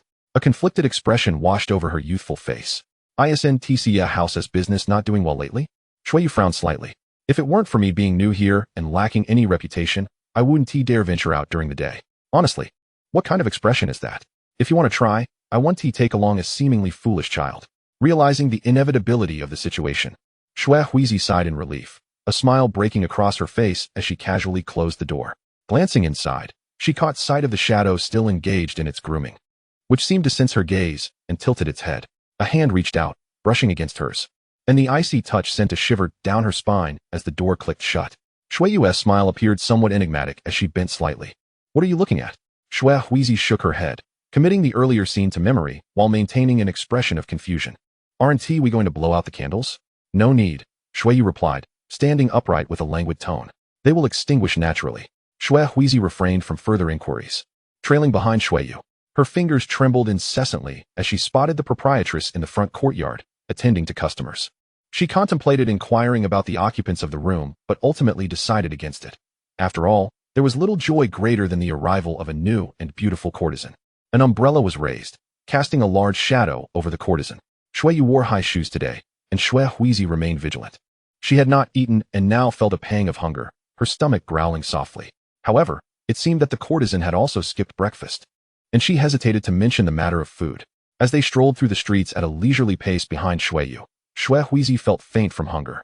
She fanned herself with a futile fan as the courtesan moved slowly through the crowd, requiring great patience. Curious glances were cast her way, but she maintained her composure, listening to the whispers surrounding her. With a smile on her face, Shueyu walked gracefully, sunlight glistening upon her, her demeanor unchanged. Shuehuizi mused that she must be human. Xiao Qiao had not deceived her. Shueyu was indeed out in the streets. Chapter 53. Tong Mo's Gift in mid-April. Shuehuizi received a gift sent by Tong Mo through a devotee. It was a small, reddish-brown box, no larger than the palm of her hand. And it was not locked. After accepting it, she offered the devotee some silver, but he declined with a look of alarm, undoubtedly aware of the reverence surrounding the master. Though he could not fathom why the master would bestow gifts upon a girl from the pleasure district, Shuehuizi entered her room, steeling herself as she pondered what the little one might have prepared for her. In years past, they would share a meal to conclude their time together, yet this year, she had not returned home and was preoccupied with her duties, frequently summoned by Shueyu for various tasks. She longed to practice her singing and dancing, but the proprietress was at a loss for how to persuade her. After all, a beautiful courtesan in her prime was far more valuable than an apprentice still learning the ropes, particularly since she had come to know that Shueyu was not a ghost. The earlier suggestion for Shuehuizi to return home for a few days had not been revisited. Of course, it was also Shueyu's reluctance to let her go. Now, each time Shuehuizi opened her eyes, it was to serve tea or accompany patrons in the streets. If it were mere instruction, it wouldn't be so bad. But primarily, Shuehuizi found herself unable to learn anything. The other children her age practiced daily, and she felt a growing sense of urgency. No matter how great her talent, it was of little use without practice. She had reasonable doubts about Shueyu's intentions for her to become a courtesan next year. Reflecting on the events of the previous night, she tightened her grip, venting her frustration by striking the table forcefully. The guest that Shueyu entertained had a particular fondness for girls who had yet to fully blossom, claiming they exuded an air of purity. Shuehuizi was also reluctant to reveal herself too soon, as it would easily diminish her worth. She managed to slip out while the guest was inebriated, and as she closed the door, she caught sight of Shueyu's expression of boredom. "Are you going back tonight?" Shuehuizi asked, aware that established courtesans held more sway than the younger girls. After all, the principal source of income for Xia House depended on them. Moreover, Shueyu possessed a stunning visage, and the proprietress would not want to provoke her. Upon opening the box, Shuehuizi paused, her gaze falling upon the scattered candies inside. Her eyes sparkled momentarily. The star-shaped confections appeared enticing, occupying about half of the box. She picked one up, remaining silent for a while, before placing it back and noticing 2 bracelets amid the remaining contents. She slipped one onto her wrist. Her fair complexion rendered the bracelet exceptionally luxurious, and her spirits lifted slightly as she fiddled with the delicate floral designs. This gift was indeed a source of joy. She adorned herself with the other bracelet as well, the sound of them clinking together echoing softly. After a moment's hesitation, she placed it back down. It was rare for the little one to remember her birthday. Shuehuizi retrieved 2 candies, intending to savor them later, when a knock sounded at the door. "Come in." Jingyi entered, clad in the beige kimono Shuehuizi had previously tailored. He scanned the room for a moment and, upon meeting Shuehuizi's eyes, felt an inexplicable sense of embarrassment. Closing the door, he observed her putting away a small, square box. "Are you getting ready?" he casually inquired, approaching her. His hand brushed against something cold, and he noticed a candy, glistening and seemingly exquisite. "Where did this come from?" "It's beautiful." Jingyi picked up the candy, holding it to the sunlight, where he noticed a shadow within. "Is it filled? Does Shuehuizi like this kind of candy? I'll have the household make some for her next time." He had matured, and many responsibilities around the house had been entrusted to him, allowing him to delegate tasks to most people. Shuehuizi toyed with the candy in her hand, remaining silent. She seldom spoke to Jingyi about the intricacies of her life, as in his eyes, she was merely a pitiful younger sister, all alone and forlorn. She popped the candy into her mouth, the sweet flavor lifting her spirits, causing her to overlook Jingyi's initial search for someone upon entering. With a crunch, Jingyi spat out the candy, revealing a round object nestled amidst the broken pieces. He prodded it, furrowing his brow. Was it a pearl? The quality seemed decent. Jingyi glanced at Shuehuizi, but her expression bore no surprise. Her face maintained a gentle smile as she remarked, "You always gift me things. Whatever I have, you possess as well. I thought to give this to you. But don't expect me to keep the ones you've bitten." Her reaction was swift. Upon seeing the pearl, her eyes narrowed slightly, and she bit into the candy, revealing the round object inside. She flicked her tongue against it a couple of times, her eyes curving upwards, surprised that a pearl could be hidden within candy. As she crunched the remnants of the candy, A subtle smile graced her lips. You should keep it for yourself, Jingyi suggested, searching for a cup to place the sugary pearl in. He poured some water over it, swirled it around, and rinsed it several times, chuckling. It's not easy to save money. A girl should indulge in some adornments. I have more than enough of these. Shui Huizi did not refuse. She watched as Jingyi placed the pearl on the table, feeling satisfied. After all, it was merely a piece of candy. She was willing to part with one. Especially when it concealed a pearl. Considering the half box of candy she had, her fingertips tapped rhythmically on the table, playing with the pearl. Brother, you are truly kind. So much so that it makes me feel a bit embarrassed. Outside, the sound of a pipa echoed, likely from a girl practicing her craft. You are my sister. Of course, I will treat you well, Jingyi said, ruffling her hair, then producing some silver coins from his sleeve, placing them in her hand. Having taken charge these past 2 years, I can provide you with more. There is no need for you to worry about me. What do I need to worry about you for? Shui Huizi thought, reluctantly accepting the coins. Nobles often enjoyed bestowing gifts upon less fortunate girls. And whether it was she or Qiao Qiao, in his eyes, they were likely seen as mere objects of pity that required money. Shui Huizi was acutely aware of what they would receive, the aspirations of girls trapped in the mire of despair. Or perhaps the fleeting satisfaction of relying on others like drifting weeds. Perhaps this viewpoint was overly cynical. But Shui Huizi preferred to interpret others' intentions through the lens of the worst possible malice. Her identity and the dark past she harbored did not permit her to project her emotions onto these nobles. How long could their affection endure? What would happen when her beauty faded? What would Jingyi do then? Would he, like those lower-class courtesans, sit at the door each morning, waiting for the arrival of youthful patrons? Shui Huizi understood the lethal allure of her face and recognized that once her youth and beauty waned, she would be no different from those courtesans. She found herself lost in thought again, while Jingyi took the opportunity to observe the surroundings. The left cabinet belonged to Shui Huizi, crammed with various items he had previously seen. The right cabinet was Qiao Qiao's, likely neglected, as it was dust-laden. He slipped his hand into his sleeve, fiddling for a moment before withdrawing. I must take my leave. I came here to discuss matters today. I shall visit you again. Shui Huizi nodded, escorting him outside, allowing his hand to ruffle her hair once more, then watched as he vanished around a corner, the pipa's melody ceasing. Once seated, she retrieved the box, inspecting the candy within, taking out another piece. Under the sunlight, a circular shadow appeared inside it. She returned the candy to the box and cleaned the pearl she had bitten into, alongside the one Jingyi had given her. From the cabinet, she retrieved a larger box, hesitating momentarily before selecting the pearl that Jingyi had eaten and setting it aside, placing her own at the bottom of the box. The solitary pearl looked somewhat amusing. She then took out a bracelet and placed it on the second layer, reconsidering before moving it to the top layer to accompany the previous string. After a while, she removed the pearl again, positioning it on the top layer, leaving the third layer vacant. After closing the box, she pondered for a long time before producing an even larger box, filled with a jumble of valuable jewelry. She placed the pearl from Jingyi inside and tucked the silver coins into a small pouch within. Once everything was arranged, Shui Huizi returned the 3 boxes to the cabinet, placing the jewelry-laden one on top, while the other 2 were stacked within, one upon the other. In the evening, Qiao Qiao returned, holding a pipa and appearing rather cheerful. Shui Huizi was engrossed in studying a new embroidery method, practicing as per the instructions in her book.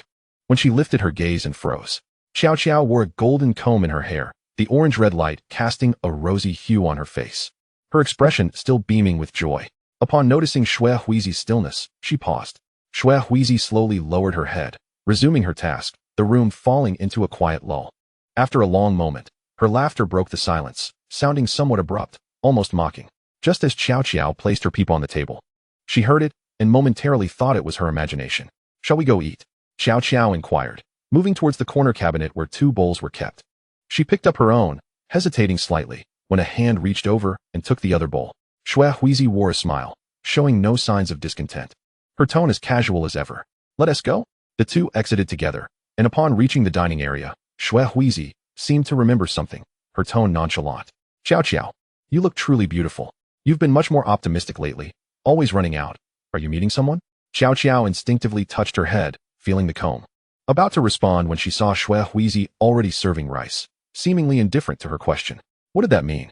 Qiao Qiao bit her lip and proceeded to serve her own rice. Chapter 54, A Familiar Face. The night was as dark as ink, and torrential rain fell heavily. Shui Huizi held an umbrella, traversing the cobblestone path. The rainy weather did little to hinder the business of the Xia house. Patrons remained as intoxicated as ever. She walked slowly, yet the rain still dampened the hem of her clothing. Perhaps due to their prolonged acquaintance, Xuehuizi felt less intimidated upon encountering Xue, skillfully placing the umbrella at the entrance before brewing tea to serve inside. The interior remained a scene of debauchery, with flamboyantly adorned courtesans leaning against patrons, while geishas performed across a low table, lowering their heads as they set down their wares. Coins cascaded from overhead, covering the floor, and she remained silent for a moment. Collecting them, there was no resistance. The courtesan seemed to find it uninteresting, poking her head with a fan and tilting her chin up. Even in her simplicity, untouched by makeup and adorned merely with ordinary cloth, her beauty shone through. Unlike previous encounters, another patron did not make advances. Instead, he stared at her face. Entranced by her beauty, the scent of alcohol wafted closer, and Xuehuizi suppressed the urge to recoil, feeling a twinge of agitation. Xue finally saw what she had been seeking. She released her fan and gazed at Xuehuizi, lowering her voice. Why not let everyone see? If she were of the age to attract patrons, she would have looked up, but she would not reach that age until next year, and she remained silent. The guest gazed at her, intoxicated yet motionless. After a prolonged silence, he murmured a name, Suezi. His hand reached out, seemingly wishing to behold her face once more. The snow-clad courtesan regarded him with an air of indifference, as though his choice of another woman mattered little to her. In the next moment, the door swung open, accompanied by a familiar male voice, and someone enveloped her in an embrace, Jing Huizi. She submissively buried her face into him, yet heard him call out, "Father." The middle-aged man was momentarily taken aback, jolted from his stupor by that utterance, his brow furrowing as he scrutinized the two entwined figures, one his son, the other a girl from the pleasure district. His furrowed brow seemed capable of crushing a fly. "Jingyi, what brings you here?" I have matters to attend to," Jingyi stammered, evading his gaze while pressing Huizi closer to him. The father, his mind still lingering on that fleeting visage, rose and spoke in a measured tone, "Let me see her." Jingyi flinched, casting a wary glance at him, which only served to exacerbate the father's irritation. He was aware that his son had been frequenting the pleasure district of late. Such youthful escapades were commonplace, yet it did not warrant defiance. Especially not for something so trivial, though that face seemed hauntingly familiar. Huizi, with her fragile frame, caressed Jing Yi's back in a gesture of comfort. She turned slightly, peering at the man, whose gaze appeared peculiarly nostalgic, leaving her perplexed. "Is your name Huizi?" The middle-aged man recalled the name Jing Yi had called out and settled back down, while Xue, nestled against another guest, poured him a drink, which he downed in one gulp, his eyes flashing with ire as he refrained from looking at Huizi again. After a lengthy silence, he finally spoke. "I did not intend to cause any trouble." No further explanations were offered, and Jing Ye's expression was laden with suspicion. His father was not known for his gentleness. Yet today's actions had undermined his authority. Another guest, seemingly intrigued, remained silent. Jing Yi helped Huizi rise, and upon exiting the door, he noticed her body trembling. She was small and appeared like a restless rabbit, stirring his compassion. It's all right. Next year, I will take you back." Huizi remained silent, her heart heavy with conflicting emotions, her mind a chaotic whirl. In that moment, she finally comprehended her mother's helplessness. Once one entered this pleasure district, it was exceedingly difficult to escape. Her eyes narrowed slightly as she pondered the man's strange behavior, formulating a plan. She felt compelled to express a sense of desolation towards this familiar face. Could it possibly be linked to her mother? Speaking of which, she realized she did not even know the courtesan's name. Contemplating this, she resolved to approach her, inquiring whether her name was indeed Suezi, and about Xuyue's circumstances. If she was not Xue, why did she persistently torment her? Did they harbor a grudge against one another? Even if she was indeed Xue, Huizi felt she had done nothing to offend her. With a deep sigh, Huizi steadied her emotions. Jing Yi spoke some soothing words, and they returned indoors together. Suddenly, he asked, "How did you know where to find me?"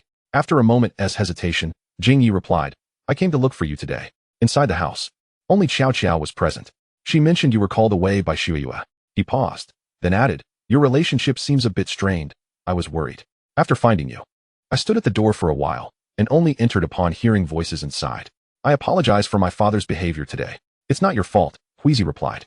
"He is the most polite guest I have ever encountered. Please do not quarrel on my account." Jing Yi felt a wave of relief. He was concerned Huizi might harbor resentment towards him or his father. He truly did not know how to navigate the situation. If conflict arose, retrieving Huizi next year would prove quite inconvenient. His father would undoubtedly vehemently oppose it. The rain outside had ceased, and Huizi inhaled the earthy scent in the air. Her heart weighed down with melancholy. Was it truly worth it to squander her youth in such a place? She was already mired in a quagmire. Must she continue to sink deeper? Yet no solution presented itself, leaving her to sit in silence, lost in thought. When Xiao Qiao opened the door and attempted to step out, Jing Yi intercepted her, surmising that Huizi likely wished for some solitude. He retreated with Xiao Qiao to a distant corner to converse, expressing gratitude for her informing him of the situation today. Otherwise, had Huizi been harmed, he would have been at a loss for what to do. As for Xiao Qiao, she found Huizi's demeanor somewhat peculiar. She did not intend for him to rescue Huizi, merely hoping that someone like Huizi would navigate the front courtyard with ease, allowing Jing Yi to witness what kind of person his cherished sister truly was. However, for now, it mattered little. As Xiao Qiao listened to Jing Yi, she reflected on how their relationship seemed to have made significant strides, all thanks to Huizi. She placed her hand over her injured face, and in the next moment, a familiar medicinal powder was thrust into her hands. Noticing Jing Yi's attention on Huizi, she deliberately averted her gaze, visibly relieved.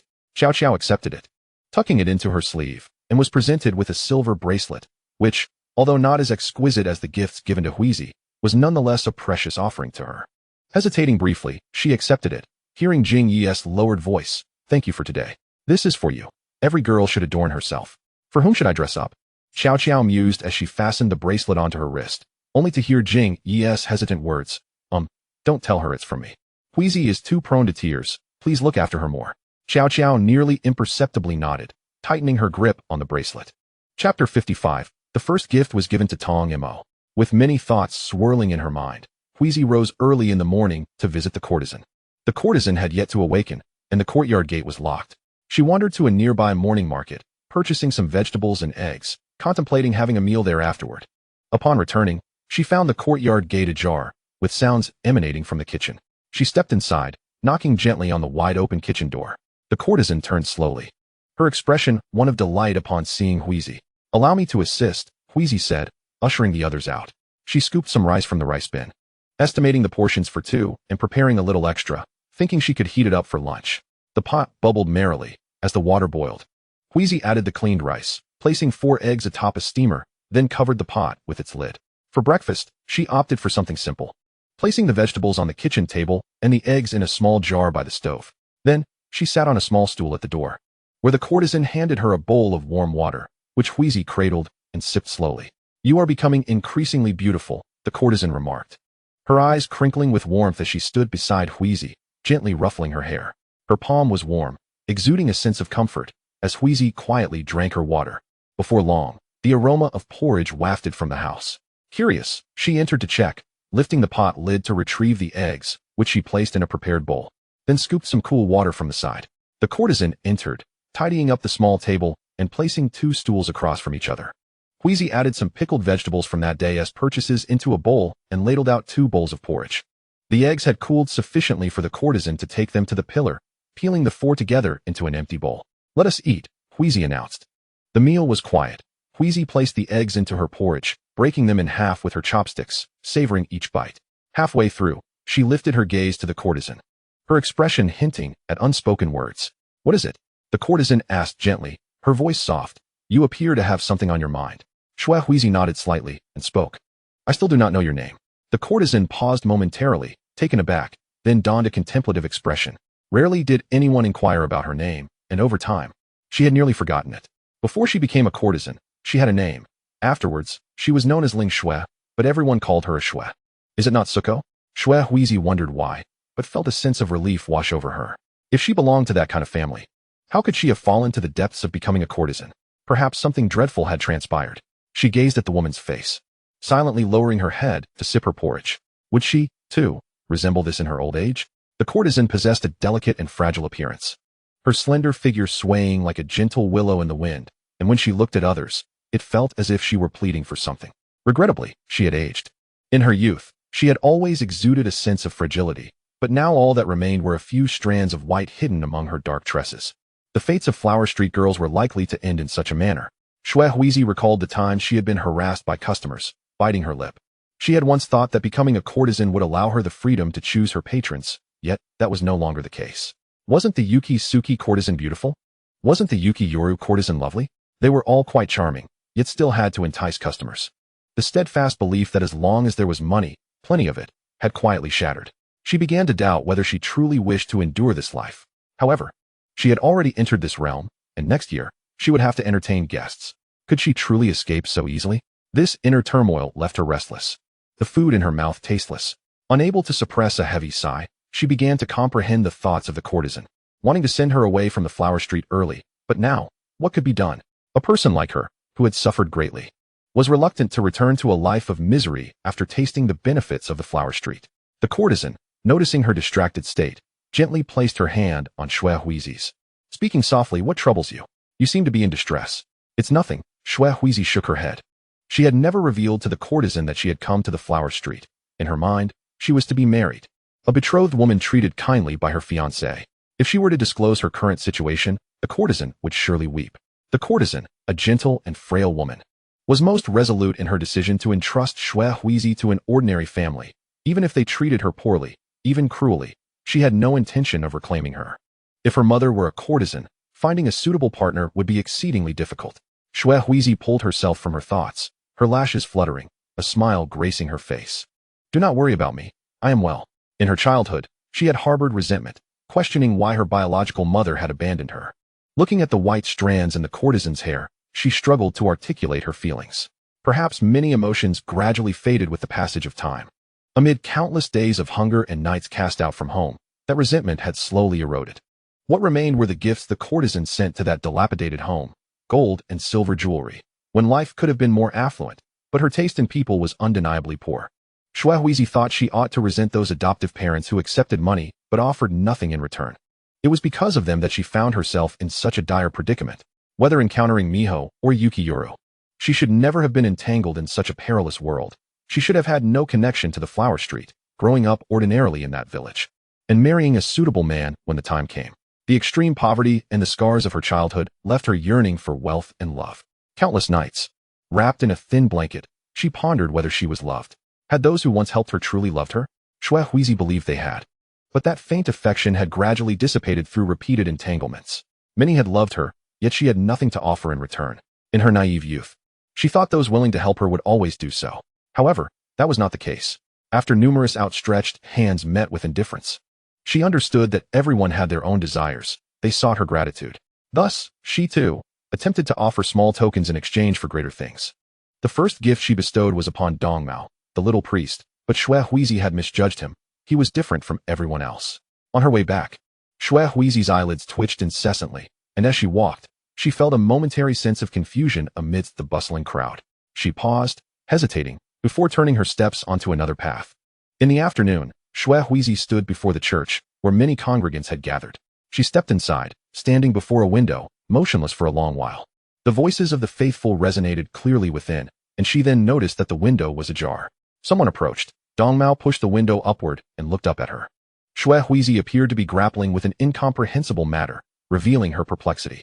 He found an excuse to send the congregants away and, through the window, inquired, "What is the matter?" Her arms felt empty, and only then did she remember that she had forgotten to retrieve the basket when she left the courtesan. A wave of discomfort washed over her. She did not even understand why she had come here. Her mind was a tumult of thoughts, chaotic and deeply unsettling. Yet upon seeing Dongmao, an inexplicable calm enveloped her. "I do not know." Xue Huizi shook her head, her tone laced with struggle. "When I saw you, all my thoughts vanished." "Then you should be happy." Dongmao rested his chin on his hand, leaning against the window frame, his voice imbued with a peculiar playfulness. He had grown taller, and in a few years, Xue Huizi would need to look up to him. The spring garment he had made previously fit her just right. During her absence, he had been slowly changing, his tone gentle and soothing. "I am your place of solace." Xue Huizi remained silent for a long while before lifting a smile, placing her hands on his face and gently tugging at his cheeks. "Why do you speak in such a manner? But it is still quite endearing. If you grow a little more, I might actually believe you." Dongmao fell silent, observing the smile upon Xue Huizi's face. His wrist was firmly grasped, and in a moment of distraction, he lurched forward. "Adults are like this. They tell me of suffering, and sometimes I question their mental state." Yet, Xue Huizi's sincerity at that moment was undeniable. As she sensed his calm demeanor, she released her grip and stepped out. Dongmao obediently walked to the door and emerged. He had grown significantly taller, no longer able to be easily embraced or threatened from above. Xue Huizi sighed with a tinge of regret as she stroked his head. "Do you still remember the promise we made long ago?" Dongmao shook his head. Xue Huizi had spoken too much, and he had been deceived often, losing his possessions to her. She knew he had forgotten, but it was understandable. The little priest had to absorb many things daily, and it was normal for memories to fade. Smiling, she said, I have saved enough money. Let us go see a doctor together. This, he remembered, but Dong Mao thought it was merely Xue Huizi's preparation to deceive him again. He cared somewhat about such matters, though not too much, and replied sullenly, "Do you think I am ill?" "Ah, I am uncertain of what Xue Huizi perceives. Perhaps both of them are afflicted by grave maladies, one devoid of sensation, while the other overwhelmed by it. Fortuitously, they decided to seek counsel today. And whether the ailment can be cured is of little consequence to her. She yearns more to comprehend her own feelings towards Dong Mo. Has her ability faltered in his presence, or has his condition deteriorated further? Dong Mo did not decline her invitation, despite believing it to be a futile endeavor. For quite some time, he had been aware of his differences from others. Is Xue Huizi genuinely concerned about such matters? Upon his acquiescence, she exhaled in relief, guiding him to seek out a few of her followers, informing them of her intention to be away for a spell. Thanks to the reputation he had cultivated, no one raised an eyebrow in suspicion. Dong Mo felt pressed for time. He wished to convey to Xue Huizi that postponing until tomorrow would suffice, yet she appeared resolute, grasping his hand and leading him to a vibrant locale. As dusk approached, the flower street began to bustle with activity. Xue Huizi returned to see a house, claiming her younger brother was ill and required medical attention, anticipating their absence to last about a month. The proprietress was somewhat reluctant. For next year Xue Huizi would be presented to society, and it was prudent to practice diligently during such times. Previously, there had been concerns regarding the potential threat posed by Xue Yu, but now that it was confirmed he could appear during daylight, she was disinclined to allow Xue Huizi to squander her time. Xue Huizi, with her large, innocent eyes, clutched the soft child's hand, evoking a pang of sympathy. She was aware that prior to her arrival, she had no siblings. At this age, they must have been adopted. Once, she had thought Xue Huizi too harsh. Yet now it seemed her heart harbored warmth. Reflecting on the tumult caused by Xue Yu during this period, the proprietress sighed, acquiescing to allow her to go. Trusting that Xue Huizi's skills would not diminish, her talent was evident, and it could hardly falter to a significant degree. She granted Xue Huizi leave, observing her timid demeanor as she retrieved a golden hairpin from her sleeve. "Thank you. When I saw it on the way, I thought it suited you perfectly," Xue Huizi declared before taking Dong Mo's hand and departing. The proprietress regarded the hairpin for a moment before tucking it away, squinting as she appraised the retreating figures of the two, her mood inexplicably lifting. Perhaps it was akin to what she had remarked upon Xue Huizi's arrival. She truly belonged here, with her exquisite visage and refined skills, adept at discerning the emotions of others and swiftly devising appropriate responses. No one was more suited to this place than she. "Are we heading elsewhere?" Dong Mo inquired, observing the women arrayed along the flower street, adorned in opulent garments, leaning against door frames, exuding an inexplicable air of decadence. He felt ambivalent. Yet the thought of Xue Huizi becoming one of them stirred an odd sensation within him. "You can't remain here. After all, you are a leader," Xue Huizi explained. "Unless you wish to abandon your role, it would be easy for the followers to grow suspicious. They simply come to me to unburden their woes." Dong Mo replied in a flat tone. "And you? Will this absence not affect anything?" "It's merely a month," Xue Huizi replied, "and besides, it will serve as a distraction. The recent tumult has been quite vexing. With you by my side, whenever I feel troubled, I shall simply look at you." "Has someone been troubling you?" Dong Mo asked. Xue Huizi's temperament rarely lingered on a matter unless it was one she could not resolve. He pondered, considering that this possibility seemed plausible. Xue Huizi had not inquired about the matters concerning the supernatural, which indicated her adversary was likely not a specter. Xue Huizi nodded. "Indeed, a most bothersome woman. Always directing me to do this and that." "Well, you don't know her. Let me embellish my grievances against Xue Yu," Xue Huizi began, her words flowing unabated, even weaving in complaints about Xiao Xiao, such as how she had secretly contacted a nobleman. "Do not think she is unaware. The small comb on Xiao Xiao's head and that silver bracelet on her wrist, who do you think gifted them to her? Whoever it was, why are you so upset?" Dong Mo mused, reflecting on the books he had read to pass the time. A term that might encapsulate it would be jealousy. The simpler interpretation would be pettiness. Indeed, it aptly described Xue Huizi. The woman who can truly bully her is quite formidable, he thought, listening to Xue Huizi's tirade, realizing she had yet to exact her vengeance. For otherwise, she would not speak of it with such palpable ire. After a while, Xue Huizi fell silent, suddenly aware that she had become like those followers, unconsciously divulging trivial matters to him. She abruptly halted, and Dong Mo looked up, puzzled, seemingly inquiring why she had ceased speaking. "Let us not dwell on such matters. Come. I shall take you to another street," Xue Huizi interjected, seeking to dispel her negative emotions. Often, she did not wish to burden Dong Mo with her experiences. It felt inappropriate. He was still a child, and if their time together was filled with such discussions, she would cease to be exceptional in his eyes, relegated to the same category as the ordinary followers. I hope our time together will be filled with joyful memories. Dong Imo regarded her for a moment before nodding in agreement. He was a most attentive listener, neither interrupting nor contradicting. He simply gazed at her with his colorful eyes, making her feel as though all her transgressions could be forgiven. Shui Huizi felt a wave of emotion wash over her. She did not aspire to be a devotee of eternal bliss, nor did she wish to become just another follower among many. Dong Imo would undoubtedly bring her significant benefits in the future. She could not allow herself to be seduced by momentary indulgences. The toys of childhood, which Dong Imo had largely missed, were a result of his parents insisting he remain on the church's soft cushions, masquerading as a desireless child of the divine.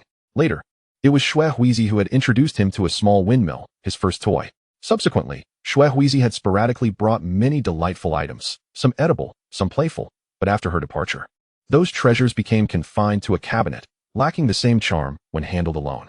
Observing the smile on Shui Huizi's face, he unconsciously smiled in return, only to quickly suppress it, unsure of what had just transpired within him.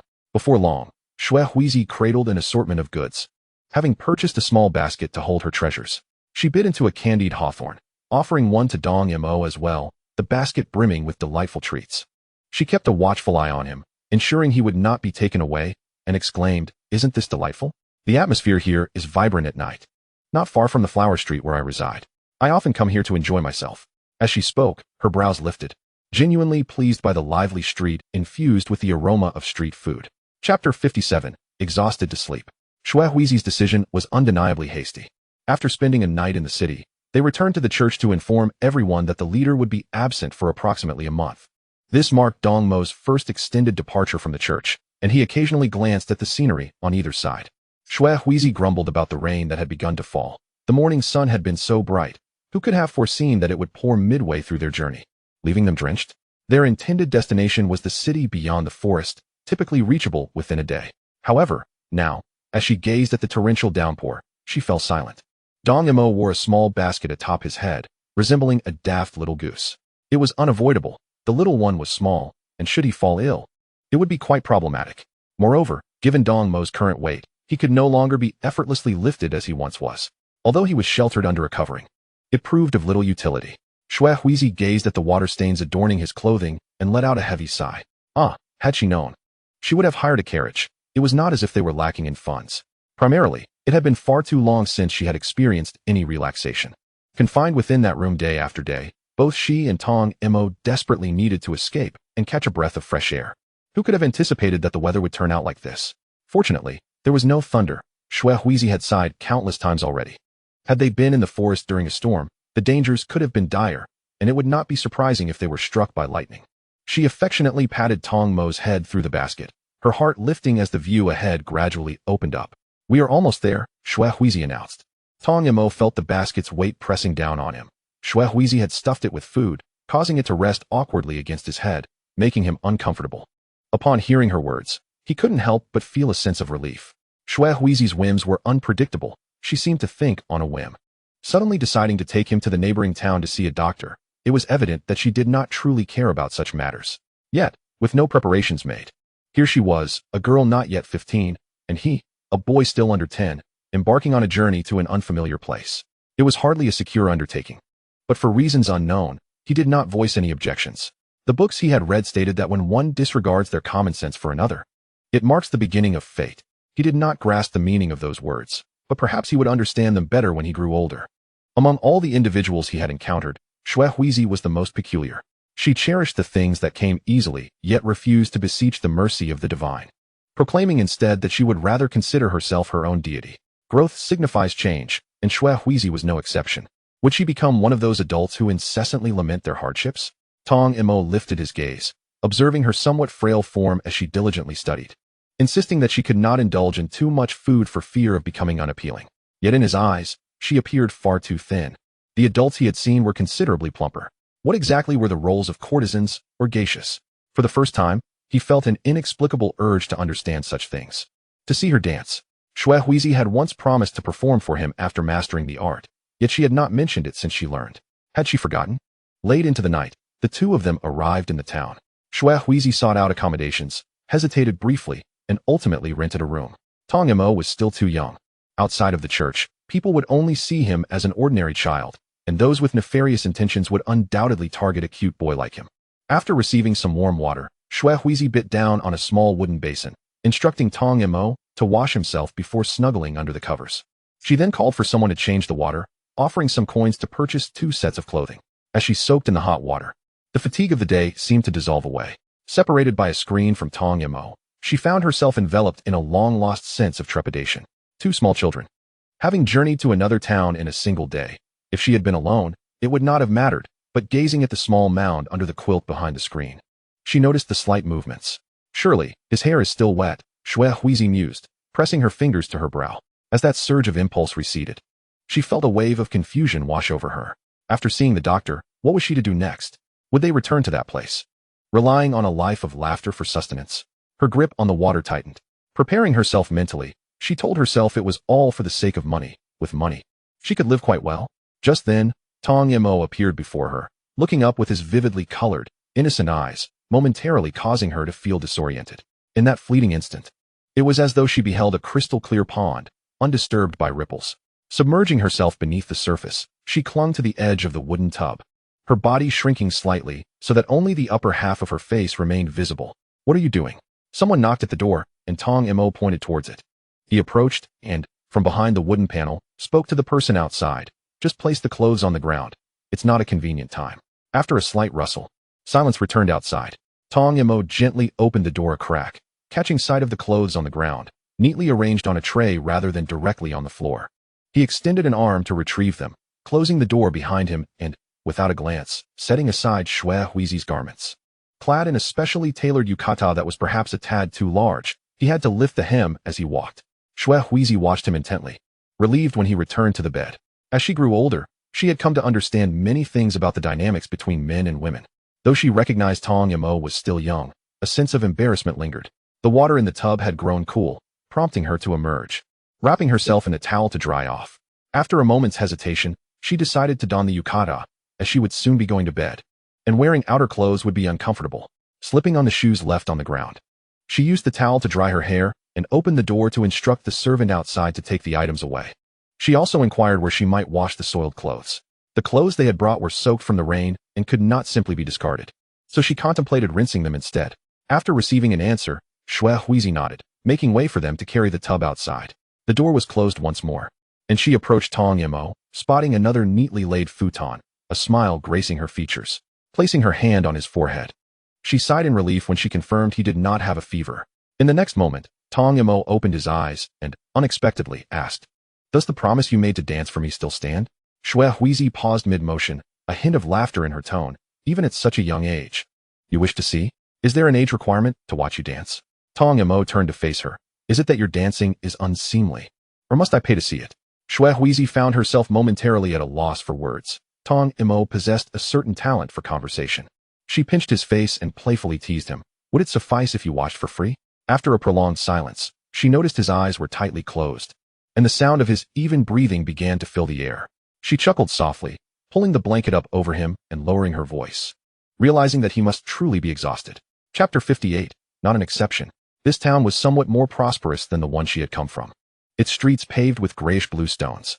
Returning just around noon, the cacophony of noise enveloped her as Shui Huizi held Tong Mo's hand, wandering through the bustling streets. After their visit to the clinic, the physician had not provided any concrete answers, which implied that their circumstances would remain unchanged. However, she harbored little hope. What was labeled as an illness seemed more akin to matters of the heart. Her knowledge in such areas was limited, but she understood that finding a doctor capable of curing them would not be an easy task. Having come to terms with the inevitable, Shui Huizi felt her spirits lift somewhat. It had been ages since she had enjoyed a day out, or perhaps she had never strolled with someone else. In her childhood, lack of funds had been a barrier, and later, her time at the Xia house had consumed her, leaving no room for leisure. She also wanted to seize this opportunity to explore the wonders of other places. For Tong Mo, this was his first outing as well. His wide eyes scanning the array of goods. His hand, held gently by Shui Huizi, felt soft and warm. Clad in ordinary clothing, he drew curious glances from passers-by, all devoid of malice, merely intrigued. Shui Huizi's mood brightened, and she pulled Tong Mo this way and that. Soon enough, their small basket was brimming with treats. After watching for a while, Tong Mo extracted a baked bun, nibbling on it slowly. He had not eaten breakfast that morning and was quite hungry. Realizing they had spent the entire morning at the clinic, Xue Huizi felt a twinge of guilt and led him to a small stall. It is truly remarkable to witness the young master indulge in street food. As Xue Huizi and Tong Mo settled into their seats, she smiled and inquired, "Are you enjoying your outing?" Before their departure, Tong Mo had mentioned that the purpose of their journey was to seek medical attention, a sentiment he recalled vividly. "Are we to stay here for an entire month?" he asked. "Do you not enjoy it?" "No one knows us here," Xue Huizi replied, resting her chin on her hand, her face adorned with a hint of yearning. "You need not heed those prayers, nor must you maintain a constant demeanor. Here, you can engage in anything you desire. As can I, casting aside all matters of the flower street."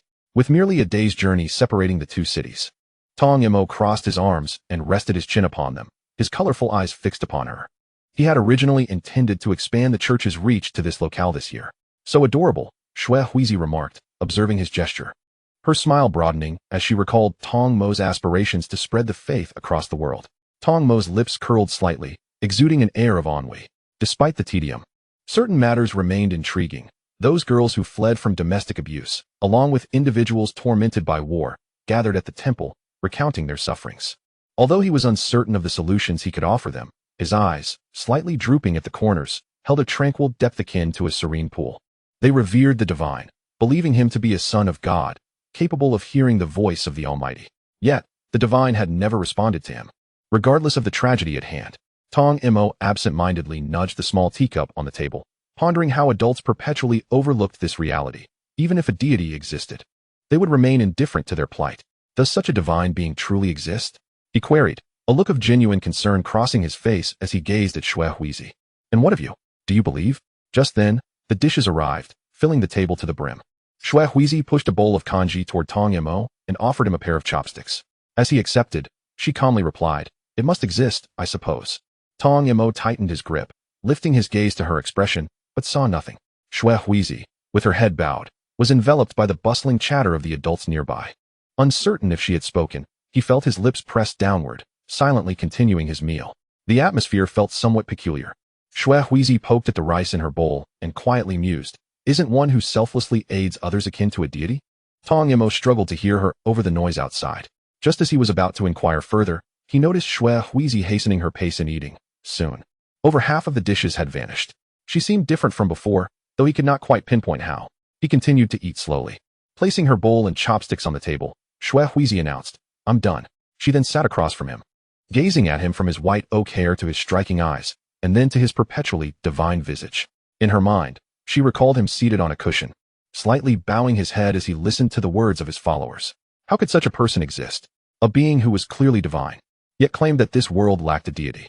The street vendor's life was chaotic, everyone somewhat blurred in her vision. She watched Tong Mo, inexplicably filled with joy at the sight of his clear eyes and his earnest demeanor as he listened intently. Though he was still young, he possessed an otherworldly aura, and his quiet presence made her feel that all suffering could be easily resolved.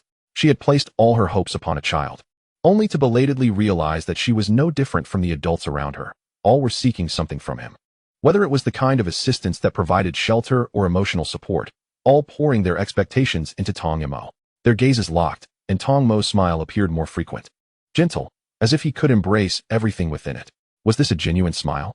Suddenly, Xue Huizi felt an odd illusion that no matter her actions, she would be forgiven. Tong Mo would never harbor anger toward her. As her fingers traced the table's surface, a sense of absurdity blossomed within her. Since when had she begun to place all her aspirations upon another? Why did Tong Mo give her the impression that he could resolve anything? Yet, even upon realizing this, she found herself unable to extricate herself. Tong Mo had become her trump card. During her days at the evening moon house, as Mihui tentatively reached out to hunt, she had drawn Tong Mo into the fray. In her heart, Tong Mo seemed truly omnipotent. This was incorrect, Xue Huizi reminded herself. He was merely a young human, likely still naive at his age. The early exposure to such hardships did not denote his boundless capabilities. She had forcefully inserted herself into Tong Mo's life, only to discover that it was she who had been led, not him.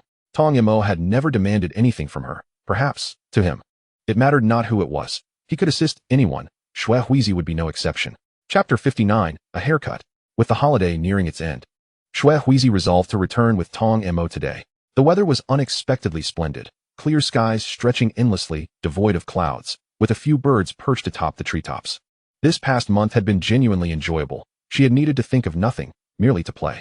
Before heading back, Xuehuizi took the scissors to give Tong Mo a haircut. Usually, he was too busy to tend to such matters, and though her skills were lacking, she found herself lost in thought as she watched strands fall away. After a moment, she picked up the scissors again, her hands trembling slightly. Tong Mo sat obediently, his back to her, seemingly unaware. Xuehuizi exhaled in relief, brushing away the loose hair from him before calmly stating, "All done."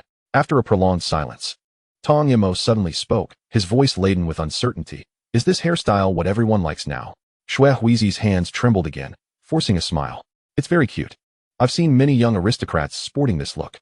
Facing a mirror, Tong Mo was likely oblivious to the fact that he could see the entire process of her cutting his hair. He sensed something amiss and shook his head slightly, appearing hesitant to speak. Finally, he blurted out, "Are you sure?" "Absolutely certain," she affirmed, turning Tong Mo toward her once more. She picked up the scissors, resolved to remedy any mistakes. With a decisive snip, locks of his white oak-like hair fell to the ground. "See, I told you it's very cute," Xuehuizi proclaimed, her words persuading even herself. "Have you forgotten the clothes I made for you? Did you find them uncomfortable?" Tong Mo shook his head. Xuehuizi's craftsmanship in clothing was indeed commendable, yet it did not imply she possessed the same skill in hairstyling. He reached up to touch his head, the smile gradually fading from his lips as confusion crossed his face. "But it seems a bit uneven." "Just an illusion," Xuehuizi replied, concealing her lie with a gentler tone. "Really, it's quite adorable. You'll be pleasantly surprised when you look in the mirror later." He must have felt embarrassed, placing his hand on the noticeably uneven spot and pointing toward the mirror, saying, "I saw your expression while you were cutting." "You must have misinterpreted," Xuehuizi insisted, unwilling to concede. "Had I known it would be so difficult, I wouldn't have attempted it. I was merely astonished by your cuteness." A sense of betrayal lingered in the air, yet Tong Mo remained silent, his gaze fixed on Xuehuizi as she busied herself gathering her belongings. With his head bowed, he observed the strands of hair scattered across the floor, lost in thought for what felt like an eternity. Just then, a servant arrived with a meal, prompting him to rise and open the door. Accepting the tray, he tilted his head back to regard the young attendant, inquiring, "What do you think of this hairstyle?" The servant hesitated, his face contorting in a struggle to express honesty without offending the guest. Tong Mo dismissed him and lingered by the door for a moment, exhaling deeply before turning to draw it shut with his foot, announcing mealtime. Only then did Xuehuizi approach, and the two knelt silently before a low table, partaking of their meal in quietude. After finishing, they prepared to depart, Xuehuizi feeling a twinge of reluctance. Though her ailment remained untreated throughout the month, her spirits were undeniably high. Hand in hand, they strolled slowly out of the city, pausing at the forest's edge for a final glance back. This carefree existence felt precarious, leaving her uncertain about the future. Reflecting on the past few months, her mind felt oddly vacant. Unconsciously, she realized it had been half a year since she last entertained guests, which filled her with a sense of melancholy. Time seemed to drift aimlessly, and she led Tong Mo into the woods. As dusk settled, they arrived at the city where they resided. Xuehuizi first escorted Tong Mo back to the church. Upon entering, she spotted several congregants cleaning the courtyard, their faces lighting up with joy as they greeted the master. However, their expressions faltered when their eyes fell upon his head, their movements becoming hesitant. Could this be a new hairstyle? Truly, the master possessed a unique sense of style. With this thought, their gazes turned even more reverent. Xuehuizi led Tong Mo back inside, reflecting on the congregation's reaction, and she couldn't help but sigh in relief. When faith in someone reaches a certain depth, no matter how they present themselves, one will invariably find justifications for their appearance. Observing Tong Mo's little head, she felt a pang of guilt. Such a charming child transformed into this state. Perhaps her gaze was too intense, for Tong Mo, holding a mirror, remarked earnestly, "It looks as if a dog has chewed it." With her fists clenched, Xuehuizi looked at him. Their return was not particularly late. The kitchen bustled with activity as someone prepared dinner. Upon hearing of the master's return, the cooks redoubled their efforts, and a delicate aroma wafted through the air. Xuehuizi absent-mindedly touched her rumbling stomach, anticipation building within her. Tong Mo approached, standing before her, and asked, "Are you not going to cook? Isn't someone already doing that?" She replied, needing to look up slightly given Tong Mo's rapid growth. He was no longer the little boy he once was. In 2 years, he would surely be quite large. "I smell it's quite good," she added. "You always make me food when you come." Tong Mo pursed his lips, clearly troubled by the matter. "I don't understand why you aren't cooking for me today. We haven't even bought groceries." Xuehuizi found his adorableness irresistible, pulling him in for a playful wrestle that tousled his hair into a messy state. Giggling, she said, "I'm too tired today. I'll cook for you next time. Is my cooking not better than theirs?" Tong Mao nodded. Just then, a knock sounded at the door. He went to answer it, finding a congregant waiting outside, whose lips moved silently in awe. The servant, though still young, a mere child, dared not meet his gaze, bowing his head instead. Moments later, 2 female congregants entered, carrying dishes and setting them upon the small table in front of Zuizi, who smiled back at them. One of the women began to arrange the food, while the other served 2 bowls of porridge. Zuizi observed them and suddenly asked, "Does the master eat well on ordinary days?" "We ensure he has dinner," replied the young attendant, who appeared no older than 18 or 19. Her voice tinged with fervor as she spoke of Tong Mao. "Sometimes, he skips lunch to listen to the divine words." "Listen to divine words?" Zuizi mused, having been distracted by the congregants' chatter all morning, leaving her without an appetite at mealtime. She inquired further, "What about breakfast?" "Not very regularly." The female attendant shook her head. "Some congregants arrive very early, so the master often goes to meet them, and he rarely eats." Concern for Tong Mao's well-being creased Zuizi's brow as she rested her chin on her hand, her eyes softening. "You must all be more diligent in your duties. Those who arrive early should be made to wait. After all, Tong Mao is the master of eternal bliss, the Son of God. If you neglect him, divine retribution surely awaits." Watching the young woman's body tremble slightly, Zuizi leaned back, her tone languid. "After all, the Son of God is still bound by human frailties. It is only because of the master that you all receive protection, so do take greater care of his health." Tong Mao had entered, gazing kindly at the 2 young women, who appeared so pitiful and submissive, seeking refuge within the church. As he watched them depart, he knelt opposite Zuizi and asked, "What were you discussing?" "We were saying our little master works too hard," she replied, absent-mindedly stirring the grains in her bowl with her chopsticks, noting the quality of the meal, which was surprisingly good. The rice porridge was quite thick. Raising her head, she casually remarked, "You ought to eat breakfast and lunch regularly. It's rather concerning." "You care for me?" Tong Mao took a slow bite of his bun, countering her with surprise. "How curious." Zuizi pondered.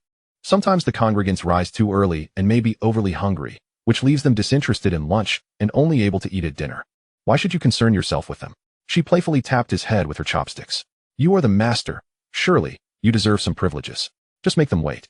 Her reasoning struck Tong Mao as quite valid. After contemplating, he agreed that it indeed made sense.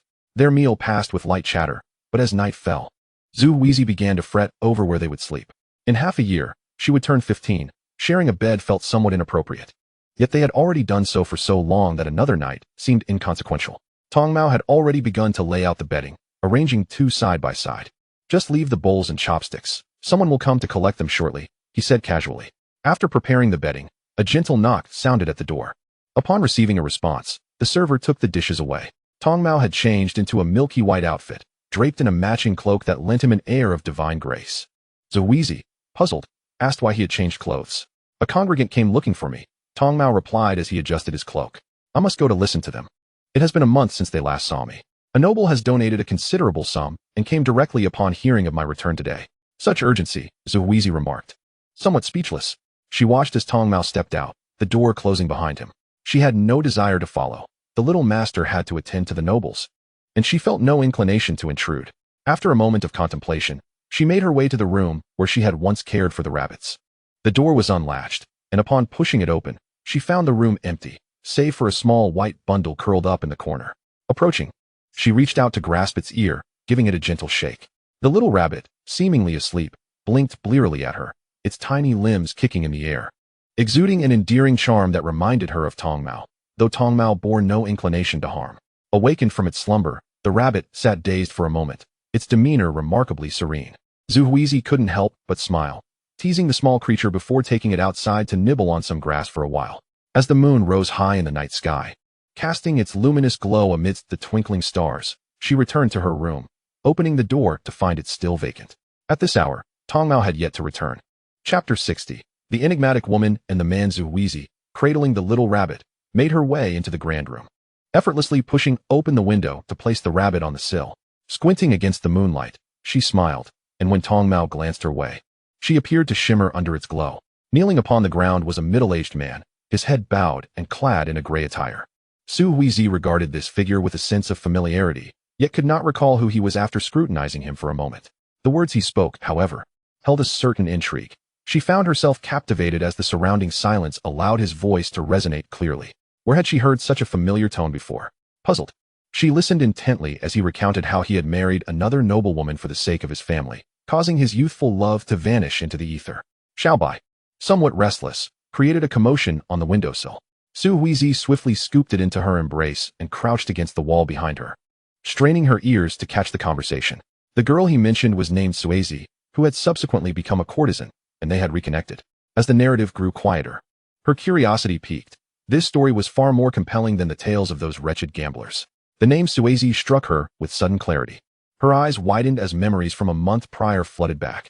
Jing Yi's father had called out that very name. Furrowing her brow, she recalled that the courtesan had introduced herself as Ling Shui. Yet here was a man who, after marrying, had re-established contact with the courtesan. His words suggested lingering affections. Otherwise, why would he utter that name after all these years? Could it be that the man was indeed Jing Yi's father, who had also succumbed to the allure of the underworld? A heavy sigh escaped the man as he continued, expressing sorrow for her disappearance, believing she must have intentionally evaded him, for how else could she have remained silent for so long? He mentioned seeing a child who bore an uncanny resemblance to her, a face reminiscent of the youthful Suizi. Yet, he doubted that Suizi would abandon her child to such a sordid life. Master, can you guide me on what to do? He implored. Su Huizi pondered deeply. What could a child possibly know of such matters? After a lengthy silence, Tong Mo spoke, his voice soft and serene, urging him to follow his heart. Su Huizi strained to listen further. The room remained quiet for a considerable time before the man took his leave. Cautiously, she maneuvered to the corner. Peering out to confirm her suspicions, it was indeed Jing Yi's father. But did Jing Yi know that his father harbored feelings for another woman? She recalled Jing Yi once mentioning the deep affection between his parents, stating that they had refrained from having more children to spare his mother from the pains of childbirth. What, then, was the significance of the courtesan in this tale? An unsettling premonition gripped her heart as she realized the disquieting thought.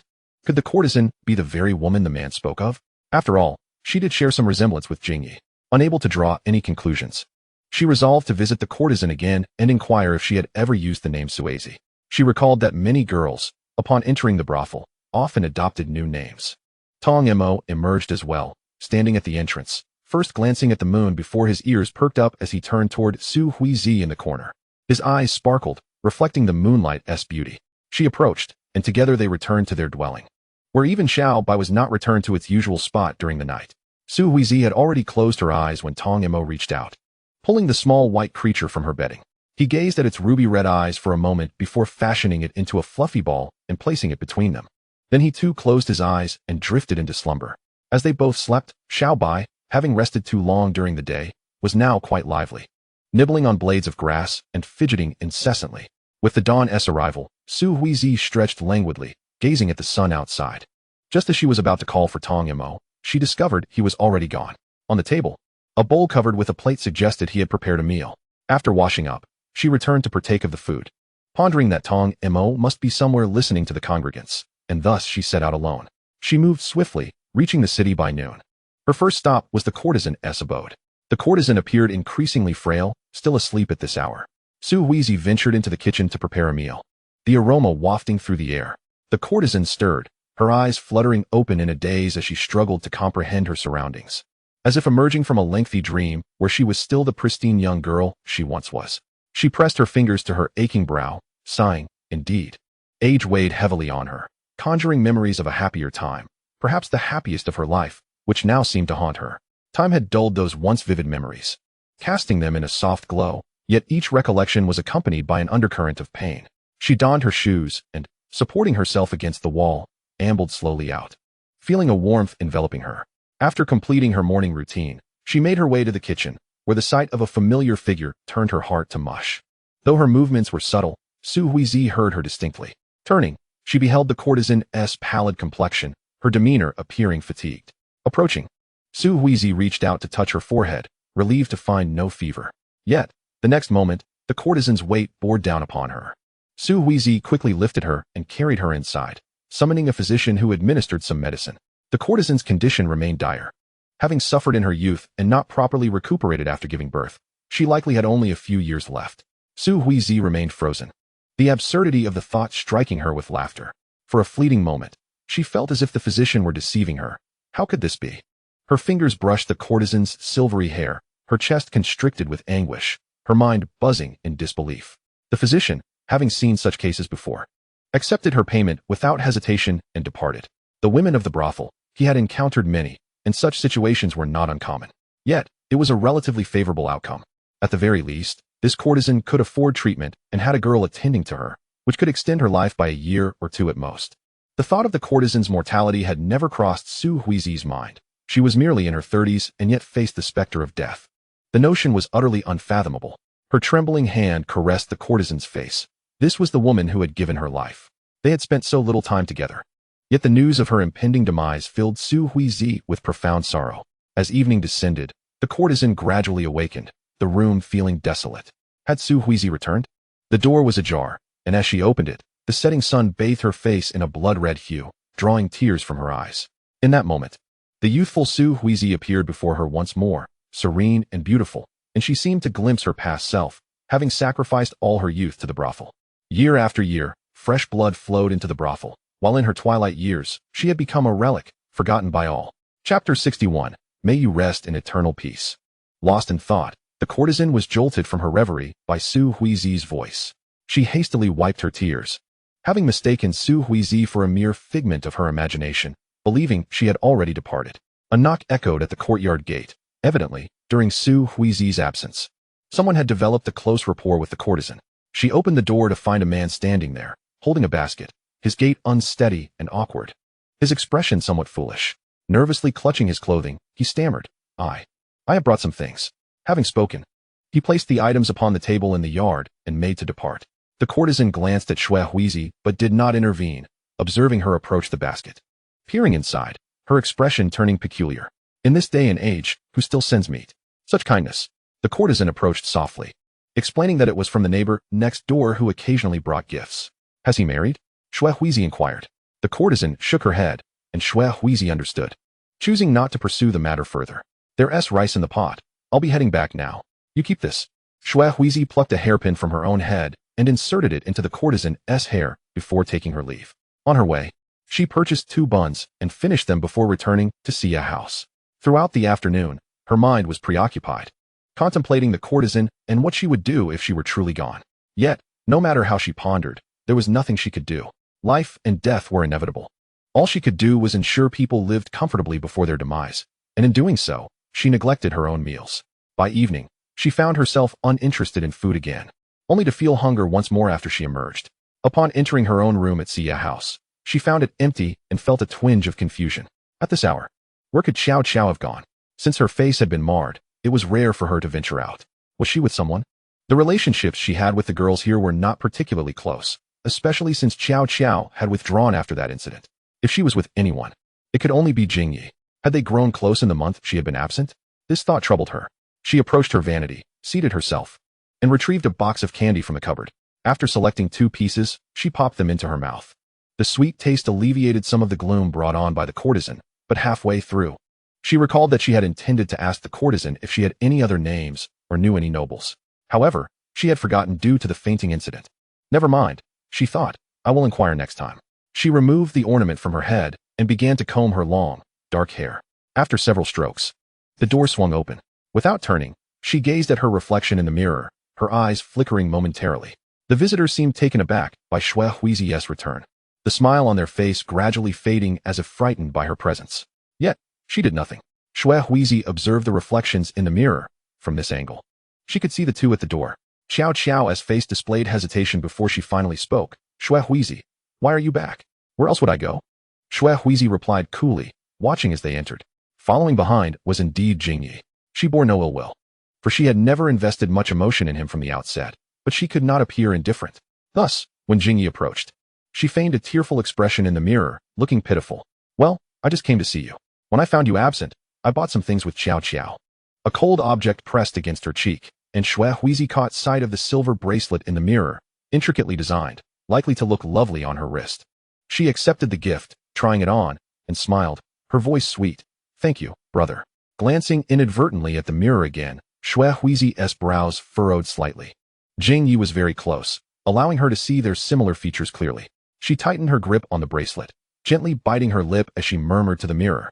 Brother, Do you not think we are becoming more alike? Jingyi also glanced at the mirror, but showed little reaction. From the day he met Xuehuizi, it was her expressive brows and eyes that had captivated him. He chuckled. Perhaps it's because you spent so much time together. You're becoming more beautiful by the day. Xuehuizi was preoccupied, somewhat absent-minded. Jingyi noticed, but did not press for conversation. Instead, he began to comb her hair. Her hair had improved in quality, no longer the dryness of earlier years. Her face had filled out, embodying the charm of a girl of her age. Observing Xuehuizi this way, he couldn't help but feel a pang of concern. His father had previously opposed bringing Xuehuizi home, but recently, for reasons unknown, his tone had softened, no longer the unyielding refusal it had once been. Yet, did Xuehuizi truly wish to come with him? He found himself lost in thought. Recalling Qiao Qiao's words, Xuehuizi possessed many beautiful boxes filled with gifts from others. Lost in thought, she inadvertently caused herself a headache. Pressing her palm to her temple, Jingyi quickly apologized, softening his touch, but his mind lingered on the matter. Could Qiao Qiao truly lie? Qiao Qiao, in the corner, picked up the pipa and left, seldom remaining when both of them were present. Most of her time was spent in the yard playing the pipa. The music had become much calmer than before. Her fingers danced across the strings as she gazed at the darkening sky, a smile curving her lips. Someone sat on the eaves, swinging their legs. The sound of the wind was quite apparent, yet Qiao Qiao did not look up, continuing her playing. Her face adorned with an eerie gentleness, the scent of powder wafting from above. After a long while, a voice filled with fear broke the silence. A girl knelt in the corridor, pointing at Qiao Qiao with trembling fingers. Head.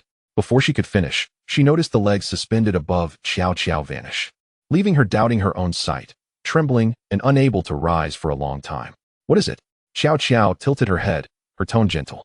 The scar on her face remained, lending her a somewhat terrifying appearance in the night, yet the girl had seen her before, so the fear was somewhat diminished. But before she could relax, a heavy scent of blood enveloped her. In the next moment, a hand from behind covered her mouth, something sniffing at her neck. Tears filled her eyes as she struggled desperately, her body shaking uncontrollably. Before being pulled into darkness, she reached out, her hand splayed open, then halted. Save me, Qiao Qiao. Call for help. Qiao Qiao slowly broke into a smile, her voice flowing like water, imbued with infinite compassion. Good evening, and may you find eternal rest. May you find eternal rest, echoed the voice behind her, lips brushing against the girl's ear, a sultry whisper exhaling a chilling breath. Chapter 62, A Sea of Blood. The music of the pipa outside ceased. Xuehuizi rested her chin on her hand, gazing at her reflection in the mirror. Her complexion was fair, and the silver bracelet on her wrist accentuated her porcelain skin, lending her a delicate charm. Seeing that night had fallen, Jingyi prepared to leave. Bidding farewell to Xuehuizi, he closed the door, noticing Qiao Qiao seated beneath the eaves, no longer playing the pipa. She tilted her head, staring at the dark corner, seemingly lost in thought.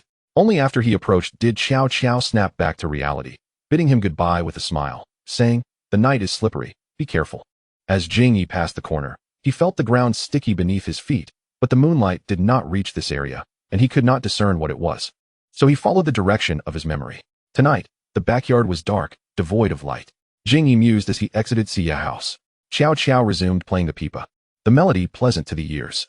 Inside, Xuehuizi felt her expression gradually fade. She removed the bracelet from her wrist and placed it on the table. Pressing her fingers against her temples, her mind foggy. Fatigue washed over her, and she rested her head, drifting into sleep. Time passed, and a piercing scream jolted her awake. The music had ceased, her vision shifting from blurry to clear, revealing her tired face in the mirror. She shook her head, and as she stood, her body swayed unsteadily. For an entire month, she indulged in frivolity, prioritizing amusement over rest.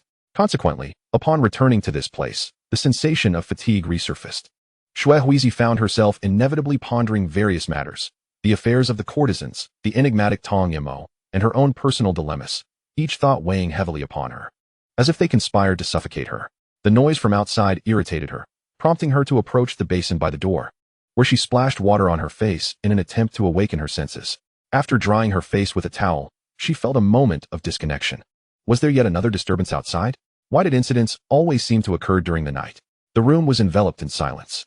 Glancing around, she noticed that Qiao Qiao was absent, leaving her wondering about her whereabouts. Upon opening the door, she observed several curious heads peeking from adjacent rooms. While a small crowd gathered around a corner, too distant for Xuehuizi to discern the situation's nature. She stepped outside, moving toward the gathering, where she spotted Qiao Qiao. holding a pipa. Adorned with an exquisite comb atop her head and red silk woven into her hair, she was gazing intently toward the corner. Shui Huizi approached her quietly, inquiring, "What is happening?" Recognizing her voice, Xiao Xiao turned and emerged from the crowd, lowering her voice as she stood before Shui Huizi. There is a considerable amount of blood around the corner. One of the girls returning from practicing songs and dances in the front yard fainted. Blood? Shui Huizi's brow furrowed slowly, her gaze penetrating the gaps in the crowd, where she indeed spotted dark crimson stains upon the ground. "Weren't you outside just now? Did you notice anything unusual?" Xiao Xiao met her eyes and gently shook her head, appearing genuinely unaware of the events that had transpired. Shui Huizi diverted her gaze from Xiao Xiao's face, choosing not to press further. A sense of unease gnawed at her. Something felt amiss, yet she could not pinpoint it. Additionally, Xiao Xiao's demeanor occasionally struck her as excessively calm. Such scenes easily conjured thoughts of ghosts, yet Xiao Xiao exhibited no signs of fear. Logically, if one had previously endured trauma, witnessing something associated with the supernatural would typically elicit a visceral reaction, if not a complete breakdown. Observing Xiao Xiao's rosy complexion, Shui Huizi bit her lip. "What do you think is going on?" Unbeknownst to her, Xiao Xiao had moved behind her, her voice soft and haunting as she spoke. Suddenly, the sound of a pipa resonated, and she seemed oblivious, as if questioning whether the ghost had returned. "I do not know," Shui Huizi answered honestly, advancing further to behold the vast pool of blood. The May weather was neither cold nor hot. The blood had yet to congeal, trickling down the steps. Yet no bodies were visible. She furrowed her brow in contemplation, wondering if Shui Yi or Mei Hui had returned. If Shui Yi was not a ghost, then where could the ghost be hiding? The proprietress approached, fanning herself anxiously, having not anticipated that so little time had passed since the last incident at Xia House. If this continued, she questioned whether she could keep her establishment open. Shui Huizi quietly observed the expressions of those around her, absorbing the myriad emotions swirling about.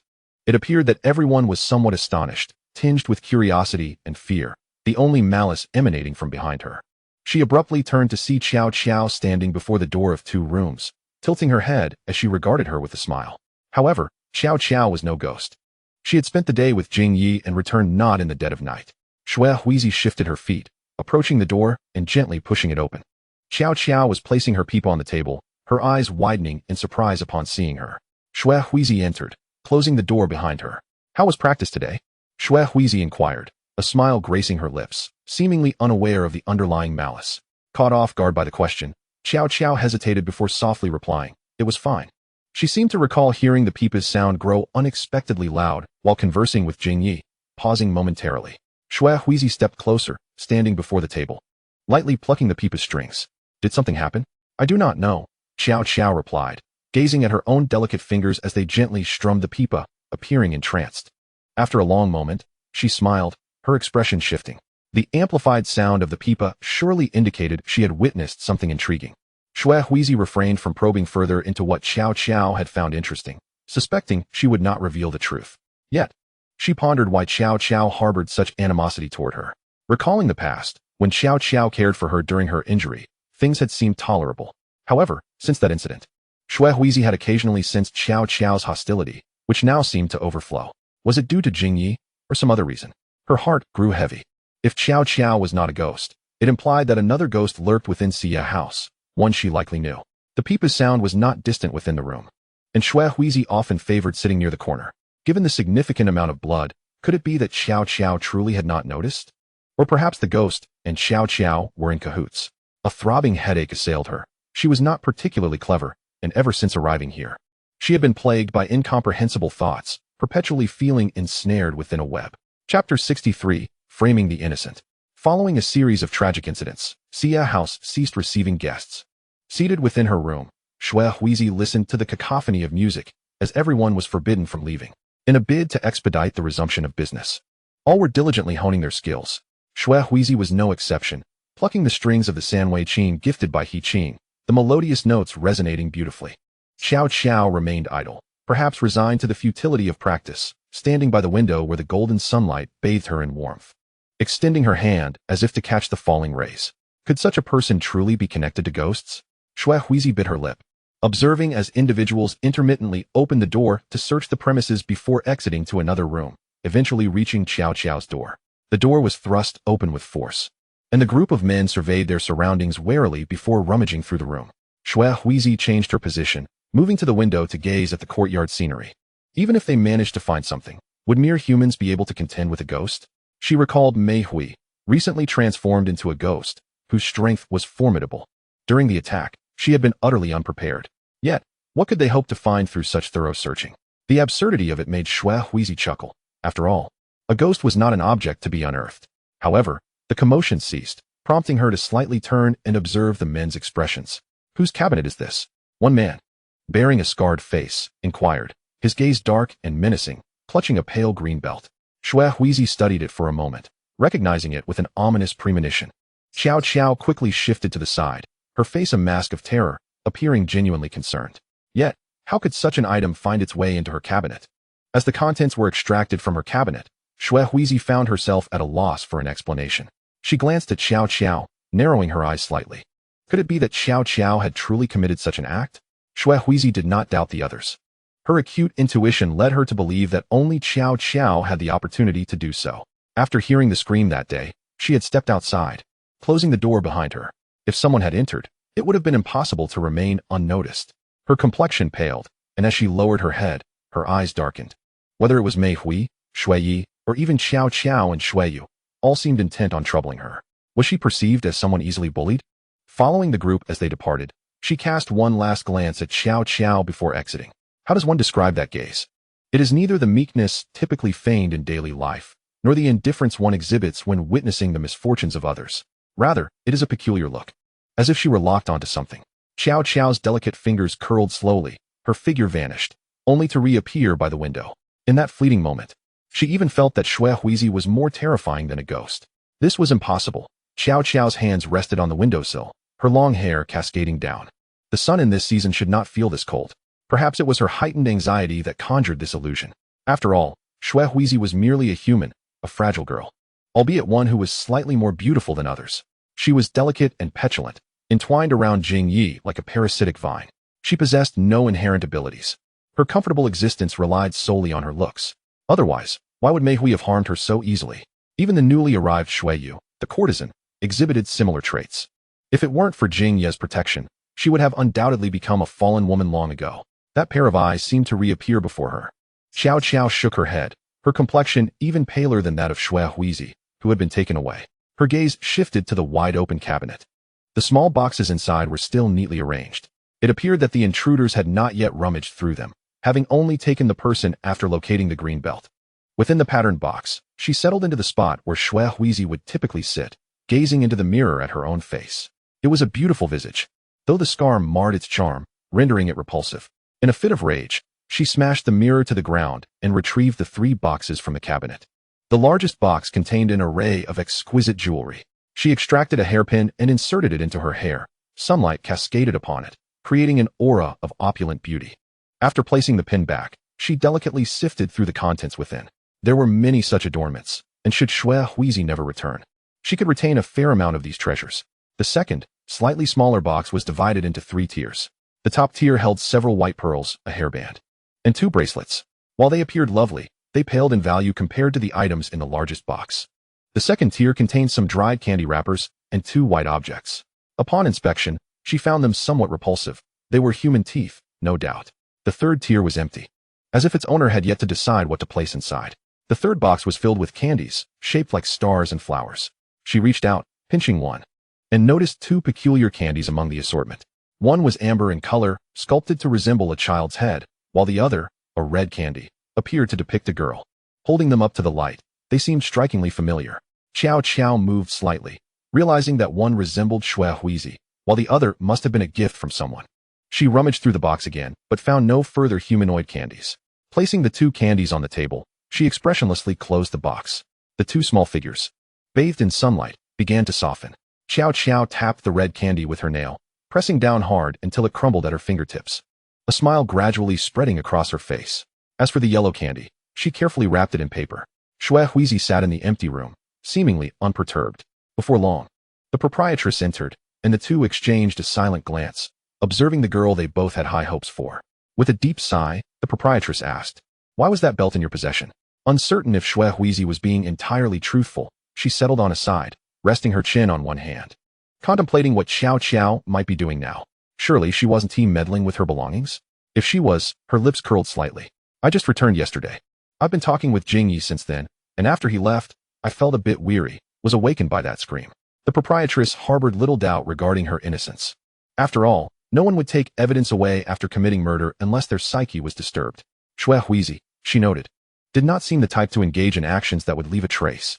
She felt a growing agitation, sensing that ever since Xue Huizi arrived at the Xia house, trouble had been a constant companion. First, it was the disappearance of the Shueyi courtesan, then Mei Hui injuring Xue Huizi, and now another figure, Shueyu, emerged, seemingly harboring a grudge against Xue Huizi. Each incident seemed interconnected, as if everyone were engaging in inexplicable actions around her. Were it not for the fact that she had taken charge of Xue Huizi's acquisition, she might have genuinely questioned if Xue Huizi possessed some extraordinary identity that attracted such chaos. Let us leave this matter as it is for now, the proprietress pondered, deciding to release Xue Huizi. After all, she was to meet someone next year, which would yield significant profit. Even the former Shueyi courtesan had been given a blind eye.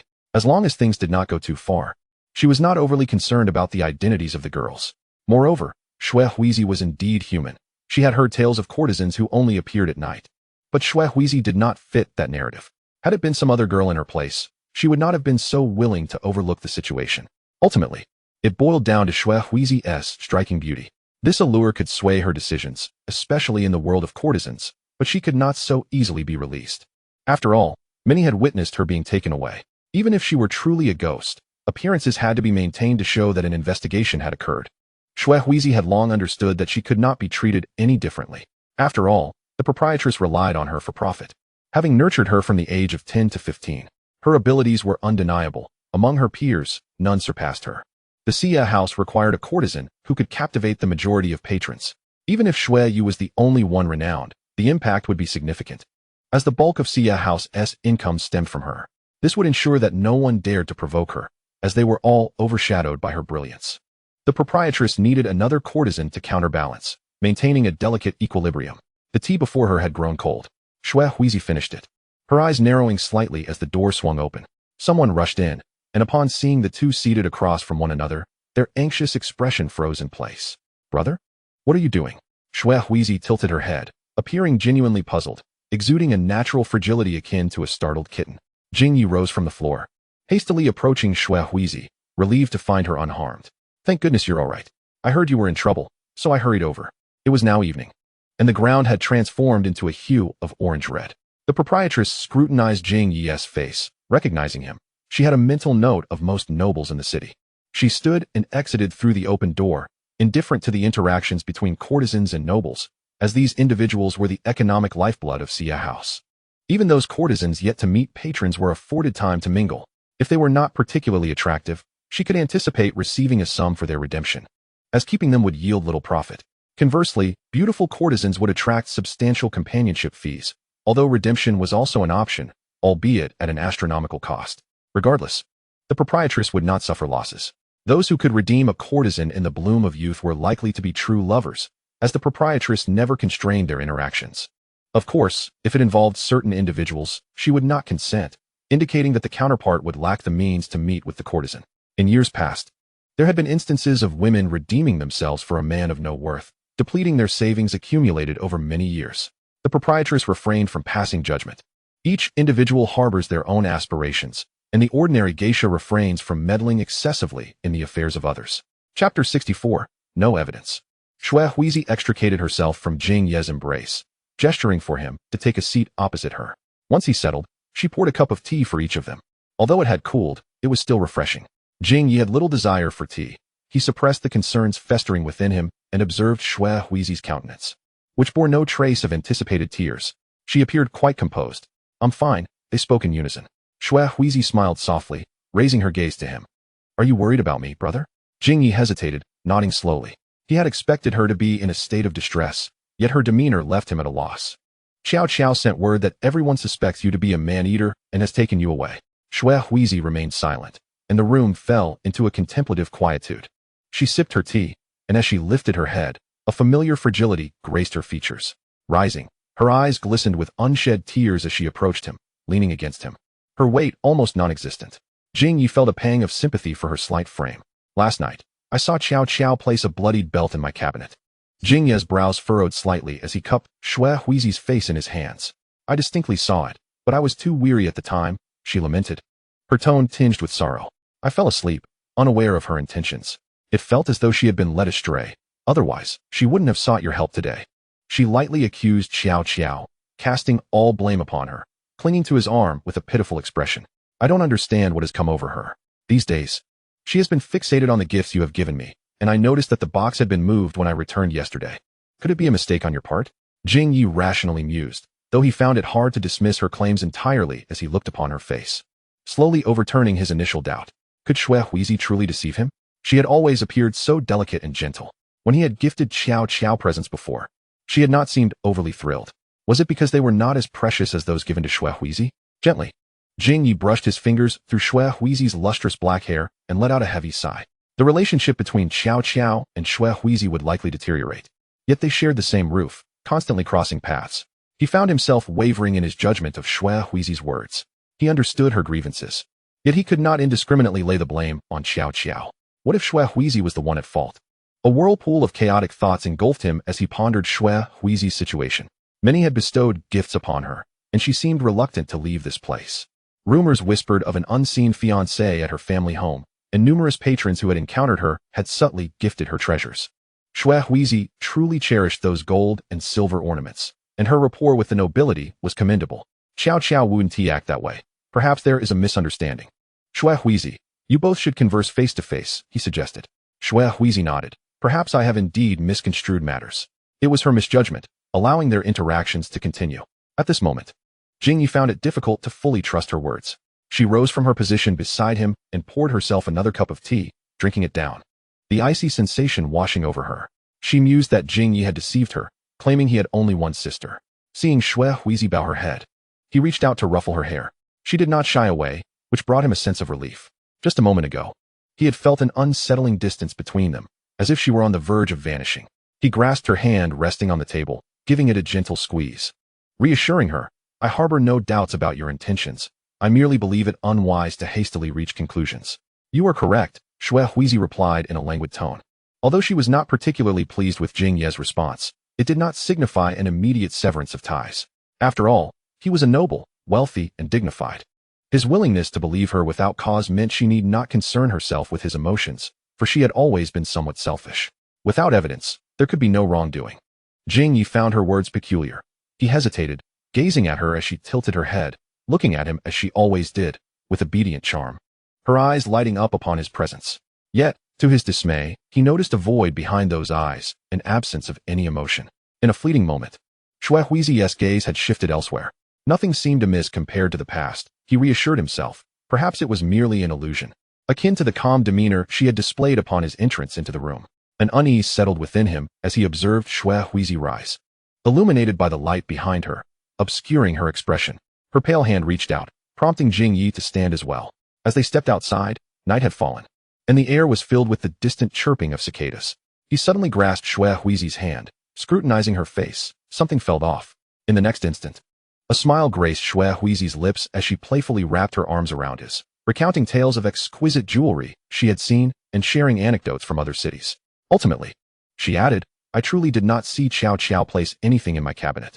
Forget about it, brother. Did she genuinely believe that? Jing Yi gazed at her beautiful face, momentarily lost in thought as Xue Huizi placed her hand on his. Rising onto her toes, she whispered in his ear, after all, this is a matter devoid of evidence. You are right. Only by finding evidence can one prove another's wrongdoing.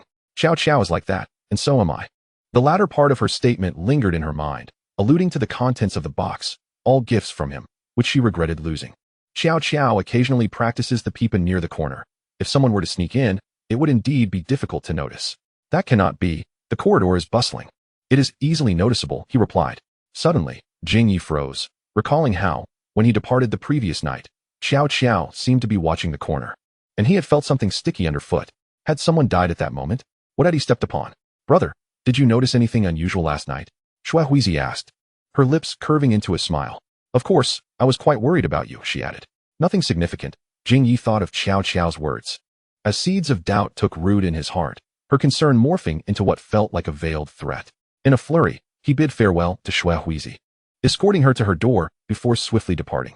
Standing at the entrance, Shui Huizi sensed the stillness within. She refrained from entering, opting instead to exit through the back door of Xia House. Pausing for a moment at the Flower Street corner, she ventured in another direction. Chapter 65, Calming Medicine. Shui Huizi had not loathed anyone this much in a long time. She despised all things associated with ghosts. After paying, she clutched the medicine bag she had purchased and began her journey home. The entrance was damp, and a gaunt dog was licking the tea leaves strewn upon the ground.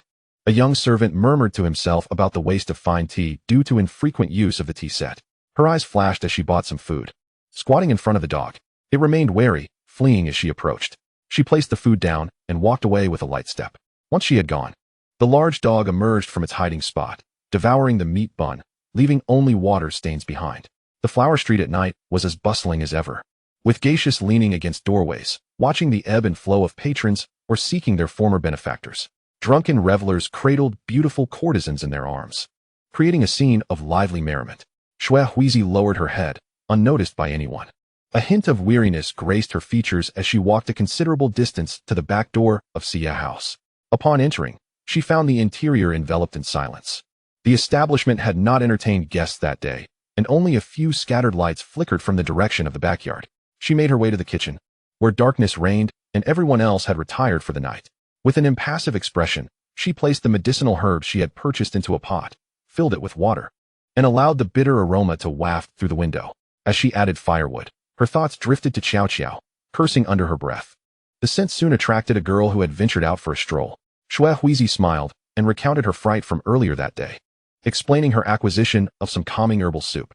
The girl, not overthinking the matter, departed. Shui Huizi retrieved a food container from the cupboard, carefully transferring the brewed medicine into a bowl while ensuring not a drop spilled, and contemplated placing another clean bowl within. She then cooked herself a bowl of noodles over the fire, and after dining, she washed her dishes and returned them to their rightful place. Grasping the food container, she proceeded toward her room. Pausing at the door, she pushed it open only to be startled to find Qiao Qiao seated at her vanity, seemingly engaged in some task. The sound of the door startled her, causing the items she held to tumble to the floor. Shui Huizi raised an eyebrow at the sight of the red candies that had shattered on the table, her eyes narrowing slightly as she remarked, "It appears you have a fondness for these delights."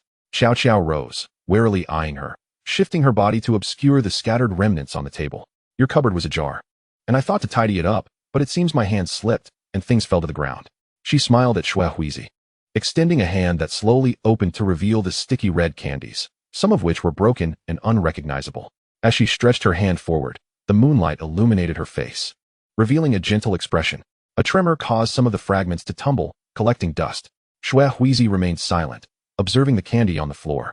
She placed the food container on the table, tapping it rhythmically, elongating the sound. "So it is like this.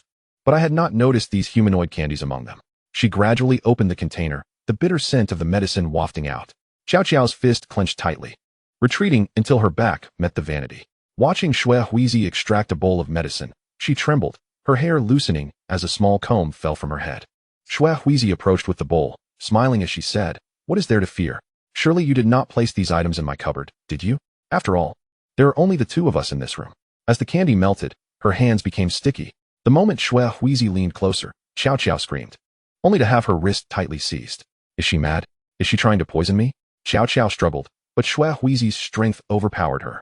Since her face had been injured, her movements were restricted, often confined to sitting in one place for an entire afternoon, making it easy for Shui Huizi to subdue her. As she saw the bowl of medicine draw nearer, she nearly lost her voice, exclaiming, "You are insane.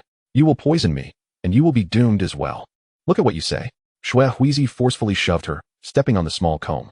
"I was merely startled. Perhaps you were too. I bought some calming herbal soup to thank you for informing my brother. You met him last night, did you not?" Shui Huizi released her grip, gazing at her with a gentle expression, her empty hand delicately removing the adornments from Qiao Qiao's head, tossing them onto the floor where they clinked melodiously. "I have labored over this for quite some time. Do you fancy these trinkets?" Qiao Qiao attempted to evade, but was grasped once more by Shui Huizi's firm grip on her shoulder, eliciting a wince of pain. Panic washed over Qiao Qiao as she realized Shui Huizi truly appeared unhinged. Regret flooded her thoughts. She should not have secretly placed that bloodied cloth in her cupboard. She had thought this act would not provoke Shui Huizi, merely seeking to gain trust from Jingyi. Who would suspect someone who hastily informed a potential savior after her abduction of harboring ill intentions? Yet, Shui Huizi seemed to have lost her sanity. Xiao Xiao gazed into her eyes, which radiated malice that threatened to consume her. If the cost of trust was this steep, she bit her lip and forcefully shoved Xue Huizi, scrambling to the door and flinging it open, calling for help. If it became known that Xue Huizi dared to poison her, her fate would be sealed. A hint of madness crept onto Xiao Xiao's face as she pondered why Xue Huizi remained so composed. Her cries were filled with despair, prompting the door to the backyard to swing open, revealing several girls who emerged, curiosity etched on their faces. With her hair disheveled, long strands cascading about her scarred visage, she drew dubious glances. A few girls brushed past her, entering to find Xue Huizi standing before the table, pouring a brown liquid into an empty bowl, half filled. She tilted her head slightly, feigning innocence, even exuding a semblance of fragility. Xue Huizi's expression bore no hint of the panic one would expect from being caught. Xiao Xiao had turned, her hands propping her up behind her, adopting a defensive posture. Suddenly, a thought flickered in her mind, soon confirmed as Xue Huizi lifted one of the bowls and slowly drank from it, cradling the empty bowl with a puzzled demeanor. "What are you doing?" Xiao Xiao inquired as Xue Huizi set the bowl down. "You ruined the candy someone gifted me. You used the jewelry, but surely I would not resort to poisoning you. I was abducted today, and it has left me quite unsettled. Thankfully, it was clarified that this matter is unrelated to me. I figured you, sharing a room with me, must also be frightened, so I procured some calming medicine. Yet, the moment you laid eyes on it, you reacted this way. You see." Xue Huizi gestured to the empty bowl. "I poured it from the same bowl. If it were poisoned, we would both perish."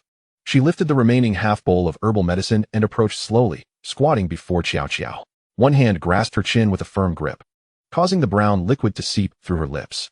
With a tone laced with pity, Xue Huizi remarked, "Look at you, so terrified. I already mentioned. This is merely for calming." After a prolonged moment, with no signs of poisoning emerging, Xiao Xiao's expression darkened. She wordlessly rose from the ground, feeling the weight of the gazes around her, and fled hastily. Once she departed, the girls gathered around, clamoring with inquiries about the day's events. Xue Huizi responded, asserting that the happenings bore no relation to her. It was someone else who had placed those items in her cupboard, and she too had been startled. "Why did you return with the medicine?" She reiterated. "Did I not mention that I was frightened to death?" With a sigh, she added, "Honestly, Xiao Xiao is overly sensitive. Ever since her face was marred, she has been acting strangely. If I did not believe she would not stoop to placing that item in my cupboard, her reaction would truly raise suspicions," Xue Huizi concluded, her sympathy evident as she pointed to the scattered items on the ground. The moonlight illuminated the jewelry, along with several fragments of red. "Look, I do not know what she did, but my friend's candy has been reduced to this state." After answering a few more questions, Xue Huizi observed the changing expressions of her peers, a subtle smile gracing her lips. Finally, she declared, "It is late. You should all return. When Xiao Xiao comes back, I shall have a proper conversation with her. After all, in my heart, we are good friends. And even if she truly committed such an act, I would not hold it against her." Closing the door, Xue Huizi lingered for a moment at the entrance, methodically placing two empty bowls side by side. She then approached the vanity, frowning at the scattered items strewn across the floor. Her gaze shifted to the table, and she took a seat. One might say that Xiao Xiao had an affinity for exquisite things. The box containing the hairbands seemed to hold its contents intact. However, as she toyed with the candies in the box, the sound of them clinking against the container elicited a rather peculiar smile from her. Had they been taken? That would indeed be splendid. Chapter 66, An Irreversible Fate. It was inconsequential. She must have been startled as well. Jing Yi gently consoled Xue Huizi, observing her tear-streaked face with a sigh. His heart weighed down with concern for Xiao Xiao, who had not returned overnight. He had intended to share the news of his father's softened stance with her, but instead, he learned about the situation from other young ladies. When he pushed open the door, he found Xue Huizi's eyes swollen and red, as if she had been weeping for an extended period. Despite her words from the previous night, he remained anxious about his friend. Jing Yi ruffled Xue Huizi's hair, wiping the tears from the corners of her eyes. After his arrival, she appeared even more distressed, her upturned eyes now drooping, giving her a truly pitiable appearance. "I wish I hadn't bought the medicine last night," Xue Huizi lamented, burying her face in her arms and sobbing. "I drank it too. Why did she run? She did nothing wrong, so why be afraid?" Though her outward sorrow was palpable, internally, she felt little, even scolding Xiao Xiao a few times for her absence. If she doesn't come back tonight, perhaps she should never return. It was only when the door creaked open that a wave of disappointment washed over her. Xiao Xiao seemed to have composed herself, stepping inside with an oil paper bag in hand. Upon seeing Jing Yi, her gaze darkened momentarily, and a hint of grievance crossed her face as she settled beside Xue Huizi. In an unexpected moment, Xue Huizi suddenly embraced her, crying, You had me worried sick. I had no idea where you went. You ran off so quickly last night. If you fancy those trinkets, I can give them to you. Apart from my brother, you are all I have." With her arms tightly wrapped around Xiao Xiao, the latter found herself unable to escape. Xiao Xiao's expression fluctuated between gloom and frustration as she secretly pinched Xue Huizi's arm, causing her to wince without being able to push her away. When she finally managed to disengage, she caught Xue Huizi's face, seemingly mocking her, which only fueled her anger further. Yet, she softened, saying, "It's not what you think. Your expression scared me a bit. Don't take it to heart. I was merely curious about those trinkets. Everyone brings you gifts. I accidentally dropped one while tidying up." Xiao Xiao recounted, recalling her previous words. "They were simply too beautiful, and I couldn't resist trying them on. I know it was wrong, but I had never seen such things before. Indeed, I hadn't seen them either before my brother gifted them to me," Xue Huizi replied, continuing. "Aside from the treasures from Jingyi, the only other items are a few hair ties and some candies sent by my brother. Oh, and that little sugar figurine is damaged." She appeared wholly unaware of the male sugar figurine's likeness. Xiao Xiao's hand slipped into her sleeve, where the paper-wrapped item felt warm to the touch. She bit her lip, falling silent, for whatever she said would inevitably be dismissed by Xue Huizi. Jingyi would hardly believe her, considering how Xue Huizi often conveyed matters indirectly, leading others to believe it was their fault upon a moment's reflection. That wretched girl. Xiao Xiao cursed inwardly as she observed Jingyi retrieving 2 identical bracelets from his sleeve, placing one in each of their hands. This was the result of a night spent in contemplation. If Xiao Xiao truly cared about such matters, receiving the same gift in their presence would quell any jealousy. He had also prepared another gift for Xue Huizi, a fact he had discussed with her beforehand, to which she had consented. Surely, Xiao Xiao would not be displeased now. Xue Huizi feigned surprise, her tone sweet as she exclaimed, "Thank you, brother." She adjusted her sleeve, revealing a more delicate bracelet that faced Xiao Xiao. As if noticing it, she quickly pulled her sleeve back, adorning her other hand with the bracelet. Xue Huizi's eyes sparkled. "Do you not like it? This was specially brought by Jingyi." "After all, thank you. I truly like it," Xiao Xiao replied through gritted teeth, convinced that Xue Huizi must have said something to Jingyi, for it was otherwise inexplicable. As she stood in Jingyi's presence, had she not morphed into an envious figure? She firmly believed that Xue Huizi possessed the ability to alter her image in Jingyi's eyes. "I wish to converse with Xue Huizi as these past few days have left me feeling rather remorseful. I cannot fathom why. Perhaps the dimness of last night's room caused me to feel as if Xue Huizi intended to harm me," Xiao Xiao mused, brushing her hair aside to reveal the scarred half of her face, likely a remnant of the initial harm inflicted by that specter. "You have never seen the ghost. How could you be so fearful?" Xue Huizi grasped Xiao Xiao's hand earnestly. "Do not overthink it. You see, this time, everyone was frightened by you." Jingyi found their conversation oddly unsettling. He awkwardly rose to his feet, sometimes struggling to comprehend the exchanges between girls. Perhaps he should step away and allow them to converse privately. He exited, closing the door behind him, the sound of his footsteps fading into the distance. The moment the door clicked shut, Xue Huizi released her grip, poured herself a cup of tea, and retrieved another cup that had been turned upside down, filling it to the brim before sliding it over to Xiao Xiao. "Aren't you going to drink? Are you worried I might poison it? Why would you harm me?"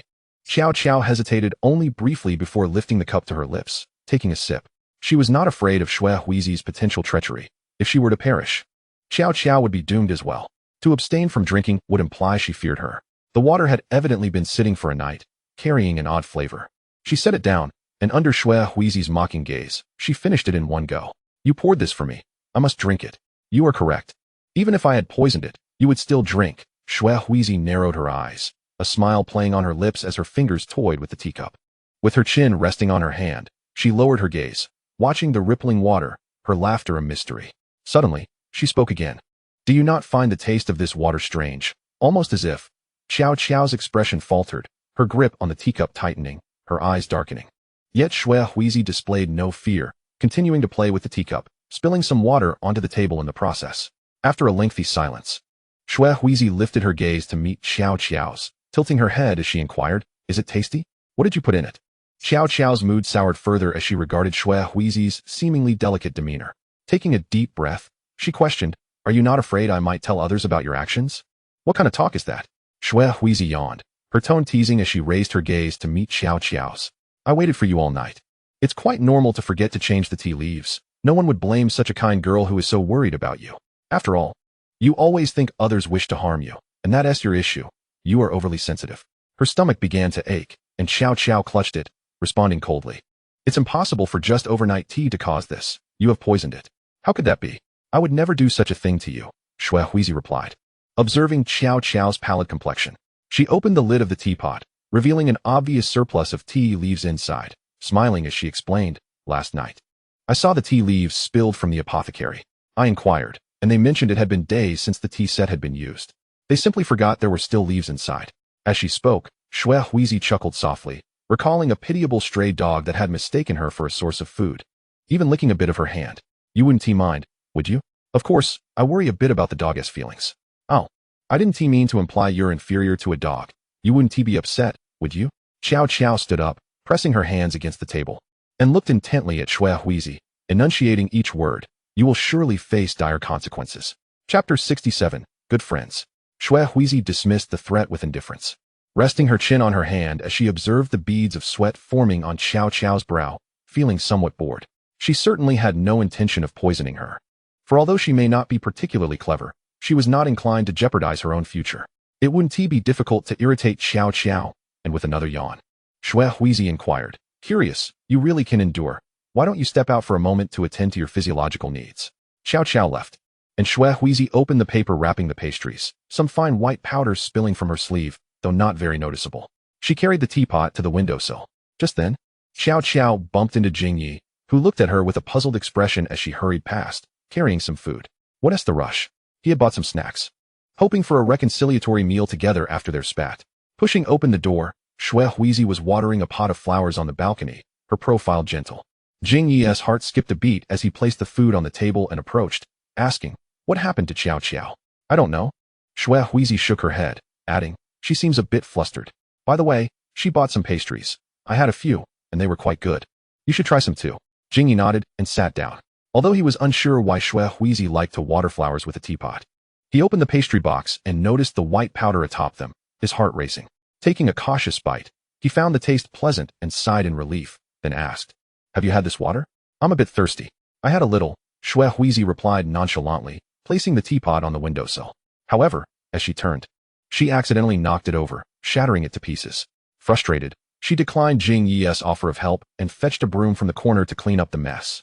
Carrying the debris outside, she suddenly clutched her stomach. Oh dear, I have a stomachache. You shouldn't drink it. I forgot to change it last night.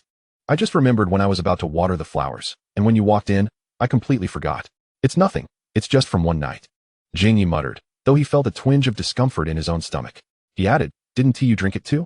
Mid-sentence, his expression changed, and he quickly exited the room. His footsteps hurried. Once he was gone, Shui Huizi emerged from another corner, re-entered the room, wiped the table with a cloth, and meticulously cleaned the teacups, arranging them neatly once more. She filled them with freshly brewed tea, just enough to match how it had appeared when Jingyi left. After a moment's thought, she took some softened tea leaves from the new teapot and placed them in the cup used by Qiao Qiao. Jingyi was studying medicine, and while she was uncertain if he could detect any issues with the tea, she reasoned that it was merely overnight tea, not poisoned.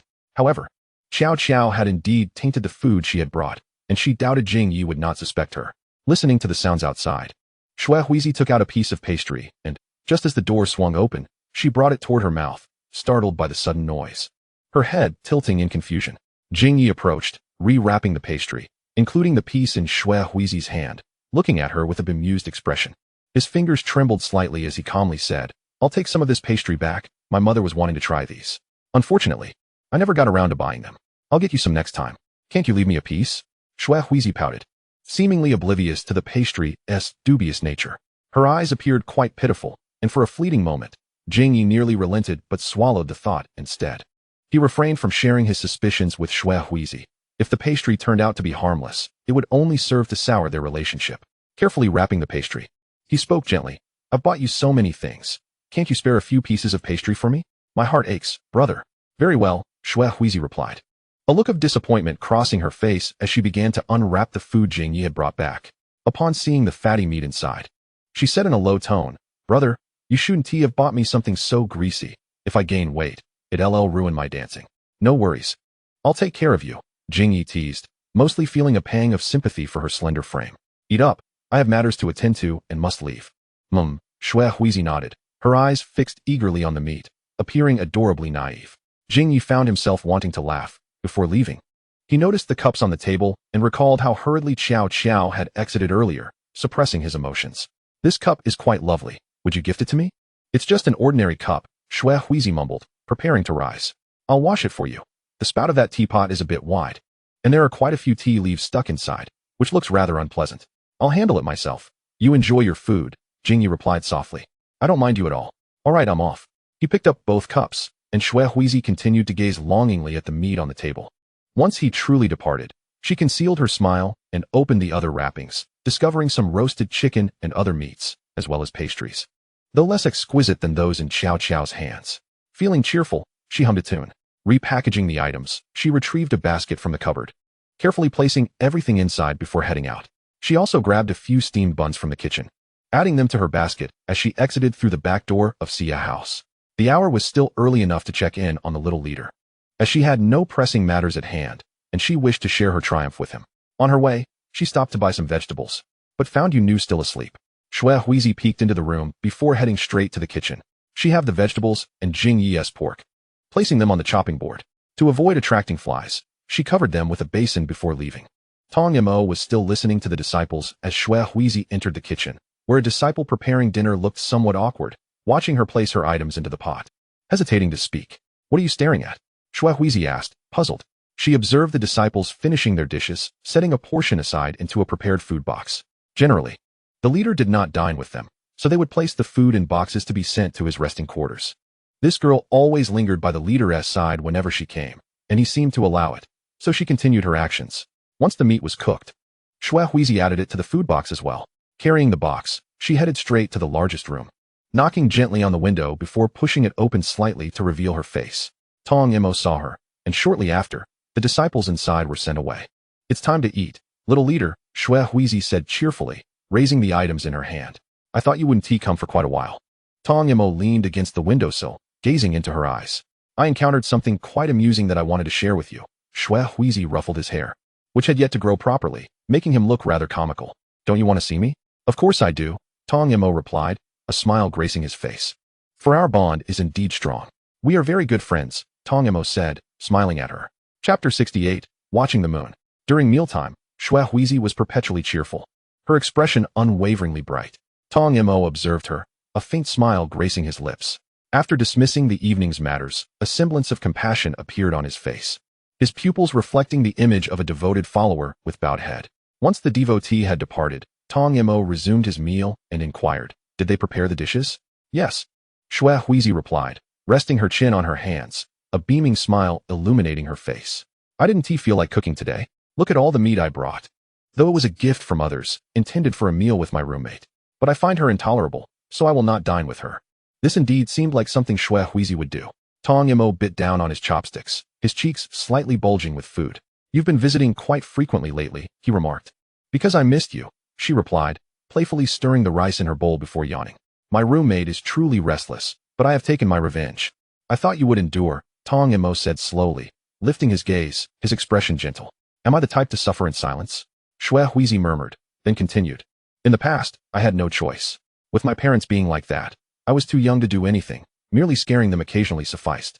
But now, things are different. A mischievous grin spread across her face, reminiscent of a little mouse. I've finally discovered the proper use of my face. Appearing delicate and frail always lends me an air of credibility. However, my feud with my roommate will likely become evident now. But it's her incessant provocations that led to this.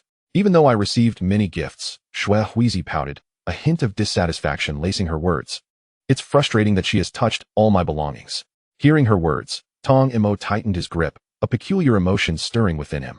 He looked up, smiling, and asked, Have you eaten those candies? I have, Shui Huizi replied, her eyes narrowing with delight. I adore them. They are so sweet, and the bracelets are beautiful. Choosing not to elaborate further, Tong Yamo pressed his lips together slightly. Within those candies were some pearls, a gift from a noble who had commissioned them. Shui Huizi appeared oblivious to this detail, having not tasted them yet. After all, she had never been fond of anything cheap. Shui Huizi elongated her tone, teasing him. Ah, there are little pearls inside. What else with that expression, Tong Yamo? Once again, she playfully bullied him, causing a flush to rise on Tong Mo's face. He silently continued eating, quickly finishing his portion, yet leaving a considerable amount uneaten. He pondered over the identity of the gift giver, and the thought of Shui Huizi accepting gifts from others cast a shadow over him. He looked up to find Shui Huizi standing. With her hands on her hips, she glanced around before tugging at Tong Mo's arm, urging him to stand. He was momentarily caught off guard, nearly stumbling into her, and he clumsily followed her out the door. Night had fallen, the chorus of cicadas rising, and the summer breeze rustled the flowers and grass in the courtyard. Tong Mo watched as she retrieved a ladder from somewhere, her eyes sparkling like stars, radiating an exuberance that felt markedly different from before. Shui Huizi had discovered the lifestyle that suited her best, meeting many people in that place. Some she detested, others she cherished. Each time she returned, her attire and appearance improved significantly, her smile more prevalent. Occasionally, he would reminisce about the times when Shui Huizi would sneak into his room, starving, or appear at his window in the dead of night, and on frigid winter nights, they would huddle together for warmth beneath a shared blanket. Shui Huizi had matured, her brows perpetually adorned with a delicate vulnerability. As a child, she relished playing the victim, scheming for food and drink. Now, her endeavors seemed more effortless. With the advantage of her appearance, she thrived in every aspect, garnering goodwill from everyone. Did Shui Huizi truly possess an abundance of love now? Tong Mo gazed at her face and, under her guidance, climbed onto the roof. Soon, Shui Huizi joined him, and they sat side by side on the eaves, gazing at the luminous moon and the twinkling stars. Sometimes, life feels so mundane, Shui Huizi mused, hugging her knees and tilting her head back. Wherever there are people, there must be communication and competition. Although I'm not particularly concerned about my own prospects, she paused, tilting her head to look at Tong Mo. So many things are pushing me forward, I cannot stop. It's odd. I once wished to be sold off, and now I desire to become a courtesan. What will I yearn for after achieving that? Shui Huizi turned her head again, a tinge of disappointment in her tone. As a child, I always imagined following you, living off your kindness, but you were too young, and even now, it remains the same. Tong Mo met her gaze before averting his, stretching his hands backward against the roof, leaning back slightly to admire the moon above. Perhaps this was the reason. Despite his efforts to appear wise and mature, Shui Huizi still perceived him as a child. The disciples revered him, respected him, even feared him, believing themselves to be children of the divine, capable of hearing the voice of God. Yet, he alone understood that he heard nothing. Deities and Buddhas were mere fabrications. Those people prayed for entry into the blissful realm, placing all their hopes on a child. Only Shui Huizi would consider him a mere boy, the lord of eternal bliss burdened by countless expectations and desires. When he first assumed the position of leader, he could not comprehend the words of the people, nor could he grasp the connection between their suffering and his existence. As time passed, he failed to understand the emotional complexities of adulthood, the entanglements between men and women. He merely sat in the high seat, listening to the tales of men and women, some pledging to meet in the next life, while others lamented unrequited love. Was such a thing truly interesting? Tong Mo tilted his head to observe Shui Huizi's face. From a young age, he recognized her as a beautiful girl, 5 years his senior, nearing adulthood. Within the congregation were numerous young women of 18 or 19, many of whom had borne children early. Some fled from abusive husbands, while others had lost their families to war. They all came to this place, the realm of eternal bliss, firmly believing that he would lead the suffering to salvation. What, then, was this blissful realm? To live was to bear the possibility of torment, just as Shui Huizi stated. Wherever there are people, there is competition. Those who fail in competition endure suffering. Amidst long periods of confusion and misunderstanding, he pondered whether death might be the true bliss, for in death, one would feel no pain. He sincerely buried this thought deep within his heart. A weight settled on his shoulder, and Tong Mo turned to see a dark head. Although Shui Huizi was much older, she consistently required his care. Despite being an adult, she often referred to him as a child. Yet, in many instances, she remained innocent, acting impulsively without considering others' feelings. It sounded liberating, yet she was also ensnared, bound by her family of origin, becoming a child begging for others' pity, wasted in the flower streets, and entangled in human interactions, seeking gifts through her possessions. Ultimately, she discovered the most suitable means for her survival, relying on the compassion of others, wielding her exquisite visage. She allowed herself to wallow in the mire. Having always existed in darkness, struggling within it was not an inconceivable ordeal for her. Tong Mo could see her long, curled eyelashes fluttering slightly, as if she were trapped in a nightmare. Like a dying butterfly in its final struggle, Doma pinched the hand resting on his thigh, a reflection of his assessment of Yukie. A butterfly with broken wings could never ascend to the skies. It could only be dragged downwards into the abyss, occasionally emitting feeble cries of resistance. Such a person as Yukie could never live her life with any semblance of grace. She was greedy and foolish. Yet she perpetually performed her pitiable act, drawing sympathy from others, largely due to her visage. While she appeared to be surrounded by affection, in truth, she possessed nothing of substance. She was fond of wealth and all things opulent, which Doma provided her, but not for her face. Long ago, Yukie merely yearned for a full stomach and a warm shelter. Human greed burgeons with age. As one acquires more, one's desires are incessantly replaced by new ones. Some individuals find contentment, cherishing what they possess, while others seize every opportunity to ascend, climbing until they can no longer rise, eventually waiting in silence for the dissolution of life. Awakening from a grand dream, all becomes naught. Doma harbored no desires. He simply could not comprehend why humanity mourned the oddest of things, why they incessantly attributed their misfortunes to fate, beseeching divine pity, hoping for abundance in their later years or in another life. Yet even upon acquiring such abundance, they remained unsatisfied. Nobles lived in this manner. They possessed wealth and connections that ordinary people could only dream of, yet they still craved more. Doma mused that humanity was indeed a complex creature. Unlike Yukie, she was simple, her every action driven by the primal urge to survive and thrive. Yet she remained oblivious to this fact. She was intriguing and easily understood. Her desires laid bare without pretense. She sought only to live her life well. If deities truly existed, Yukie would undoubtedly be favored. Yet he had never heard the voice of a god. Chapter 69, Blood Demon Technique Future. The courtesan seated opposite wore a languid expression as Yukie lowered her head to refill her tea. The room was dimly lit, illuminated solely by a single candle. And the darkness seemed to harbor something dreadful, stirring her unease. Upon returning from Doma, she had been summoned directly to Yukie's place, and now they sat in silence, neither speaking. After a while, the person across from her yawned, and a rustling sound emanated from the corner, causing Yukie's fingertips to quiver. She had been spreading rumors about a ghost haunting the Yukie house, hoping that a demon slayer would arrive soon to vanquish the spirit. Otherwise, each day felt like treading on the edge of a blade. Since the last incident, she had confirmed that Chika had some connection to the ghost. If the girl had indeed been taken by a demon, she sighed with relief, her gaze involuntarily drifting to the corner, wondering why she could always hear strange noises. Were there rats in the Yukie house? A crunch echoed, as if something had been bitten in half. Yukie glanced at Yukie, noticing that her lazy smile remained unchanged. And she couldn't help but bite her lip, yearning to take her leave. There was something peculiar about this woman. Her appearance felt oddly reminiscent. As if overlapping with Yukie the courtesan. Had she been too fatigued to be hallucinating?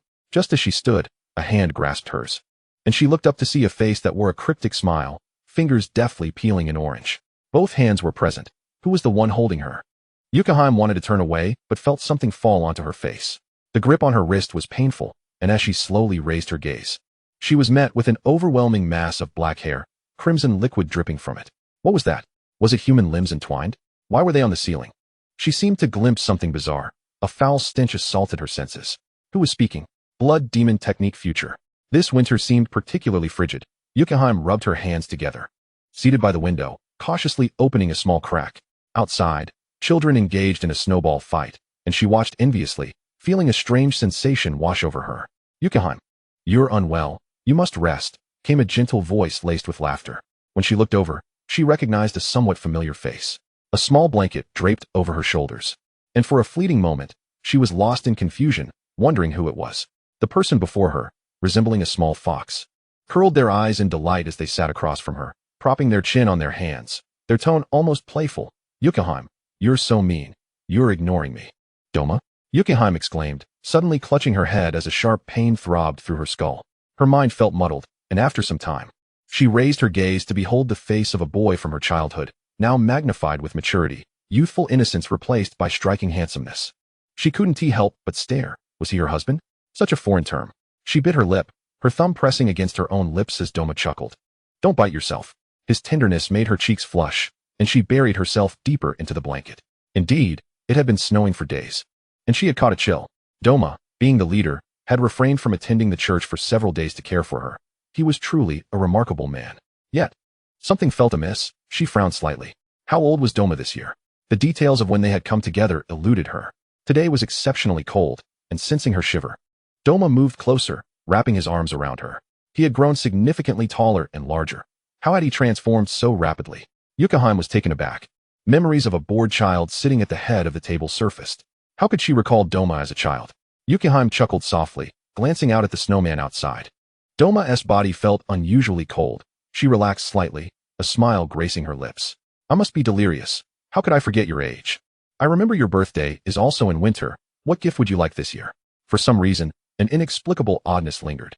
Doma leaned in from behind her, entwining his fingers in her long hair, his tone casual, nothing strange about it. But you, Yukie, don't seem very happy to see me today. I had hoped to what?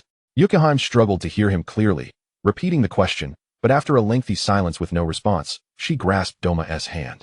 His hand was larger than hers, and she nuzzled her face against it, her voice softening. It's surprising to think we've come together. Together? Doma's expression was peculiar as he slightly bent forward, resting his head on her shoulder, and said, You are my wife, aren't you? Isn't that so? Yukie questioned his bewilderment, wondering why he seemed confused about their relationship. Reflecting on past events felt hazy. She had thought they were married. If they weren't, of course. Doma interrupted, his voice dripping with sweetness as he stood, retrieving a fan from his waist, waving it at himself, and began to move about the room. You are my wife. How peculiar. Has your mind gone awry? Doma mumbled softly, just as his hand was seized, warm and reassuring. His fingers curled slightly as he heard a voice tinged with concern. Your body is so cold. Yukie looked up at him, glancing around the dim room. Don't you have any candles? Doma stepped out, returning shortly with a lit candle, placing it before Yukie, then sat across from her with a smile. Like a charming fox, Yukie pondered, and with a smile, she lifted her gaze. Under the flickering candlelight, his eyes remained enchanting, vibrant, and as clear as ever.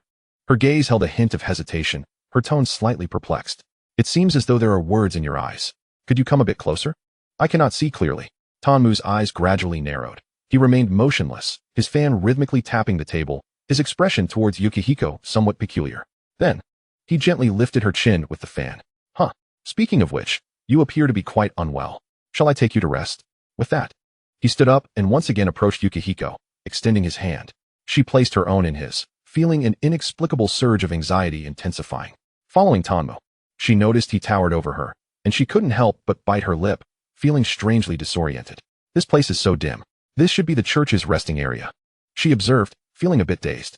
Has the church really flourished so much? I can't recall a thing. It seems I am indeed quite ill. She glanced around until Tanmu led her into a room. Inside, it was shrouded in darkness, which always made Yukie feel uneasy. He guided her into an even dimmer chamber where the moonlight could not penetrate. She watched as Tanmu sat cross-legged on an orange cushion, resting his chin on one hand, his eyes seemingly glowing. Yukie approached, uncertain of where she would sleep. Do you wish to rest? Tanmu's eyes crinkled as he pronounced each word deliberately, my wife. Something felt amiss. Yukie gazed at his smiling face, unable to recall the reason behind her discomfort. Just then, the door swung open, revealing a stunningly beautiful woman. Her attire partially disheveled, leaning against the doorframe, tilting her head to scrutinize her, arching an eyebrow. So it's you, Yukie. The master has been searching for you for quite some time, hehe. Mei-hui, you have arrived. Tanmu seemed to greet her with familiarity, appearing quite welcoming. Isn't that a demon? Yukie suddenly snapped back to reality, her gaze darting between the two, slowly retreating until her back hit the cold wall. Her eyes widened in shock as Tanmu approached her with inhuman speed, drawing near, and she caught a faint whiff of blood.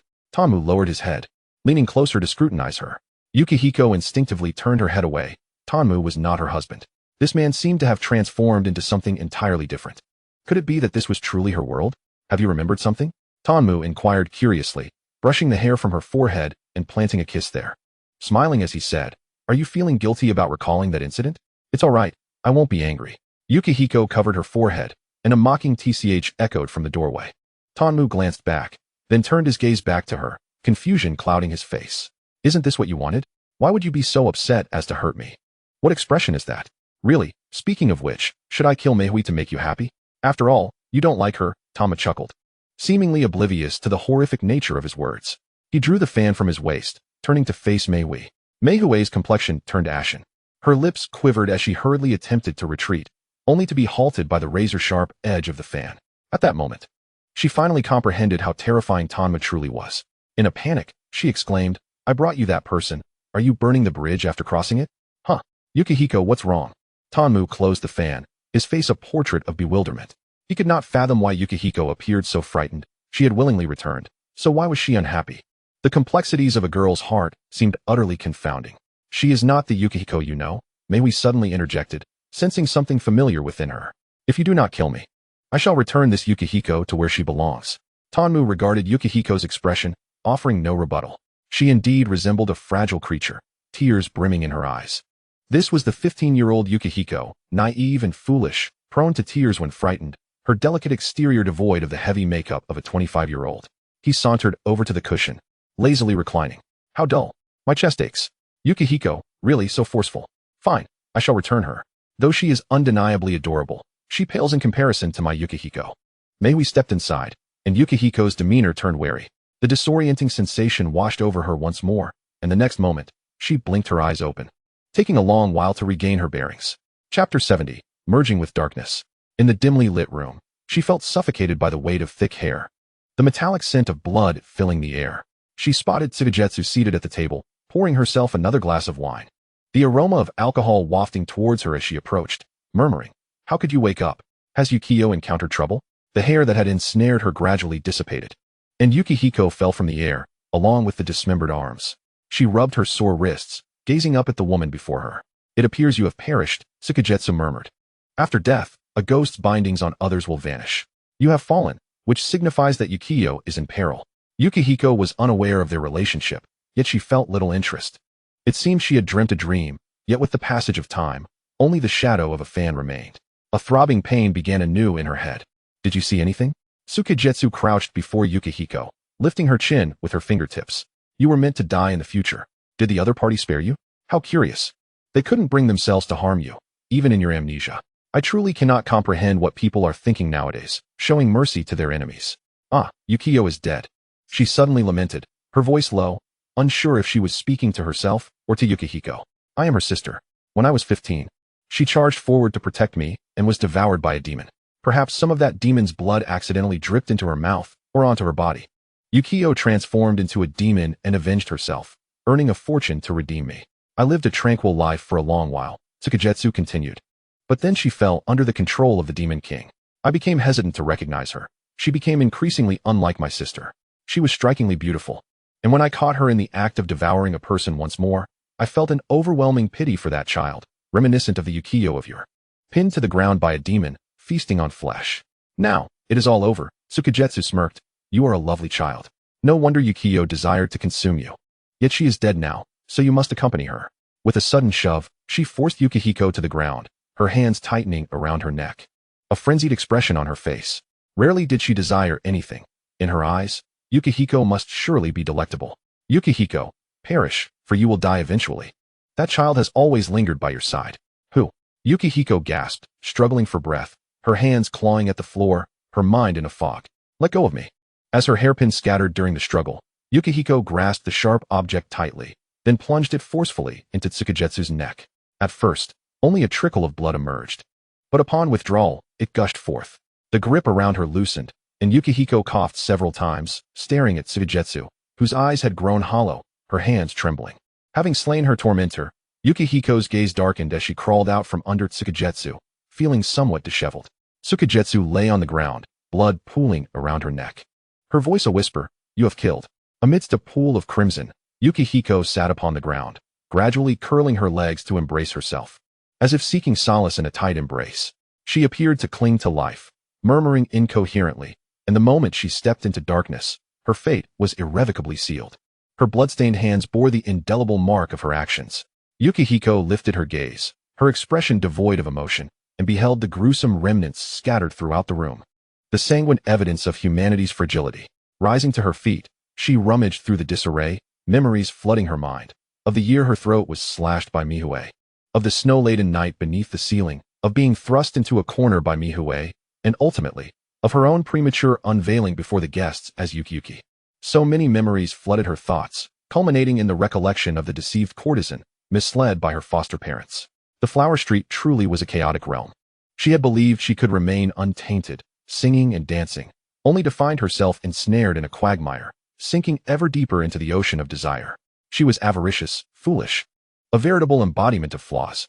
This visage, so exquisite, was deemed worthy of forgiveness for her transgressions. Thus, she reasoned, if she were to commit further misdeeds, she would not be blamed, for surely others would absolve her. As she unearthed what she sought, a smile graced Yukihiko's face. Turning to face Yukie, her visage smeared with blood, she wore a smile that proclaimed, "Look, even the heavens show me favor." Yukie's eyes widened. It seemed the rain had begun to fall outside. Thunder rumbling, the sound of rain mingling with the hurried footsteps of panicked souls. She beheld the knife in Yukihiko's hand, once belonging to Snow Knight. A tool used in her youth to slice apples. In those days, geishas were not permitted to indulge excessively, yet when hunger robbed them of sleep, they would wield small knives, meticulously slicing buns into diminutive pieces, allowed but a meager morsel each night.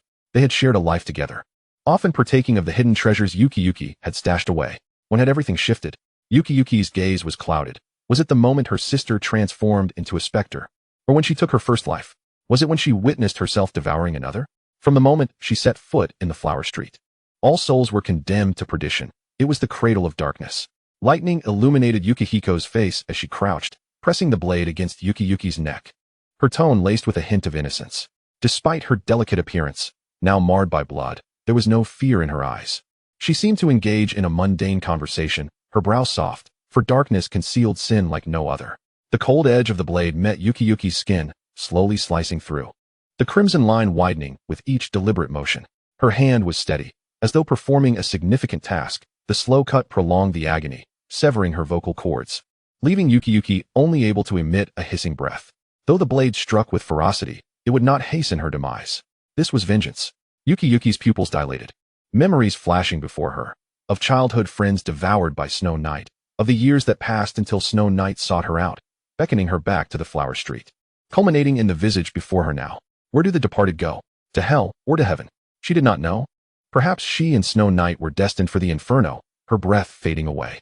Yukihiko paused, pondering the peculiar structure of the human body. She had struck for what felt like an eternity before encountering bone. Her blade dulled. She crossed to the other side, seizing a stool, and struck repeatedly at the fragile nape, until the head detached from the body, releasing her grip as the stool clattered to the ground. Yet, this would not suffice. The wound was too evident, revealing the knife's handiwork. Rising, she noted the droplets of blood that had splattered upon the candle atop the table, the flickering flame casting shadows across her face. Approaching the cabinet, she opened it, extracting garments, their vibrant colors reminiscent of the woman herself. Flames licked at everything around. Yukie's clothing igniting, spreading rapidly. The room erupted into a fierce blaze. She knelt on the floor, pouring herself a cup of cold tea, drinking it down, her long eyelashes fluttering like a butterfly eager to take flight. She mustn't mar her face, yet she couldn't be too gentle. Gazing at the knife, as the flames approached ominously, she heard a familiar voice outside. "Have you seen Yukihiko?" The blade plunged into her abdomen, and as she raised her eyes slightly, she lay down just before the door swung open, surrendering to the encroaching haze of unconsciousness. She could not allow anyone to discover she had slain Yukie, even in self-preservation. She was merely a fragile girl in the Flower Street, perpetually victimized, knowing nothing of the fire, nothing of the specter in Yukie's abode. She was just an innocent, summoned for tea, who accidentally stumbled into the conflict between Yukie and Snow Knight, inadvertently becoming a casualty of the knife. Foolish Yukihiko, beautiful Yukihiko, on this day, she submerged herself into the darkness of the Flower Street. Chapter 71, Tranquility. Summer always arrives with sweltering heat, the cicadas' cries echoing in a relentless chorus. In the pitch-black night, the laughter of geishas mingled with their patrons, while melodious strains occasionally drifted from the backyard. The laughter of young girls filled the courtyard as Yukihiko slowly rose, approaching the vanity and unfastening her garments, her gaze dark and brooding. Upon her abdomen lay a pale pink scar, fully healed yet stark against her fair skin. Her fingers grazed its surface gently, her expression tender, a testament to the price she paid for taking a life, marking the commencement of her descent into that world of indulgence. The proprietress often expressed concern over the scar, hesitating countless times to voice her thoughts, yet ultimately refraining, unwilling to part with such a beautiful face. As long as Yukihiko maintained her allure, the scars could be concealed without significant issue. The previous scar on her neck had also healed, perhaps due to the resilience of youth. Such wounds seldom lingered long. However, Yukihiko was now 15, an age at which it was challenging to remain unblemished. Yet she paid little mind to her appearance, observing her reflection in the mirror, placing her garments aside.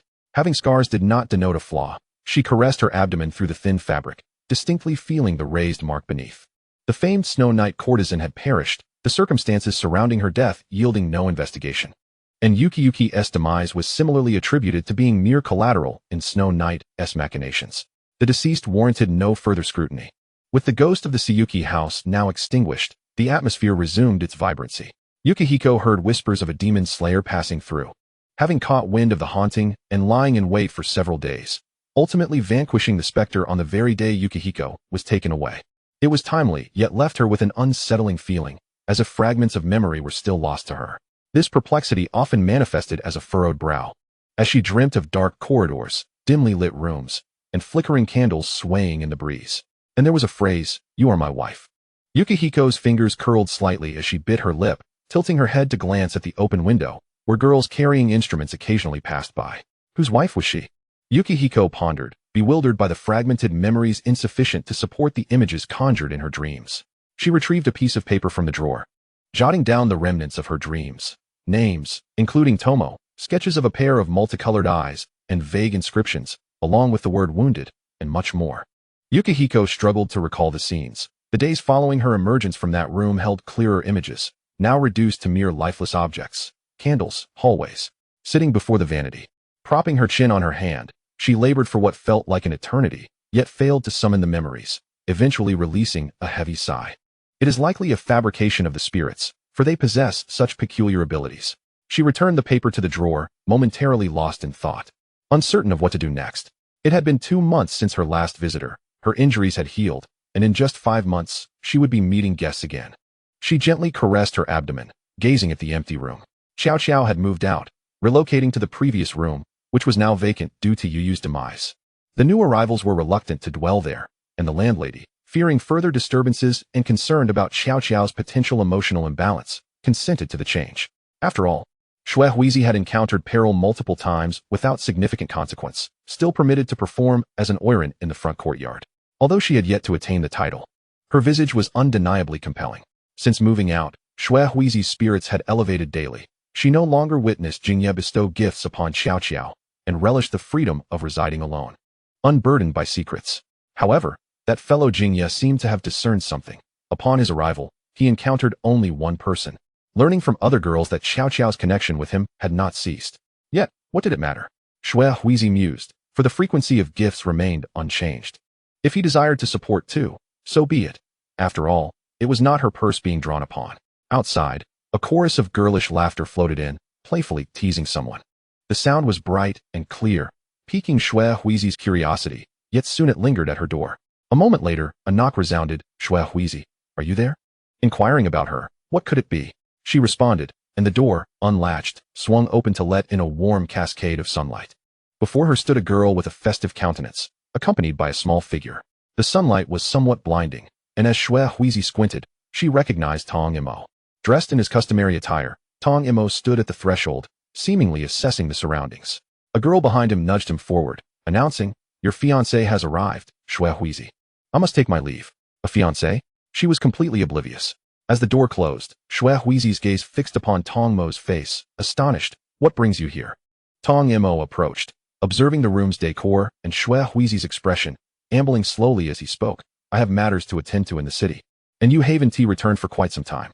"Just a little something," Xue Huizi replied, sensing something amiss. "Wait, why did Sakiko say you are my fiancé?" Tong Imo tilted his head, genuinely perplexed. "Didn't you once express your intention to become my wife? How long ago was that?" Xue Huizi pinched his cheek, noticing the red marks, her heart softening. "So adorable. You must have been pinched by other girls as well." Recalling Sakiko's teasing remarks upon her arrival, she patted Tong Mo's head. "Not anymore. You've become my little brother." "Oh." Tong Imo fell silent, and after a lengthy pause, he added, "Sakiko said you were injured." So swiftly did she adopt the title of sister, Xue Huizi felt a tinge of jealousy. This little rascal had never referred to her as sister even once. Yet, considering her injury was not a secret, she nodded. "It was merely my own doing." She seldom concealed anything from Tong Imo. Perhaps she trusted him not to divulge her secrets, or perhaps she deemed it unnecessary.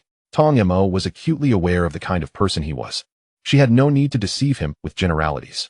Chapter 72. The arrival of Tong Imo. Tong Imo did not arrive alone. However, he dismissed the acolyte who had escorted him into the city and soon found Xue Huizi in the Yue house of the Flower Street. He recalled the route from his previous visit, and Xue Huizi felt a sense of relief as she retrieved some peach pastries for him to munch on. While she gently combed his hair, Thankfully, his hair had grown back during this period, and she no longer felt guilt upon seeing him. Your hair grows quickly, she remarked with a smile. Tong Yamo took a step back, his gaze fixed upon her. Shui Huizi found it amusing as she tugged at his little face. And perhaps due to the discomfort, he returned to his previous position, continuing to eat. Oh dear, last time was merely an accident. I promise I won't cut your hair like that again.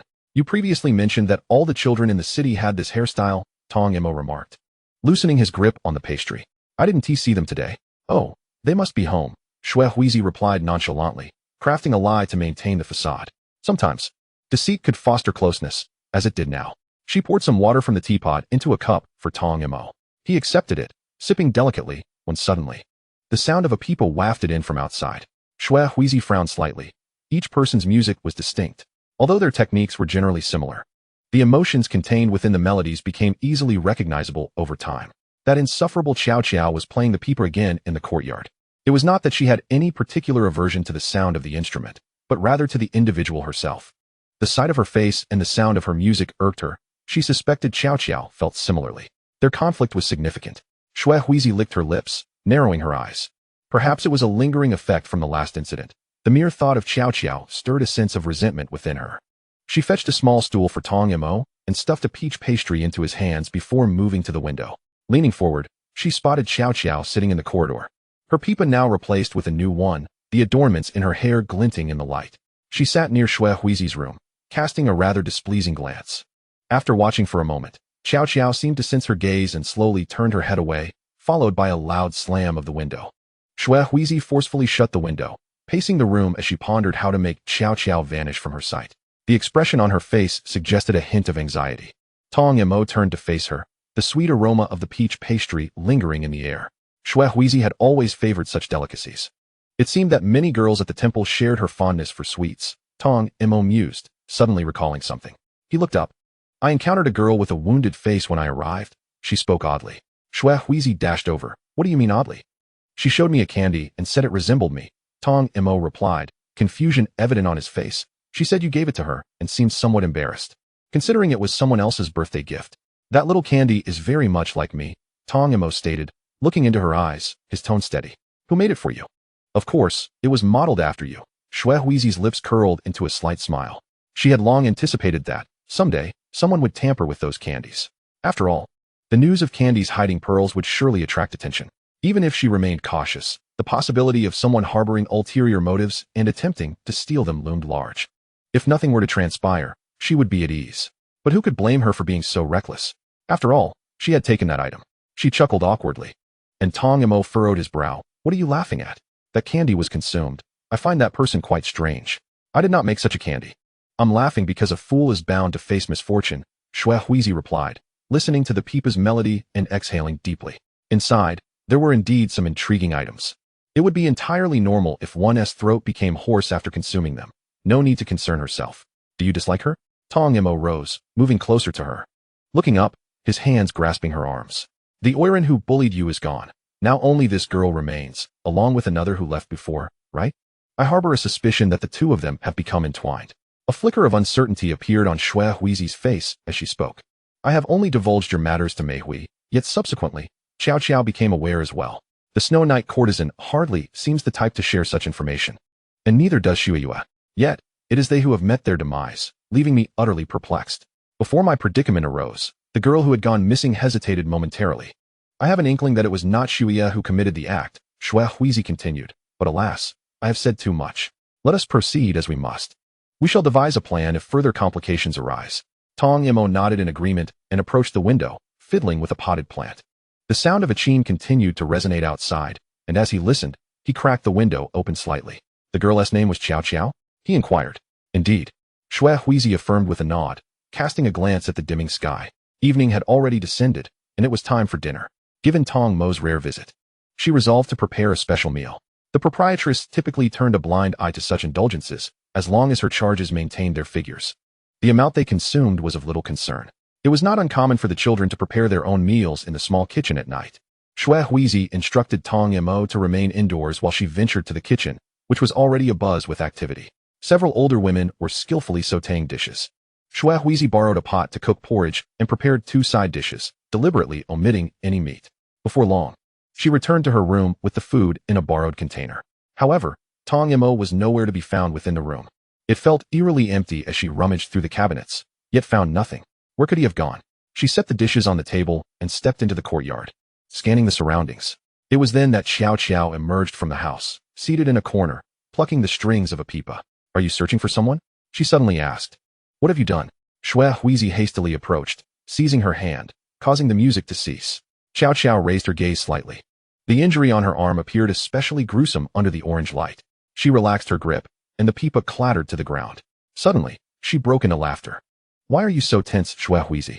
I rarely see you wear such an expression. Xiao Xiao tilted her head thoughtfully. Let me ponder. Was it that boy who came during the day? Honestly, the night is drawing near, and our vicinity is rather unsettled, especially after dark. We often find a few people missing. Shui Huizi's voice echoed from the doorway. You are indeed correct. Our surroundings are far from peaceful. She retracted her hand, her words laced with implication. It is not uncommon for someone to go missing now and then. Xiao Xiao, you have been involved in quite a few troublesome affairs. Perhaps you should exercise some caution. Chapter 73. Mei Hui's gift. Shui Huizi gently stroked Xiao Xiao's hair, her tone exceedingly tender, yet given their relationship, it felt rather peculiar. You ought to be more careful. After all, you always appear so wretched. Just look at that smile. It has been ravaged by malevolent spirits. I nearly forgot. Shui Huizi said, suddenly tugging at Xiao Xiao's hair, drawing closer. Is the candy delicious? Xiao Xiao's brow furrowed slowly, uncertainty clouding her features. The gift meant for someone else has now been handed to another. Do you think that boy who sought you out would be upset? Of course not, Shui Huizi replied, her smile growing brighter. Because it was not a gift from him. I occasionally place peculiar items inside. You remember the tea from last time, don't you? I just recalled something. What is it? Xiao Xiao felt an overwhelming urge to regurgitate the candy she had consumed, a wave of nausea washing over her. Her throat tingled, as if something were rising within. She grasped Shui Huizi's wrist fiercely, her gaze fierce.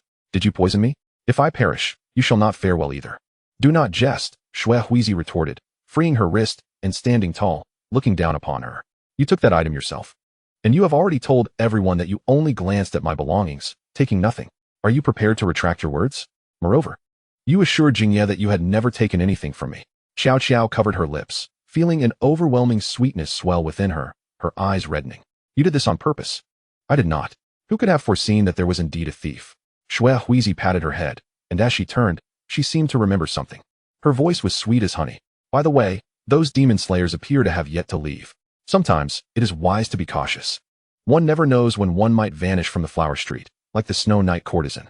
Her words seemed directed at Xiao Xiao, yet implied a broader audience. As Shui Huizi gazed at the now darkened sky, she murmured, sensing the familiar malice lurking nearby. Shui Huizi pulled Tong Mo back inside, and they sat facing each other at the table. Today, she was remarkably quiet. Tong Mo spoke up. The sister from next door gave me something. What was it? Shui Huizi chuckled, amused by the notion of what she might have gifted him. Surely it must have been intended for a child, candy, or some such treat. It was only then that she noticed an object wrapped in black fabric on the table. What candy could possibly be this large?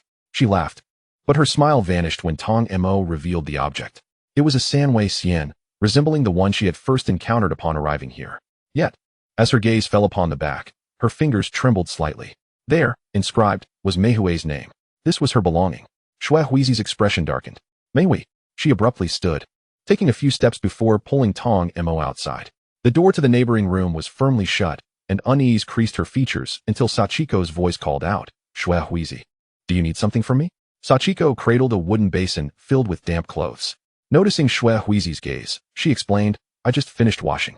The water in the backyard was rather chilly, so I went to wash outside the kitchen. I returned to hang the clothes and saw you. Sachiko lived next door along with another girl named Haruko. Shui Huizi suppressed her growing anxiety and asked, Where has Haruko gone? She's in the front yard.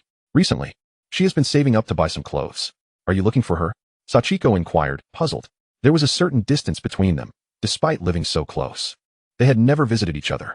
Shui Huizi typically paid little attention to them, even though she was undeniably beautiful and appeared quite amiable.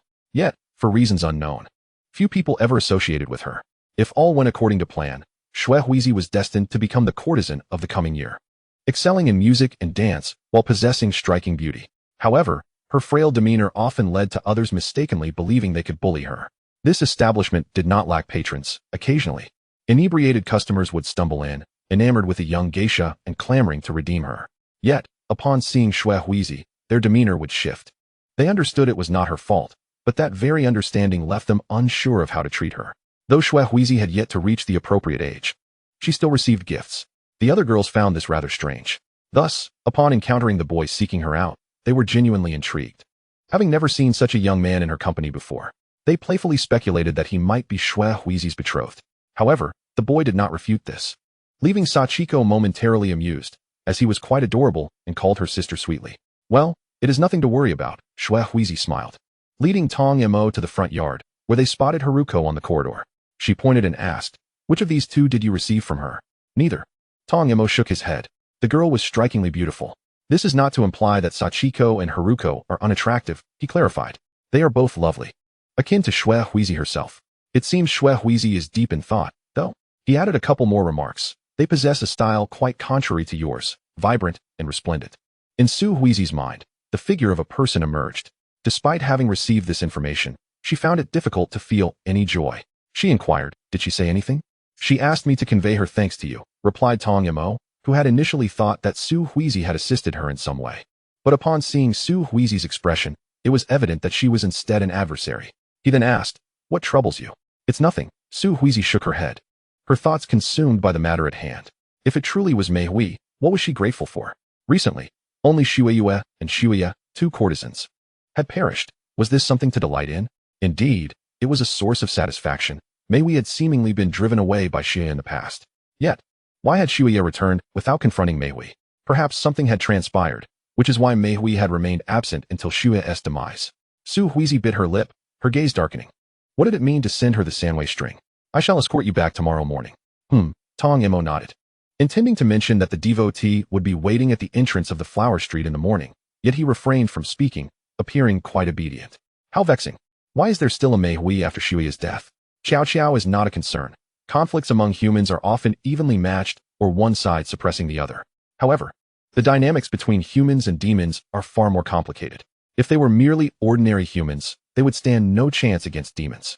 The moment Mei Hui made her move against her, Su Huizi comprehended this reality. Against Mei Hui, her only option was to flee. In the middle of the night, Su Huizi rose once more. She sat at the table and poured herself a glass of water. The chill of the liquid brought her a measure of clarity. She gazed out the window, where darkness enveloped the world like ink, the incessant chirping of cicadas filling the air. The sounds from the front yard reached her ears. She stood up, leaning on the windowsill, propping her chin with one hand while the other idly tended to a slightly malnourished plant. Sleep eluded her, her insomnia causing agitation. The impact of Mei Hui weighed heavily on her. She feared the unknown, a sentiment shared by many. Her repeated escapes from the clutches of demons did not signify she possessed the strength to confront them. Luck had also played a role. Had the demon slayer not dispatched Shuya in time, she would undoubtedly have become their prey. Aside from their aversion to sunlight, Su Huizi could not fathom any other means of vanquishing them. Her body gradually slumped down, resting on the windowsill, her head drooping out into the night air, her arms swaying as they grazed the wall. A rustling sound emerged from behind her, but she couldn't be bothered to turn around. She merely noted the ensuing silence. Tong Mo sat up, rubbing his eyes and yawning. He glanced around the dimly lit room, and, upon noticing the empty bedding beside him, a look of confusion crossed his face. "Su Huizi, what are you doing?" Seeing her hanging from the windowsill, he realized she seemed quite bored, lacking the energy to even look up. He yawned again, his eyes slightly moist. It was indeed late. "Yes, it is late," Su Huizi replied dully. Hearing the sounds of girls laughing around the corner, she instinctively withdrew to avoid startling them. Summer always felt a bit too warm, while winter was cold. During these two seasons, Su Huizi often pondered why they couldn't find a balance and settle on a temperature most conducive to life. Regardless, she was unable to sleep. So she sat on the floor, watching as Tong Mo emerged from the bedding and sat beside her. Leaning against the wall, Tong Mo's head drooped slowly. Without uttering a word, he leaned onto Su Huizi's shoulder, his steady breathing eliciting a smile from her. She slightly lowered her shoulder and tilted her head, closing her eyes. Come to think of it, I've never seen Su Huizi serve tea or water in the front yard. Hadn't she done so before? When Shuya was still around, she always called for her. This thought piqued her curiosity. It was truly remarkable that Su Huizi had survived. Your words suggest you were hoping for her demise. Not at all. People like us are quite pleased to deliver offerings to courtesans, as it often results in generous rewards. Yet I recalled Xiao Xiao mentioning that the two of them didn't quite get along, which leaves me somewhat skeptical about how Shuya met her end. Can her words be trusted? It's evident to any discerning eye that their relationship was far from cordial. Yet, ever since Chow Chow marred her face, she has been acting strangely. Now, every time I see her, an eerie feeling washes over me. Of course, that doesn't mean I like Su Huizi any better. I find both of them rather unsettling. Though I can't quite pinpoint why. Enough of that. We've arrived at Su Huizi's door. Oh dear, why didn't you say so earlier? We just passed Chow Chow's room. I hope she is asleep and didn't hear us. Their voices lowered, then resumed. So what? Chow Chow can't do anything to us. I've heard it said that a geisha with a ruined face has no hope of becoming a courtesan. She is likely to become a streetwalker. If she fails to attract customers, she will probably be expelled from the Sia house. You speak so bluntly. Laughter erupted again, and Su Huizi's eyes fluttered slightly open. Unable to shake off her drowsiness, she slowly stood up, supporting Tong Mo's head, and gazed outside. The girls remained oblivious to her presence, still laughing. When the right-hand door opened quietly, and a girl stepped out, Chow Chow, separated from Su Huizi by several rooms, stood in the corridor. Her gaze fixed intently on the backs of the girls. They had all lived together for 5 years, and she could recognize their voices. Su Huizi observed her expression. Though shrouded in darkness, she could easily imagine her dismal mood. Fatigue overtook her once more, and Su Huizi sat back down. Leaning against Tong Mo as she drifted into slumber, her irritation towards Chow Chow, easing her tension. Chapter 74, Acquaintance? The next day dawned bright and clear. Su Huizi slightly opened her eyes, her vision still a bit blurred. Upon seeing the empty bedding beside her, clarity began to return. The warmth of the sunlight was comforting. And as she moved her body slightly, a tingling sensation coursed through her. The little one had yet to awaken, soundly sleeping with his head tilted. Su Huizi pinched Tong Mo's cheek, rousing him from his slumber. It wasn't that she was unwilling to let him sleep a while longer. It was merely that in their current position, if she were to leave, he would tumble over.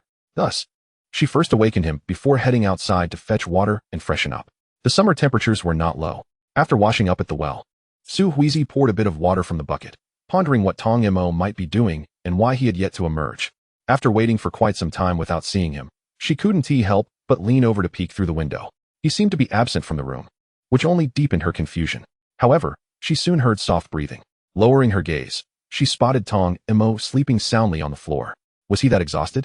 Su Huizi found it amusing as she leaned on the windowsill, bending down to touch Tong Mo's leg until he groggily awakened once more, looking a bit dazed. Stop sleeping. Get up, wash up, and then we can go eat. Su Huizi chuckled. Tong Mo rose from the floor, turning around, his hair tousled and his expression bewildered, clearly still in a state of slumber. After a moment, he emerged from the door. Su Huizi sent him off to freshen up. Contemplating how she would escort him back today, they could still practice singing and dancing in the afternoon. After waiting a little longer, once Tong Mo had finished washing up, Su Huizi locked the door and led him towards the back entrance. The flower street was quiet in the early morning, with only a few drunken souls staggering about. Upon reaching the flower street's entrance, she spotted a familiar figure and walked over, thinking that today would be a breeze. Indeed, it was a devotee of the Wan Shiji Lu, someone Su Huizi had encountered multiple times at the church. She brought Tong Mo before the devotee. A bright smile gracing her face. Please take the little priest back. The believer nodded slightly, yet Tomu, glancing at Yukihiko and then at the believer, appeared somewhat hesitant. Ultimately, he approached the believer, whose demeanor was unlike that of Yukihiko, causing Tomu's hands to fall limply at his sides, with no one to grasp them. Yukihiko smiled and waved goodbye. Once their figures vanished from sight, she stifled a yawn, stretched languidly, and ambled back. Halfway through her journey, she was called back, and upon turning, she beheld the visage of Jingya, his face adorned with a smile, as if he were genuinely surprised to see her. You came out quite early today, Jingya remarked, ruffling her hair, suddenly noticing that she had grown a tad taller. She was maturing rapidly. Have you been eating well? Yukihiko replied nonchalantly, her thoughts preoccupied with the certainty that upon encountering this individual, any possibility of practicing would be thwarted, as they would undoubtedly engage in conversation for the entire morning. She initiated, I have a matter to attend to. I intend to visit the courtesan today to inquire about any other names. Jingya nodded in agreement. I shall accompany you. After all, I have no pressing engagements today. At times, Yukihiko genuinely pondered whether these noble young masters had any genuine responsibilities, for they seemed perpetually occupied with either frequenting the pleasure quarters or perusing shops, and it was rare to hear them mention any serious discussions. Very well. Accompanying you to the courtesan is of no consequence, she stated, yawning once more, and added, however, upon meeting her, do not mention my work in the pleasure quarters. Jingya nodded, contemplating with a hint of trepidation whether she might be referring to a relative. His concern was so apparent that Yukihiko felt compelled to clarify. She is my biological mother, a courtesan who entrusted me to foster parents when I was young, only for me to later be sold to the pleasure quarters. Is that so? Jinghya felt a pang of sympathy. This was the first time Yukihiko had disclosed anything about her biological mother. He ceased to inquire further but occasionally cast glances at her, his expression betraying a mix of hesitation and concern. This display was somewhat irksome to Yukihiko, who silently mused before stating, "That is all in the past, do not dwell on it too much.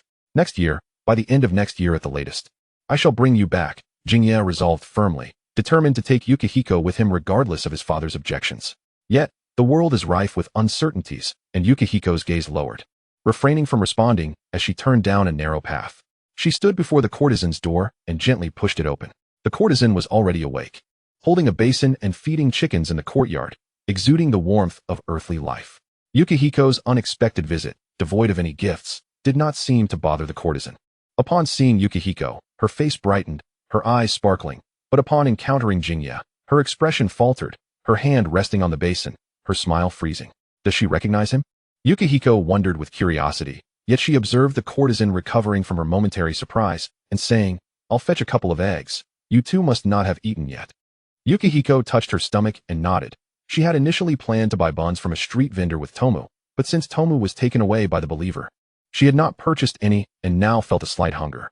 She glanced at Jinghya, noticing a look of bewilderment on his face, prompting her to furrow her brow in concern. How could a noble young master possibly know a courtesan over a decade his senior? She couldn't help but tug at Jinghya's sleeve, asking in confusion, "Do you know her?" "We do not," they both replied in unison. After which the courtesan turned and headed to the kitchen, leaving Jinghya staring after her, his eyes fixed in a daze. Yukihiko did not conclude that Jinghya was infatuated at first sight. She leaned more towards the notion that he had encountered someone strikingly similar. Just as she was about to voice her thoughts, Jinghya spoke, "You resemble your mother quite a bit." Indeed, Yukihiko had crouched down to play with a small puppy, which she had not seen on her last visit. It was quite adorable. She refrained from touching it, opting instead to wave her hands in front of it. As the puppy emitted soft, whimpering sounds, it appeared to be just a few months old, and Yukihiko was delighted, even picking up a stick to gently tap its behind. The little puppy bared its teeth, seeming somewhat anxious due to the presence of a stranger, but its diminutive size rendered it less intimidating. Yukihiko found herself chuckling at its plumpness. It was evident it had been well fed. It was sent by Hada. It has been with the courtesan for over a month now. The courtesan remarked as she emerged from the house, wielding a spatula. Upon witnessing this scene, her expression softened. "You've met it before. It's from the same family that delivered the pork last time." Yukihiko scrutinized the courtesan, remaining silent as she continued to amuse herself with the puppy. A hint of embarrassment flickered across the courtesan's face as she added, "Dinner is ready." Chapter 75, The Little Wife. The three of them gathered around the table for a meal. Yukihiko ate slowly, and the atmosphere was somewhat peculiar. Out of the corner of her eye, she noticed Jinghya glancing at the courtesan intermittently, while she too seemed lost in thought, wearing a pensive expression. How odd, Yukihiko silently reflected, feeling that the ambience was overly heavy, and she inquired, "Do you have something on your minds today?" After a moment's pause, the courtesan smiled nervously, setting down her utensils and looking at Jinghya, asking, "And who might this be?" To accompany Yukihiko in visiting her mother, their bond must surely be quite close. However, upon seeing his face, the courtesan exhaled a sigh of relief, her mind racing with conjecture as she slowly descended into contemplation. With a smile, she held Yukihiko's hand, saying, "You'll only be 15 next year. Matters of marriage can wait. Your relationship seems quite good, but I've heard that young mothers face risks in childbirth. So there's no rush." "Quite good." Yukihiko placed her utensils down, finding the reaction incomprehensible, intent on probing further. She was rewarded when the courtesan visibly flinched at her words, only to realize her response had been too pronounced, quickly suppressing it. "I recall you mentioned not faring well over there. Perhaps you should take another 2 years, the courtesan continued, her eyes betraying a growing panic. Yukihiko observed closely, her lashes drooping. The courtesan was not adept at deceit, a stark contrast to Yukihiko herself. With her fingertips lightly tapping the table, she pondered, noticing that Jinghya remained in a stupor, causing her discomfort. Finally, she spoke, "It's not him. Not him." The courtesan appeared momentarily bewildered before exhaling a significant breath of relief. Her eyes held traces of wrinkles, and a few strands of white hair were woven into her dark locks, yet she remained recognizable. Yukihiko, swallowing her porridge in silence, felt a weight in her heart. Her suspicions were confirmed. The courtesan indeed had ties to Jinghya, possibly even to his father. However, confirmation was still necessary. She bit her lip, deciding to pose further inquiries when the two were together. Jingye, too, was notably quiet, a stark contrast to his usual demeanor. After finishing their meal, Yukihiko dispatched Jingye to procure some vegetables, and he did not refuse, promptly departing. Once he had left, Yukihiko faced the courtesan, her gaze complex and laden with an air of pressure. After a lengthy silence, she finally spoke. Now, tell me, what is your relationship with him? Nothing at all. He merely looks familiar, the courtesan stammered, her complexion visibly flustered, incessantly tugging at her garments, her head bowed. Her demeanor suggested a fearsome beast, prompting Yukihiko to overturn 2 teacups on the table, filling one with water and sliding it toward the courtesan, stating coolly, "What was your name before, Lingwe?" "Suko?" The courtesan, grasping the teacup, fumbled and spilled it onto the table, which then rolled and landed in her lap, the dampness eliciting discomfort. Fortunately, the water was not hot, sparing her from burns. Yukihiko lowered her gaze, sipping her water, and inquired, "What's wrong?" The wandering girl found herself at a loss for words, biting her lip as her complexion paled. Gazing at the girl before her, for a fleeting moment, she felt as if she were once again confronted with that man. Panic surged within her, her fingertips trembling uncontrollably. The thought of the boy who had visited today struck her with sudden intensity, and she abruptly lifted her head. Her voice resolute, "You are not permitted to be with Jingye. Anyone else is acceptable, but not him." Shui Huizi had seldom witnessed the wandering girl in such a state of agitation. It was a first for her. She poured herself another glass of water, the kettle's contents already lukewarm, suppressing the heat rising within her. Amusement flickered within her as she looked up again, observing the girl's anguished expression, her fingers rhythmically tapping on the table. "I understand," she said, "change out of your clothes." Shui Huizi lowered her gaze, concealing her inner turmoil. The wandering girl, evidently unprepared for this calmness, remained motionless for an extended moment. Finally, she spoke again, "He is not my fiancé. He is merely an acquaintance, a brother of sorts." "A brother?" The wandering girl then stood, rummaging through the wardrobe. After a brief search, her voice softened. "How old is that child?" "Over 20, I believe." Shui Huizi replied nonchalantly, pouring herself another glass of water. "I've known him for only 5 years. I am not entirely sure. I must be going now." The wandering girl's voice faltered, and she quietly asked, "Have you ever harbored resentment towards me?" Shui Huizi did not respond, pouring herself yet another glass of water until the kettle was empty. She sighed heavily, her gaze flickering as she stood. "Have you ever done anything to wrong me?" The wandering girl clutched her clothes in silence, remaining quiet until Shui Huizi was nearly at the door, when she finally spoke. "What if you could have lived carefree until now? I have already grown up alone," Shui Huizi murmured. "Let the past be forgotten, and take care of yourself." Upon exiting, she noticed a little dirt dog feasting in front of its den, surrounded by a few chickens that pecked at its food intermittently. The weather was sweltering, and as Shui Huizi glanced at the sky, she realized it was already noon. She spotted Jingye sitting in the courtyard, a neatly arranged assortment of dishes and a piece of meat laid out on the stone table. He appeared lost in thought, so much so that even Shui Huizi went unnoticed. "Shall we go?" Shui Huizi inquired, watching as Jingye stood up, silent and withdrawn. He was unusually quiet today. Even as they walked, he stumbled over stones, prompting her to remind him. Unable to restrain herself, she asked, "Do you know her?" After a lengthy pause, Jingye hesitantly replied, "I don't know her, but she seems familiar." "Familiar? How so?" Shui Huizi pressed. "Perhaps I am mistaken, or you two simply resemble each other," Jingye said, his gaze fixed on Shui Huizi's face. He always felt a sense of warmth towards her. Upon further reflection, she did indeed remind him of an aunt he had encountered in his childhood, a woman who was gentle and beautiful. How could she have been reduced to such a state? He chuckled softly. "When I was very young, I met a woman whom my father occasionally brought me to see. This aunt would always prepare an abundance of food for me," Jingye reminisced, his tone tinged with rare nostalgia. "Eventually, she moved away. I heard it was because her family was taking her far away to meet a suitor, or so my father told me." Shui Huizi felt speechless, contemplating whether to question Jingye about his father's potential inappropriate relationship with the aunt. "Do I resemble that aunt in any way?" "Yes," Jingye replied, his cheeks flushing slightly. "When I first saw you, I felt a similar sensation to that of meeting my aunt. You possess a delicate quality that invokes a protective instinct. That is why I wanted to adopt you as my sister, to protect you as my father protected her." Shui Huizi felt as if she were dreaming. She gazed at Jingye, her expression a complex mixture of emotions. Piecing together what she had overheard from both Jingye's father and her own mother, she hesitated, wondering if it was possible that her mother was the clandestine mistress of Jingye's father. "I know what you are thinking," Jingye said, looking at her. "Mother is aware of this situation and has never objected. I suppose she is merely a friend of my father's." Shui Huizi struggled for words. touching her face as she contemplated the resemblance she shared with the wandering girl, a fragile exterior that easily incited protective instincts in men. Jing Yi must have felt similarly back then. She was like a tendril of silk, wholly entwined around him. Indeed, she was very gentle. Jing Yi seemed lost in his memories, his gaze softening. When I saw you, I felt an instinct to protect you. After my aunt married, we never spoke of her again. Years have passed, and upon seeing your mother, I felt a strange sense of familiarity. Of course, that may just be my imagination, Jing Yi mused, ruffling Xue Huizi's hair with a smile. My aunt had many acquaintances who would often bring her gifts.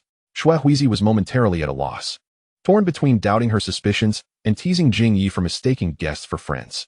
She adjusted her clothing, feeling a swirl of conflicting emotions. Her mother had a history with Jing Ye's father, and Jing Yi was also well acquainted with the wandering girl. As her thoughts spiraled, she pondered whether they might be half-siblings, although she quickly dismissed the idea, aware that the wandering girl had severed ties with the man. Judging by the girl's reaction, it was clear she was reluctant to revisit that chapter of her life. Before she realized it, Jing Yi had led her to his home, hesitating at the entrance. Xue Huizi followed him inside. Jing Yi instructed the kitchen to prepare some pastries for delivery and then guided her to his study. Jing Yi's father appeared to be occupied with some matters, his head bowed as they entered. It was only when he sensed an unfamiliar gaze that he raised his head. Xue Huizi bit her lip, listening to Jing Yi speak. I want to bring her back, Jing Yi said earnestly, his gaze filled with childish determination. He grasped Xue Huizi's wrist, as if resolved. Next year, I will introduce her to guests. I want to bring her home early, and besides, she is very well behaved. Unexpectedly, the man seated did not immediately dismiss them. A headache began to brew for Xue Huizi. Jing Yi had not forewarned her about this situation. She instinctively stepped behind Jing Yi, thinking that today had indeed been fraught with misfortune. To bring someone directly into the family home would surely be met with disapproval from the elders, and she still hoped to amass a fortune next year. She had learned that many noble young ladies received far less than the renowned courtesans, merely suffering from a tarnished reputation. Xue Huizi felt a twinge of conflict within. What do you intend to raise her as? The man inquired, his demeanor cold as he scrutinized the pair. The girl's wrist appeared delicate, and she bore a seemingly obedient expression, yet he had encountered countless women over the years. It was only Jing Yi who could be so easily deceived. If it weren't for her appearance, his patience would have worn thin. A sister from the flower district, perhaps? Jing Yi, I once thought you were merely naive, but I see now that you lack common sense. What? Do you believe this face can persuade me? Jing Yi sneered, recalling how nostalgic it felt to see this face while intoxicated. However, now, his expression darkened. This girl was clearly complicated, her thoughts far from simple, and his demeanor grew colder. Even if she were the child of that woman, what connection did they share? They had long since parted ways, and years had passed without a word. Send her back. Father, Jing Ye's voice carried a hint of desperation. He likely hadn't anticipated such a blunt refusal. He had thought that by bringing her home, his father would be less irate. He had likely forgotten that the girls from the flower district were anything but simple. In the eyes of those who had long occupied the upper echelons, they were hardly worthy of consideration. Xue Huizi was acutely aware of this, gently pushing Jing Ye's hand away as she murmured, I apologize for the trouble. I shall take my leave now. She walked away with unwavering resolve, devoid of any hesitation. He found himself momentarily lost in thought, as if recalling a similar scene of that woman departing. Xingyan, your wife is a remarkable woman. Cherish her well. I must return home now, where my family has arranged a match for me, one that I find quite appealing, so please do not seek me out again. He abruptly rose, pressing his forehead as he gazed at the closed door. It had indeed been a long time since he had contemplated the name Xingyan. For many years, his wife had referred to him as husband, while others called him master of the house, but only Suezi consistently addressed him as Xingyan. Could this child possibly be hers? He sat back down, grappling with disbelief. The reason for his departure years ago was to return home and marry. How could she allow their daughter to tread the streets of pleasure? His expression darkened as he surveyed the empty room. Jingye had already dashed out to pursue someone, and he leaned back, feeling a wave of despondency wash over him. There came a series of knocks on the door, and with a weary acknowledgement, he opened it to find his wife, her face radiating warmth, holding a food box. She glanced around before speaking. Jingye has returned with pastries from the little kitchen. I heard he brought back a lovely young girl, so I thought I would deliver this. Not seeing anyone, her face registered some confusion as she inquired, where is she? She has left, Xingyan replied, pulling the girl back. Over the years spent with this wife, she had been gentle and uncontentious, even graciously permitting him to meet Suezi upon learning of her existence. Jingye had never objected either. Just as Suezi had said, she was indeed a good woman. After all these years, he ought to have moved on. Xingyan sighed, yet it was impossible. The people one encounters in youth are not so easily erased from memory. Thus, every time he looked at his wife, he felt a twinge of guilt. His tone softened. It was Jingye who brought back the girl from the pleasure district. I must say, she does not appear to be very well behaved. The woman from the pleasure district's eyes flickered momentarily before she broke into a smile. When we were young, we all enjoyed a bit of mischief. It's not as if we cannot afford it. Let her be. Besides, you were far wilder in your youth. That is different. Xingyan chuckled, unable to articulate the distinction. He watched as his wife retrieved the pastries from the food box. Taking a bite from her hand, he remarked, Jingye is pure of heart, unlike me in my youth. At this point, he paused, words failing him. The woman seemed to sense his melancholy. Arranging the pastries and closing the box, her expression turning serious. Rest assured, Suazi will surely be fine. Perhaps she has gone to live elsewhere. You know her circumstances. It pains me to see it as well. Focus on your duties. I have been keeping an eye on things for you all these years. Should there be any news, I shall inform you. The woman smiled again, embodying a deep understanding. Despite her husband's affections for another woman, she had never exhibited jealousy, even covering for him multiple times in the early years. Xingyan felt a mix of relief and guilt, both for Suazi and for Qingzi, the name of the woman. Sometimes he pondered why Qingzi was so magnanimous. Qingzi stood, then I shall not intrude upon your affairs any longer. With no intention of lingering intimately, she picked up the food box and stepped outside, her expression remarkably calm. In the courtyard, she gazed at the vibrant flowers when someone approached and took the empty food box from her. What is that girl from the pleasure district called? Qingzi's voice bore no inflection. Xue Huizi lowered her head, appearing somewhat fearful, her words stumbling. A master always runs off to where? Qingzi plucked a flower, crushing it in her hand with a shadow of darkness. What a delicate appearance she has. Indeed, she seems quite endearing, the servant murmured, lowering her head even further. Is she? Qingzi tossed the crushed flower to the ground, taking a clean handkerchief to wipe her hands free of the flower's juices. Gazing at the dirted petals, she suddenly smiled. Just like her father, she has a fondness for the same things. Should we not do something about that girl? The servant's voice dropped, but she was interrupted as Qingzi leisurely tossed the handkerchief to the ground, a smile gracing her lips. No need. A dog cannot change its nature. Just like her father. No matter how many times you try to intervene, it will be in vain. Why not let it be, just as it was back then? She murmured, lifting her gaze to the sky, somewhat lost in thought, pondering how many years had passed since then. Chapter 77, Rouge. At 15, Tongma often found himself in the pleasure district, witnessing Xue Huizi move gracefully among the crowd, her dual-colored eyes sparkling.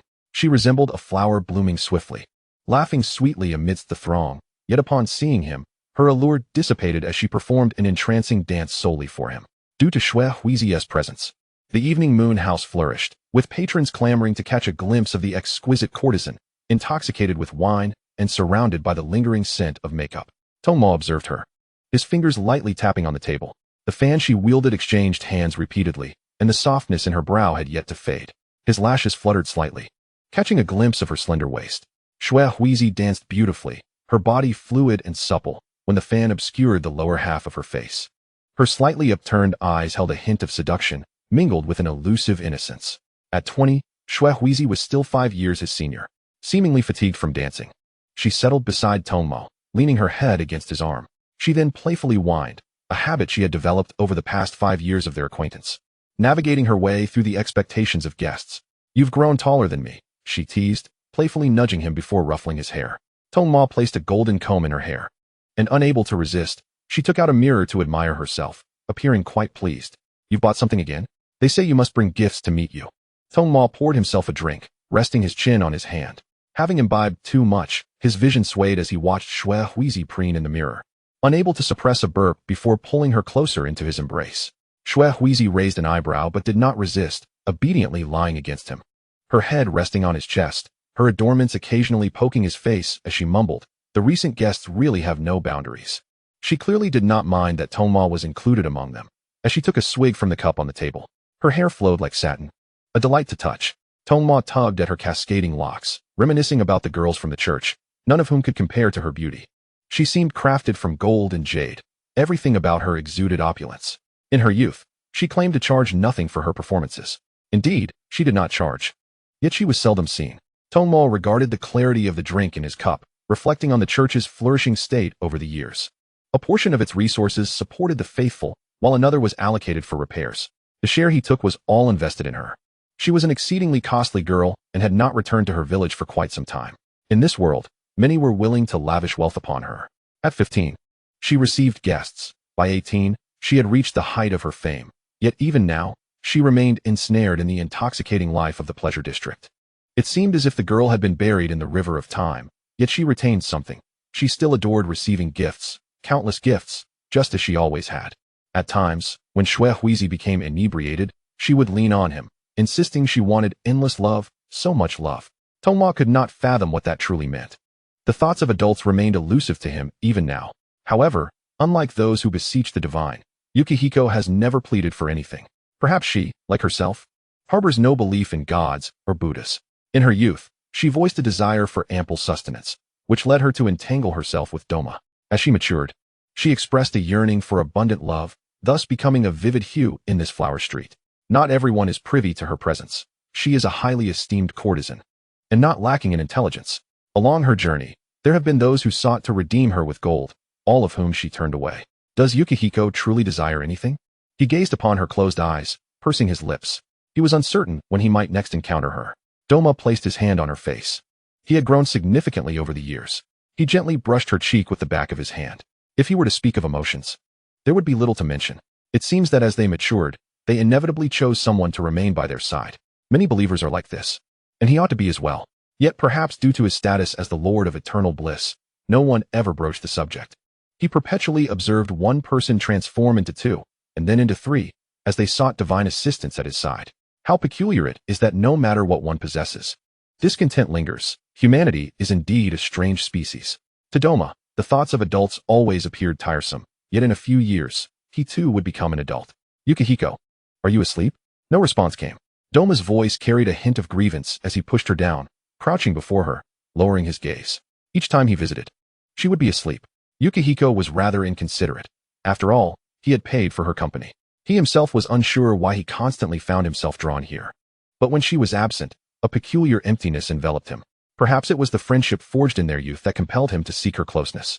Doma believed that Yukihiko was special, at least among the majority. He observed the believers, gazing at all the people in this world, where monotony prevailed, day after day. Wasting time. Yet, the moments spent with Yukihiko always felt fleeting, watching her sleep, her dance, her song, witnessing her enchanting visage bloom with the colors of spring. Oh, it remained perplexing. Doma gently extracted the fan that Yukihiko held loosely, tapping it lightly against her head. She showed no reaction, seemingly confident that he would not act maliciously. She often remarked that she was still a child, yet many at her age were already wed. What set Yukihiko apart from the others? He appeared to genuinely ponder this question, tilting his head, his colorful eyes tranquil as still waters. Doma lifted Yukihiko into his arms, sitting cross-legged on the ground, shaking her waist gently, as if presenting a large doll. Yukihiko frowned slightly, slowly opening her eyes to meet his gaze, then playfully slapped his arm. What are you doing? Yukihiko's head throbbed, likely from too much drink, and she felt somewhat drowsy. Though Doma had matured, he still engaged in peculiar antics. And whether it was due to his years of unrestrained growth, his speech often felt slightly askew, yet it was difficult to articulate what was amiss. It was simply strange. Yukihiko mused, perhaps from constantly listening to the grievances of the believers, bearing too much psychological weight. Over the years, she still failed to sense his intense emotions, yet occasionally felt an inexplicable curiosity, the reason for which eluded her. You should return, Yukihiko said as she composed herself, addressing Doma. She never retained guests. Doma stood, folding his fan and resting it against his lips, seemingly lost in thought. After a lengthy pause, he placed the fan back on the table. The door swung open and shut, leaving the room in silence. With half the wine still remaining, Yukihiko poured it down her throat, leaning over the table and drifting off to sleep once more. The door creaked open again, and Doma stood in the dimly lit corridor, the shadows casting an ambiguous glow around him. He stepped inside, retrieving a box of rouge from his waist and placing it beside Yukihiko's hand. The flickering candlelight cast a small shadow beneath his gaze. He always detested the heavy scent of cosmetics that clung to Yukihiko, sharp and overwhelming, as the flower street was rife with such aromas, particularly favored by the geishas. Yet, what he provided was far more costly, and he knew Yukihiko would surely use it. Chapter 78, Drunken Dreams. The night was heavy with snowfall, and Yukihiko wandered through the corridor, the warm yellow candlelight casting shadows upon her face. She passed by numerous open rooms, walking slowly and occasionally glancing at the occupants within. The tassels beneath her hairpin swayed as she entered a room where patrons awaited her. Yukie skillfully donned a smile, kneeling beside a guest to pour sake, her form supple, her gaze demure, yet when her eyes lifted, they bore a hint of allure. And upon closer inspection, a veil of purity enveloped her.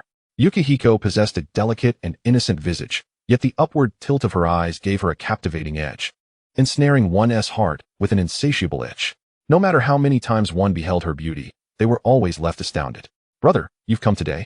Yukie greeted with a gentle tone, markedly different from her previously playful demeanor, which elicited a twinge of guilt from him. Jingye reflected that he had failed to persuade his father over the years. He felt a sense of awkwardness in Yukihiko's presence, especially since he had promised to bring her home once she turned 15. He tousled Yukihiko's hair and playfully pinched the flower pin atop her head. It was not a gift from him, and he wondered who had bestowed it upon her. Jingye's gaze flickered as he surveyed her face, acknowledging that her beauty warranted such gifts. Owing to this allure, she had garnered fame not only within their flower street, but in others as well. Her name often whispered in reverence. Yuyue House had blossomed considerably more prosperous than in previous years, thriving despite the numerous incidents of disappearances and deaths. It could be said that Yukihiko was the reason for this vibrancy. He watched as she rested her chin on her palm, exuding an air of languor, her sleeves slipping to her elbows, revealing her porcelain skin. Money nurtures beauty, and Yukihiko was indeed stunning. He could not resist pouring himself another drink, reflecting on how he remained shackled by his father's authority over the past 5 years. Since that day, he brought Yukihiko into their home. His father's demeanor had only grown more stringent, leaving Jingye curious as to why. Why was his father willing to see him spend money on her repeatedly, yet refused to allow him to take her home? Strangely, he imposed no restrictions on other girls. Jingye's thoughts wandered, recalling the portrait hidden in a box in his study, unable to suppress a slight grimace. Yukihiko did not object, her gaze hazy with intoxication, for she seldom experienced moments of clarity, spending her days immersed in this world of red dust, welcoming familiar patrons as they came and went. A flush crested her cheeks, and her vacant stare suggested a myriad of emotions, yet also an emptiness. Her eyes were the favorites of her patrons, filled with affection yet devoid of seduction. With the corners painted a rosy hue, they appeared irresistibly captivating, leading many to yearn for a romantic dalliance. Though both parties understood that this sentiment was merely a facade built upon financial exchange, they were fully aware yet willingly indulged. This was Yukihiko's gift. She leaned in slightly, the scent wafting into Jingye's nostrils. He suddenly realized that her fragrance was different from a few days prior. Had she switched to a new powder? The aroma was delightful, yet not overwhelming, subtle like her very essence. "Have you changed your powder?" Jingye inquired with a smile, glancing outside to find the sky as dark as ever. Due to the effects of alcohol, Yukihiko's response was somewhat delayed, but she nodded. "It's the rouge my brother gifted me. I thought it suitable and decided to use it. Every time that child, Doma, visits, he leaves behind certain tokens that evoke profound envy and huizi regarding the church's apparent wealth. Yet, considering the nobility of the city who willingly grace its halls, one cannot be too surprised. Unbeknownst to many, that child is a patron of huizi. One of her clients is indeed him. It is rumored he is a youth." And as Jingye's eyelashes fluttered slightly, he adjusted the ornaments adorning her head. The icy touch momentarily halted his movements before he resumed his task. Huizi was always inclined to grant him special access. On occasions when appointments could not be arranged, she would carve out time to spend with him. Unlike others, Jingye observed her casual banter, the heavy scent of wine permeating the room. He rose and cracked open a window, catching sight of the swirling snowflakes. "It's snowing again," Jingye remarked. "Yes," she responded, "it was snowing when I arrived." "Time seems to pass swiftly this year," Huizi murmured, fidgeting with the fan on the table. Indeed, Jingye leaned against the wall, arms crossed, his gaze fixed on her. "You're so busy every day. Of course time flies by. For us, it's been ages since we've had the pleasure of seeing you. Your words leave me at a loss." She stood, stretching her limbs. "Watch me dance. I fear I may rust after these past few days. Most visitors are simply here to chat. It has been an eternity since I last performed. After all, everyone desires to converse with you." Jingye chuckled, admiring her graceful movements. "When you dance, all eyes are upon you, and time slips away so quickly. Yet, your presence is not easily afforded. Some patrons lack the means." "You speak as if it were a simple matter." Huizi twirled, her fan soaring into the air before landing deftly back in her hand. "I treat everyone equally. There are merely a few familiar faces, and I do see them several times a month. True enough, it is merely a matter of closeness." Jingye squinted. "That child, however, does not follow such conventions. He can venture to the backyard to seek her out, even take her shopping, though he spends a considerable sum." It seems to hold a unique significance in Shui Huizi's eyes. I've heard he is the owner of a church. Their vibrant gaze is quite conspicuous amidst the flower street. Yet he seems oblivious to this fact, regularly visiting her. The master of eternal bliss has seen her more often than we have. It appears I, as your elder brother, have no shortcuts. Such notions are unfounded. Shui Huizi smiled, pressing her lips together. He is but a child. Should I ignore his tears? I had no idea you would be so concerned about a child. Besides, it has only been a few encounters. When I am with him, I often find myself napping. By the look of it, you seem fine. I shall dance for you and engage in idle chatter. Indeed, many courtesans engage in intimate acts with their patrons. Her words hung in the air, and as if realizing the gravity of her statement, he paused, feeling a tinge of awkwardness. I apologize for my indiscretion. Shui Huizi, unperturbed, gracefully turned her back to him, tilting her head. The screen cast her silhouette, and she jested. What if my body bears scars? Should I disrobe? Would I frighten away my patrons? Those scars are rather unsightly. Jing Yi contemplated voicing that her beauty would render such concerns trivial, yet he refrained. For such implications might suggest a life of servitude. The flower street had its share of such cases, but none so exquisite as Shui Huizi. She possessed a remarkable sensitivity to the emotions of others, deftly steering conversations to divert attention before anger could arise. While she is referred to as a courtesan, she embodies more of a provider of emotional solace, offering comfort and significantly alleviating stress to those who seek her company.